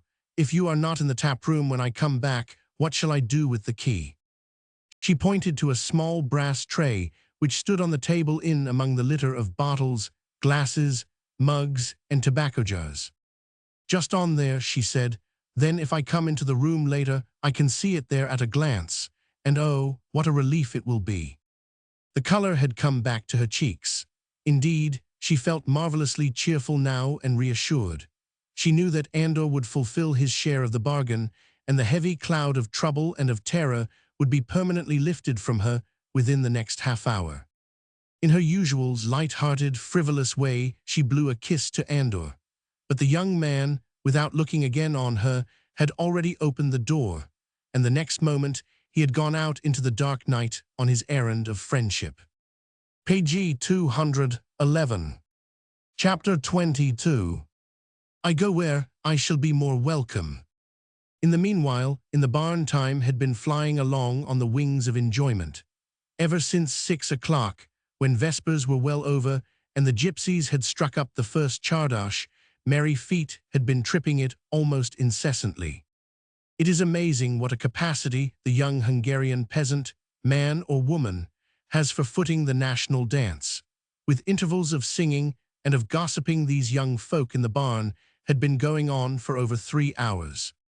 And they were not even beginning to get tired.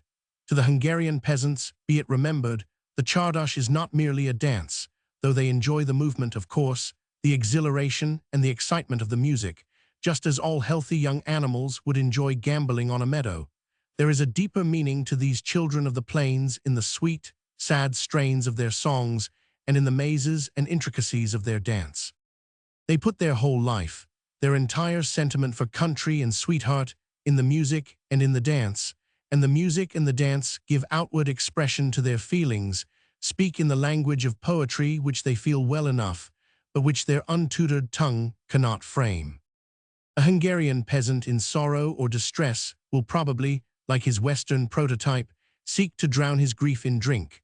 Far be it from his chronicler's mind to suggest that PG 212, his sentiments are more elevated than those of the peasantry of other nations, or his morality more sound. He will get drunk too, like men of other nations, but he will do it to the accompaniment of music. The gypsy band must be there when he is in trouble or in joy, 1 or 2 fiddles, perhaps a clarionet, always a cimbalum, just these few instruments to play his favorite songs. They don't ease his sorrow, but they help to soothe it by bringing tears to his eyes and softening the bitterness of his grief. And in joy he will invariably dance. When he is in love he will dance, for the czardas helps him to explain to the girl whom he loves exactly what he feels for her, and she understands. One czardas will reveal to a Hungarian village made the state of her lover's heart far more clearly than do all the whisperings behind hedges in more civilized lands. It was in the czardas 5 years ago that Elsa had learned from Andor how much he loved her. It was during the mazes of the dance that she was able to overcome her shyness and tell him mutely that she loved him in return. And now it was in the czardas that she was bidding farewell today to her girlhood and to the companions of her youth, to Gino and Moritz, who had loved her ardently and hopelessly these past 2 years, and who must henceforth become to her mere friends. It was in the turns and the twirls, with the wild music marking step, that she conveyed all that there was in her simple heart of regret for the past and cheerful anticipation for the future. Elsa was a perfect dancer.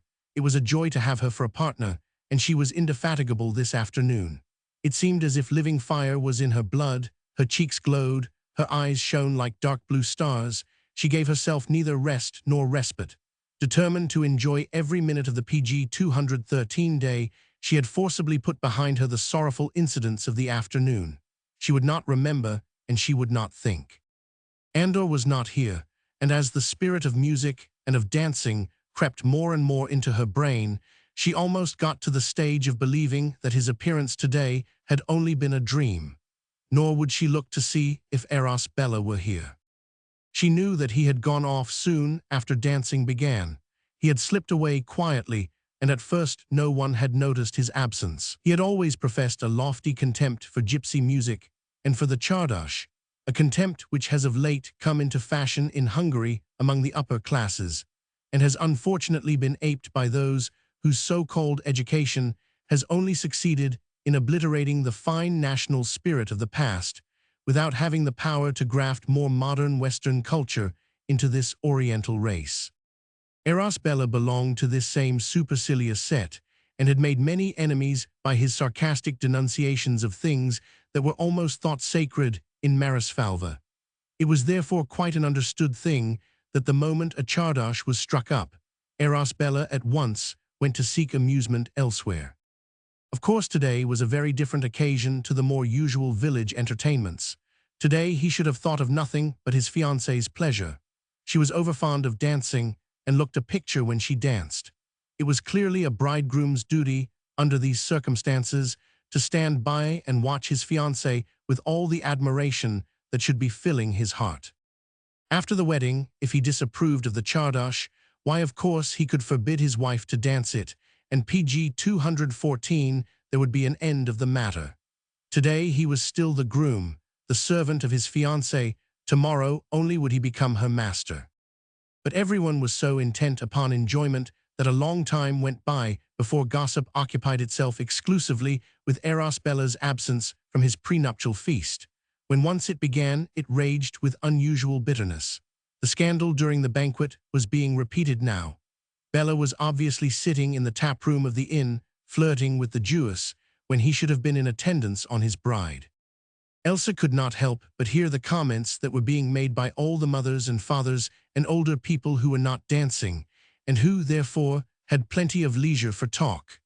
All the proprieties were being outraged, so it was declared, and Elsa, who might have married so well at one time, was indeed now an object of pity. She hated to hear all this talk, and felt hideously ashamed that people should be pitying her. Vainly did she try to get some measure of comfort from her mother.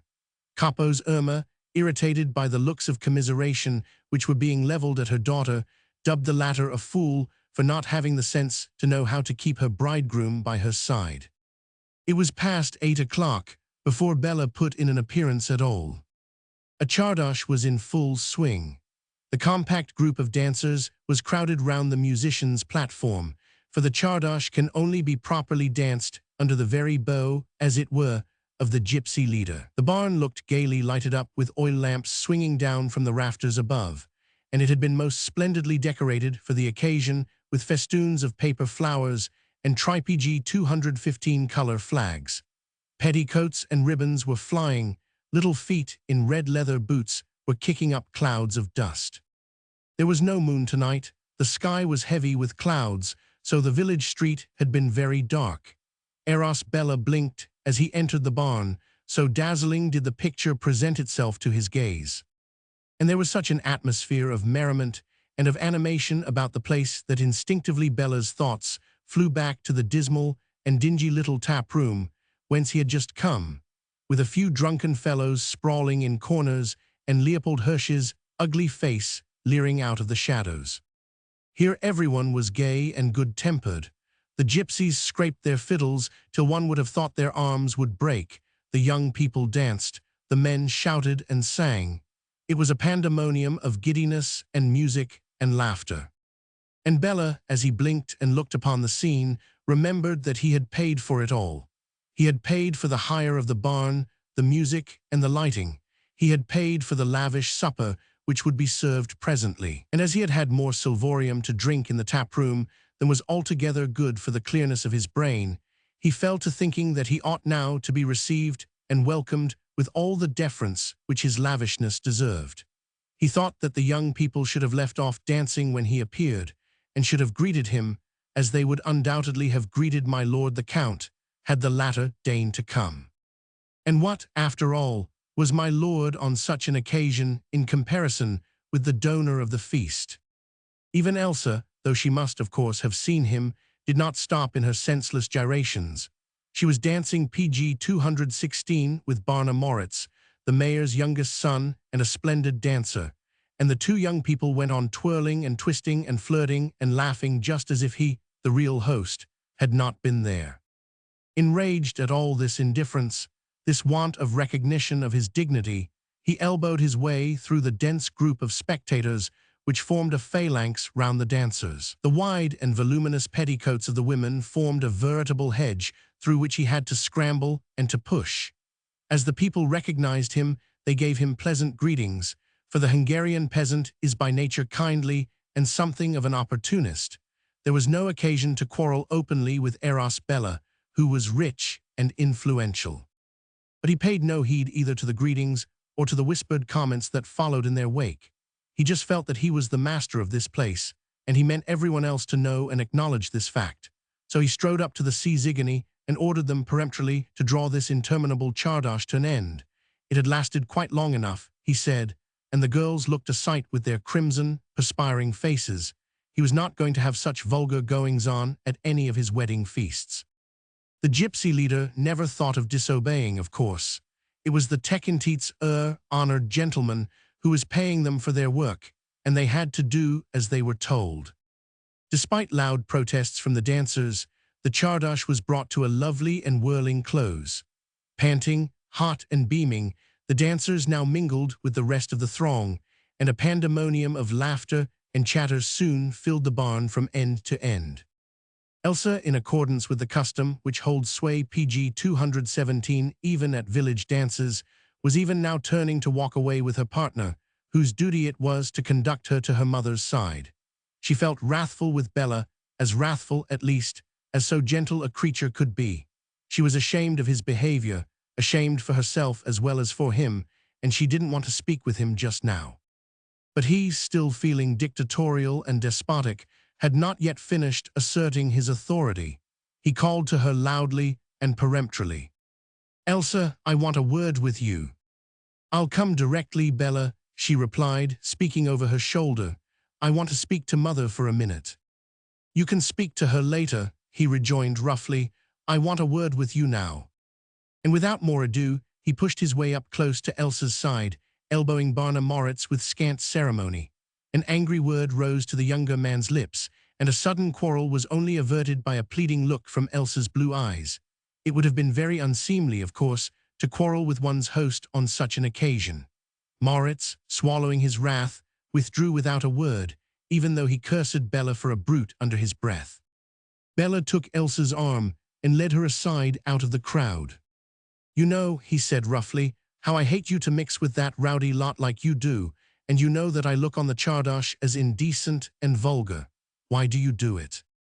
"The rowdy lot, as you call them, Bella," she replied firmly, "are my friends, and the czardas is a dance which all true Magyars dance from childhood." "I don't choose to allow my wife to dance it," he retorted. PG 218, "And after tomorrow I will obey you, Bella. Today I asked my mother if I might dance, and she said yes." "Your mother's a fool," he muttered. "And remember that tonight I take leave of my girlhood," she said gently, determined not to quarrel. "My friends like to monopolize me. It's only natural." "Well, they are not my friends anyway, and I'd rather you did not dance another czardas tonight." "I am sorry, Bella," she said quietly, "but I have promised Feher Karoli and also Gino. They would be disappointed if I broke my promise." "Then they'll have to be disappointed, that's all." She made no reply, but looking at her face, which he saw in profile, he could not fail to note that her lips were tightly set and that there was an unwanted look of determination round her mouth. He drew in his breath, for he was quite ready for a second conflict of will today, nor, this time, was the issue for a moment in doubt in his mind. Women were made to obey, their parents first and then their husbands. In this case, Bella knew well enough that his authority was fully backed by that of Elsa's mother. The invalid father, of course, didn't count. But Capo's Irma wanted that house on the Kender Road. She wanted the servant, and the oxen, the chickens, and the pigs. She wanted all the ease and the luxury which her rich son-in-law would give her. No, there was no fear that Elsa would break her tokened word. In this semi-oriental land, where semi-oriental thought prevails, girls do not do that sort of thing. If they do, it is to their own hurt, and Elsa was not of the stuff of which rebellious or perjured women are made. Therefore Bella now had neither fear nor compunction, page 219, in asserting that authority which would be his to the full tomorrow. He felt that there was a vein of rebellion in Elsa's character, and this he meant to drain and to staunch till it had withered to nothingness. It would never do for him, of all men, to have a rebellious or argumentative wife. "Well then, that's settled," he said, with absolute finality. "You can go and talk to your precious friends as much as you like, so long as you behave yourself as a token bride should, but I will not have you dance that abominable chardash again tonight." "And have you behaved today, Bella?" she retorted quite gently, "as a tokened bridegroom should." "That's nothing to do with it," he replied, with a harsh laugh. "I am a man, and you are a girl, and even the most ignorant Hungarian peasant will tell you that there is a vast difference there. But I am not going to argue about it with you, my dear. I merely forbid you to dance a dance which I consider indecent. That's all." "And I am sorry, Bella," she said, speaking at least as firmly as he did, "but I have given my promise, and even you would not wish me to break my word." "You mean to disobey me, then?" he asked. "Certainly not after tomorrow. Today I have my mother's permission, and I am going to dance one chardash now with Feher Karoli and one after supper again with Gino." They had both unconsciously raised their voices during these last few words, and thus aroused the attention of some of the folk, who had stood by to listen. Of course, everyone knew of Bella's aversion to the chardash, and curiosity prompted gaffers and gossips to try and hear what would be the end of this argument between the pretty PG 220 bride, who certainly looked rather willful and obstinate now, and her future lord and master. "Well said, little Elsa," came now in ringing accents from the foremost group in the little crowd. "We must see you dance the chardash once or twice more before that ogre has the authority to shut you up in his castle." "Moreover, your promise has been made to me," asserted Feher Karoli lustily, "and I certainly shall not release you from it." "Nor I," added Gino. "Don't you listen to Bella, my little Elsa," said one of the older women. "You are still a free girl today. You just do as you like. Tomorrow will be time enough to do as he tells you." But this opinion the married men present were not prepared to endorse, and one or two minor arguments and lectures ensued anent a woman's duty of obedience. Bella had said nothing while these chaffing remarks were being passed over his head, and now that public attention was momentarily diverted from him, he took Elsa's hand and passed it under his arm. "You had better go to your mother now, hadn't you?" he said, with what seemed like perfect calm. "You said just now that you wished to speak to her." Elsa allowed him to lead her away. She tried vainly to guess what was going on in his mind. She knew, of course, that he must be very angry. Eros Bella beaten in an argument was at no time a very pleasant customer, and now he surely was raging inwardly, for he had set his heart on exerting his authority over this matter of the chardash, and had signally failed. But she could not see how he felt, for he kept his face averted from her inquiring gaze. PG 221 Capo's Irma greeted her future son-in-law with obvious acerbity. "I hear you have been teasing Elsa again," she said crossly. "Why can't you let her enjoy herself just for tonight without interfering with her?" "Oh, I am not going to interfere with her," he replied, with a sneer. "You have given her such perfect lessons of disobedience and obstinacy that it will take me all my time in the future to drill her into proper wifely shape. But tonight I am not going to interfere with her.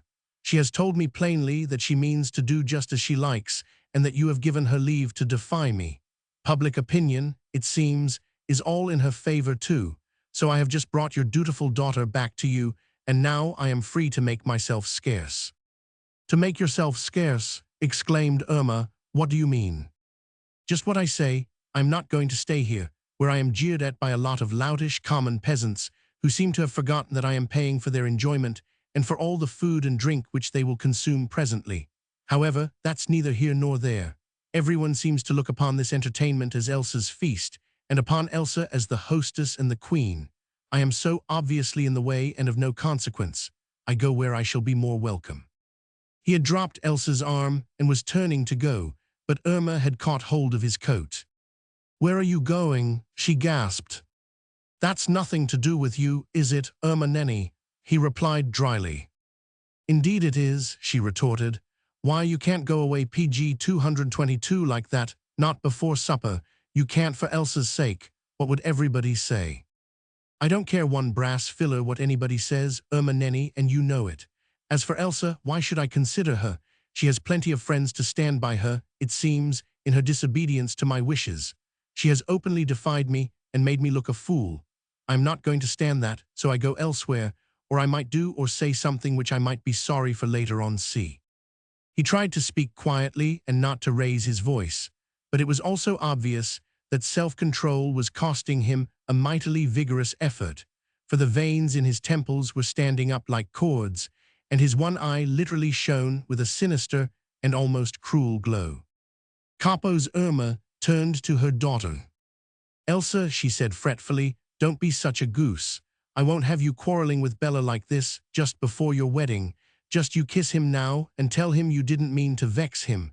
We can't have everybody gossiping about this affair. My goodness, as if a chardosh or two mattered." But here Bella's harsh laugh broke in on her mutterings. "Don't waste your breath, Irma Nenny," he said roughly. "Even if Elsa were to come and beg my pardon now, I would not remain here. I don't care for such tardy, perfunctory obedience, and this she will learn by and by. For tonight, if you and she feel ashamed and uncomfortable, well, so much the better. Village gossip doesn't affect me in the least. I do as I like, and let all the chattering women go to H.L. Good night, Irma Nenny. Good night, Elsa. I hope you will be in a better frame of mind tomorrow." And before Capo's Irma could detain him or utter an PG 223 other protest, he was gone, and she turned savagely on her daughter. "Elsa," she said, "you are never going to let us all be shamed like this. Run after him at once and bring him back." "He wouldn't come back, mother, if I begged him ever so," said Elsa drearily, "and besides, where should I find him?" "On his way to Ignaz Goldstein's, of course. If you run, you can easily overtake him." "I can't, mother," protested Elsa. "How can I?" "You'll just do as I tell you, my girl," said Irma firmly and with a snap of her lean jaws. "By the Holy Virgin, child, are you going to disobey your mother now? God will punish you, you know, if you go on like that. Go at once as I tell you. Run out by this door here. No one will see you. You will overtake Bella before he is halfway down the street, and then you must just bring him back. That's all." Long habits of obedience were so ingrained in the girl that at this moment, though she felt quite sure that all her attempts would be in vain, and though she felt bitterly humiliated at having to make such attempts, she never thought of openly defying her mother. Indeed, she quite believed that God would punish her if she rebelled so constantly, for this had been drilled into her since her earliest childhood's days.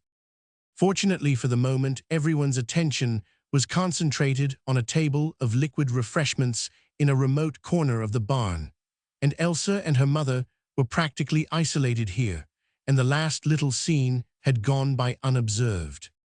Irma picked a shawl from off her own shoulders, and PG 224 put it round her daughter. Then she gave her a final significant push. Elsa, with her tear-dimmed eyes, could scarcely find the little side door which was fashioned in the wooden wall itself and gave direct access into the street. God would punish her if she defied her mother. Well, God's wrath must be harder to bear than the bitter humiliation to which her mother had so airily condemned her. To beg Bella's forgiveness, to assure him of her obedience, to stand shamed before him and before all her friends, surely God couldn't want her to do all that. But already she had crossed the threshold and was out in the dark, silent street. She ran on mechanically in the direction of the inn. Her mother's commands seemed to be moving her along, for certainly her own will had nothing to do with it. Her cheeks were aflame, and her eyes burned with all the tears which she would not shed, but she herself felt cold and numb as she ran on blindly, stupidly, to where she had just seen a tiny speck of light. The night was dark but exquisitely calm, perfectly still, yet full of those mysterious whisperings which come from the bosom of the plain, the flutter of birds' wings, snug in their night's lodgings amongst the drooping branches of pollarded willows, the quiver of the plumed heads of maize, touched by some fairy garment as it brushed by, the call of the cricket from among the tall sunflowers, and the quiver of the glowworm on the huge pumpkin leaves. Elsa knew all these soft whisperings. She was a child of this immense and majestic plain, and all the furtive little beasts that dwelt within its maze were bosom friends of hers. At other times, when her mind and heart had been at peace, she loved these dark, calm nights when heavy clouds hid the light of the moon and sounds grew louder and PG 225 more distinct as the darkness grew more tense. Neither fluttering of unseen wings nor quiver of stealthy footsteps had the power to startle her. They were all her friends, these tiny dwellers of the plain, these midnight marauders of whom townsfolk are always so afraid. At first, when she perceived the tiny speck of light on ahead, she thought that it must be a glowworm settled on the leaves of the dahlias outside the schoolhouse, for glowworms had been overabundant this late summer. But soon she saw that the burning speck was moving along, on ahead in the same direction as she herself was going, on the way to Ignac's Goldstein's. Bella had lighted a cigar when he left the barn. Nursing his resentment, he had walked along rapidly toward the inn, his head whirling with thoughts of the many things which he meant to do in order to be revenged on Elsa this night. Of course, a long visit to Clara fully entered into those schemes, and now he paused just at the foot of the veranda steps, breathing in the soft evening air with fully dilated nostrils and lungs, so that his nerves might regain some semblance of that outward calm which his dignity demanded. And thus, standing still, he heard through the silence the patter of small, high-heeled boots upon the hard road. He guessed at once that Elsa had been sent along by her mother to bring him back, and a comforting glow of inward satisfaction went right through his veins as, after a slight moment of hesitation, he made up his mind to await Elsa's coming here, to listen to her apologies, to read her the lecture which she fully deserved, but nevertheless to continue the plan of conduct which he had mapped out for himself. Page 226. Chapter 23. On the eve of one's wedding day too. He could not see Elsa till she was quite close to him, and even then he could only vaguely distinguish the quaint contour of her wide-sleeved shift and of her voluminous petticoats. But his cigar had gone out, and when Elsa stood quite close to him and softly murmured his name, he struck a match very deliberately and held it to the cigar so that it lighted up his face for a few seconds. He wanted her to see how indifferent was the expression in his eye, and that there was not the slightest trace of a welcoming smile lurking round his lips. Therefore he held the lighted match close to his face much longer than was necessary. He only dropped it when it began to scorch his fingers.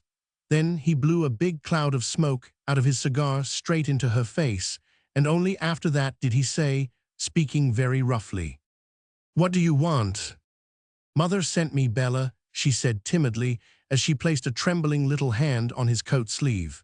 "I wouldn't have come, only she ordered me, and I couldn't disobey her, so I—" "Couldn't disobey your mother, eh?" he sneered.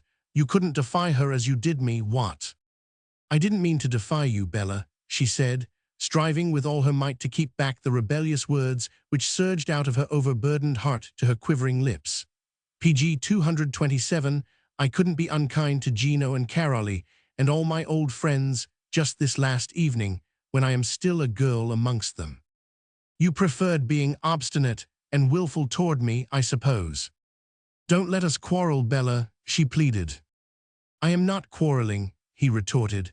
"I came to the barn just now looking forward to the pleasure of having you to myself for a little bit.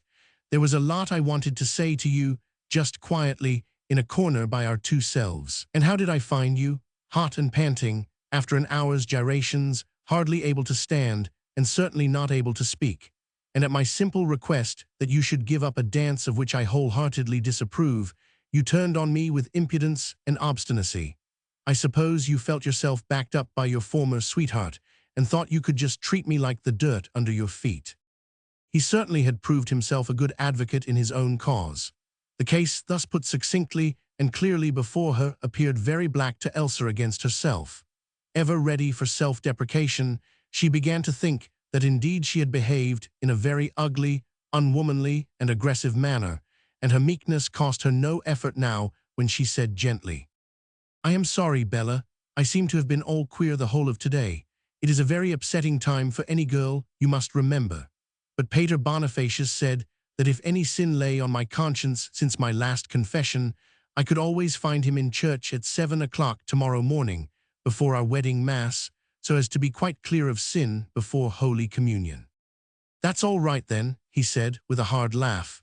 "You had better find him in church tomorrow morning, and PG 228 tell him that you have been willful and perverse and disobedient. He'll give you absolution, no doubt. So now you'd better go back to your dancing. Your many friends will be pining for you." Won't you come back with me, Bella?" she pleaded. "No, I won't. I have told your mother plainly enough that I wasn't coming back, so why she should have sent you sniveling after me, I can't think. I think that even if mother hadn't sent me, I should have come ultimately. I'm not quite sure, but I think I should have come. I know that I have done wrong, but we are all of us obstinate and mistaken at times, aren't we, Bella? It is rather hard to be so severely punished," she added, with a wistful little sigh, "on the eve of one's wedding day too, which should be one of the happiest days in a girl's life." "Severely punished?" he sneered. "Bah, as if you wanted me over there, you've got all your precious friends." "But I do want you, Bella. All the time that you were not in the barn this afternoon I felt lonesome." "Then why didn't you send for your old sweetheart? He would have cheered you up." "Don't say that, Bella," she said earnestly, and once more her little hand grasped his coat sleeve. "You don't know how it hurts. I don't want to think of Andor. I only want to think of you, and if you would try and be a little patient, I am sure that we would understand one another better very soon." "I hope so, my dear," he rejoined dryly, "for your sake, as I am not a patient man, let me tell you that. Come, PG 229, give me a kiss and run back to your mother. I can't bear to have a woman sniveling near me like that." He drew her toward him with that rough, perfunctory gesture which betokened the master rather than the lover. Then with one hand he raised her chin up and brought her face quite close to his. Even then he could not see her clearly because of the heavy clouds in the sky. But the air seemed suddenly to have become absolutely still. Not a breath of wind stirred the leaves of the acacia trees, and all those soft sighings and mysterious whisperings which make the plain always appear so full of life were for the moment hushed. Only from far away came the murmur of the sluggish waters of the Maros, and from its shores the call of a heron to its mate. Elsa made vigorous efforts to swallow her tears. The exquisite quietude of nature, that call of the heron, the scent of dying flowers which lingered in the autumn air, made her feel more strongly than she had ever felt before how beautiful life might have been. Pater Bonifacius' words rang in her ears. "You are going to be happy in God's way, my child, which may not be your way, but must be an infinitely better one." Well, for the moment Elsa didn't see how this was going to be done. She did not see how she could ever be happy beside this tyrannical, arrogant man who would be, and meant to be, her master rather than her mate. Even now the searching look wherewith his one eye, with its sinister expression, tried to read her very soul had in it more of pride of possession, more of the appraiser of goods than the ardor of a bridegroom. Bella cursed the darkness, which prevented his reading now every line of that pure young face which was held up to his. He longed with all the passionate masterfulness of his tempera PG 230, meant to know exactly how much awe, how much deference, how much regard she felt for him. Of love he did not think, nor did he care if it never came. But this beautiful prize, which had been coveted by so many, was his at last, and he meant to mold it and wield it in accordance with his pleasure. But in spite of his callousness and his selfishness, the intense womanliness of the girl stirred the softer emotions of his heart. There was so much freshness in her, so much beauty and so much girlishness, that just for one brief second a wave, almost of tenderness, swept over his senses. He kissed the pure young lips and drank in greedily their exquisite sweetness, Then he said somewhat less harshly, "You are too pretty, my dove, to put on those modern airs of emancipated womanhood. If you only knew how much better you please me like this, than when you try to argue with me, you would always use your power over me, you little goose." She made no reply, for despite the warm woolen shawl round her shoulders, she had suddenly felt cold, and a curious shiver had gone right through her body, even whilst her future lord did kiss her. But no doubt it was because just then an owl had hooted in the poplar trees far away. "You are coming back then, Bella?" she asked, after a few seconds of silence and with enforced cheerfulness. "I'll think about it," he said condescendingly. "But—" "There now, don't begin again," he broke in impatiently. "Haven't I said that I'll think about it? You run back to your mother now. I may come later or I may not, but if you bother me much more, I certainly won't. If I come of my own free will. There's no PG 231 woman living who has ever persuaded me to do anything against my will." And without vouchsafing her another word or look, without deigning to see her safely on her way back to the barn, he turned leisurely on his heel, and mounting the steps of the veranda before him, he presently pushed open the taproom door and disappeared within. Page 232. Chapter 24. If You Loved Me. Elsa stood for a moment quite still there in the dark, with the silence of the night and all its sweet sounds encompassing her, and the scent of withered flowers and slowly dying leaves mounting to her quivering nostrils. What did it all mean? What did life mean? And what was the meaning of God? She, the ignorant, unsophisticated peasant girl, knew nothing save what Pater Bonifacius had taught her, and that was little enough, though the little was hard enough to learn. Resignation to God's will, obedience to parents first, and to husband afterwards, renunciation of all that made the days appear like a continual holiday and filled the nights with exquisite dreams. But if life only meant that, only meant duty and obedience and resignation, then why had God made such a beautiful world? Why had he made the sky and the birds and the flowers, the nodding plumes of maize and the tiny, fleecy clouds which people the firmament at sunset? Was it worthwhile to deck this world in such array if the eyes of men were always to be filled with tears, and their backs bent to their ever-recurring tasks? A heavy sigh escaped from the girl's overburdened heart. The riddle of the universe was too hard an one for her simple mind to solve. Perhaps it was best after all not to think of these things which she was too ignorant to understand. She looked at the door of the tavern through PG 233, which Bella had gone. He had left it wide open, and she caught a glimpse of him now as he sat at one of the tables, and leaning his elbow on it, rested his chin in his hand. Then, with another little sigh, she was just turning to go when the sound of her name spoken in a whisper, and quite close to her, sent her pulses quivering and made her heart beat furiously. "Elsa, wait a moment." "Is that you, Andor?" she whispered. "Yes, I came up just now and heard your voice and Bella's. I waited on the off chance of getting a word with you." "I mustn't stop, Andor. Mother will be wondering." "No, she won't," he retorted with undisguised bitterness. "The mother who sent you on this abominable and humiliating errand won't worry much after you." "No one seems to worry much about me, do they, Andor?" she said, a little wistfully. He drew a little closer to her, so close that he could feel her shoulder under the shawl quivering against his arm. Her many petticoats brushed about his shins, and he could hear her quick, warm breath as it came and went.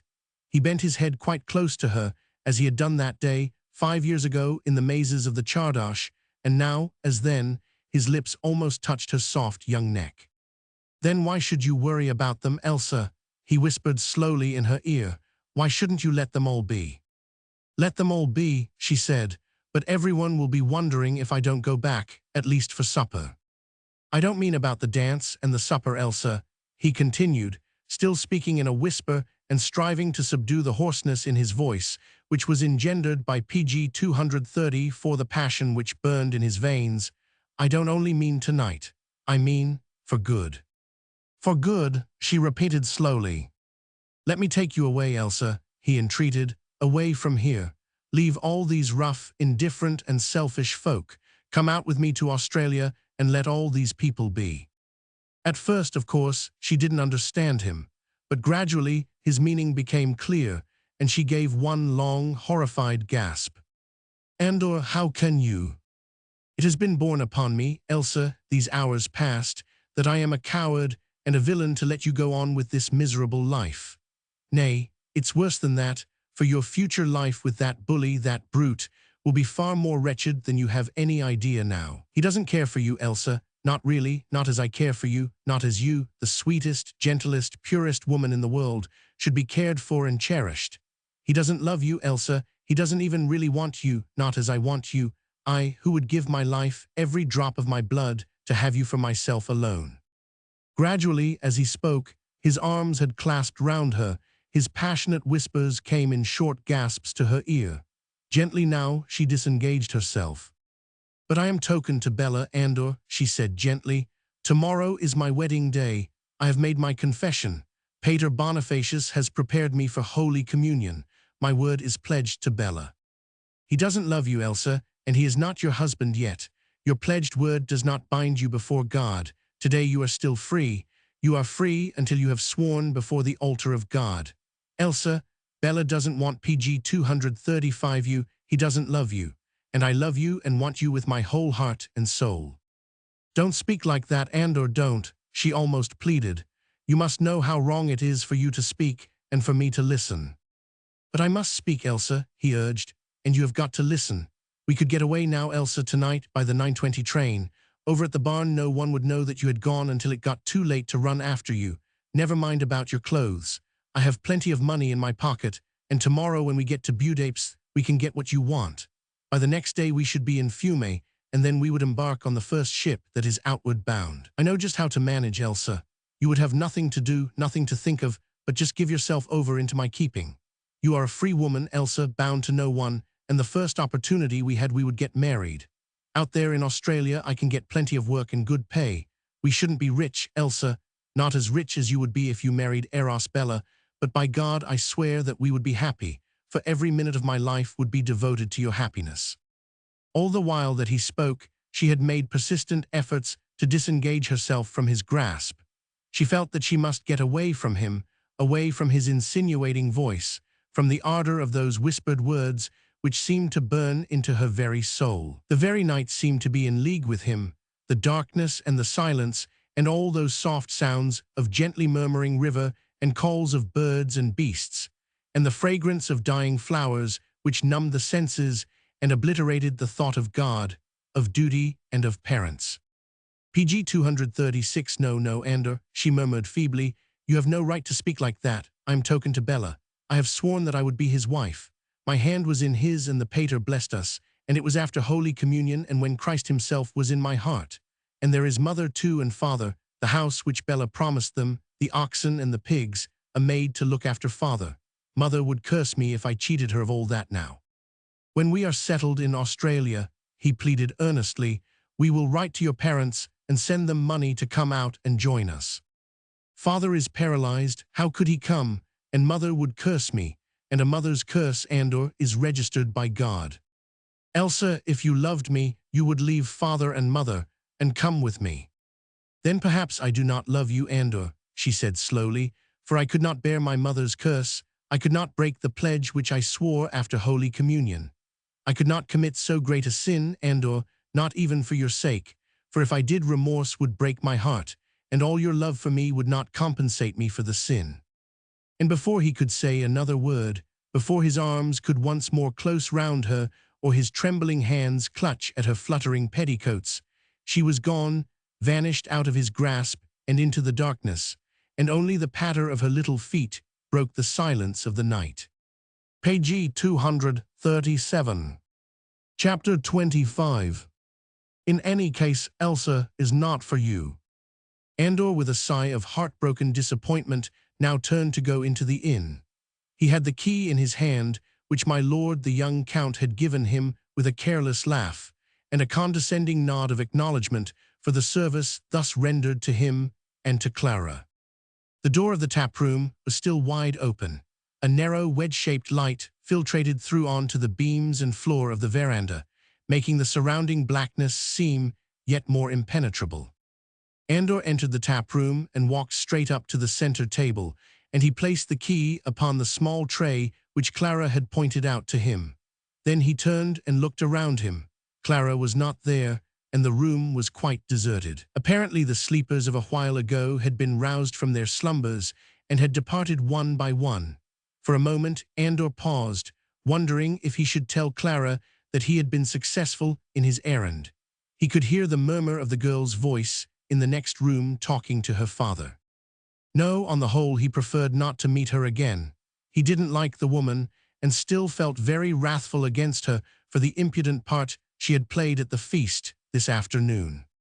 He had just made up his mind to go back to the presbytery where the kind pater had willingly given him a bed, when Bella's broad, squat figure appeared in the PG 238 open doorway. He had a lighted cigar between his teeth, and his hands were buried in the pockets of his trousers. He held his head on one side, and his single eye leered across the room at the other man. When he encountered Andor's quick, savage glance, he gave a loud, harsh laugh. "She gave it you straight enough, didn't she?" he said as he swaggered into the room. "You were listening?" asked Andor curtly. "Yes, I was," replied Bella. "I was in here and I heard your voice, so I stole out onto the veranda. You were not 10 paces away. I could hear every word you said." Well, what?" sneered the other. "What conclusion did you arrive at?" "What conclusion?" retorted Bella with a laugh. "Why, my good man, I came to the conclusion that in spite of all your fine talk about God and so on, and all your fine airs of a gentleman from Australia, you are nothing but a low-down cur who comes sneaking round, trying to steal a fellow's sweetheart from him." "I suppose you are right there, Bella," said Andor, with a quick, impatient sigh and with quite unwanted meekness. "I suppose I am, as you say, nothing but a low-down cur." "Yes, my friend, that's just it," assented the other dryly. "But she's let you know pretty straight, hasn't she, that she wouldn't listen to your talk. Elsa will stick by me, and by her promise to me, you may bet your shirt on that. She is too shrewd to think of exchanging the security of today for any of your vague promises. She is afraid of her mother and of me and of God's curses and so on, and she does not care enough about you to offend the lot of us, and that's about how it stands." PG 239, "You are right there, Bella, that is about how it stands." "And so, my fine gentleman," concluded Bella with a sneer, "you cannot get rid of me unless you are ready to cut my throat and to hang for it afterwards. In any case, you see, Elsa is not for you." Andor said nothing for the moment. It seemed as if vaguely in his mind some strong purpose had already taken birth and was struggling to subjugate his will. His bronzed face marked clearly the workings of his thoughts. At first, there had been a dulled, somber look in his dark, deep-set eyes. Then gradually a flame seemed to flicker in them, feebly at first, then dying down for a while, then rising again more triumphant, more glowing than before, even as the firm lines around the tightly closed lips became more set and more expressive of a strong resolve. Ignaz Goldstein's querulous voice was heard in the other room, giving fussy directions to his daughter about the collecting and packing up of his things. Anon, he opened the door and peered out into the tap room. He had heard the confused murmur of footsteps and of voices, and possible customers must not be neglected even at an anxious moment of departure. Seeing Bella and Andor there, he asked if anything was wanted. No, said Bella impatiently, nothing more tonight. Andor and I are going directly." The narrow hatchet face once more disappeared behind the door. Clara's voice was heard to ask, "Who is in the tap room, father?" "Andor and Bella," replied the old man, "but never you mind about the tap room. Just see that you don't forget my red handkerchief and my fur cap for the journey and my bottle of—" PG 240, his mumblings became inaudible, and after a while Bella reiterated, with an airy laugh, "No, my friend, Elsa is not for you." Then it was that Andor's confused thoughts shaped themselves into a resolve. "Not unless you will give her up, Bella," he said slowly. "You yourself, I mean now, at this 11th hour." "I," queried the other harshly, not understanding. "Give her up?"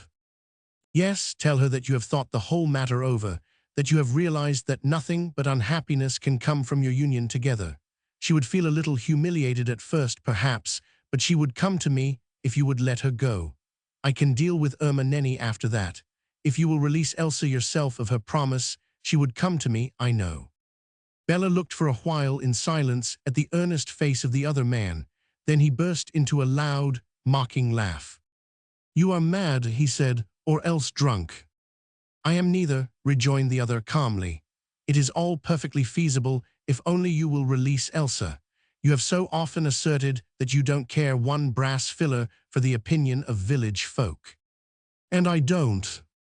"Then it cannot matter to you if some blame is cast on you for breaking off with Elsa on the eve of your wedding. People must see how unsuited you are to each other and how unhappy your marriage must eventually turn out. You have no feeling about promises. You have no parents who might curse you if you break them. Break your promise to Elsa now, Bella, and you will be doing the finest PG 241 action of your life. Break your promise to her, man, and let her come to me." Bella was still staring at Andor as if indeed he thought the other mad, but now an evil leer gradually spread over his face, and his one eye closed until it looked like a mere slit through which he now darted on Andor a look of triumph and of hate. "Break my promise to Elsa," he said slowly and deliberately. "I wouldn't do it, my good man, if you offered me all the gold in your precious America." "But you don't love her, Bella," urged Andor with ardent earnestness. "You don't really want her." "No, I don't," said the other roughly, "but I don't want you to have her either. What can it matter to you? There are plenty of pretty girls this side of the Marrows who would be only too glad to step into Elsa's shoes." "I don't care about any pretty girls on this side of the Marrows, nor on the other either for that matter. I won't give Elsa up to you, my friend, and she won't break her promise to me because she fears God and her mother's curse. See, she's far too good for you," cried Andor with sudden vehemence, for he had already realized that he must give up all hope now, and the other man's manner, his coarseness and callousness had irritated him beyond the bounds of endurance. He hated this cruel, selfish brute who held power over Elsa with all the hatred of which his hot Magyar blood was capable. A red mist seemed at times now to rise before his eyes, the kind of mist that obscures a man's brain and makes him do deeds which are recorded in hell. "She's far too good for you," he reiterated hoarsely, PG 242, even as his powerful fists clenched themselves in a violent effort to keep up some semblance of self-control. The thought of Elsa still floated across his mental vision, of Elsa whose pure white hand seemed to dissipate that ugly red mist with all the hideous thoughts which it brought in its trail. "You ought to treat her well, man," he cried in the agony of his soul. "You've got to treat her well."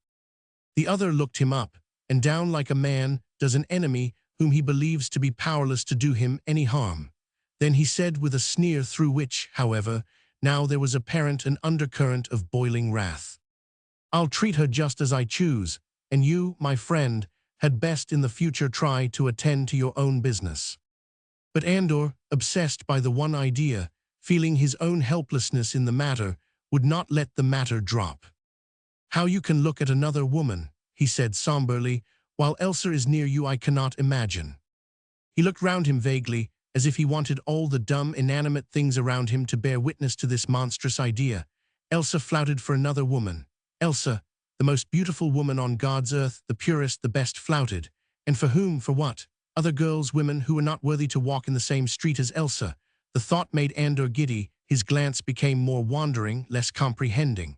That awful red mist was once more blurring his vision.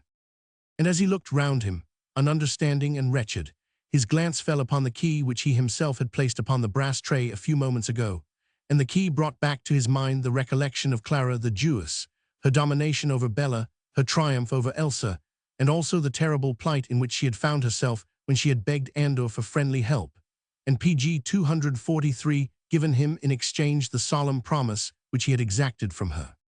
This recollection eased somewhat the heavy burden of his anxiety, and there was quite a look of triumph in his eyes when he once more turned to Bella. "Well," he said, "there's one thing certain, and that is that Elsa won't have to suffer again from the insolence of that Jewess. I have cut the ground from under your feet in that direction, my friend." "Indeed," retorted Bella airily, "how did you manage to do that?" "I rendered her a service this afternoon. She was in serious trouble, and asked me to help her. Oh, and may I ask the nature of the trouble and of the service? Sneered the other. Never mind about the nature of the service. I did help Clara in her trouble, and in return she has given me a solemn promise to have nothing whatever more to do with you. Oh, did she? Cried Bella, whose savage temper, held in check for a while, had at last risen to its habitual stage of unbridled fury. All the hot blood had rushed to his head, making his face crimson and his eye glowing and unsteady, and his hand shook visibly as he leaned against the table, so that the mugs and bottles rattled, as did the key upon the metal tray. He too felt that hideous red mist enveloping him and blurring his sight.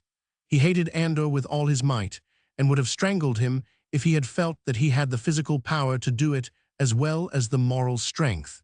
His voice came hoarse and hissing through his throat as he murmured through tightly clenched teeth. She did she? And you made her give you that promise which is not going to bind her. Let me tell you PG 244 that. But let me also tell you in the meanwhile, my fine gentleman from America, that your D interference will do no good to your former sweetheart, who is already as good as my wife, and will be my wife tomorrow. Clara Goldstein is my friend, let me tell you that, and... He paused a moment. Something had arrested the words in his throat. As so often occurs in the mysterious workings of fate, a small, apparently wholly insignificant event suddenly caused the full tide of his destiny to turn, and not only of his own destiny, but that of many others. An event, a tiny fact, trivial enough for the moment, the touch of his hand against the key upon the brass tray. Mechanically, he picked up the key. His mind was not yet working quite clearly, but the shifty glance of his one eye rested upon the key and contemplated it for a while. Well, he murmured vaguely at last, how strange. What is strange? Queried the other, not understanding. That this key should, so to speak, fall like this into my hand. That isn't strange at all, said Andor, with a shrug of the shoulders, for now he thought that Bella was drunk, so curious was the look in his eye. Considering that I put that key there myself half an hour ago, it is the key of the back door of this house. I know it is, rejoined Bella slowly. I have had it in my possession before now, when Ignaz Goldstein has been away from home, and it was not thought prudent for me to enter this house by the front door. Late at night, you understand. Then, as Andor once more shrugged his shoulders in contempt, but vouchsafed no further comment, he continued still more slowly and deliberately.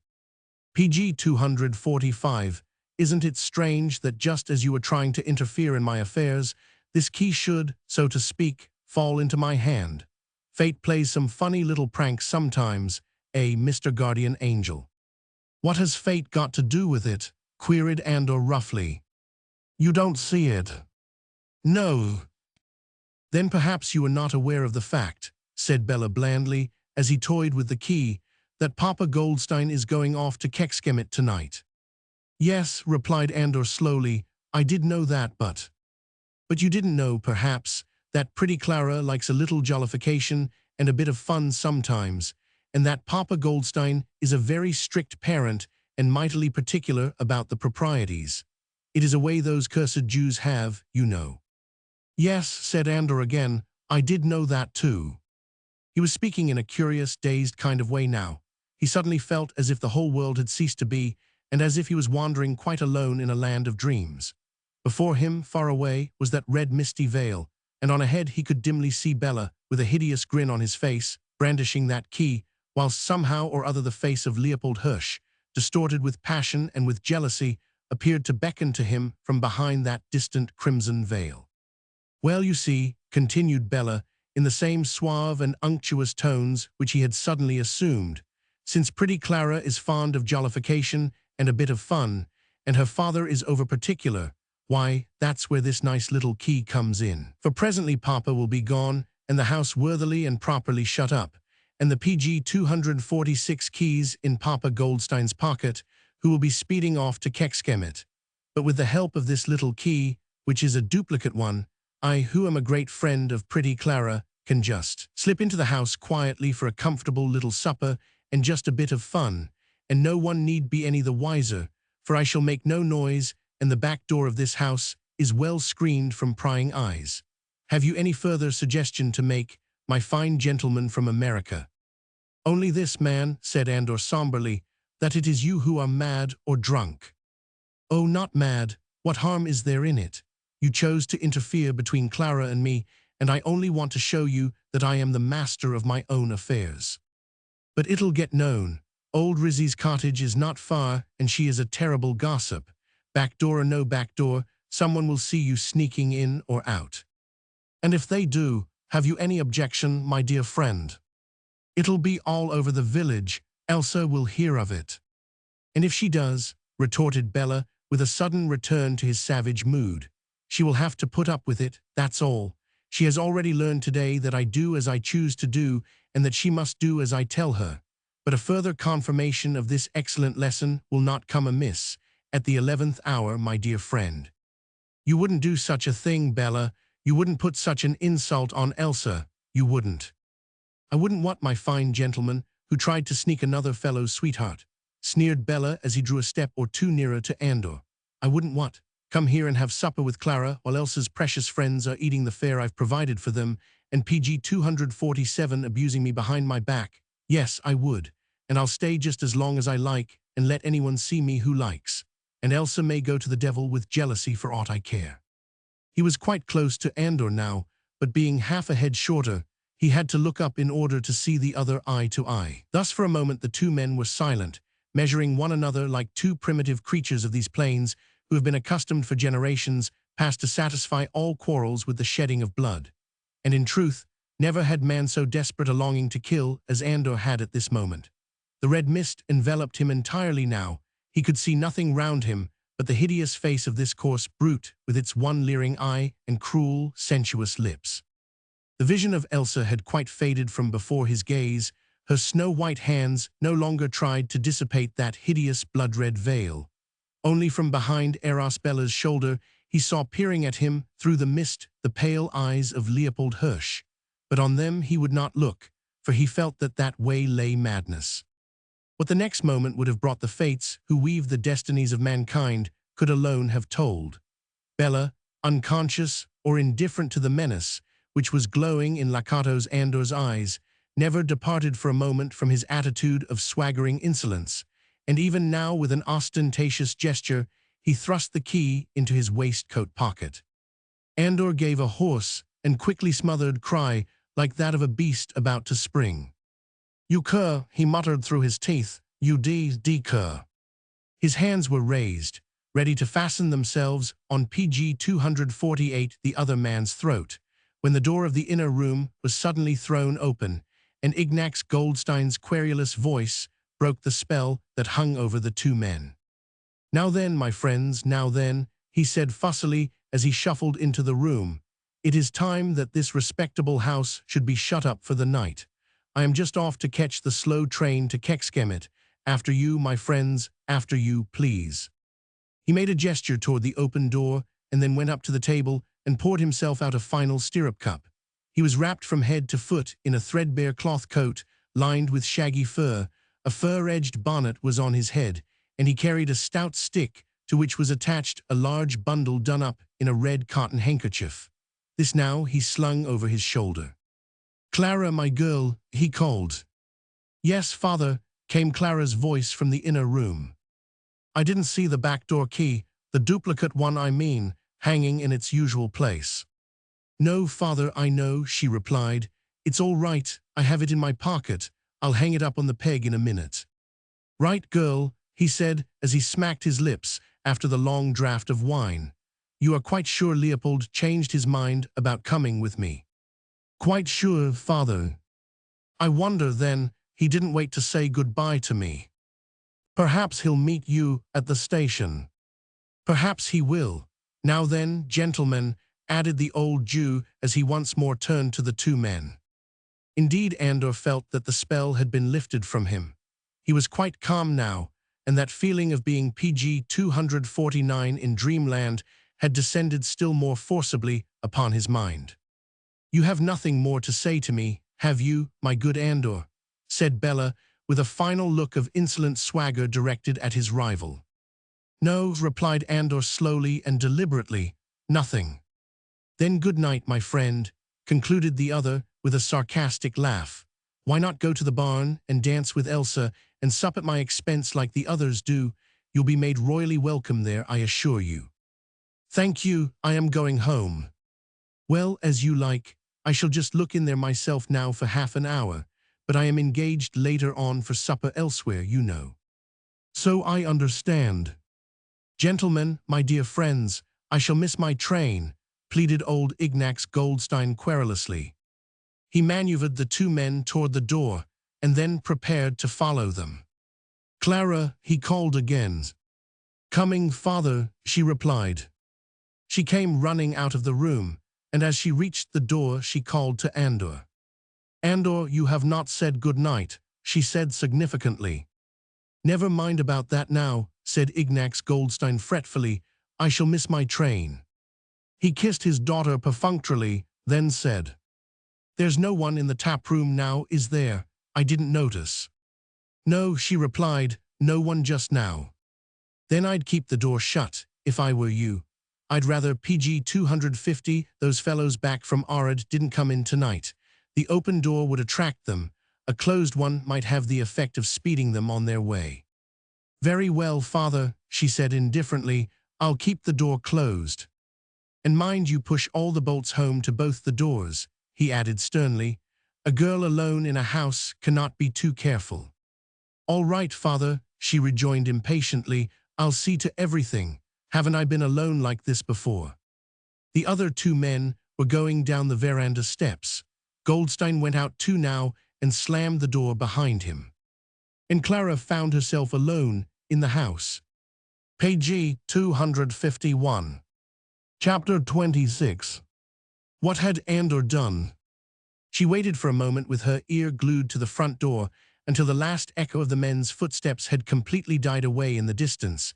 Then she ran to the table. The tray was there, but no key upon it. With feverish, jerky movements, she began to hunt for it, pushing aside bottles and mugs, opening drawers, searching wildly with dilated eyes all round the room. The key was here somewhere. Surely Andor had not played her false.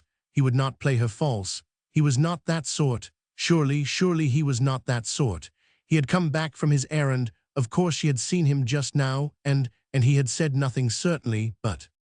Well, he can't have gone far, and her father wouldn't hear if she called. She ran back to the door and fumbled at the latch, for her hands trembled so that she bruised them against the iron. There, at last it was done. She opened the door and peered out into the night. Everything was still, not a footstep echoed from down the street. She took one step out, onto the veranda. Then she heard a rustle from behind the pollarded acacia tree and a rustle amongst its leaves. Someone was there, on the watch, Leopold. She smothered a scream of terror, and in a moment had fled back into the room and slammed and bolted the door behind her. Now she stood with her back against it, PG 252 arms outstretched, fingers twitching convulsively against the wood. She was shivering as with cold, though the heat in the room was close and heavy with fumes of wine and tobacco. Her teeth were chattering. A cold perspiration had damped the roots of her hair. She had wanted to call Andor back, just to ask him definitely if he had been successful in his errand and what he had done with the key. Perhaps he meant to tell her. Perhaps he had merely forgotten to put the key on the tray and still had it in his waistcoat pocket. She had been a fool not to come out and speak to him when she heard his voice in the tap room a while ago. She had wanted to, but her father monopolized her about his things for the journey. He had been exceptionally querulous tonight and was always ready to be suspicious. Also, Bella had been in the tap room with Andor, and she wouldn't have liked to speak of the key before Bella. What she had been absolutely sure of, however, until now was that Andor would not have come back and then gone away like this if he had not succeeded in his errand and got her the key from Count Ferry. But the key was not there. There was no getting away from that, and she had wanted to call Andor back and to ask him about it, and had found Leopold Hirsch standing out there in the dark, watching. She had not seen him, but she had felt his presence, and she was quite sure that she had heard the hissing sound of his indrawn breath and the movement which he had made to spring on her and strangle her, as he had threatened to do if she went out by the front door. Mechanically, she passed her hand across her throat. Terror, appalling, deadly terror of her life, had her in PG 253 its grasp. She tottered across the room and sank into a chair. She wanted time to think. What had Andor done? What a fool she had been not to ask him the straight question while she had the chance. She had been afraid of little things, her father's temper, Eros Bella's sneers, when now there was death and murder to fear. What had Andor done? Had he played her false, played this dirty trick on her out of revenge?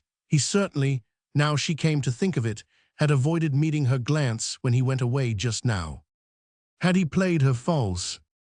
The more she thought on it, the more the idea got root-hold in her brain. In order to be revenged for the humiliation which she had helped to put upon Elsa, Andor had chosen this means for bringing her to everlasting shame and sorrow. The young count murdered outside her door, in the act of sneaking into the house by a back way, at dead of night, while Ignax Goldstein was from home, Leopold Hirsch, her tokened fiancé, a murderer, condemned to hang for a brutal crime, she disgraced forever, cursed if not killed by her father, who did not trifle in the matter of his daughter's good name. All that was Andor's projected revenge for what she had done to Elsa. The thought of it was too horrible. It beat into her brain until she felt that her head must burst as under the blows of a sledgehammer, or else that she must go mad. She pushed back the matted hair from her temples and looked round the tiny, dark, lonely room in abject terror.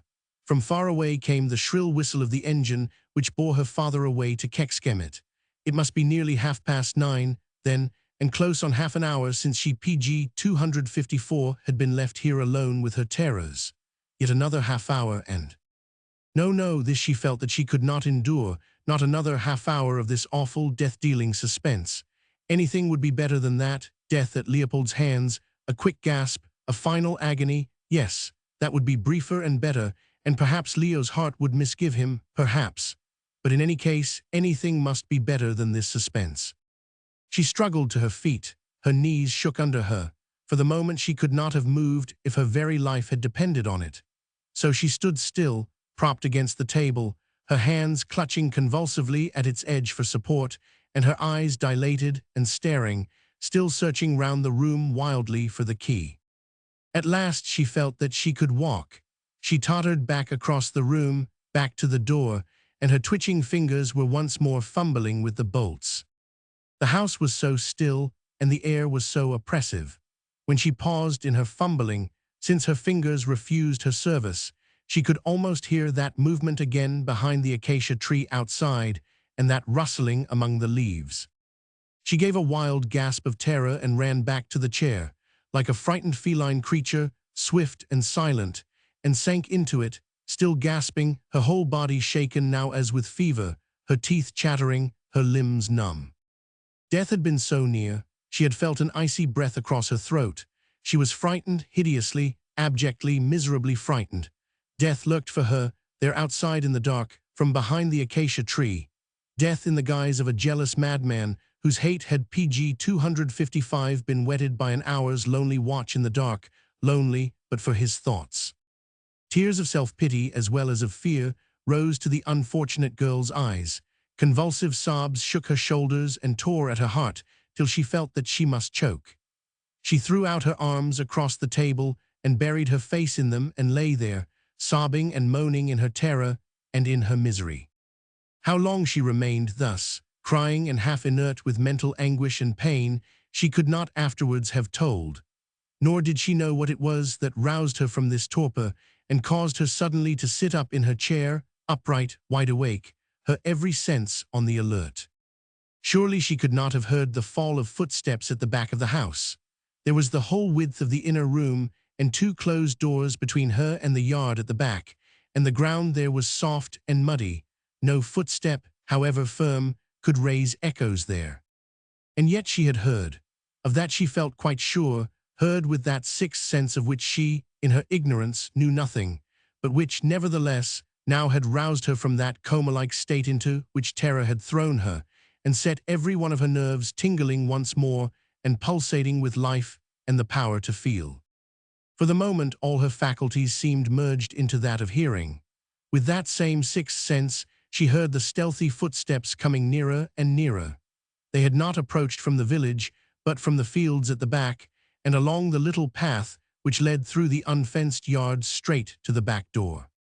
These footsteps, which seemed like the footsteps of ghosts, so intangible were they, were now so near that page 256, to Clara's supersensitive mind, they appeared to be less than 10 paces from the back door. Then she heard another footstep. She heard it quite distinctly, even though walls and doors were between her and them.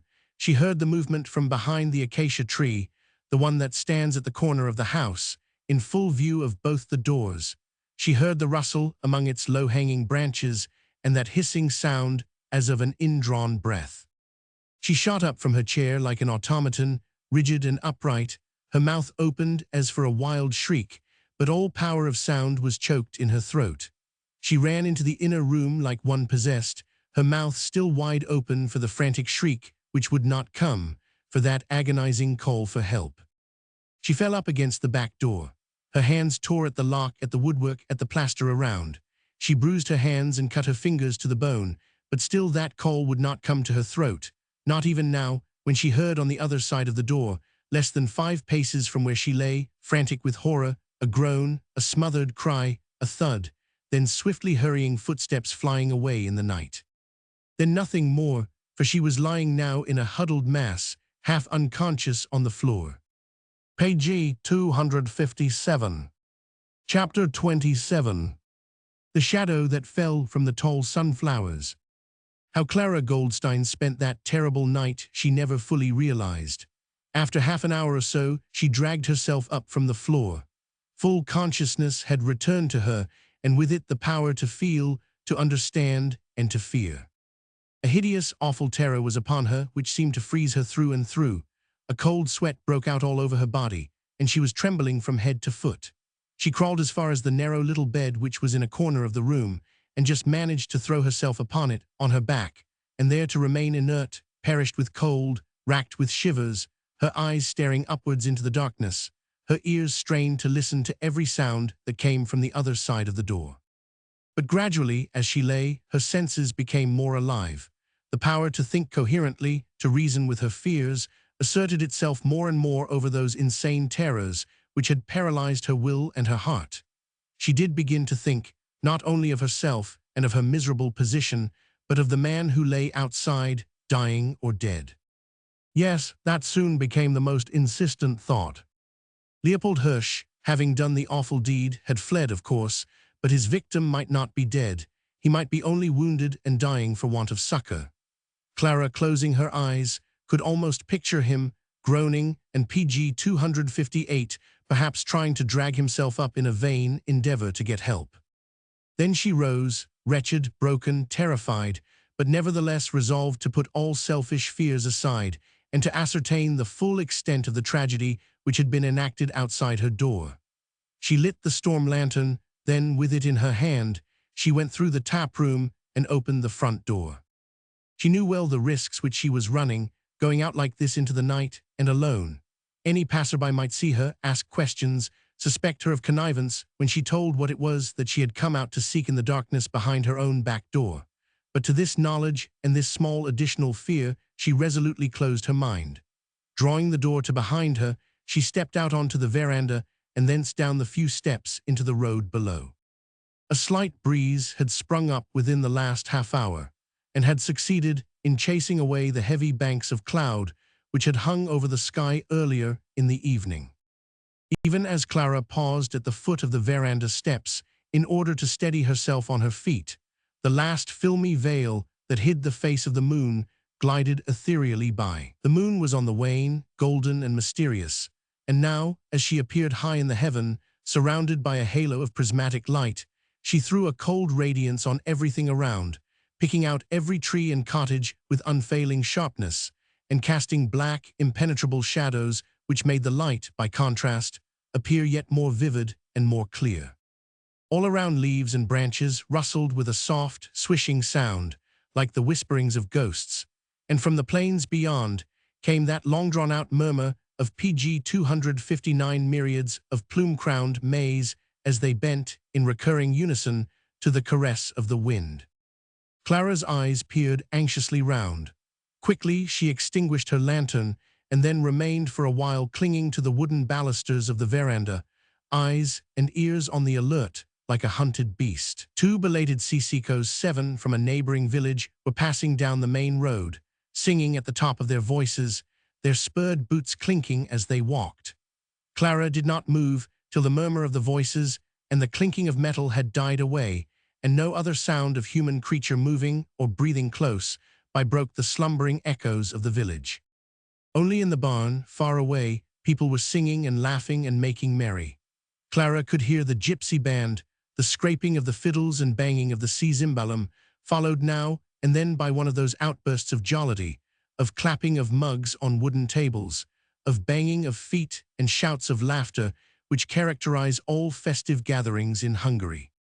Cautiously now Clara began to creep along the low wall which supported the balustrade. Her feet made no noise in the soft, sandy earth. Her skirts clung closely to her limbs. At every minute sound, she started and paused, clinging yet closer to the shadow which enveloped her. Now she came to the corner.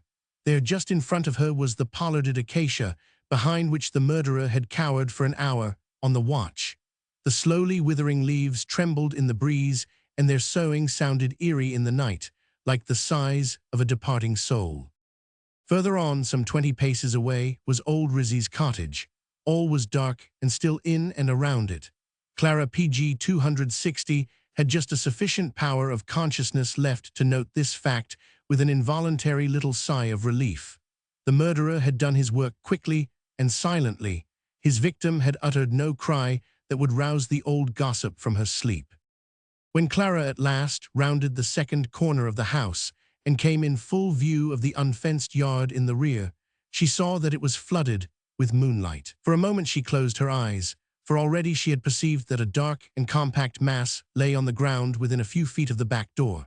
She wanted strength of purpose and a mighty appeal to her will before she would dare to look again. When she reopened her eyes, she saw that the mass lay absolutely still. She crept forward with trembling limbs and knees that threatened to give way under her at every moment. Now she no longer thought of herself. There was but little fear of anyone passing by this way and seeing her as she gradually crawled nearer and nearer to that inert mass, which lay there on the ground so rigid and silent. Beyond the yard, there were only maize fields, and a tall row of sunflowers closed the place in as with a wall. And not a sound came from old Rizzy's cottage. Clara was quite close to that dark and inert thing at last. She put out her hand and touched it. The man was lying on his face, just as he had fallen, no doubt. With a superhuman effort, she gathered up all her strength and lifted those hunched-up shoulders from the ground. Then she gave a smothered cry. The pallid face of Bella was staring sightlessly up at the moon. Indeed, for the moment the poor girl felt as if she must go mad, as if for ever and ever after this, waking or sleeping, she would see those glassy eyes, the drooping PG 261 jaw, that horrible stain which darkened the throat and breast. For a few seconds, which to her seemed an eternity, she remained here, crouching beside the dead body of this unfortunate man, trying in vain in her confused mind to conjecture what had brought Bella here instead of the young count, within the reach of Leopold's maniacal jealousy and revenge. But her brain was too numbed for reasoning and for coherent thought. She had but to accept the facts as they were, that Bella lay here, dead, that Leopold had murdered him, and that she must save herself at all costs from being implicated in this awful, awful crime. At last she contrived to gather up a sufficiency of strength, both mental and physical, to turn her back upon this terrible scene. She had struggled up to her feet and was turning to go when her foot knocked against something hard, and as, quite mechanically, her eyes searched the ground to see what this something was, she saw that it was the key of the back door, which had evidently escaped from the dead man's hand as he fell.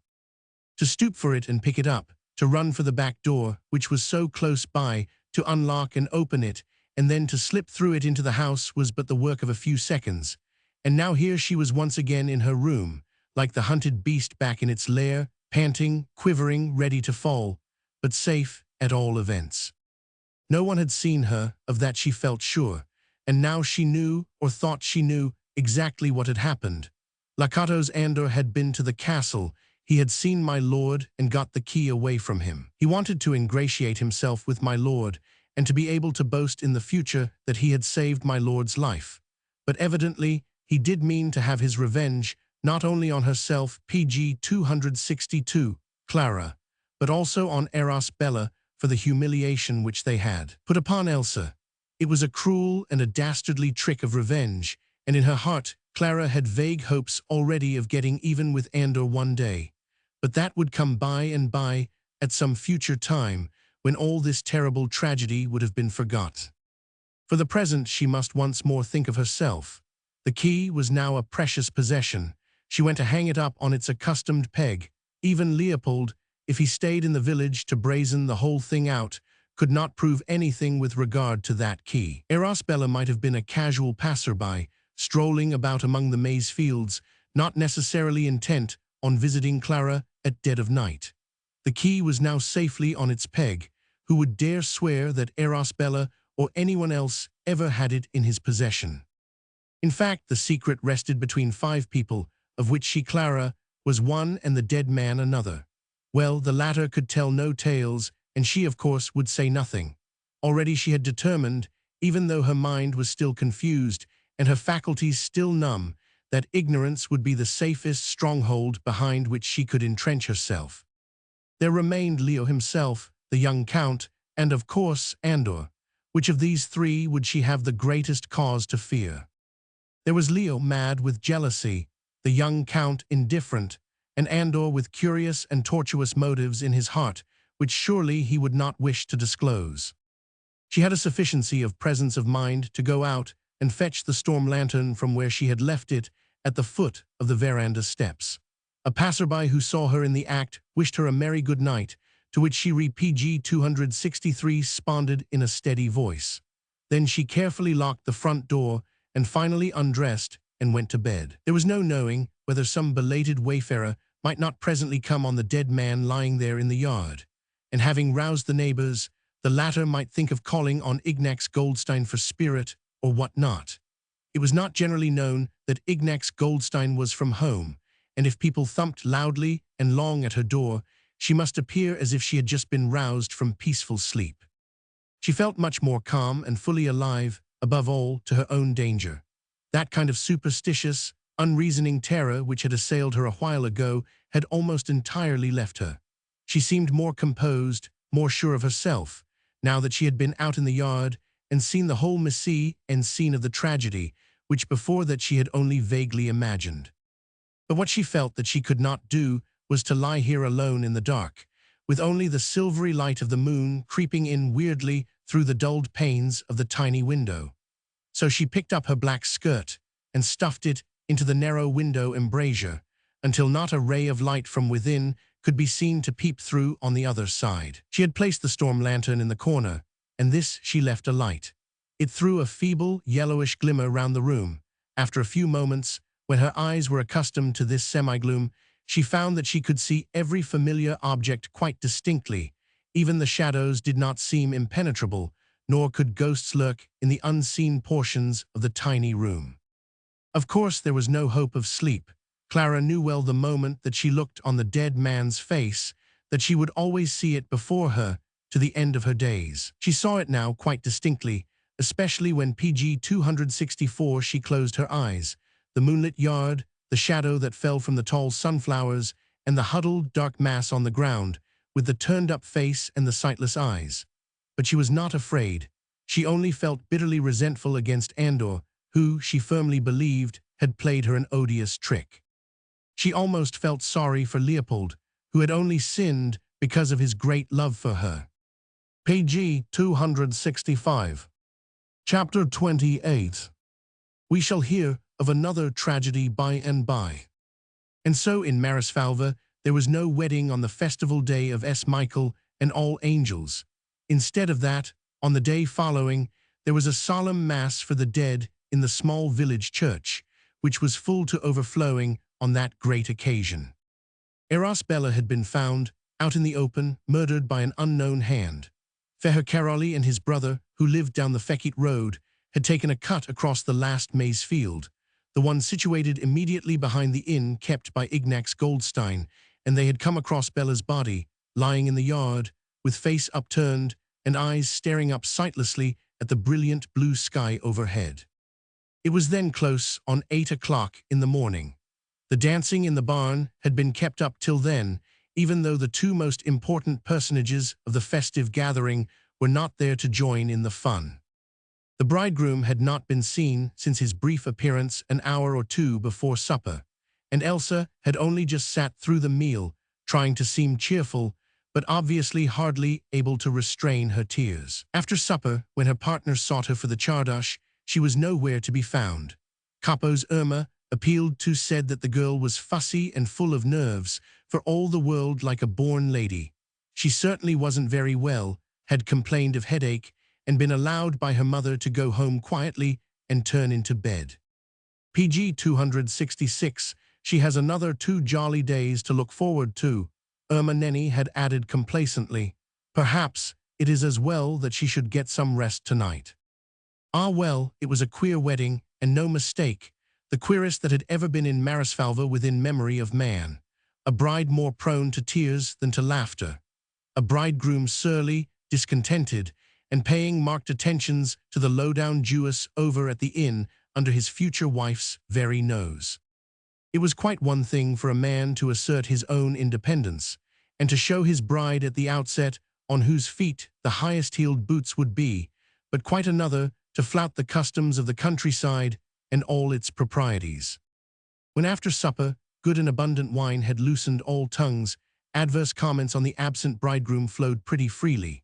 This should have been the merriest time of the evening, the merriest time, in fact, of all the 3 festive days, the time when one was allowed to chaff the bride and to make her blush, to slap the lucky bridegroom on the back, and generally to allow full play to that exuberance of spirits which is always bubbling up to the surface out of a Magyar peasant's heart. No doubt that Bella's conduct had upset Elsa and generally cast a gloom over the festive evening. But the young people were not on that account going to be done out of their dancing. The older ones might sit round and gossip and throw up their hands and sigh, but that was no reason why the gypsies should play a melancholy dirge. A czardas it must be, and of the liveliest, and after that another, and yet another. Would it not be an awful pity to waste Eros Bella's money, even though he was not here to enjoy its fruits? So dancing was kept up till close on PG 267 8 o'clock in the morning, till the sun was high up in the heavens, and the bell of the village church tolled for early mass. Until then the gypsies scraped their fiddles and banged their cimbalum almost uninterruptedly. Hundreds of sad and gay folk songs were sung in chorus in the intervals of dancing the national dance. Cotton petticoats of many hues fluttered, leather boots, both red and black, clinked and stamped until the morning. Then it was that the merry company at last broke up, and that Feher Karoli and his brother took the short cut behind the inn and found the bridegroom, at whose expense they had just danced and feasted, lying stark and stiff under the clear September sun. They informed the mayor, who at once put himself in communication with the gendarmerie of Arad, but long before the police came, the news of the terrible discovery was all over the village, and there was no thought of sleep or rest after that. Worried to death, perspiring and puzzled, the police officers hastily sent down from Arad had vainly tried to make head or tail of the mass of conflicting accounts, which were poured into their ears in a continuous stream of loud-voiced chatter for hours at a stretch. And God only knows what judicial blunders might have been committed before the culprit was finally brought to punishment if the latter had not, once for all, himself delivered over the key of the mystery. Leopold Hirsch had hanged himself to one of the beams in his own back shop. His assistant found him there, dead, later in the day. As by previous arrangement, the whole village was likely to be at Elsa Capo's wedding, there would not have been much use in keeping the shop open. So the assistant PG 268 had been given a holiday, but he came to the shop toward midday, when the whole village was full of the terrible news and half the population out in the street gossiping and commenting on it, marveling why his employer had not yet been seen outside his doors. The discovery, which the assistant at once communicated to the police, solved the riddle of Eros Bella's death. With a sigh of relief, the police officers adjourned from the mayor's parlor, where they had been holding their preliminary inquiries, to the castle, where it was their duty to report the occurrence to my lord the Count. At the castle, of course, everyone was greatly surprised. The noble countess raised her aristocratic eyebrows and declared her abhorrence of hearing of these horrors. The Count took the opportunity of cursing the peasantry for a quarrelsome, worrying lot, and offered the police officers a snack and a glass of wine. He was hardly sorry for the loss of his bailiff, as Arosbella had been rather tiresome of late, bumptious and none too sober, and his lordship anyhow had resolved to dispense with his services after he was married, so the death really caused him very little inconvenience. Young Count Ferry knew nothing, of course. He was not likely to allow himself or his name to be mixed up with a village scandal. He shuddered once or twice when the thought flashed through his mind how narrowly he had escaped Arosbella's fate, and to his credit it said he had every intention of showing Lakatos Andor, who undoubtedly had saved his life by giving him timely warning, a substantial meed of gratitude. Of Clara Goldstein little or nothing was seen or heard. The police officers had certainly gone to the inn in the course of the morning and had stayed there close on half PG 269 an hour. But as no one had been allowed to go into the tap room during that time, the occurrences there remained a matter of conjecture. After the officers went away, Clara locked the front door after them and remained practically shut up in the house, only going in the evening as far as the post, but refusing to speak to anyone and going past with head erect and a proud, careless air which deceived no one. "She'll sing her tune in a minor key by and by, when Ignax Goldstein comes home," said the gossips complacently. "Those Jews are mighty hard on their daughters," commented the older folk, "if any scandal falls upon them. Ignax is a hard man and overready with his stick."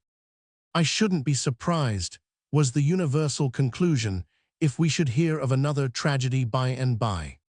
In any case, Clara can't stay in the village," decided the bevy of young girls who talked the matter over among themselves, and were none too sorry that the smart, handsome Jewess, who had such a way with the men, should be comfortably out of the way.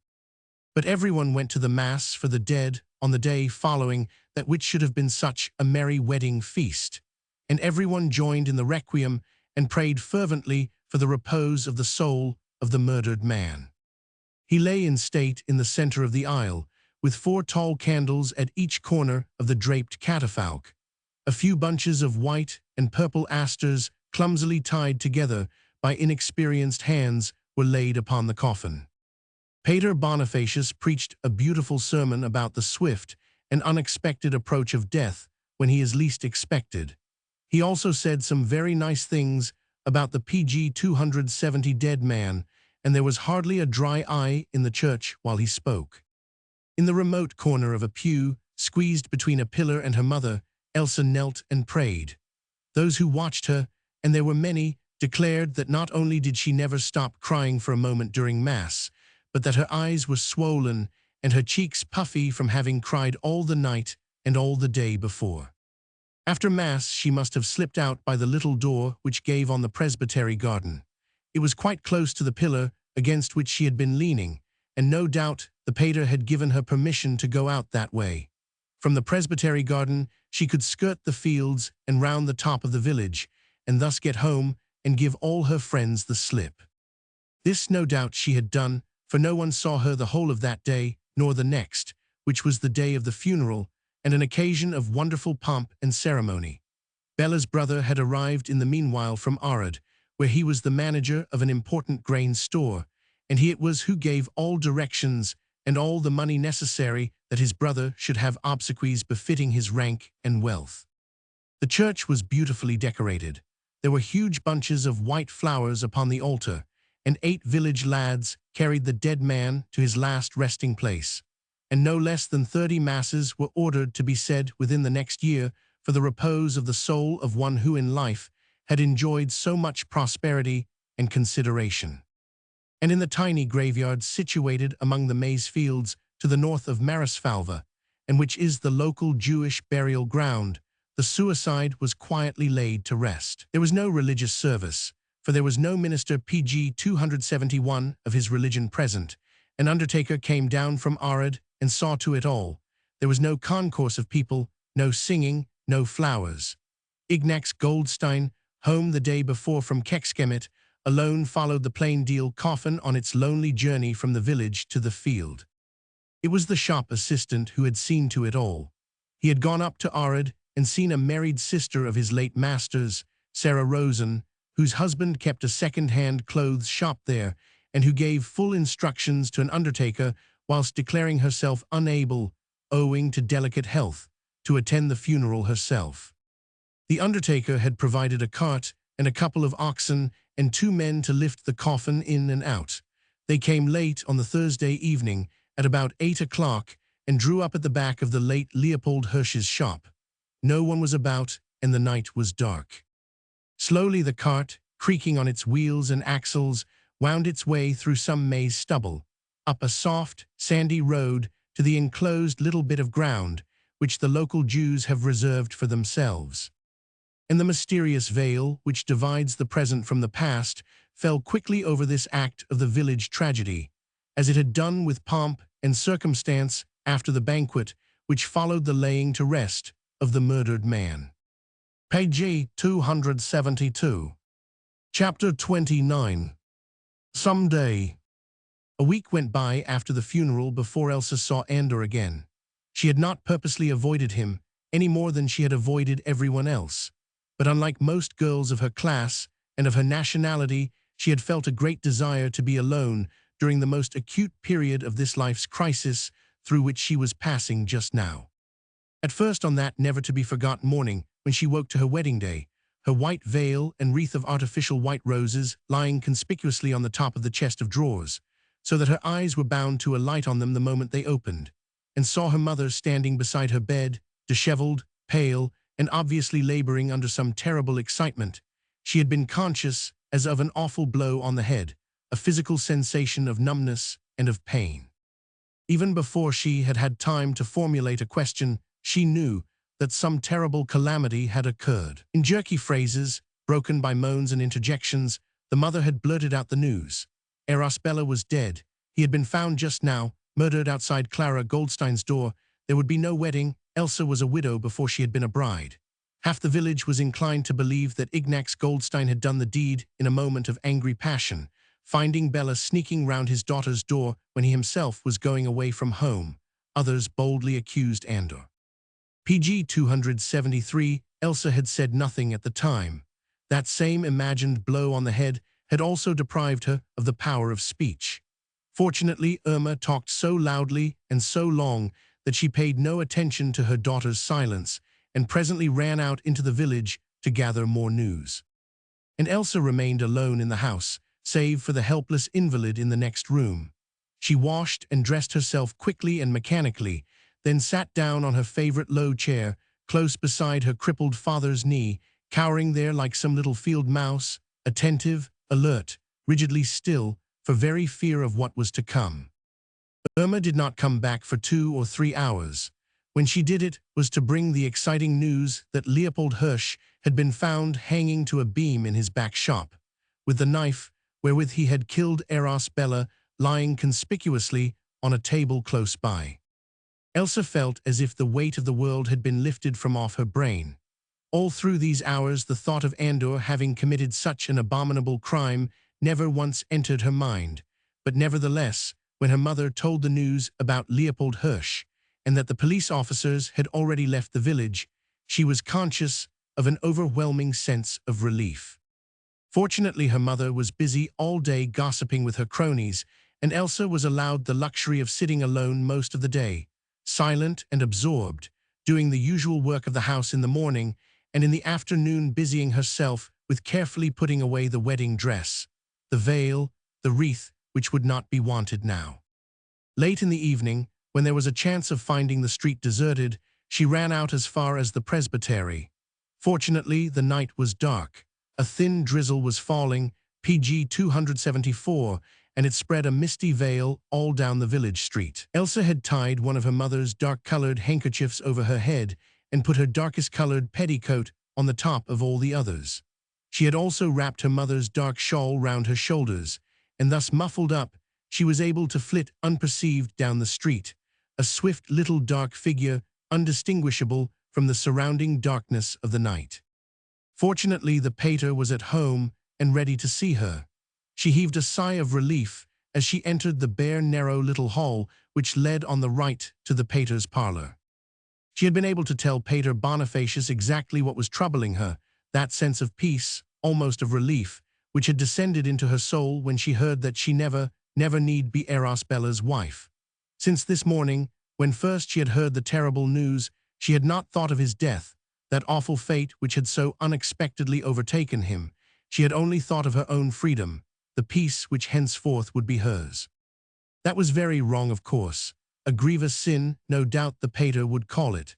She shed many tears of contrition, listened eagerly to a kind homily from the old priest on the subject of unnecessary and unprofitable searchings of conscience, and went away satisfied.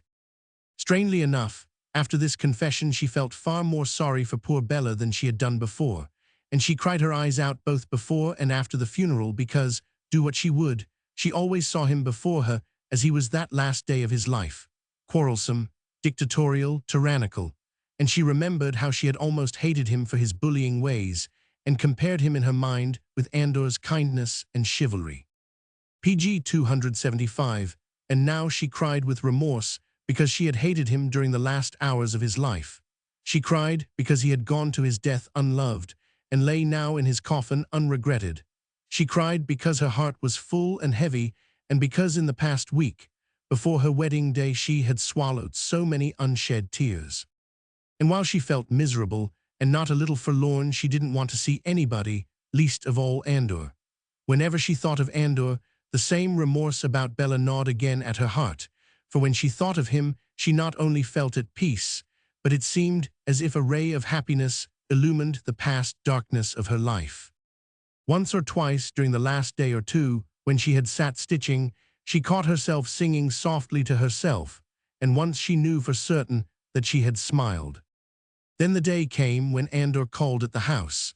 Irma fortunately was out, having coffee and gossip with a friend. No doubt he had watched until he was sure that she was well out of the way. Then he knocked at the door and entered. Elsa was sitting as usual on the low chair close by the sick man. She looked up when he entered, and all at once the blood rushed to her pale cheeks. "May I come in?" he asked diffidently. "If you like, Andor," she replied. He threw down his hat, and then came to sit on the corner of the table in his favorite attitude, and as close to Elsa as he dared. The eyes of the paralytic had faintly lit up at his approach. "Are you quite well, Elsa?" he asked after a long pause, during which the girl thought that she could hear the beating of her own heart. "Yes, quite well, thank you, Andor," she replied softly. "Page 276, no one has seen you in the village this past week," he remarked. "No," she said, "I am not very fond of gossip, and there was a deal too much of it in Marisfalva this past week to please me." "You are right there, Elsa," he rejoined. "But there were others in the village, you know, those who did not gossip, but whose heart would have been gladdened by a sight of you." "Yes, Andor," she murmured. We may take it that the young man found these laconic answers distinctly encouraging, for presently he said abruptly, "Perhaps, Elsa, it isn't right for me to begin talking to you about certain matters." "What matters, Andor?" she asked ingenuously. "Matters which have lain next to my heart, Elsa, for more years now than I would care to count." "Perhaps it is a little too soon, Andor, yet," she whispered under her breath. Oh, she could have whipped herself for that warm blush which now covered not only her cheeks but her neck and bosom, and for that glow of happiness which had rushed straight at her heart at his words. But he had already seen the blush, and caught that expression of happiness in her blue eyes which suddenly made her look as she did of old, 5 years ago, before that wan, pathetic expression of resignation had altered her sweet face so completely. "I don't want to worry you, Elsa," he said simply. "You couldn't worry me, Andor," she said.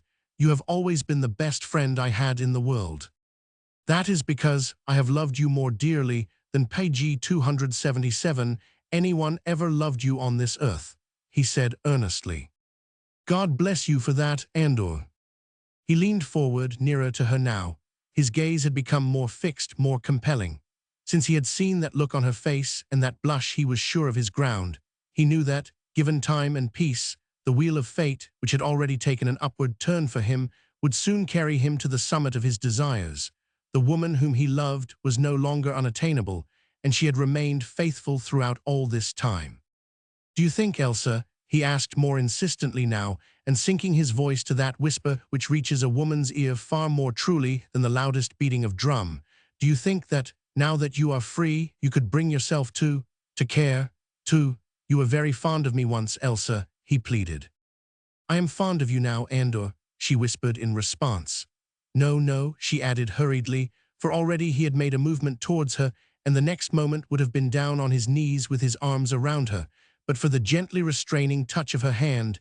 "It is too soon to talk about that." "Yes, too soon," he assented with enforced calm, even though his heart was beating furiously. "It is too soon, I know, and I won't worry you, Elsa. I said I wouldn't, and I won't. I am not a cur to come and force myself on you when you are not ready to listen to me, and we won't talk about it all, not just yet." His throat felt very dry, and his tongue felt several sizes too large for his mouth. It was mightily difficult to keep calm and to speak soberly when one's inclination was firstly to dance a war dance of triumph and of joy PG 278, and then to take that dear, sweet angel of a woman in one's arms, and to kiss her till she was ready to faint. "When do you think I might speak to you again, Elsa?" he said, with a certain pathetic hesitancy. About what, Andor?" she asked. "About our getting married later on." "Not just yet," she murmured, "but—" No, of course I understand. There are the proprieties and all that. You were token to that blackguard, and, oh, all right, I'm not going to say anything against him," he added quickly as he saw that words of protest and reproach were already hovering on her lips. "I won't say anything about him at all, except that he is dead now and buried, thank the good God. And you still care for me, Elsa," he continued, whilst a wave of tenderness seemed to sweep all other thoughts away. No, don't say anything, not now, it is too soon, of course, and I've just got to wait till the time comes as best I can, but you mustn't mind my talking on at random like this, for I tell you I am nearly crazy with joy, and I suppose that you would think it very wrong to rejoice like this over another man's death." His talk was a little wild and rambling. It was obvious that he was half distracted with the prospect of happiness to come. She sat quite still, listening silently, with eyes fixed to the ground.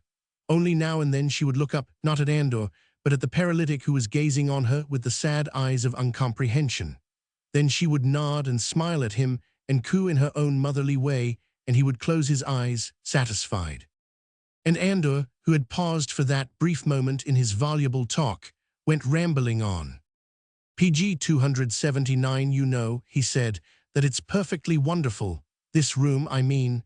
When I look round me, I can hardly credit my eyes. Just a week ago, you remember, I sat just there, at the opposite corner of the table, and you had your low chair against the wall just here, and you told me that you were token to Eros Bella and that your wedding would be on the morrow. Well, that was little more than a week ago, before your farewell feast. And I thought then that never could I be happy again, because you told me that never could we be anything to each other except a kind of friendly strangers. I remember then how a sort of veil seemed to come down in front of my eyes, a dark red veil. Things didn't look black to me, you know, Elsa, but red. So now I am quite content just to bide my time. I am quite content that you should say nothing to me, nothing good, I mean. It'll take some time before the thought of so much happiness has got proper root hold of my brain." "Poor Andor," she sighed, and turned a gaze full of love upon the sick man. Her heart was brimming over with it, and so the paralytic got the expression of it in its fullest measure, since Andor was not entitled to it yet. "But just tell me for certain, Elsa, so that I shouldn't have to torment myself in the meanwhile. Just tell me for certain that one day, in the far distant future if you like, but one day, say that you will marry me." "Some day, Andor, I will marry you if God wills," she said simply. "Oh, but of course he will," he rejoined airily, "and we will be married in the spring or the early summer PG 280 when the maize is just beginning to ripen. And we'll rent the mill from Polly Baxi, shall we, Elsa?" "If you like, Andor." "If I like," he exclaimed. "If I like, the dear God love me, but I think that if I stay here much longer I shall go off my head. Elsa, you don't know how much I love you and what I would not do for your sake. I feel a different man even for the joy of sitting here and talking to you and no one having the right to interfere. And I would make you happy, Elsa, that I swear by the living God. I would make you happy, and I would work to keep you in comfort all the days of my life. You shall be just as fine as Eros Bella would have made you, and besides that, there would be a smile on your sweet face at every hour of the day. Your hands would be as white as those of my lady the Countess herself, for I would have a servant to wait on you, and your father would come and live with us, and we would make him happy and comfortable too, and your mother, well, your mother would be happy too, and therefore not quite so cantankerous as she sometimes is. To Andor there was nothing ahead but a life full of sunshine. He never looked back on the past few days and on the burden of sin which they bore. Bella had been a brute of the most coarse and abominable type. By his monstrous conduct on the eve of his wedding day, he had walked to his death of his own accord. Andor had not sent him. Oh, he was quite sure that he had not sent Bella to his death. He had merely forborne to warn him, and surely there could be no sin in that. He might have told Bella that Leopold Hirsch, half mad with jealousy, was outside on the watch with a hunting knife in his pocket and murder in his soul. And PG 281 Door might have told Bella this, and he had remained silent. Was that a sin, considering what a brute the man was, how his action that night was a deadly insult put upon Elsa, and how he would in the future have bullied and browbeaten Elsa and made her life a misery, a veritable hell upon earth? Andor had thought the problem out. He had weighed it in his mind, and he was satisfied that he had not really committed a sin. Of course, he ought before now to have laid the whole case before Pater Bonifacius, and the Pater would have told him just what God's view would be of the whole affair. The fact that Andor had not thought of going to confession showed that he was not quite sure what God, as represented by Pater Bonifacius, would think of it all, but he meant to go by and conclude a permanent and fulsome peace treaty with his conscience.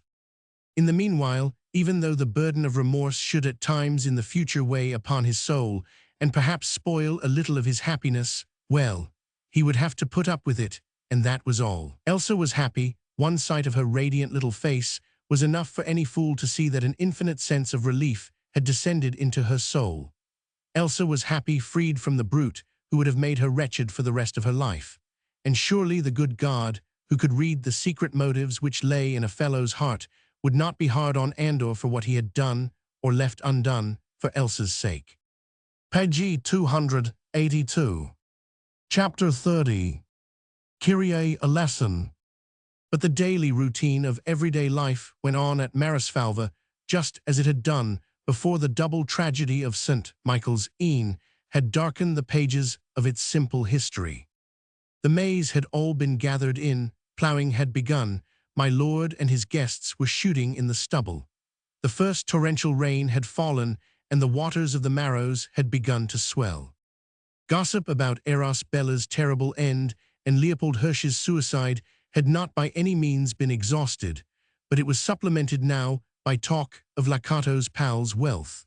The old man had been ailing for some time. His nephew Andor's return had certainly cheered him up for a while, but soon after that he seemed to collapse very suddenly in health, like old folk do in this part of the world, stricken down by one or other of the several diseases which are engendered by the violent extremes of heat and cold, diseases of the liver for the most part, the beginning of a slowly oncoming end.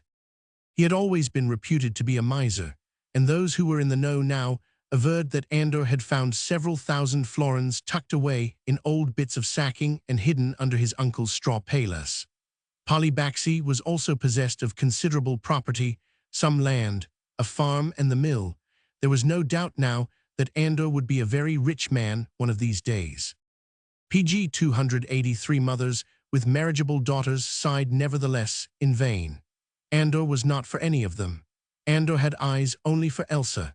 He had become an important man in the village now that his uncle was so ill, and he was left to administer the old man's property, and he took his duties very earnestly in the intervals of courting Capo's Elsa. As to this no one had cause to make any objection. They had loved one another and been true to one another for 5 years. It was clearly the will of the good God that they should come together at last. And now October was drawing to its close.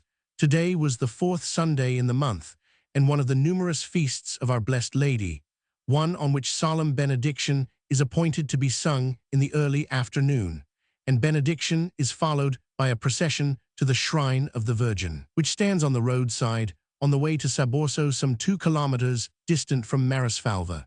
It is a great festival, and one to which the peasantry of the countryside look forward with great glee, for they love the procession and have a great faith in the efficacy of prayer said at the shrine.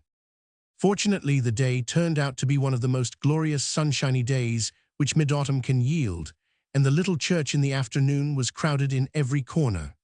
The older women, their heads covered with dark-colored handkerchiefs, occupied the left side of the aisle, the men crowded in on the right, and at the back under the organ loft. Round about the chancel rail and steps the bevy of girls in gayest Sunday dresses looked like a garden of giant animated flowers. When the sexton went the round, with the collecting bag tied to the end of a long pole, he had the greatest difficulty in making his way PG 284 through the maze of many-hued petticoats which, as the girls knelt, stood all round them like huge bells, with their slim shoulders and small heads above looking for all the world like the handles.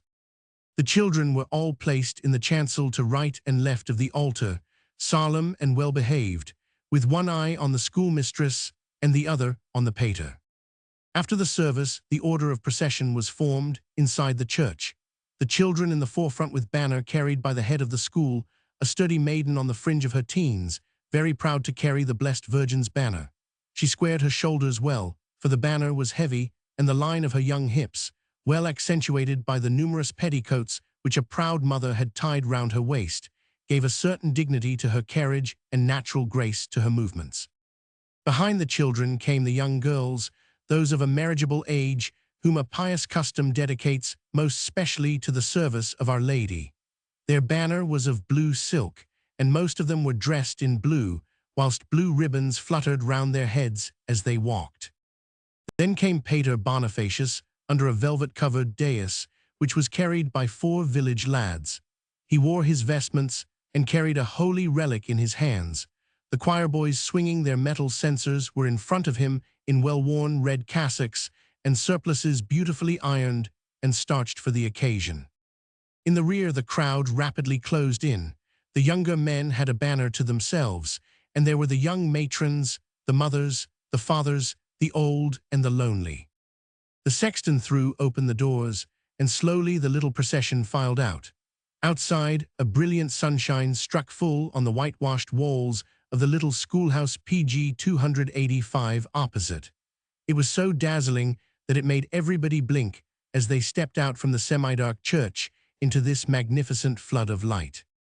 In the street round the church, a pathetic group awaited the appearance of the procession, those that were too old to walk 2 kilometers to the shrine, those who were lame, and those who were sick. Simply and with uninquiring minds, they knelt or stood in the roadway, content to watch the banners as they swung gaily to the rhythmic movements of the bearers, content to see the holy relics in the pater's hand, content to feel that subtle wave of religious sentiment pass over them which made them at peace with their little world, and brought the existence of God nearer to their comprehension. Slowly the procession wound its way down the village street. Pater Bonifacius had intoned the opening orisons of the litany, Kyrie eleison, and men and women chanted the response in that quaintly harsh tone which the Magyar language assumes when it is sung. The brilliant sunlight played on the smooth hair of the girls, the golds, the browns, and the blacks, and threw sharp glints on the fluttering ribbons of many colors, which a light autumn breeze was causing to dance gaily and restlessly. The whole village was hushed save for the litany, the clinking of the metal chains as the choir boys swung the censers, and the frou-frou of hundreds of starched petticoats, superposed, brushing one against the other with a ceaseless movement which produced a riot of brilliant coloring. Soon the main road was reached, and now the vast immensity of the plain lay in front and all round, all the more vast and immense now it seemed, since not even PG 286, the nodding plumes of maize or tall, stately sunflowers, veiled the mystery of that low-lying horizon far away. Nothing around now, save that group of willow trees by the bank of the turbulent Maros, nothing except the stubble, stumps of maize and pumpkin and hemp, and rigid lines of broken-down stems of sunflowers, with drooping, dead leaves and brown life still oozing out of the torn stems. And in the immensity, the sweet, many-toned sounds of summer, the call of birds, the quiver of growing things, the trembling of ripening corn, has yielded to the sad tune of autumn, a tune made up of the hushed sighs of dying nature, as she sinks slowly and peacefully into her coming winter's sleep. The swallows and the storks have gone away long ago. They know that in this land of excessive heat and winter rigors, frost and snow tread hard on the heels of a warm, autumnal day. Only a flight of rooks breaks the even line of the sky. Their cawing alone makes at times a weird accompaniment to the chanting of the litany. And the Maros, no longer sluggish, now sends her swollen waters with a dull, rumbling sound westward to the arms of the mother stream. Silence and emptiness. Nothing except the sky, with its unending panorama of ever-varying clouds, and its infinite, boundless, mysterious horizon, which enfolds the world of the plains in a limitless embrace. Nothing except the stubble and the sky, and far, very far away, a lonely cottage, with its surrounding group of low, mop-head acacias, and the gaunt, straight arm of a well pointing upwards to the sun. And through the silent, vast immensity, the little procession of village folk, with banners flying and quaint, harsh voices singing the litany, winds its way along the PG 287 flat, sandy road, like a brightly colored ribbon thrown there by a giant hand, and made to flutter and to move by a giant's breath. Presently the shrine came in sight, just a dark speck at first in the midst of the great loneliness, then more and more distinct, there on the roadside, all by itself without a tree near it, lonely in the bosom of the plain. The procession came to a halt in front of it, and 200 pairs of eyes, brimful with simple faith and simple trust, gazed in reverence on the naive wax figure behind the grating, within its throne of rough stone and whitewash. It was dressed in blue calico spangled with tinsel, and had a crown on its head made of gilt paper and a veil of coarse tarlatan. 2 china pots containing artificial flowers were placed on either side of the little image. It was all very crude, very rough, very naive, but a fervent, unsophisticated imagination had endowed it with a beauty all the more real, perhaps, because it only existed in the hearts of a handful of ignorant children of the soil. It made something seem real to them which otherwise might have been difficult to grasp. And now when Pater Bonifacius in his gentle, cracked voice intoned the invocations of the litany, the Salus Infirmorum and Refugium Peccatorum, and above all, the Consolatrix Afflictorum, the response ora pro nobis, came from 200 trusting hearts, praying, if not for themselves, then for those who were dear to them, the infirm, the sinner, the afflicted. And among those 200 hearts, none felt the need for prayer more than Andor and Elsa. They had left affliction behind them. They stood upon the threshold of a new life, where happiness alone beckoned to them, PG 288, and sorrow and parting lay vanquished behind the gates of the past. But in spite, or perhaps because, of this happiness which beckoned so near now, there was a tinge of sadness in their hearts, that sadness which always comes with joy once extreme youth has gone by. The sadness which hovers over finite things, the sense of future which so quickly becomes the past. From where Andor stood, holding the dais above Pater Bonifacius' head, he could see Elsa's smooth, fair head among the crowd of other girls. She had tied her hair in at the nape of the neck with a bit of blue ribbon, leaving it to fall lower down in 2 thick plaits well below her waist.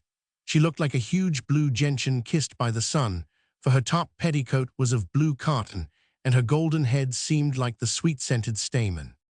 Andor thought that he could hear her voice above that of everyone else, and when Pater Bonifacius intoned the Regina Angelorum, he thought that indeed the heavenly queen had no fairer subject up there than Elsa. When the little procession was once more ready to return to the village, the bearers of the dais were relieved by 4 other lads, and Andor found the means, during the slight hubbub which occurred while the procession was being formed, of working his way close to Elsa's side.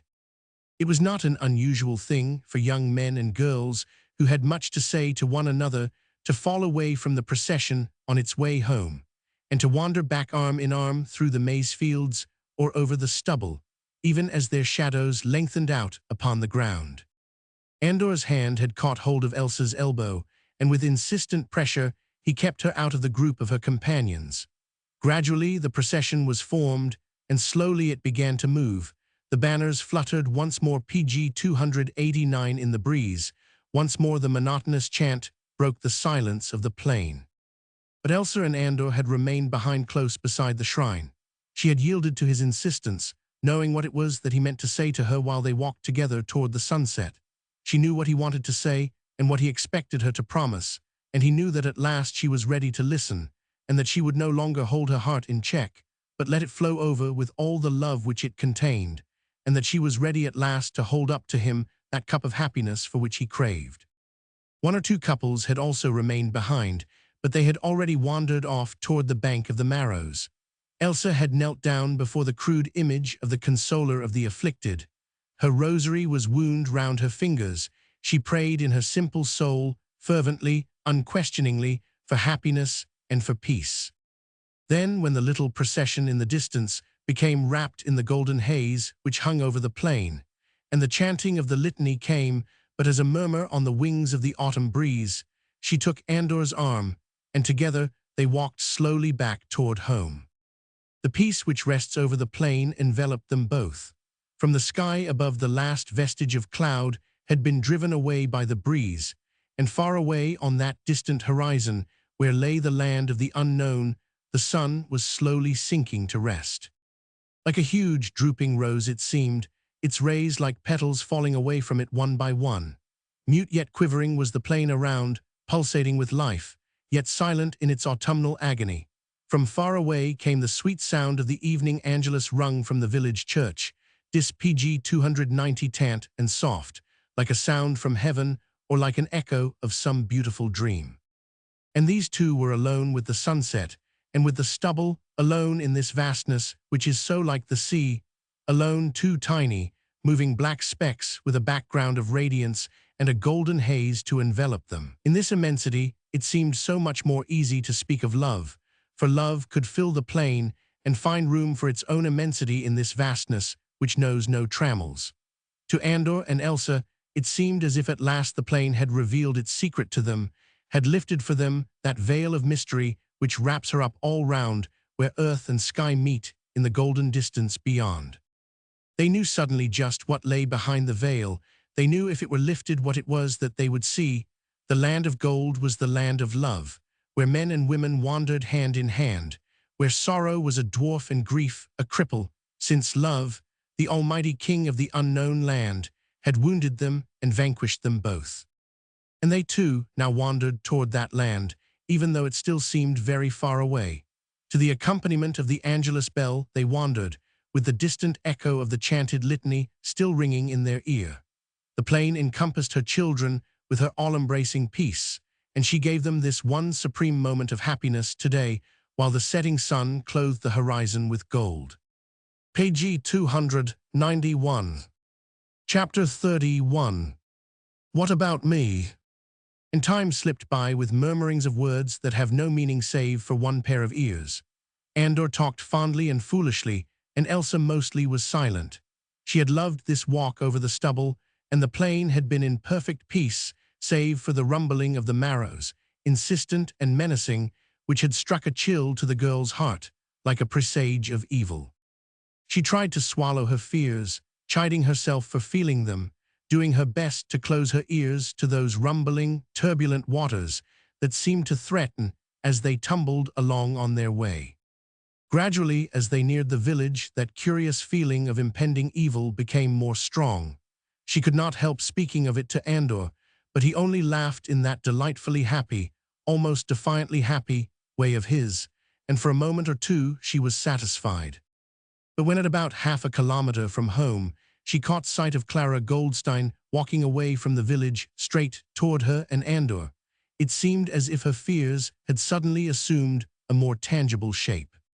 Clara looked old and thin, she thought, pathetic too in her plain black dress, she who used to be so fond of pretty clothes. Elsa gave her a hearty greeting as soon as she was near enough to her, and extended a cordial hand. She had no cause to feel well-disposed toward the Jewess, but there was something so forlorn-looking PG 292 about the girl now, and such a look of sullen despair in her dark eyes, that Elsa's gentle nature was at once ready to forgive and to cheer. "It is a long time since I have seen you, Clara," she said pleasantly. "No wonder," said the other girl, with a shrug of her thin shoulders. "Father won't let me out of his sight." She had nodded to Andor, but by tacit consent they had not shaken hands. Clara now put her hands on her hips, and like a young animal let free after days of captivity, she drew in deep breaths of sweet-scented air. "Ah," she said with a sigh, "it is good to be out again. Being a prisoner doesn't suit me, I can tell you that." "Your dear father seems to be very severe with you, Clara," said Elsa compassionately. "Yes, curse him," retorted the Jewess fiercely, as a savage, cruel look flashed through her sunken eyes. "He nearly killed me when he came home from Kexkemet that time, beat me like a dog, and now." "Poor Clara. I shouldn't have minded the beating so much. Among our people, parents have the right to be severe, and it is better to take a beating from your father than to be punished by the rabbi." "Your dear father will forgive you in time," suggested Elsa gently. She felt miserably uncomfortable, and would have given worlds to be rid of Clara. She couldn't think why the girl had stopped to talk to her and Andor. In fact, she was more than sure that Clara had come out this evening on purpose to talk to her and to Andor. For now she stood deliberately in front of them, both with arms crossed in front of her, and defiant eyes fixed now upon PG 293 one, and now upon the other. Andor too was beginning to look cross and sullen. This meeting coming on the top of that lovely walk seemed like a black shadow cast over the radiance of their happiness, and this thin, tall girl, all in black, with black hair fluttering round her pale face, seemed like a big black bird of evil presage. Her skirts flapped round her knees like wings, and her voice sounded cold and harsh like the croaking of a raven. But Elsa's kindly disposition did not allow her to be too obviously unkind to the Jewess. Perhaps after all the girl meant no harm, and had only run out now like a released colt, glad to feel freedom in the air around her, and the vastness lying stretched out before her to infinity beyond. Perhaps she had only sought the company of the first comers in order to get a small measure of sympathy. But now, though Elsa's gentle words should have softened her mood, she retorted with renewed fierceness. "Curse him, I don't want his forgiveness, and if ever he wants mine, on his deathbed, he won't get it, even if he should die in torment for want of a kind word from me." "Clara, you mustn't say that," cried Elsa, horrified at what she considered almost blasphemy. "Your father is your father, remember, and even if he has been harsh to you." Clara interrupted her with a loud and strident laugh. "If he has been harsh to me," she exclaimed, "didn't I tell you that he thrashed me like a dog so that I was sick for days? But I wouldn't mind that so much. Bruises mend sooner or later, but it's that abominable marriage which will make me curse him to my dying day." "Marriage? What marriage?" PG 294, with a man I had never seen in my life until it was all settled. Just a man who is so ugly and so bad-tempered and so repugnant to every girl whom he knows that nobody would have him, but just a man who wanted a wife. The rabbi at Arad knew about him, and he spoke about him to father. It seems that he is quite rich, and father has given me to him, and I am to be married within a fortnight. Curse them all, I say. Oh, I wish I had the pluck to run away, or to kill myself, or do something, but I am such an abominable coward, and I shall loathe to live in Arad in a tiny second-hand clothes shop, with that hideous monster for a husband, pointed at by everyone as the girl with a disgraceful story to her credit, and sold to a creature whom no one else would have, in order to cover up a scandal." Elsa was silent. Her heart now was full of pity for the girl, who indeed was being punished far more severely than she deserved. It was clear that Clara was terribly resentful at her fate, and there was a look of vengeful rebellion in the glance which she threw on Elsa and Andor now. Overhead there was flapping of wings, a flight of rooks cut through the air, and there were magpies in their trail. "3 for a wedding," said Andor with a forced laugh, trying to break the spell which, much against his will, seemed to have been suddenly cast over his happy spirits. "1 for sorrow, more like," retorted Clara.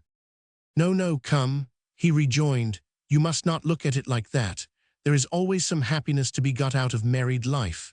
You are not very happy in your old home, you will like to have one of your own. A wedding is only the prelude to better things." That depends on the wedding, my friend, she sneered. PG 295, this one will be a finish, not a prelude. The naughty child, well whipped, sent out of mischief's way.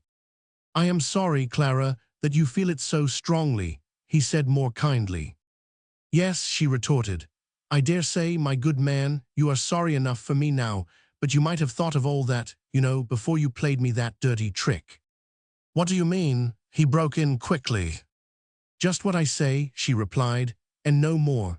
A dirty, abominable trick, I call it, and I cannot even show you up before the village. I could not even speak of you to the police officers. Oh yes, she continued more and more vehemently, as a flood of wrath and of resentment and a burning desire for getting even with fate seemed literally to sweep her off her mental balance and cause her to lose complete control of her tongue. Oh, yes, my fine gentleman. You can go and court Elsa now and whisper sweet love words in her ears.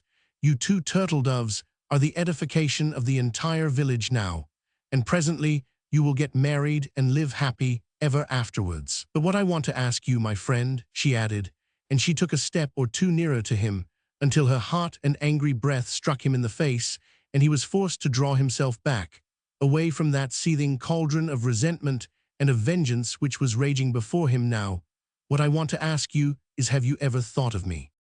Thought of you, Clara, he said quietly, even as he felt more than saw that Elsa too had drawn back a little, a step or two further away from Clara, but a step or two also further away from him. Thought of you, he reiterated, seeing that Clara did not reply immediately, PG 296, and that just for one brief moment. It was a mere flash. A look of irresolution had crept into her eyes. Why should I be thinking about you? Why indeed, she said with a wrathful sneer. What hurt had I done to you, Andor? That is what I want to know. I was always friendly to you. I had never done you any wrong, nor did I do Elsa any wrong. Any wrong, I mean, that mattered. She continued, talking more loudly and more volubly, because Andor was making desperate efforts to stop and interrupt her. Bella would only have run after another woman if I had turned my back on him. And then when you asked me to leave him alone, I promised, didn't I? What you asked me to do, I promised. And I meant to keep my promise to you, and you knew it. And yet you rounded on me like that. Silence, Clara, he cried at the top of his voice as he shook the girl roughly by the shoulder. But she paid no heed to him. She was determined to be heard, determined to have her say. All the bitterness in her had been bottled up for weeks. She meant to meet Andor face to face before she was packed off as the submissive wife of a hated husband, the naughty child, whipped and sent out of the way. She meant to throw all the pent-up bitterness within her straight into his face, and meant to do it when Elsa was nigh. For days and days she had watched for an opportunity, but her father had kept her a prisoner in the house, besides which she had no great desire to affront the sneering looks of village gossips. But this evening was her opportunity. For this she had waited, and now she meant to take it, and no power on earth, force, or violence would prevent her from pouring out the full file of her venomous wrath. I will not be silent, she shrieked. I will not. You PG 297 did round on me like a cur, you sneak, you double-faced devil. Will you be silent? He hissed through his teeth, his face deadly pale now with a passion of wrath at least as fierce as hers. But now Elsa's quiet voice interposed between these two tempestuous souls. No, she said firmly, Clara shall not be silent, Andor. Let go her arm and let her speak. I want to hear what she has to say. She is trying to come between you and me, Elsa, said Andor, who was trying to keep his violent rage in check. She tried to come between you and Bella and chose an ugly method to get at what she wanted. She hates you. Why, I don't know, but she does hate you, and she always tries to do you harm. Don't listen to her, I tell you. Why, just look at her now. The girl is half mad. Mad, broke in Clara, as with a jerky movement of her shoulders she disengaged herself from Andor's rough grasp. I dare say I am mad. And so would you be, she added, turning suddenly to Elsa. So would you be, if all in one night you were to lose everything you cared for in the world, your freedom, the consideration of your friends, the man who someday would have made you a good husband, everything, and all because of that sneaking, double-faced coward. If you don't hold your tongue, cried Andor menacingly. You will kill me, won't you? She sneered. One murder more or less on your conscience won't hurt you any more, will it, my friend? You will kill me, eh? Then PG 298, you'll have two of us to your reckoning by and by, me and Bella. Bella, the cry, which sounded like a protest, hot, indignant, defensive, came from Elsa. She was paler than either of the others, and her glowing, inquiring eyes were fixed upon Clara with the look of an untamed creature ready to defend and to protect the thing that it holds dear. "Don't listen to her, Elsa," pleaded Andor in a voice rendered hoarse with an overwhelming apprehension. He felt as if his happiness, his life, the whole of this living, breathing world were slipping away from him, as if he had suddenly woke up from a beautiful, peaceful dream and found himself on the edge of a precipice and unable, in this sudden rude awakening, to keep a foothold upon the shifting sands. There was a mist before his eyes, a mist which seemed to envelop Elsa more and more, making her slim, exquisite figure appear more dim, blurring the outline of her gold-crowned head, getting more and more dense, until even her blue eyes had disappeared away from him, away, snatched from his grasp, wafted away by that mist to the distant land beyond the low-lying horizon. Something in the agony of his appeal, something in the pathos of Elsa's defiant attitude must have struck a more gentle chord in the Jewess heart. The tears gathered in her eyes, tears of self-pity at the misery which she seemed to be strewing all round her with a free hand. "I don't think that I really meant to tell you, Elsa," she said more quietly, "not lately, at any rate. Oh, I dare say at first I did mean to hurt you, but a month has gone by and I was beginning to forget. People used to say of me that I was a good sort. It was the hurt that he did me, PG 299, that seems to have made a devil of me. And then, just now when I saw the other folk coming home in the procession and noticed that you and Andor weren't among them, I guessed that you would be walking back together arm in arm, and that the whole world would be smiling on you both, while I was eating out my heart in misery." She was speaking with apparent calm now, in a dull and monotonous voice, her eyes fixed upon the distant line of the horizon, where the glowing sun had at last sunk to rest. The brilliant orange and blood-red of the sky had yielded to a colder crimson tint. It, too, was now slowly turning to grey. Elsa stood silent, listening, and Andor no longer tried to force Clara to silence. What was the good? Fate had spoken through her lips. God's wrath, perhaps, had willed it so. For the first time in all these weeks, he realized that perhaps he had committed a deadly sin, and that he had had no right to reckon on happiness coming to him because of it. He stood there, dazed, letting the Jewess have her way. What did it matter how much more she said? Perhaps, on the whole, it was best that Elsa should learn the whole truth now. And Clara continued to speak in listless, apathetic tones, letting her tongue run on as if she had lost control over what she said, and as if a higher fate was forcing her to speak against her will.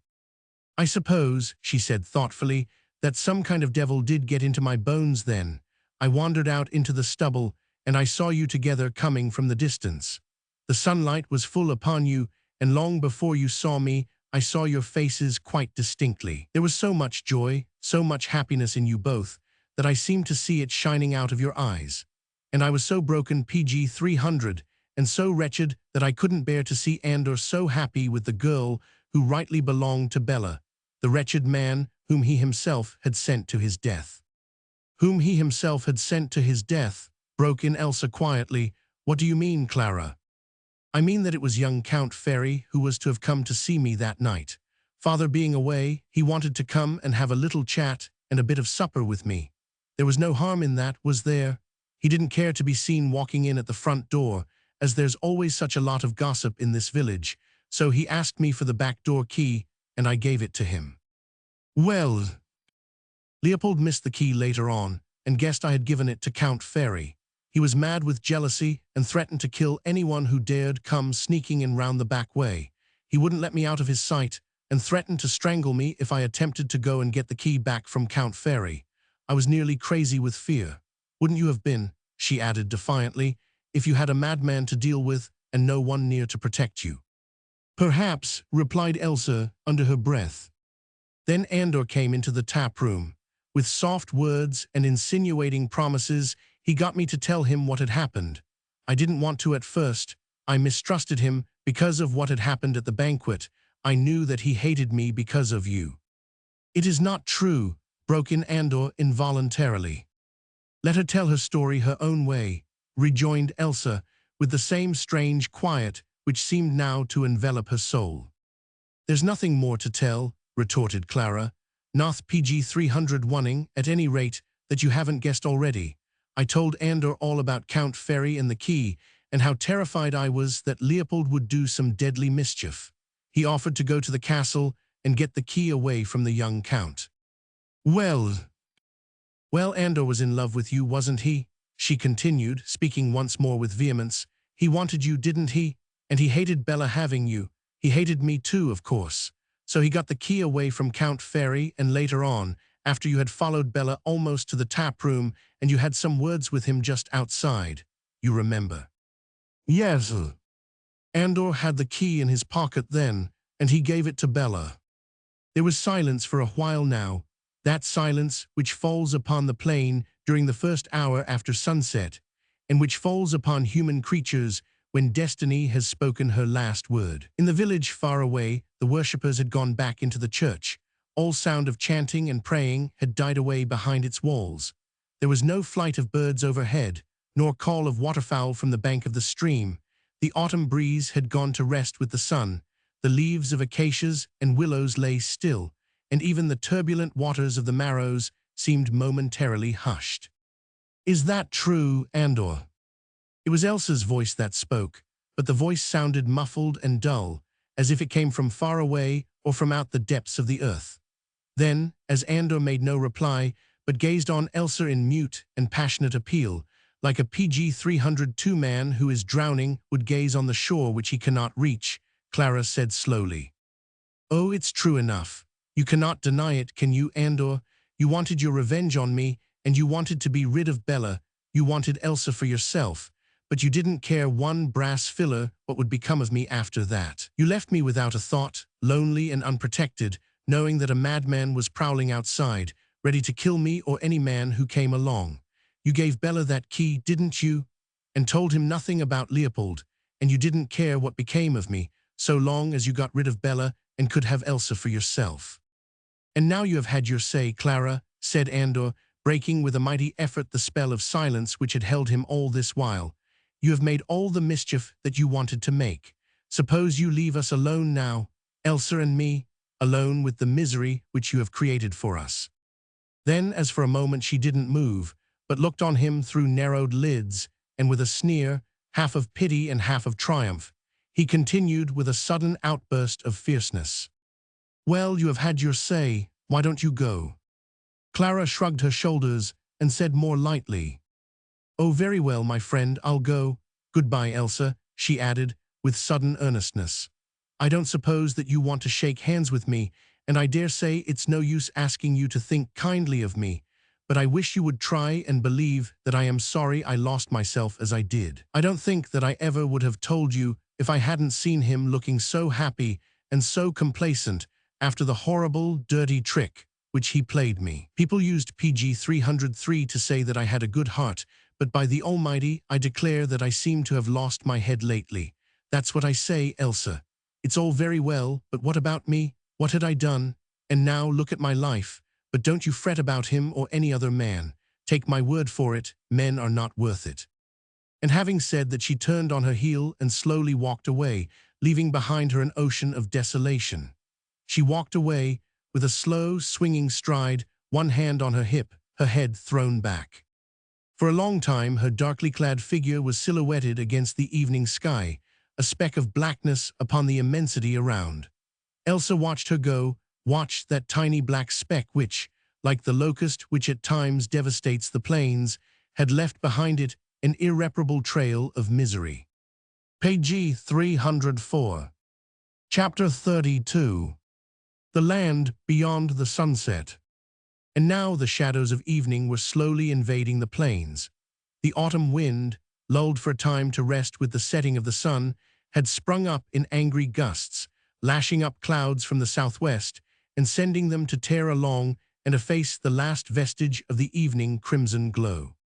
Elsa and Andor had both remained quite still after Clara left them. Yet Elsa, like all simple creatures who feel acutely, was longing to run and let the far horizon, the distant unknown land, wrap and enfold her while she thought things out for herself. For indeed this real world, the world of men and women, of passions and hatred and love, was nothing but a huge and cruel puzzle.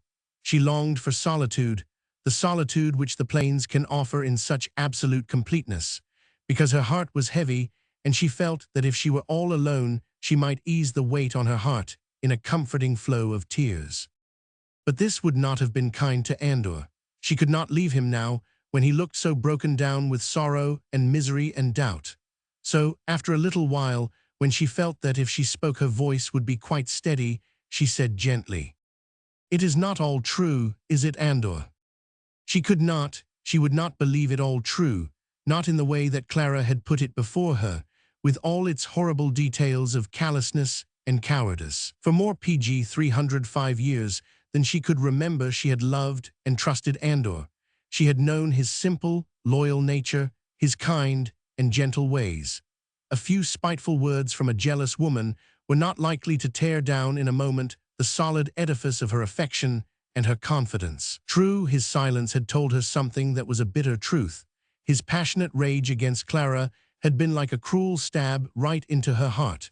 But even then she wanted the confirmation which could only come from his own lips. And for this she waited when she asked him, quite simply, altogether trustingly, "It is not true, is it?" Nor did it occur to Andor to lie to her about it all. The thought of denial never for one moment entered his head. The fatalism peculiar to this Oriental race made the man scorn to shield himself behind a lie. Bella was now forever silent. The young Count would scorn to speak. His own protestations in the ear of this loving, simple-minded girl, against the accusations of a woman of the despised race, jealous, bitter, avowedly half-crazy, needed only to be uttered in order to be wholeheartedly believed. But even the temptation to pursue such a course never assailed his soul. With the limitless sky above him, the vast immensity of the plains stretching out unbroken far away, with the land under his feet and the scent of the maize stubble in his nostrils, he was too proud of himself as a man to stoop to such a lie. So when Elsa spoke to him and asked him that one straight and firm question, he raised his head and looked straight into her tear-dimmed eyes. "What, Elsa?" he asked quietly. "That you let Bella go to his death, just like that, as Clara said, that is not all true, is it?" PG 306, and as she returned his look, fearlessly and trustfully, she knew that the question which she had thus put to him was really an affirmation of what she felt must be the truth. But already Andor had raised his voice in hot and passionate protest. "He was a brute to you, Elsa," he affirmed with all the strength of his manhood, the power of his love, which, in spite of all, would not believe in its own misery. "He would have made you wretchedly unhappy. You did do it then," she broke in quietly. "I did it because of you, Elsa," he cried, and his own firm voice was now half-choked with sobs. "He made you unhappy even though you were not yet bound to him by marriage. Once you were his wife, he would have made you miserable. He would have bullied you, beaten you, perhaps. I heard him out under the veranda speaking to you like the sneering brute that he was. And then he kissed you, but even then I didn't give him the key." Clara lied when she said that. "I didn't urge him to take it, I did not speak about the key. It was lying on the table where I had put it. He took it up. I did not give it him." "But you let him take it. You knew that he meant to visit Clara and that Leopold was on the watch outside. Yet you let him go." "I let him go. I was nearly mad then with rage at the way he had treated you all day. His taking that key was a last insult put upon you on the eve of your wedding day. The thought of it got into my blood like fire when I saw his cruel leer and heard his sneers. Later on, I thought better of it. Calmer thoughts had got into my brain. Reason, sober sense. I had gone back to the presbytery and meant to go to bed. IP 307 went out. I swear it by God that I went out prepared to warn him, to help him if I could. The whole village was deserted. It was the hour of supper at the barn. I heard the church clock strike the half-hour after 10. I worked my way round to the back of Goldstein's house, and in the yard I saw Bella lying dead. And you might have raised a finger to save him at first, and you didn't do it. Not at first, and after that it was too late.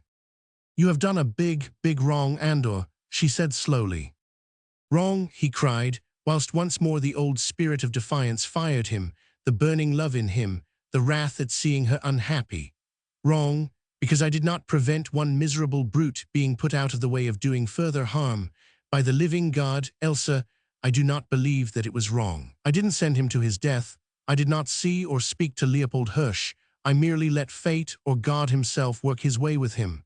I did not say a word to him that might have induced him to take that key. He picked it up from the table, and every evil thought came into his head then and there. He didn't even care about Clara and a silly, swaggering flirtation with her. He only wanted to insult you, to shame you, to show you that he was the master, and meant to have his way in all things. And this he did because, bar his pride in your beauty, he really hated you and meant to treat you ill.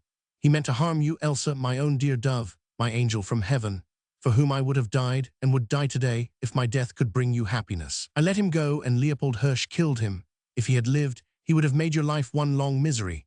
Was it my fault that Leopold PG 308 Hirsch killed him at the moment when he was trying to do you as great harm as he could? By God, Elsa, I swear that I don't believe it was my fault. It was the will of God. God would not punish me for not interfering with his will. Why, it wouldn't be justice, Elsa. It wouldn't be justice. His voice broke in one agonized sob. He had put all his heart, all his feelings into that passionate appeal. He did not believe that he had done wrong. He had not on his soul the sense of the brand of Cain. Rough, untutored, a son of the soil, he saw no harm in sweeping out of the way a noisome creature who spreads evil and misery. And Elsa's was also a simple and untutored soul, even though in her calmer temperament the wilder passions of men had found no echo. True and steadfast in love, her mind was too simple to grasp at sophistry, to argue about right or wrong. Her feelings were her guide, and even while Andor, burning with love and impatience, argued and clung desperately to his own point of view, she felt only the desire to comfort and to succor, above all to love. She was just a girl, Andor's sweetheart, and not his judge. God alone was that. God would punish if he so desired. Indeed, he had punished already, for never had such sorrow descended in Andor's heart before, of that she felt quite sure. He became quite calm after a while.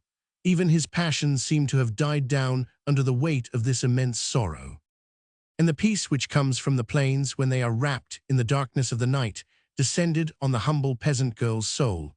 She saw things as they really were, not as men's turbulent desires would have them. PG 309b, above all, not as a woman's idealism would picture them. She no longer had the desire to run away, and if the distant, unknown land was to wrap and enfold her out of the ken of this real, cruel world, then it should enfold her and Andor together, and her love would wrap him and comfort him too. So now, when he had finished speaking, when his fervent appeal to God and to her had died down on his quivering lips, she came close up to him and placed her small, cool hand upon his arm.